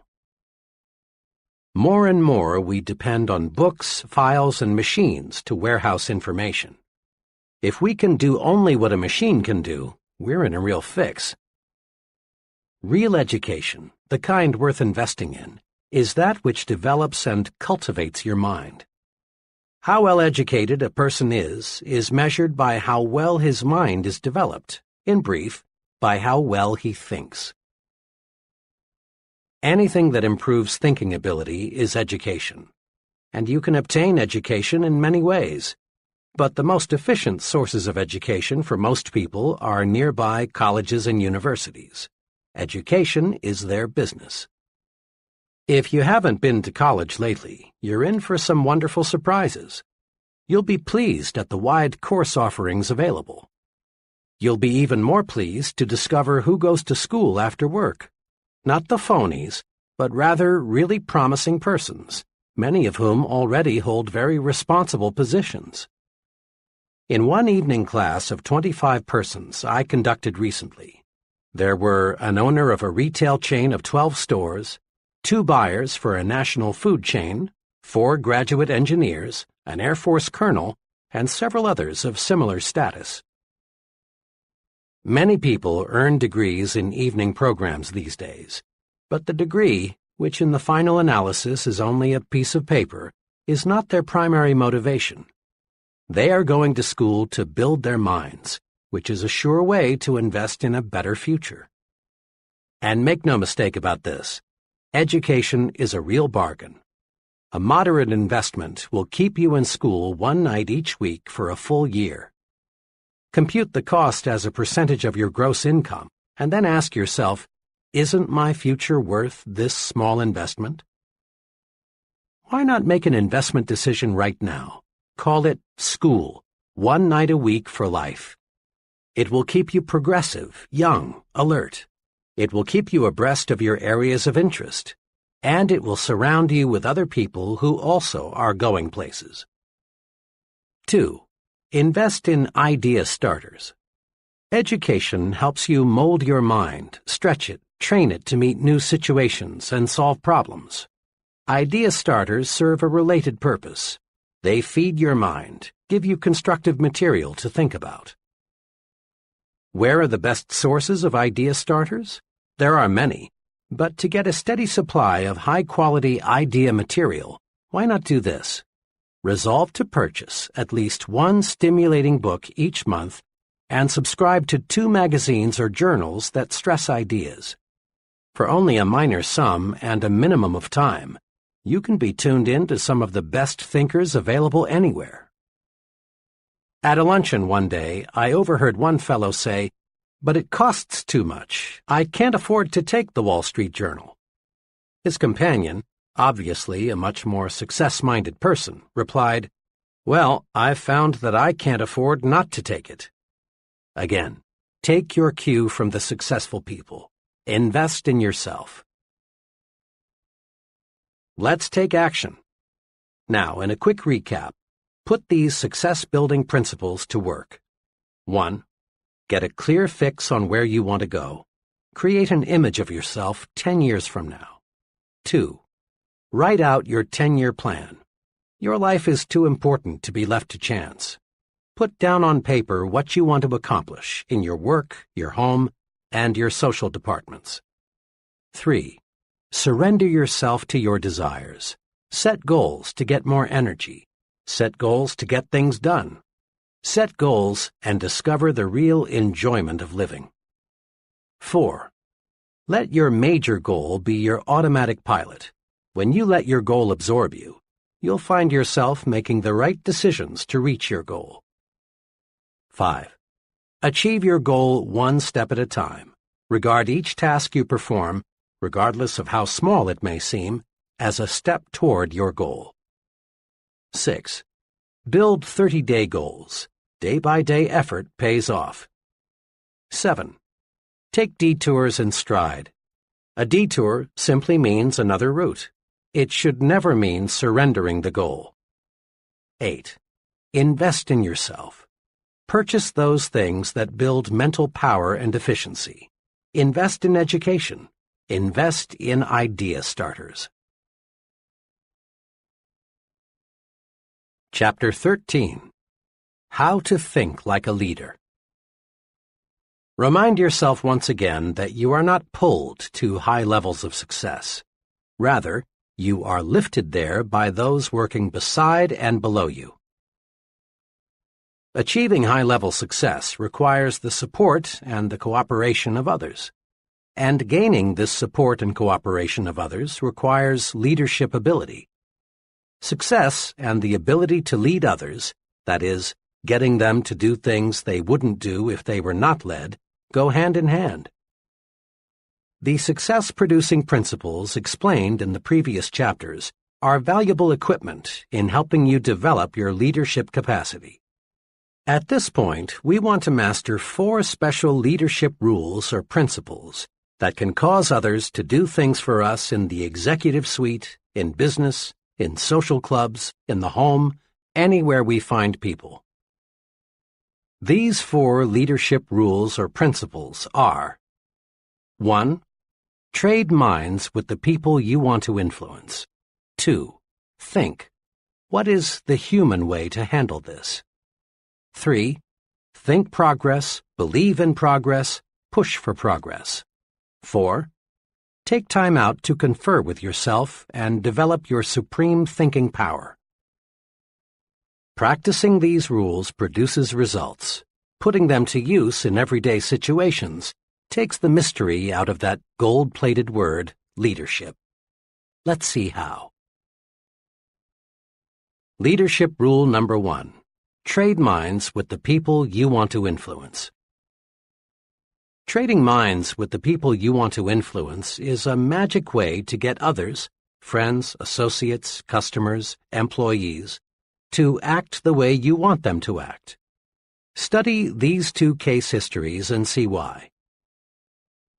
Ted B. worked as a television copywriter and director for a large advertising agency. When the agency obtained a new account, a children's shoe manufacturer, Ted was assigned responsibility for developing several TV commercials. A month or so after the campaign had been launched, it became clear that the advertising was doing little or nothing to increase product movement in retail outlets. Attention was focused on the TV commercials because in most cities only television advertising was used. Through research of television viewers, they found that about 4% of the people thought it was simply a great commercial, one of the best, these 4% said. The remaining 96% were either indifferent to the commercials or, in plain language, thought they smelled. Hundreds of comments like these were volunteered. It's wacky. The rhythm sounds like a New Orleans band at 3 a.m. My kids like to watch most TV commercials, but when that shoe thing comes on, they go to the bathroom or refrigerator.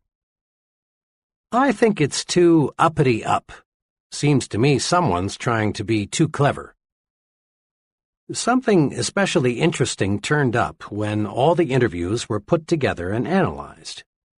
The 4% who liked the commercial were people pretty much like Ted in terms of income, education, sophistication, and interests. The remaining 96% were definitely in a different socioeconomic class. Ted's commercials, which cost a lot of money, flopped because Ted thought only of his own interests. He had prepared the commercials thinking of the way he buys shoes, not the way the great majority buys shoes. He developed commercials that pleased him personally, not commercials that pleased the great bulk of the people. The results would have been much different had Ted projected himself into the minds of the masses of ordinary people and asked himself 2 questions. If I were a parent, what kind of a commercial would make me want to buy those shoes? If I were a child, what kind of a commercial would make me go tell my mom or dad that I want those shoes? Why Joan failed in retailing. Joan is an intelligent, well-educated, attractive girl of 24. Fresh from college, Joan got a job as an assistant buyer in ready-to-wear goods at a low to medium-priced department store. She came highly recommended. Joan has ambition, talent, and enthusiasm, one letter read. She is certain to succeed in a big way. But Joan did not succeed in a big way. Joan lasted only 8 months and then quit retailing for other work. I knew her buyer well, and one day I asked him what happened. "Joan is a fine girl, and she has many fine qualities," he said. "But she had one major limitation." "What was that?" I asked. "Well, Joan was forever buying merchandise that she liked, but most of our customers didn't. She selected styles, colors, materials, and prices she liked without putting herself in the shoes of the people who shop here. When I'd suggest to her that maybe a certain line wasn't right for us, she'd say, 'Oh, they'll love this. I do. I think this will move fast.'" Joan had been brought up in a well-to-do home. She had been educated to want quality. Price was not important to her. Joan just couldn't see clothing through the eyes of low to middle income people. So the merchandise she bought just wasn't suitable. The point is this: to get others to do what you want them to do, you must see things through their eyes. When you trade minds, the secret of how to influence other people effectively shows up. A very successful salesman friend told me he spends a lot of time anticipating how prospects will react to his presentation before he gives it. Trading minds with the audience helps the speaker design a more interesting, harder-hitting talk. Trading minds with employees helps the supervisor provide more effective, better-received instructions. A young credit executive explained to me how this technique worked for him. "When I was brought into this store, a medium-sized clothing store, as assistant credit manager, I was assigned the job of handling all collection correspondence. The collection letters the store had been using greatly disappointed me. They were strong, insulting, and threatening. I read them and thought, 'Brother, I'd be mad as hell if somebody sent me letters like these. I never would pay.' So I just got to work and started writing the kind of letter that would move me to pay an overdue bill if I received it. It worked. By putting myself in the shoes of the overdue customer, so to speak, collections climbed to a record high." Numerous political candidates lose elections because they fail to look at themselves through the minds of the typical voters. One political candidate for a national office, apparently fully as qualified as his opponent, lost by a tremendous margin for one single reason. He used a vocabulary that only a small percentage of the voters could understand. His opponent, on the other hand, thought in terms of the voters' interests. When he talked to farmers, he used their language. When he spoke to factory workers, he used words they were easily familiar with. When he spoke on TV, he addressed himself to Mr. Typical Voter, not to Dr. College Professor. Keep this question in mind. What would I think of this if I exchanged places with the other person? It paves the way to more successful action. Thinking of the interests of the people we want to influence is an excellent thought rule in every situation. A few years ago, a small electronics manufacturer developed a fuse that would never blow out. The manufacturer priced the product to sell for $1.25 and then retained an advertising agency to promote it. The account executive placed in charge of the advertising immediately became intensely enthusiastic. His plan was to blanket the country with mass advertising on TV, radio, and newspapers. "This is it," he said. "We'll sell 10 million the first year." His advisors tried to caution him, explaining that fuses are not a popular item, they have no romantic appeal, and people want to get by as cheaply as possible when they buy fuses. "Why not," the advisors said, "use selected magazines and sell it to the high income levels?" They were overruled, and the mass campaign was underway, only to be called off in 6 weeks because of disappointing results. The trouble was this: the advertising executive looked at the high-priced fuses with his eyes, the eyes of a high-income person. He failed to see the product through the eyes of the mass-market income levels. Had he put himself in their position, he would have seen the wisdom of directing the promotion toward the upper income groups, and the account would have been saved. Develop your power to trade minds with the people you want to influence. The following exercises will help. Practice trading minds exercises. Situation: giving someone work instructions. For best results, ask yourself, looking at this from the viewpoint of someone who is new to this, have I made myself clear? Situation: writing an advertisement. For best results, ask yourself, if I were a typical prospective buyer, how would I react to this ad? Situation: telephone manners. For best results, ask yourself, if I were the other person, what would I think of my telephone voice and manners? Situation: gift. For best results, ask yourself, is this gift something I would like, or is it something he will like? Often there is an enormous difference. Situation: the way I give orders. For best results, ask yourself, would I like to carry out orders if they were given to me the way I give them to others? Situation: child discipline. For best results, ask yourself, if I were the child, considering his age, experience, and emotions, how would I react to this discipline?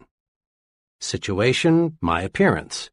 For best results, ask yourself, what would I think of my superior if he were dressed like me? Situation: preparing a speech. For best results, ask yourself, considering the background and interests of the audience, what would I think of this remark? Situation: entertainment. For best results, ask yourself, if I were my guests, what kinds of food, music, and entertainment would I like best? Put the trading minds principle to work for you. 1. Consider the other person's situation. Put yourself in his shoes, so to speak. Remember, his interests, income, intelligence, and background may differ considerably from yours. 2. Now ask yourself, if I were in his situation, how would I react to this? Whatever it is you want him to do. 3. Then take the action that would move you if you were the other person. Leadership rule number 2. Think, what is the human way to handle this? People use different approaches to leadership situations. One approach is to assume the position of a dictator. The dictator makes all decisions without consulting those affected. He refuses to hear his subordinate's side of a question because, deep down perhaps, he's afraid the subordinate might be right, and this would cause him to lose face. Dictators don't last long. Employees may fake loyalty for a while, but unrest soon develops. Some of the best employees leave, and those remaining get together and plot against the tyrant. The result is that the organization ceases to function smoothly. This puts the dictator in a bad light with his superior. A second leadership technique is the cold, mechanical, I'm a rule-book operator approach. The fellow using this approach handles everything exactly according to the book. He doesn't recognize that every rule or policy or plan is only a guide for the usual cases. This would-be leader treats human beings as machines. And of all things people don't like, perhaps the most disliked is being treated like a machine. The cold, impersonal efficiency expert is not an ideal. The machines that work for him develop only part of their energy. Persons who rise to tremendous leadership heights use a third approach that we call being human. Several years ago, I worked closely with John S., who is an executive in the engineering development section of a large aluminum manufacturer. John had mastered the Be Human approach and was enjoying its rewards. In dozens of little ways, John made his actions say, "You are a human being. I respect you. I'm here to help you in every way I can." When an individual from another city joined his department, John went to considerable personal inconvenience to help him find suitable housing. Working through his secretary and 2 other women employees, he set up office birthday parties for each member of the staff. The 30 minutes or so required for this was not a cost. Rather, it was an investment in getting loyalty and output. When he learned that one of his staff members belonged to a minority faith, John called him in and explained that he would arrange for him to observe his religious holidays that don't coincide with the more common holidays. When an employee or someone in the employee's family was ill, John remembered. He took time to compliment his staff individually for their off-the-job accomplishments. But the largest evidence of John's Be Human philosophy showed up in the way he handled a dismissal problem. One of the employees who had been hired by John's predecessor simply lacked the aptitude and interest for the work involved. John handled the problem magnificently. He did not use the conventional procedure of calling the employee into his office and giving him first the bad news and then second 15 or 30 days to move out. Instead, he did two unusual things. First, he explained why it would be to the employee's personal advantage to find a new situation where his aptitudes and interests would be more useful. He worked with the employee and put him in touch with a reputable vocational guidance consultant. Next, he did something else above and beyond the call of duty. He helped the employee find a new job by setting up interviews with executives in other companies where the employee's skills were needed. In just 18 days after the dismissal conference, the employee was relocated in a very promising situation. This dismissal procedure intrigued me, so I asked John to explain his thinking behind it. He explained it this way. "There's an old maxim I've formed and held in my mind," he began. "Whoever is under a man's power is under his protection, too. We never should have hired this man in the first place, because he's not cut out for this kind of work. But since we did, the least I could do was help him to relocate."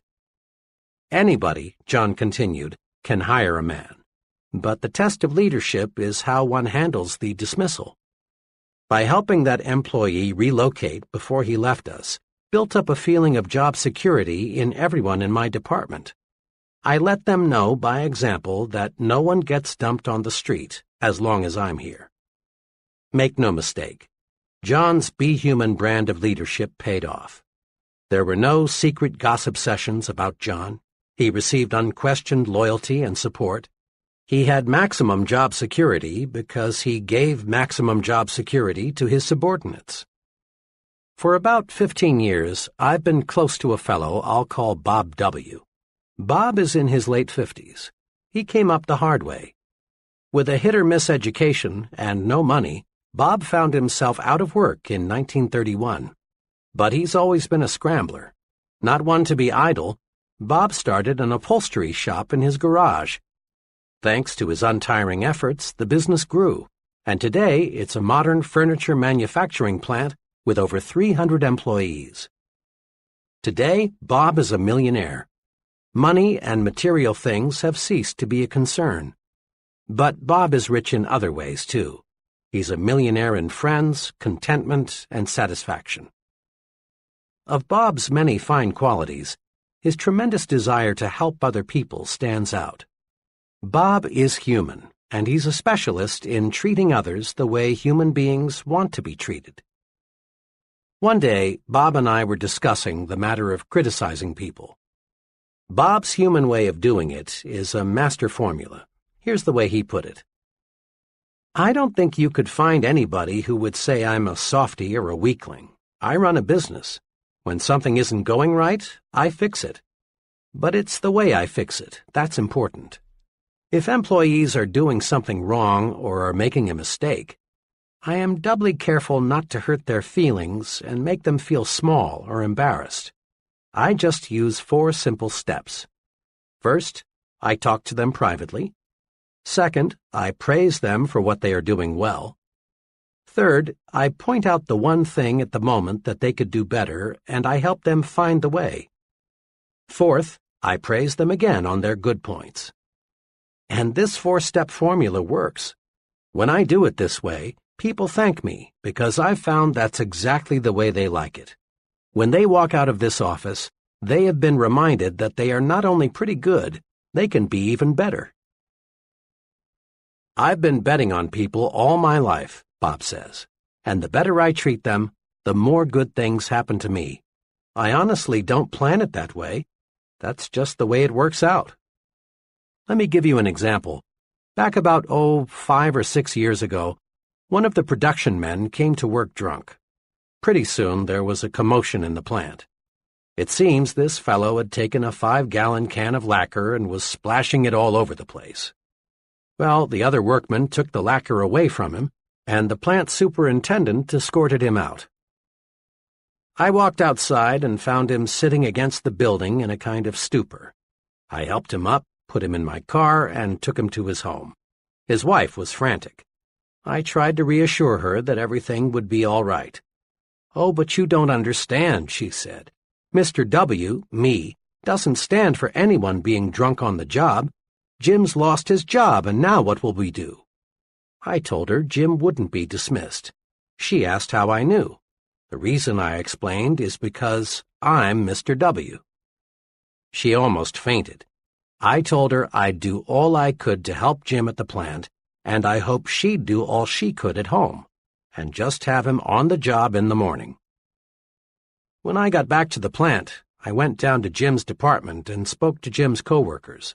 I told them, "You've seen something unpleasant here today, but I want you to forget it. Jim will be back tomorrow. Be kind to him. He's been a good worker for a long time, and we owe it to him to give him another chance." Jim got back on the ball, and his drinking was never again a problem. I soon forgot about the incident. But Jim didn't. 2 years ago, the headquarters of the local union sent some men here to negotiate the contract for the local. They had some staggering, simply unrealistic demands. Jim, quiet, meek Jim, suddenly became a leader. He got busy and reminded the fellows in the plant that they'd always gotten a fair deal from Mr. W, and we didn't need outsiders coming to tell us how to run our affairs. The outsiders left, and as usual, we negotiated our contract like friends, thanks to Jim. Here are 2 ways to use the Be Human approach to make you a better leader. First, each time you face a difficult matter involving people, ask yourself, what is the human way to handle this? Ponder over this question when there is a disagreement among your subordinates, or when an employee creates a problem. Remember Bob W.'s formula for helping others correct their mistakes. Avoid sarcasm. Avoid being cynical. Avoid taking people down a peg or two. Avoid putting others in their place. Ask, what is the human way to deal with people? It always pays. Sometimes sooner, sometimes later, but it always pays. A second way to profit from the Be Human rule is to let your actions show you put people first. Show interest in your subordinates' off-the-job accomplishments. Treat everyone with dignity. Remind yourself that the primary purpose in life is to enjoy it. As a general rule, the more interest you show in a person, the more he will produce for you. And his production is what carries you forward to greater and greater success. Praise your subordinates to your supervisor by putting in plugs for them at every opportunity. It's an old American custom to admire the fellow who's on the side of the little man. Your subordinates will appreciate your plugs, and their loyalty to you will grow. And do not fear that this will lower your own importance in the eyes of your supervisor. Rather, a man big enough to be humble appears more confident than the insecure man who feels compelled to call attention to his accomplishments. A little modesty goes a long way. Praise your subordinates personally at every opportunity. Praise them for their cooperation. Praise them for every extra effort they put forth. Praise is the greatest single incentive you can give people, and it costs you nothing. Besides, a write-in vote has often overthrown a powerful known candidate. You never know when your subordinates can do you a turn by coming to your defense. Practice praising people. Rub people the right way. Be human. Leadership rule number 3. think progress, believe in progress, push for progress. One of the most complimentary things anyone can say about you is, he stands for progress. He's the man for the job. Promotions in all fields go to individuals who believe in and push for progress. Leaders, real leaders, are in short supply. Status quoers, the everything's all right, let's don't upset the apple cart folks, far outnumber the progressives, the there's lots of room for improvement, let's get to work and do it better people. Join the leadership elite. Develop a forward look. There are two special things you can do to develop your progressive outlook. 1. Think improvement in everything you do. 2.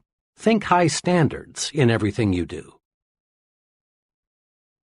Several months ago, the president of a medium-sized company asked me to help him make an important decision.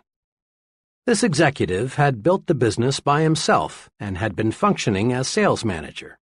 Now, with 7 salesmen employed, he decided his next step was to promote one of his salesmen to the job of sales manager. He narrowed the choice down to 3, all of whom were about equal in experience and sales performance. My assignment was to spend one day in the field with each man and then report my views on which fellow seemed to be best qualified to lead the group. Each man was told that a consultant would visit him to discuss the overall marketing program. For obvious reasons, they were not told the specific purpose of my visit. 2 of the men reacted pretty much the same way. Both were uncomfortable with me. They seemed to sense that I was there to change things.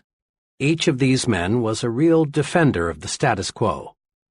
Both approved of the way everything was being done. I raised questions about how the territories were laid out, the compensation program, the sales promotional material, every facet of the marketing effort. But on all points, the response was always, everything is okay. On specific points, these 2 men explained why the present way couldn't and shouldn't be changed. Summed up, both men wanted the status quo to remain the status quo. One of them said to me as he dropped me by my hotel, I don't know exactly why you spent the day with me, but tell Mr. M for me that everything is okay as is. Don't go refiguring anything. The third man was wonderfully different. He was pleased with the company and proud of its growth, but he was not wholly content. He wanted improvements. All day, this third salesman gave me his ideas for getting new business, providing better service to customers, reducing wasted time, revising the compensation plan to give more incentive, all so that he and the company would make more. He had mapped out a new advertising campaign he had been thinking about.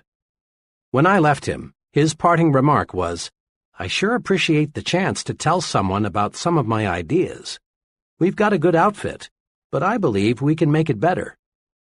My recommendation, of course, was for the third man. It was a recommendation that coincided perfectly with the feelings of the company president. Believe in expansion, efficiency, new products, new processes, better schools, increased prosperity. Believe in and push for progress, and you'll be a leader. As a youngster, I had an opportunity to see how the different thinking of 2 leaders can make an amazing difference in the performance of followers. I attended a country elementary school, 8 grades, 1 teacher, and 40 children all jammed together inside 4 brick walls. A new teacher was always a big deal.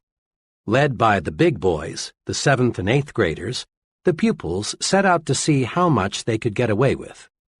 One year there was little more than chaos. Every day there were dozens of the usual school pranks, wars of spitballs and paper airplanes.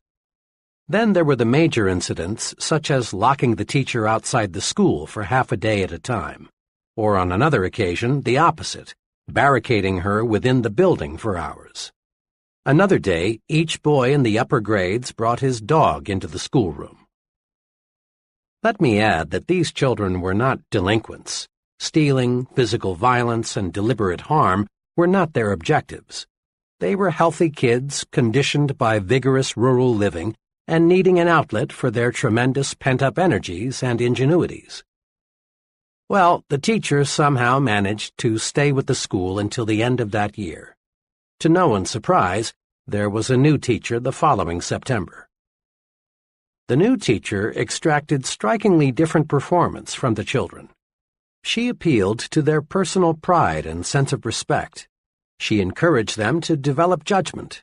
Each child was assigned a specific responsibility, like washing blackboards or cleaning erasers, or practicing paper grading for the younger grades. The new teacher found creative ways to use the energy that had been so misdirected a few months before. Her educational program was centered on building character. Why did the children act like young devils one year and like young angels the next? The difference was the leader, their teacher. In all honesty, we cannot blame the kids for playing pranks an entire school year. In each instance, the teacher set the pace. The first teacher, deep down, didn't care whether the children made progress. She set no goals for the children. She didn't encourage them. She couldn't control her temper. She didn't like teaching, so the pupils didn't like learning. But the second teacher had high, positive standards. She sincerely liked the children and wanted them to accomplish much. She considered each one as an individual. She obtained discipline easily because, in everything she did, she was well disciplined. And in each case, the pupils adjusted their conduct to fit the examples set by the teachers. We find this same form of adjustment taking place every day in adult groups. During World War II, military chiefs continually observed that the highest morale was not found in units where commanders were easy, relaxed, and lackadaisical.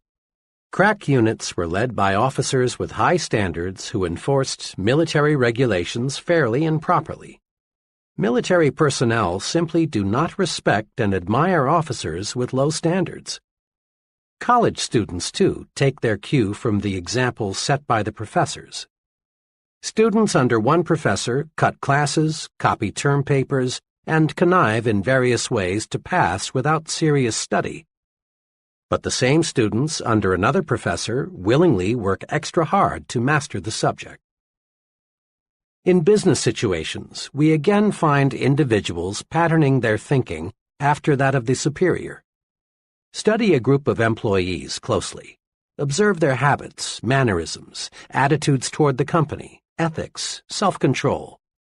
Then compare what you find with the behavior of their superior, and you discover amazing similarities. Every year, many corporations that have grown sluggish and are headed downward are rebuilt. And how? By changing a handful of executives at the top. Companies, and colleges, and churches, and clubs, and unions, and all other types of organizations are successfully rebuilt from the top down, not from the bottom up. Change the thinking at the top, and you automatically change the thinking at the bottom. Remember this: when you take over the leadership of a group, the persons in that group immediately begin to adjust themselves to the standards you set. This is most noticeable during the first few weeks. Their big concern is to clue you in, zero you in, find out what you expect of them. They watch every move you make. They think, how much rope will he give me? How does he want it done? What does it take to please him? What will he say if I do this or that? Once they know, they act accordingly. Check the example you set. Use this old but ever-accurate quatrain as a guide. What kind of world would this world be if everyone in it were just like me? To add meaning to this self-imposed test, substitute the word company for world so it reads, what kind of company would this company be if everyone in it were just like me? In similar fashion, ask yourself what kind of club, community, school, church would it be if everyone in it acted like you. Think, talk, act, live the way you want your subordinates to think, talk, act, live, and they will. Over a period of time, subordinates tend to become carbon copies of their chief.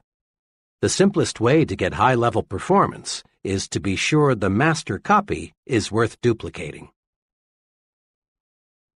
Am I a progressive thinker checklist? A. Do I think progressively toward my work? 1. Do I appraise my work with the "how can we do it better" attitude? 2. Do I praise my company, the people in it, and the products it sells at every possible opportunity? 3.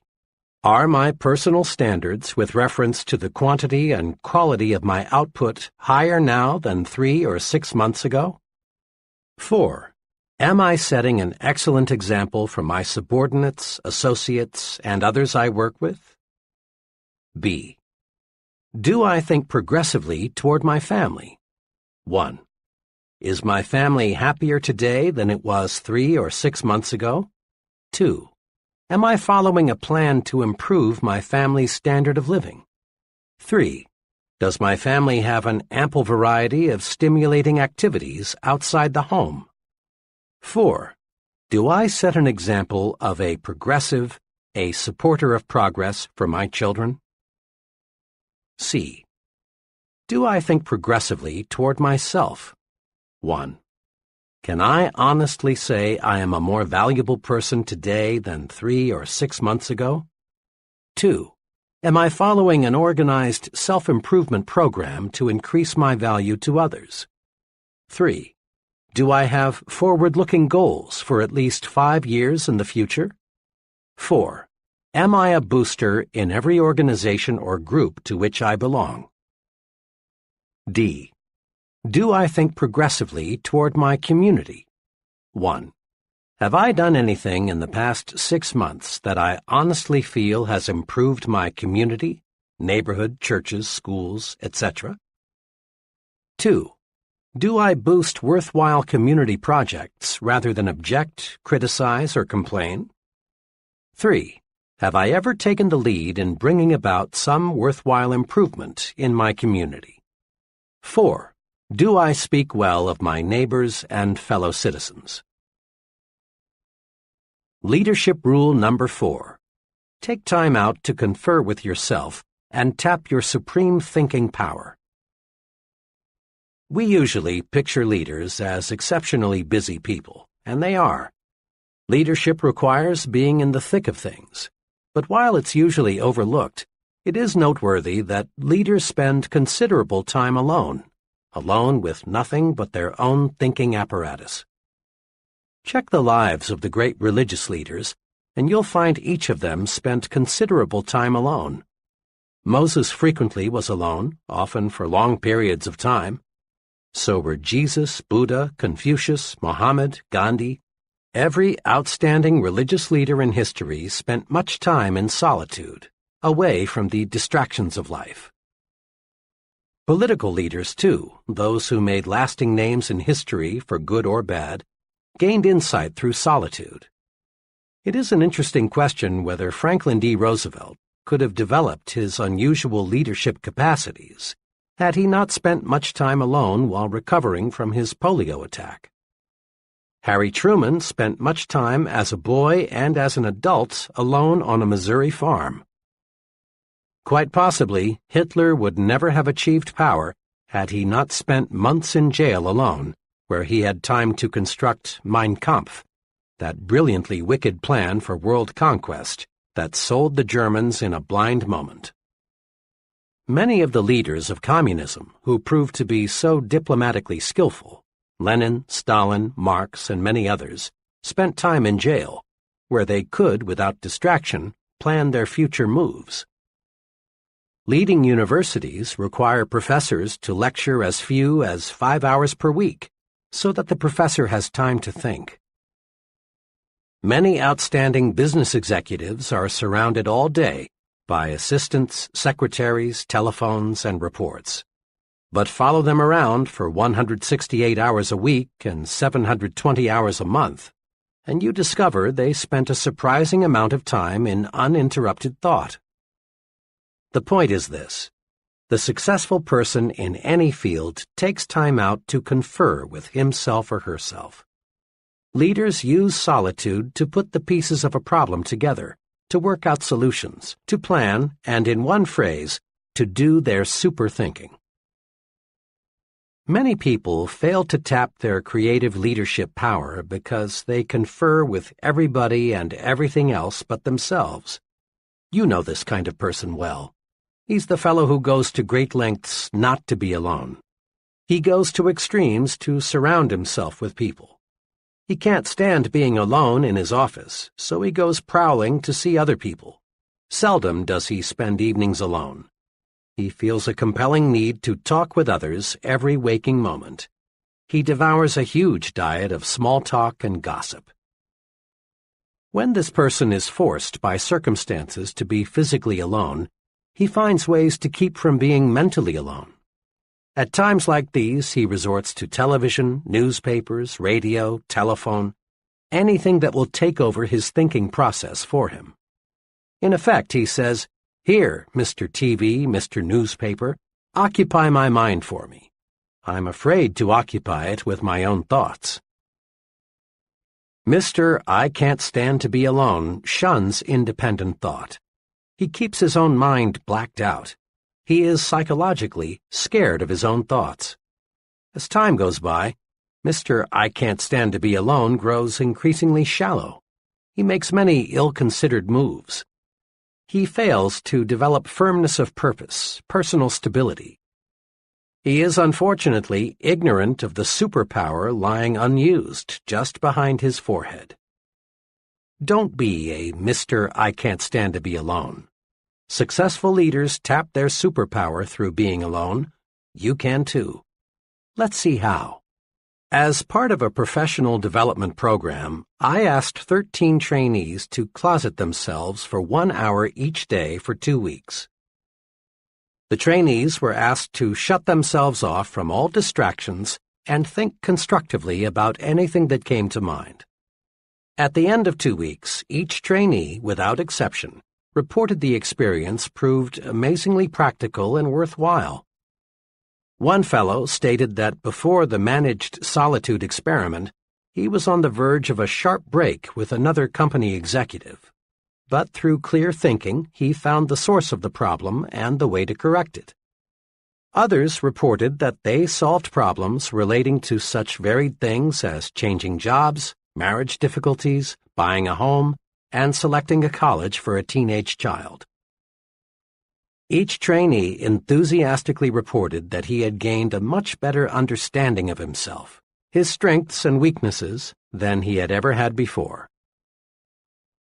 The trainees also discovered something else that is tremendously significant. They discovered that decisions and observations made alone in managed solitude have an uncanny way of being 100% right. The trainees discovered that when the fog is lifted, the right choice becomes crystal clear. Managed solitude pays off. One day recently, an associate of mine reversed her stand completely on a troublesome issue.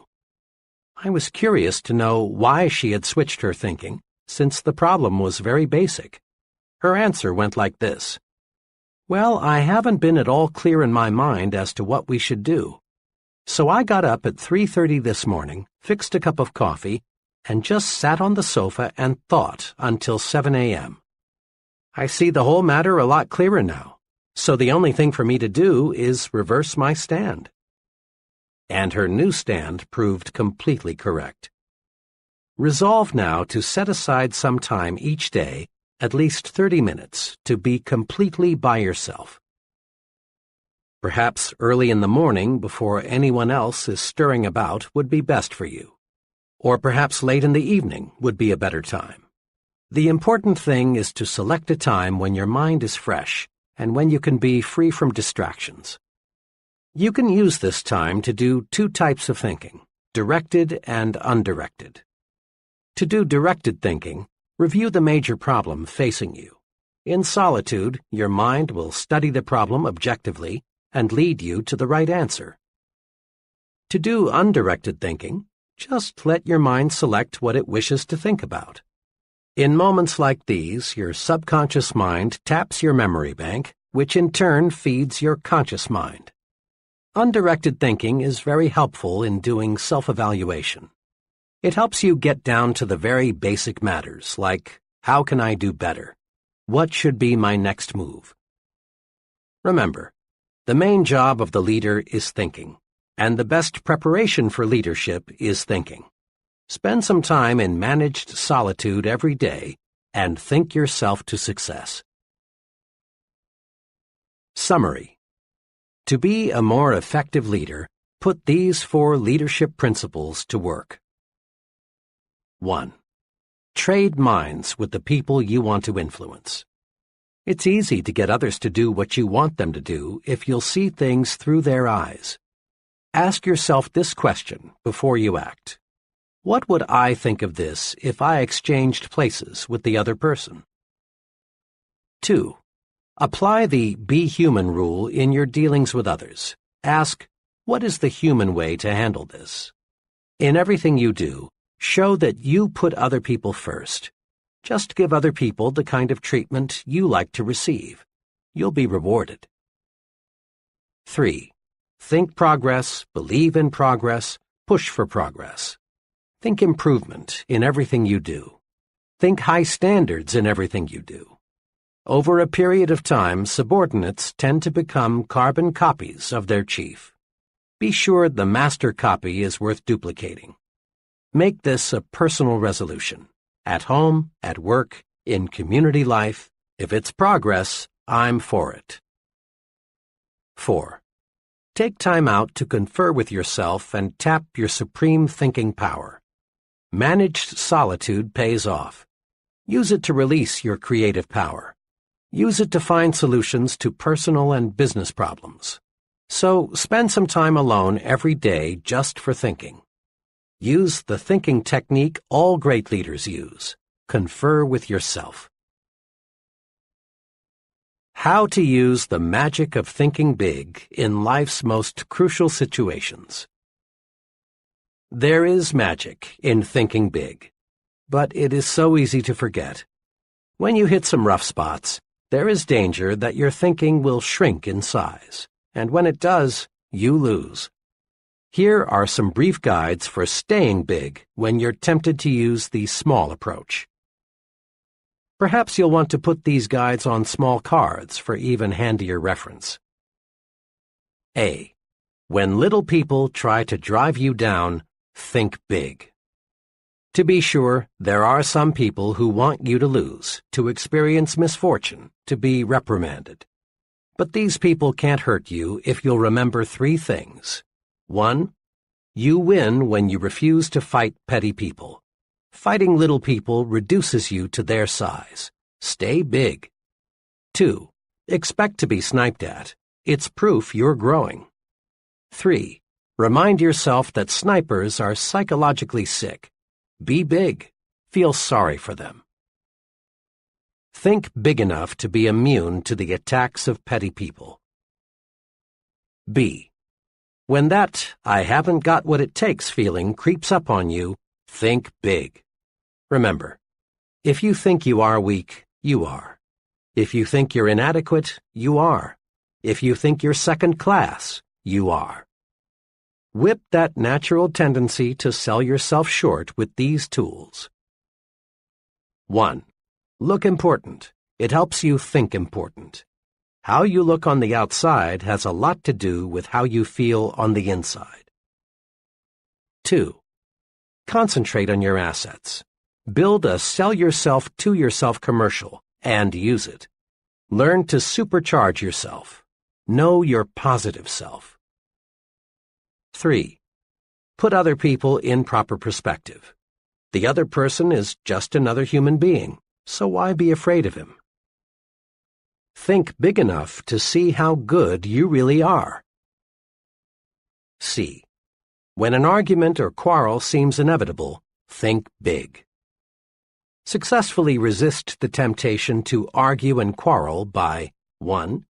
Asking yourself, honestly now, is this thing really important enough to argue about? 2. reminding yourself you never gain anything from an argument, but you always lose something. Think big enough to see that quarrels, arguments, feuds, and fusses will never help you get where you want to go. D. When you feel defeated, think big. It is not possible to achieve large success without hardships and setbacks, but it is possible to live the rest of your life without defeat. Big thinkers react to setbacks this way. 1. Regard the setback as a lesson. Research it. Use it to propel you forward. Salvage something from every setback. 2. Blend persistence with experimentation. Back off and start afresh with a new approach. Think big enough to see that defeat is a state of mind, nothing more. E. When romance starts to slip, think big. Negative, petty, she's, he's, unfair to me so I'll get even type of thinking slaughters romance, destroys the affection that can be yours. Do this when things aren't going right in the love department. 1. Concentrate on the biggest qualities in the person you want to love you. Put little things where they belong, in second place. 2. Do something special for your mate, and do it often. Think big enough to find the secret to marital joys. F. When you feel your progress on the job is slowing down, think big. No matter what you do, and regardless of your occupation, higher status, higher pay come from one thing: increasing the quality and quantity of your output. Do this. Think, I can do better. The best is not unattainable. There is room for doing everything better. Nothing in this world is being done as well as it could be. And when you think, I can do better, ways to do better will appear. Thinking I can do better switches on your creative power. Think big enough to see that if you put service first, money takes care of itself. In the words of Publilius Cyrus, a wise man will be master of his mind, a fool will be its slave.